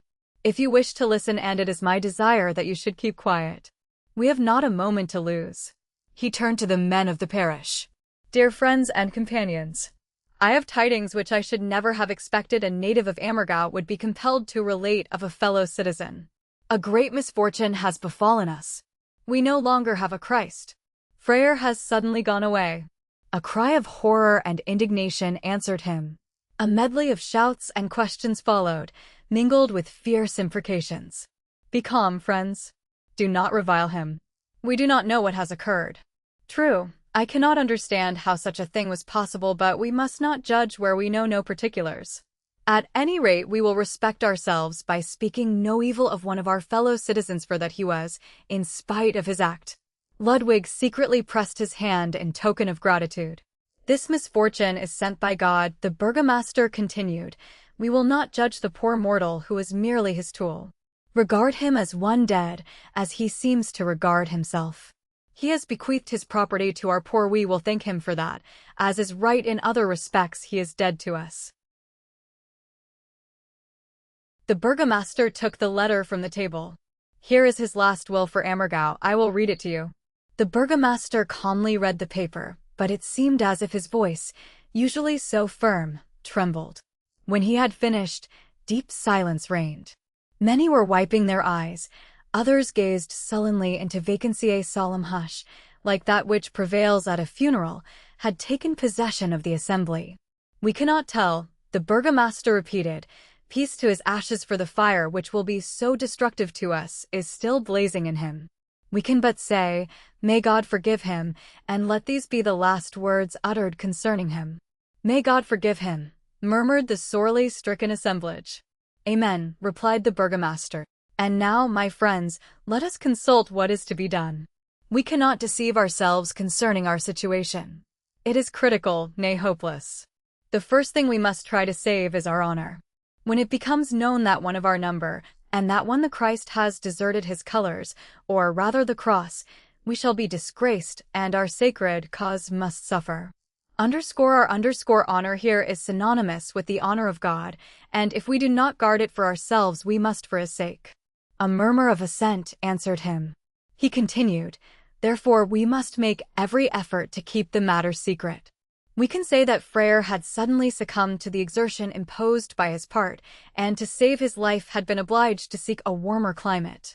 Those who know us men of Ammergau will not believe that anyone would retire on account of his health, nay would prefer death rather than to interrupt the performances, but there are few who do know us." "God knows that," said the listeners mournfully. "Therefore I propose that we all promise to maintain the most absolute secrecy in regard to the real state of affairs, and give the pretext just suggested to the public." Yes, we will agree not to say anything else," the men readily assented. "But the women, they will chatter," said Andreas Gross. "That is just what I fear." "I can rely upon you men," replied the burgomaster, casting a stern glance at the girls and women. "The men are fully aware of the meaning and importance of our cause. It is bad enough that so many are not understood and supported by their wives. You, the women of Ammergau, alas, that I must say it, you have done the place and the cause more harm by your gossip than you can answer for to the God who honors us with his holy mission. There is chattering and tattling where you think you can do so unpunished, and many things are whispered into the ears of the visitors which afterwards goes as false rumors through the world. You care nothing for the great cause, if you get an opportunity to gratify some bit of petty malice. Now you are weeping, are you not? Because we are ruined, the performances must cease. But are you sure that Joseph Freyr would have been capable of treating us in this way, had it not been for the flood of gossip you poured out on him and his cousin Josepha? It embittered his mind against us and drove him into the stranger's arms.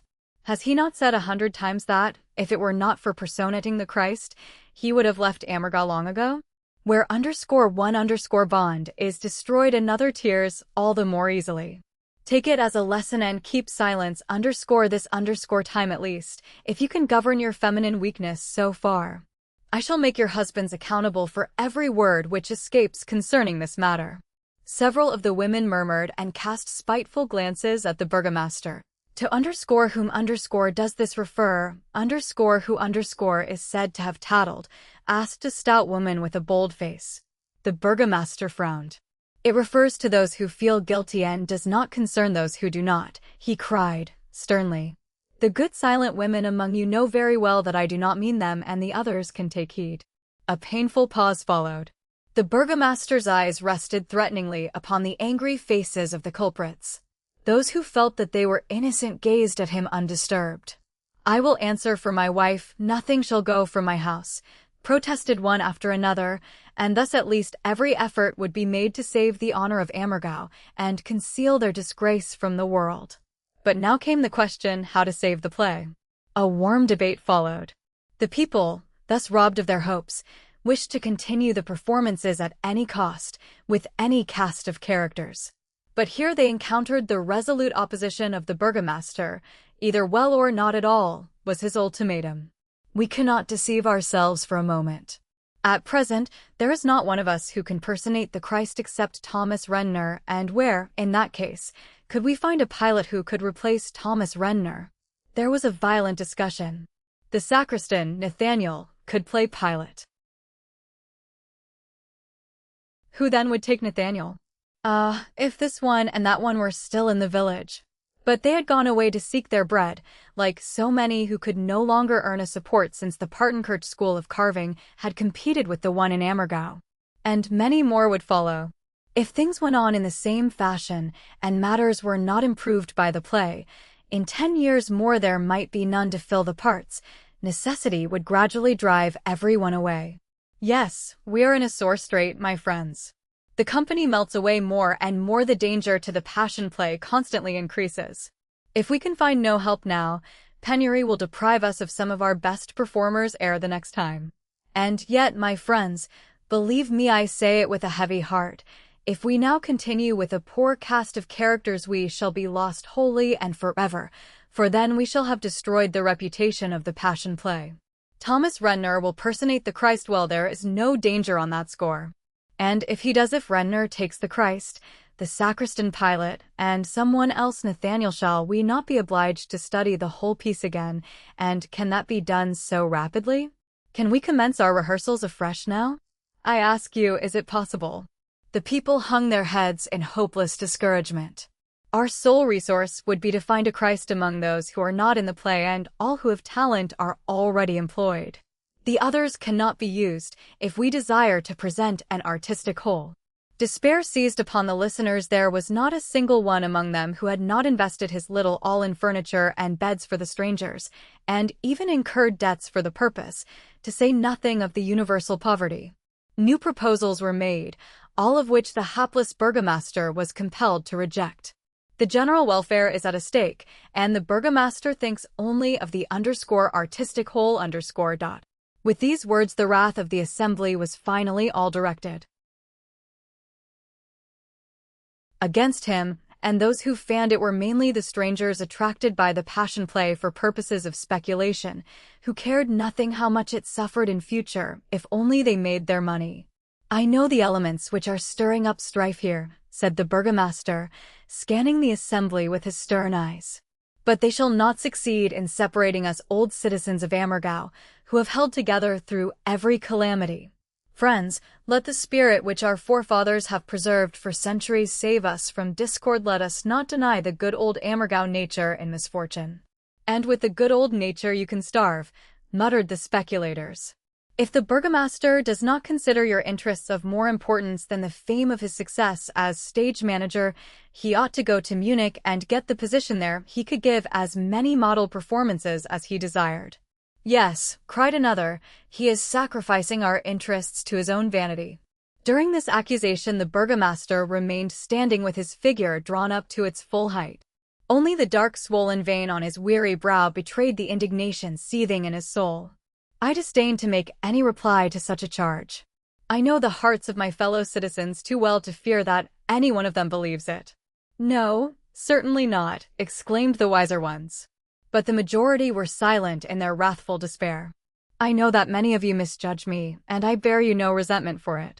I admit that in such a period of storm and stress, it is difficult to maintain an unprejudiced judgment.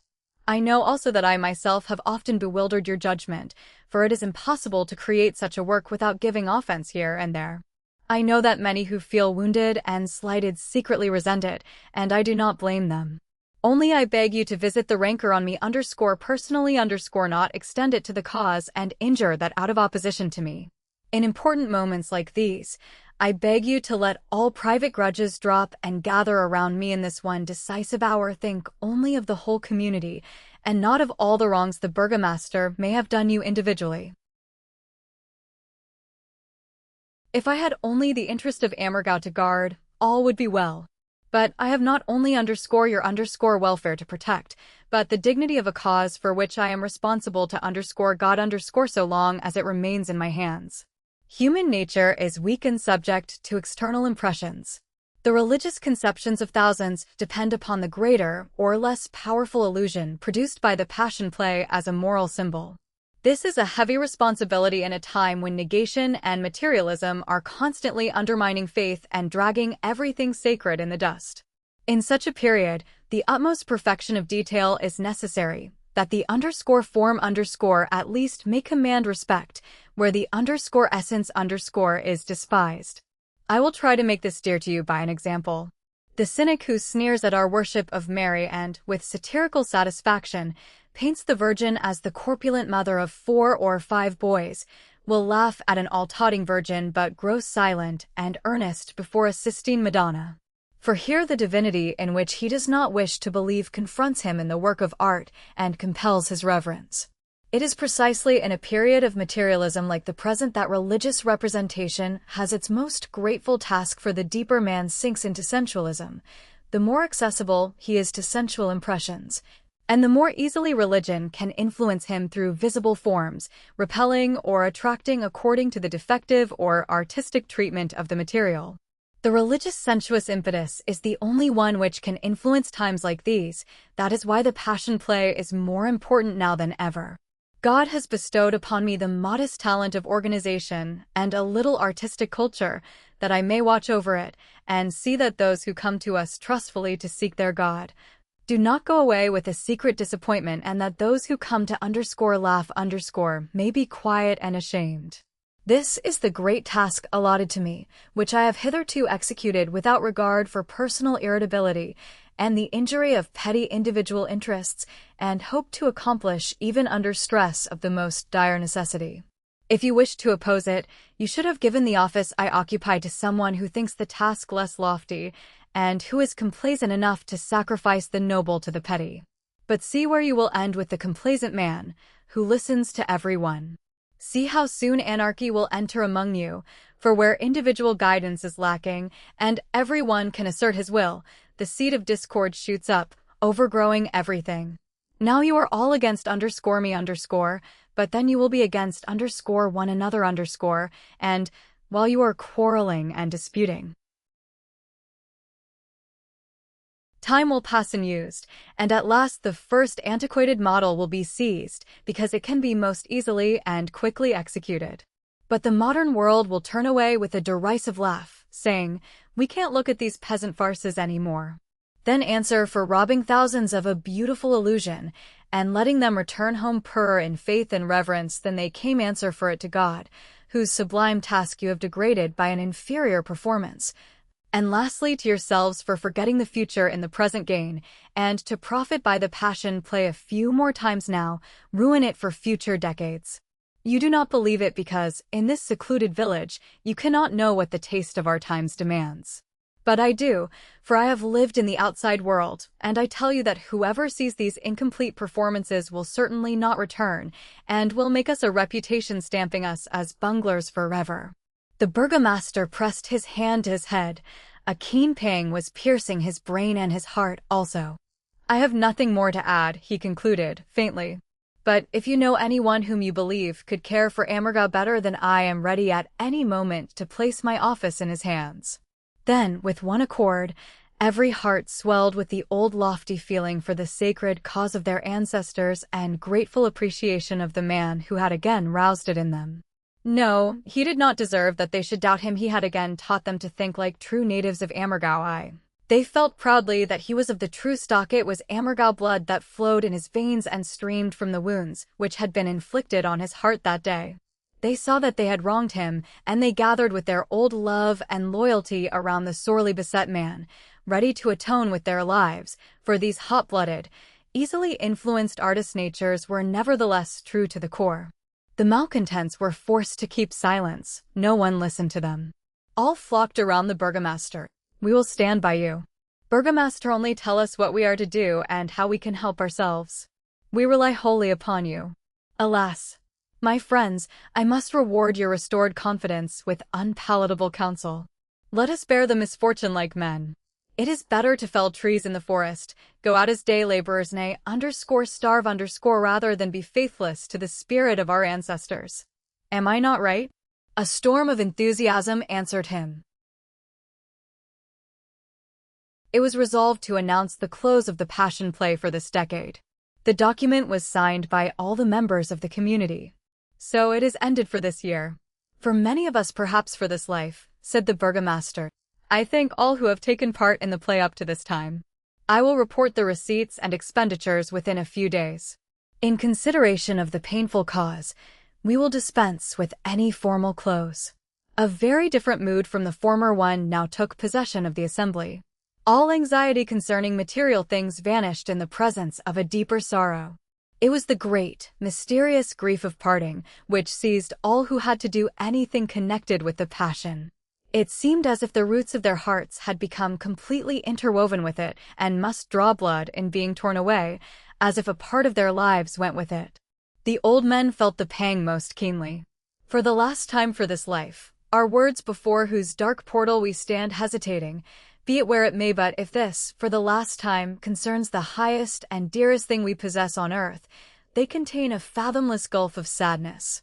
Old Barabbas, the man of 90, was the first to express it. The others joined in, and the graybeards who had been young together and devoted their whole lives to the cause which to them was the highest in the world, sank into one another's arms, like a body of men condemned to death. Then one chanted the closing line of the Courageous, "Till in the world beyond we meet," and all joined as with a voice, the unutterable anguish of resigning that close communion with deity, in which every one of them lived during this period, created its own ceremonial of farewell and found apt expression in those last words of the Passion Play. Then they shook hands with one another, exchanging a lifelong farewell. They knew that they should meet again the next day in the same garments, but no longer what they now were, Roman governor and high priests, apostles and saints. They were excluded from the companionship of the Lord, for their Christ had not risen as usual. He had fled and faithlessly deserted his flock, ere their task could be fulfilled. It was doubly hard. Old Judas, the venerable Lechner, was so much moved that they were obliged to support him down the stairs, Judas weeping over Christ. The loyal man had suffered unutterably from the necessity of playing the traitor's part, the treachery now practiced toward the sacred cause by the personator of Christ himself. Fairly broke his heart. "That I must live to witness this," he murmured, wringing his hands as he descended the steps. But Thomas Renner shook his handsome head and mournfully repeated the momentous words of Pilate, "What is truth?" With tears in his eyes, he held out his sinewy right hand consolingly to Caiaphas. "Don't take it so much to heart, Burgomaster. God is still with us." Then he cast a sorrowful glance toward the corner of the room. "Poor Mary. I always thought so," he muttered compassionately under his breath, and followed the others. The burgomaster and Ludwig were left behind alone and followed the direction of Renner's glance. There it almost broke their hearts. There sat the burgomaster's sister, the Mary, in the corner, with her hands clasped in her lap, the very attitude in which she waited for the body of her crucified son. "Poor sister," said the burgomaster, deeply moved. "For what are you waiting? They will never bring him to you again."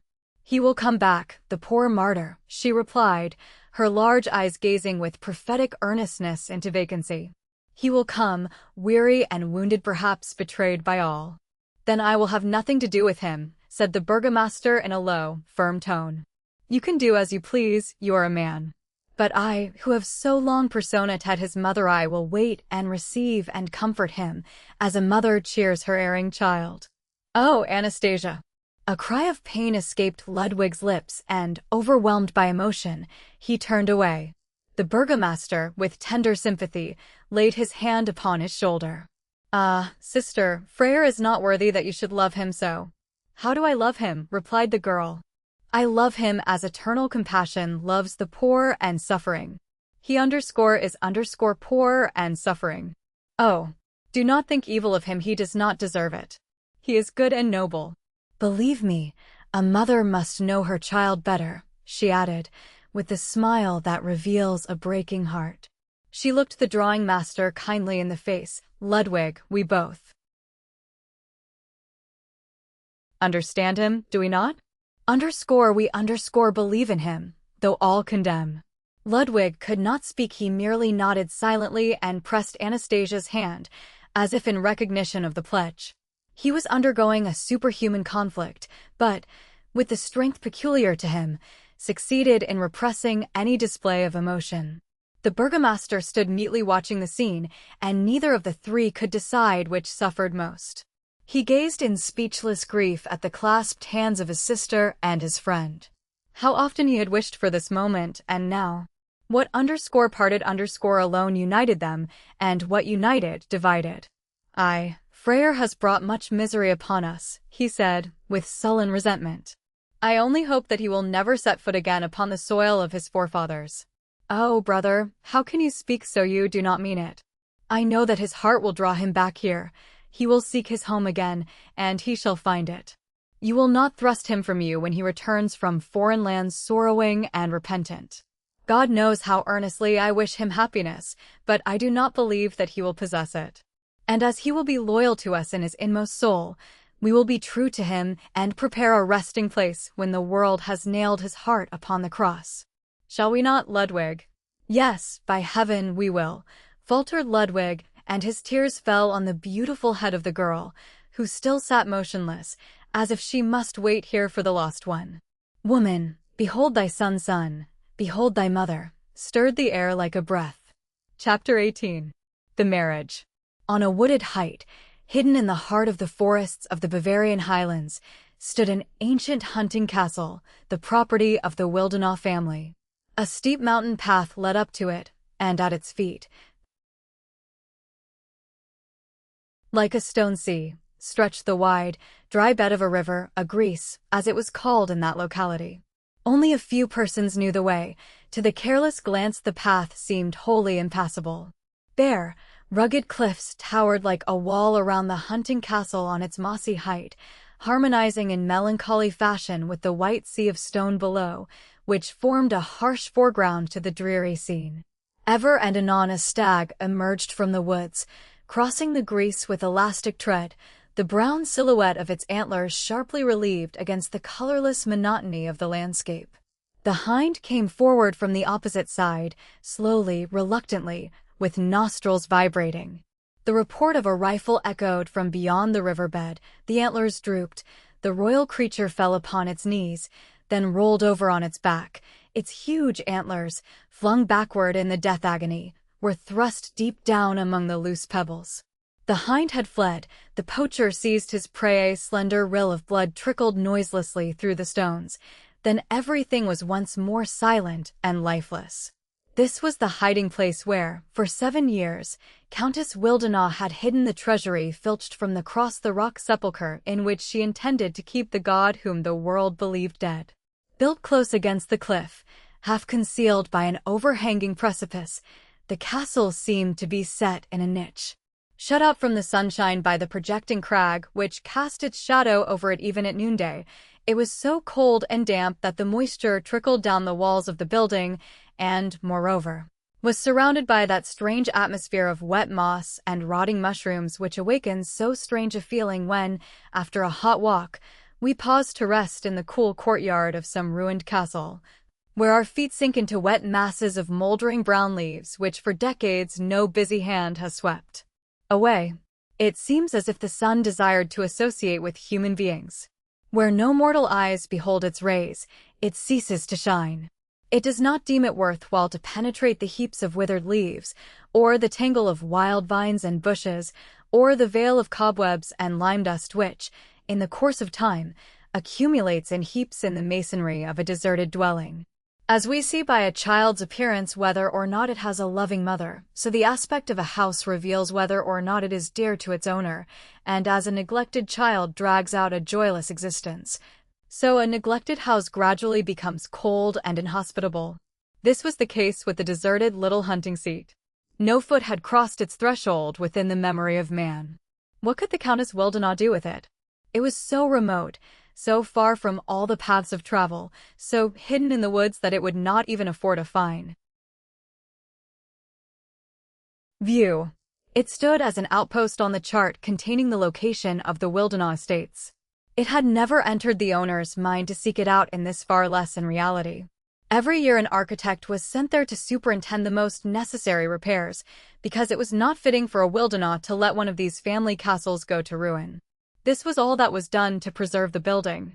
The garden gradually ran to waste, and became so blended with the forest that the boughs of the trees beat against the windows of the edifice and barred out like a green hedge the last straggling sunbeams. A castle for a sleeping beauty, but without the sleeping princess. Then fate willed that a blissful secret in its owner's breast demanded just such a hiding place in which to dream the strangest fantasy ever imagined by woman since Danae rested in the embrace of Jove. Madeline von Wildenau sought and found this forgotten spot in her chart, and, with the energy bestowed by the habit of being able to accomplish whatever we desire, she discovered a secret ford through the Grease, known only to a trustworthy old driver. And no one was aware of Countess Wildenau's residence when she vanished from society for days. There were rumors of a romantic adventure or a religious ecstasy into which the Oberammergau passion play had transported her years before. She had set off upon her journey to the promised land directly after, and as no sea is so wide, no mountain so lofty, that gossip cannot find its way over them, it even made its way from the Holy Sepulchre to the drawing rooms of the capital. A gentleman, an acquaintance of so-and-so, had gone to the Orient, and in Jerusalem, at the Holy Sepulchre, met a veiled lady, who was no other than Countess Wildenau. There would have been nothing specially remarkable in that. But at the lady's side knelt a gentleman who bore so remarkable a resemblance to the pictures of Christ that one might have believed it was the risen Lord himself who, dissatisfied with heaven, had returned repentant to his deserted resting place. How interesting! The imagination of society, thirsting for romance, naturally seized upon this bit of news with much eagerness. Who could the gentleman with the head of Christ be, save the Oberammergau Christ? This agreed with the sudden interruption of the Passion play that summer, on account of the illness of the Christ, as the people of Oberammergau said, who perfectly understood how to keep their secrets from the outside world. But as they committed the imprudence of occasionally sending their daughters to the city, one and another of these secrets of the community, more or less distorted, escaped through the dressing rooms of the mistresses of these Oberammergau maids. Thus here and there a flickering ray fell upon the Oberammergau catastrophe. The Christ was not ill, he had vanished, run away with a lady of high rank. What a scandal! Then lo!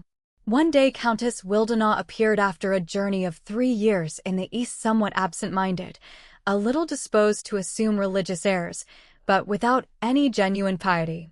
Religion is not to be obtained by an indulgence of religious erotic rapture with its sweet delusions. It can be obtained only by the hard labor of daily self-sacrifice, of which a nature like Madeline von Wildenau's has no knowledge. So she returned, somewhat changed, yet only so far as that her own ego, which the world did not know, was even more potential than before. But she came alone. Where had she left her pallid Christ? All inquiries were futile. What could be said? There was no proof of anything, and besides, proven or not, what charge would have overthrown Countess Wildenau? That would have been an achievement for which even her foes lacked perseverance. It is very amusing when a person's moral ruin can be effected by a word carelessly uttered.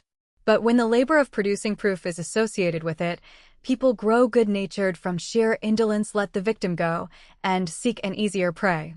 This was the case with the Countess Wildenau. Her position remained as unshaken as ever, nay, the charm of her person exerted an influence even more potent than before. Was it her long absence, or had she grown younger? No matter, she had gained a touch of womanly sweetness, which rendered her irresistible. In what secret mine of the human heart and feeling had she garnered the rays which glittered in her eyes like hidden treasures on which the light of day falls for the first time? When a woman conceals in her heart a secret joy, men flock around her, with instinctive jealousy, all the more closely. They would fain dispute the sweet right of possession with the invisible rival.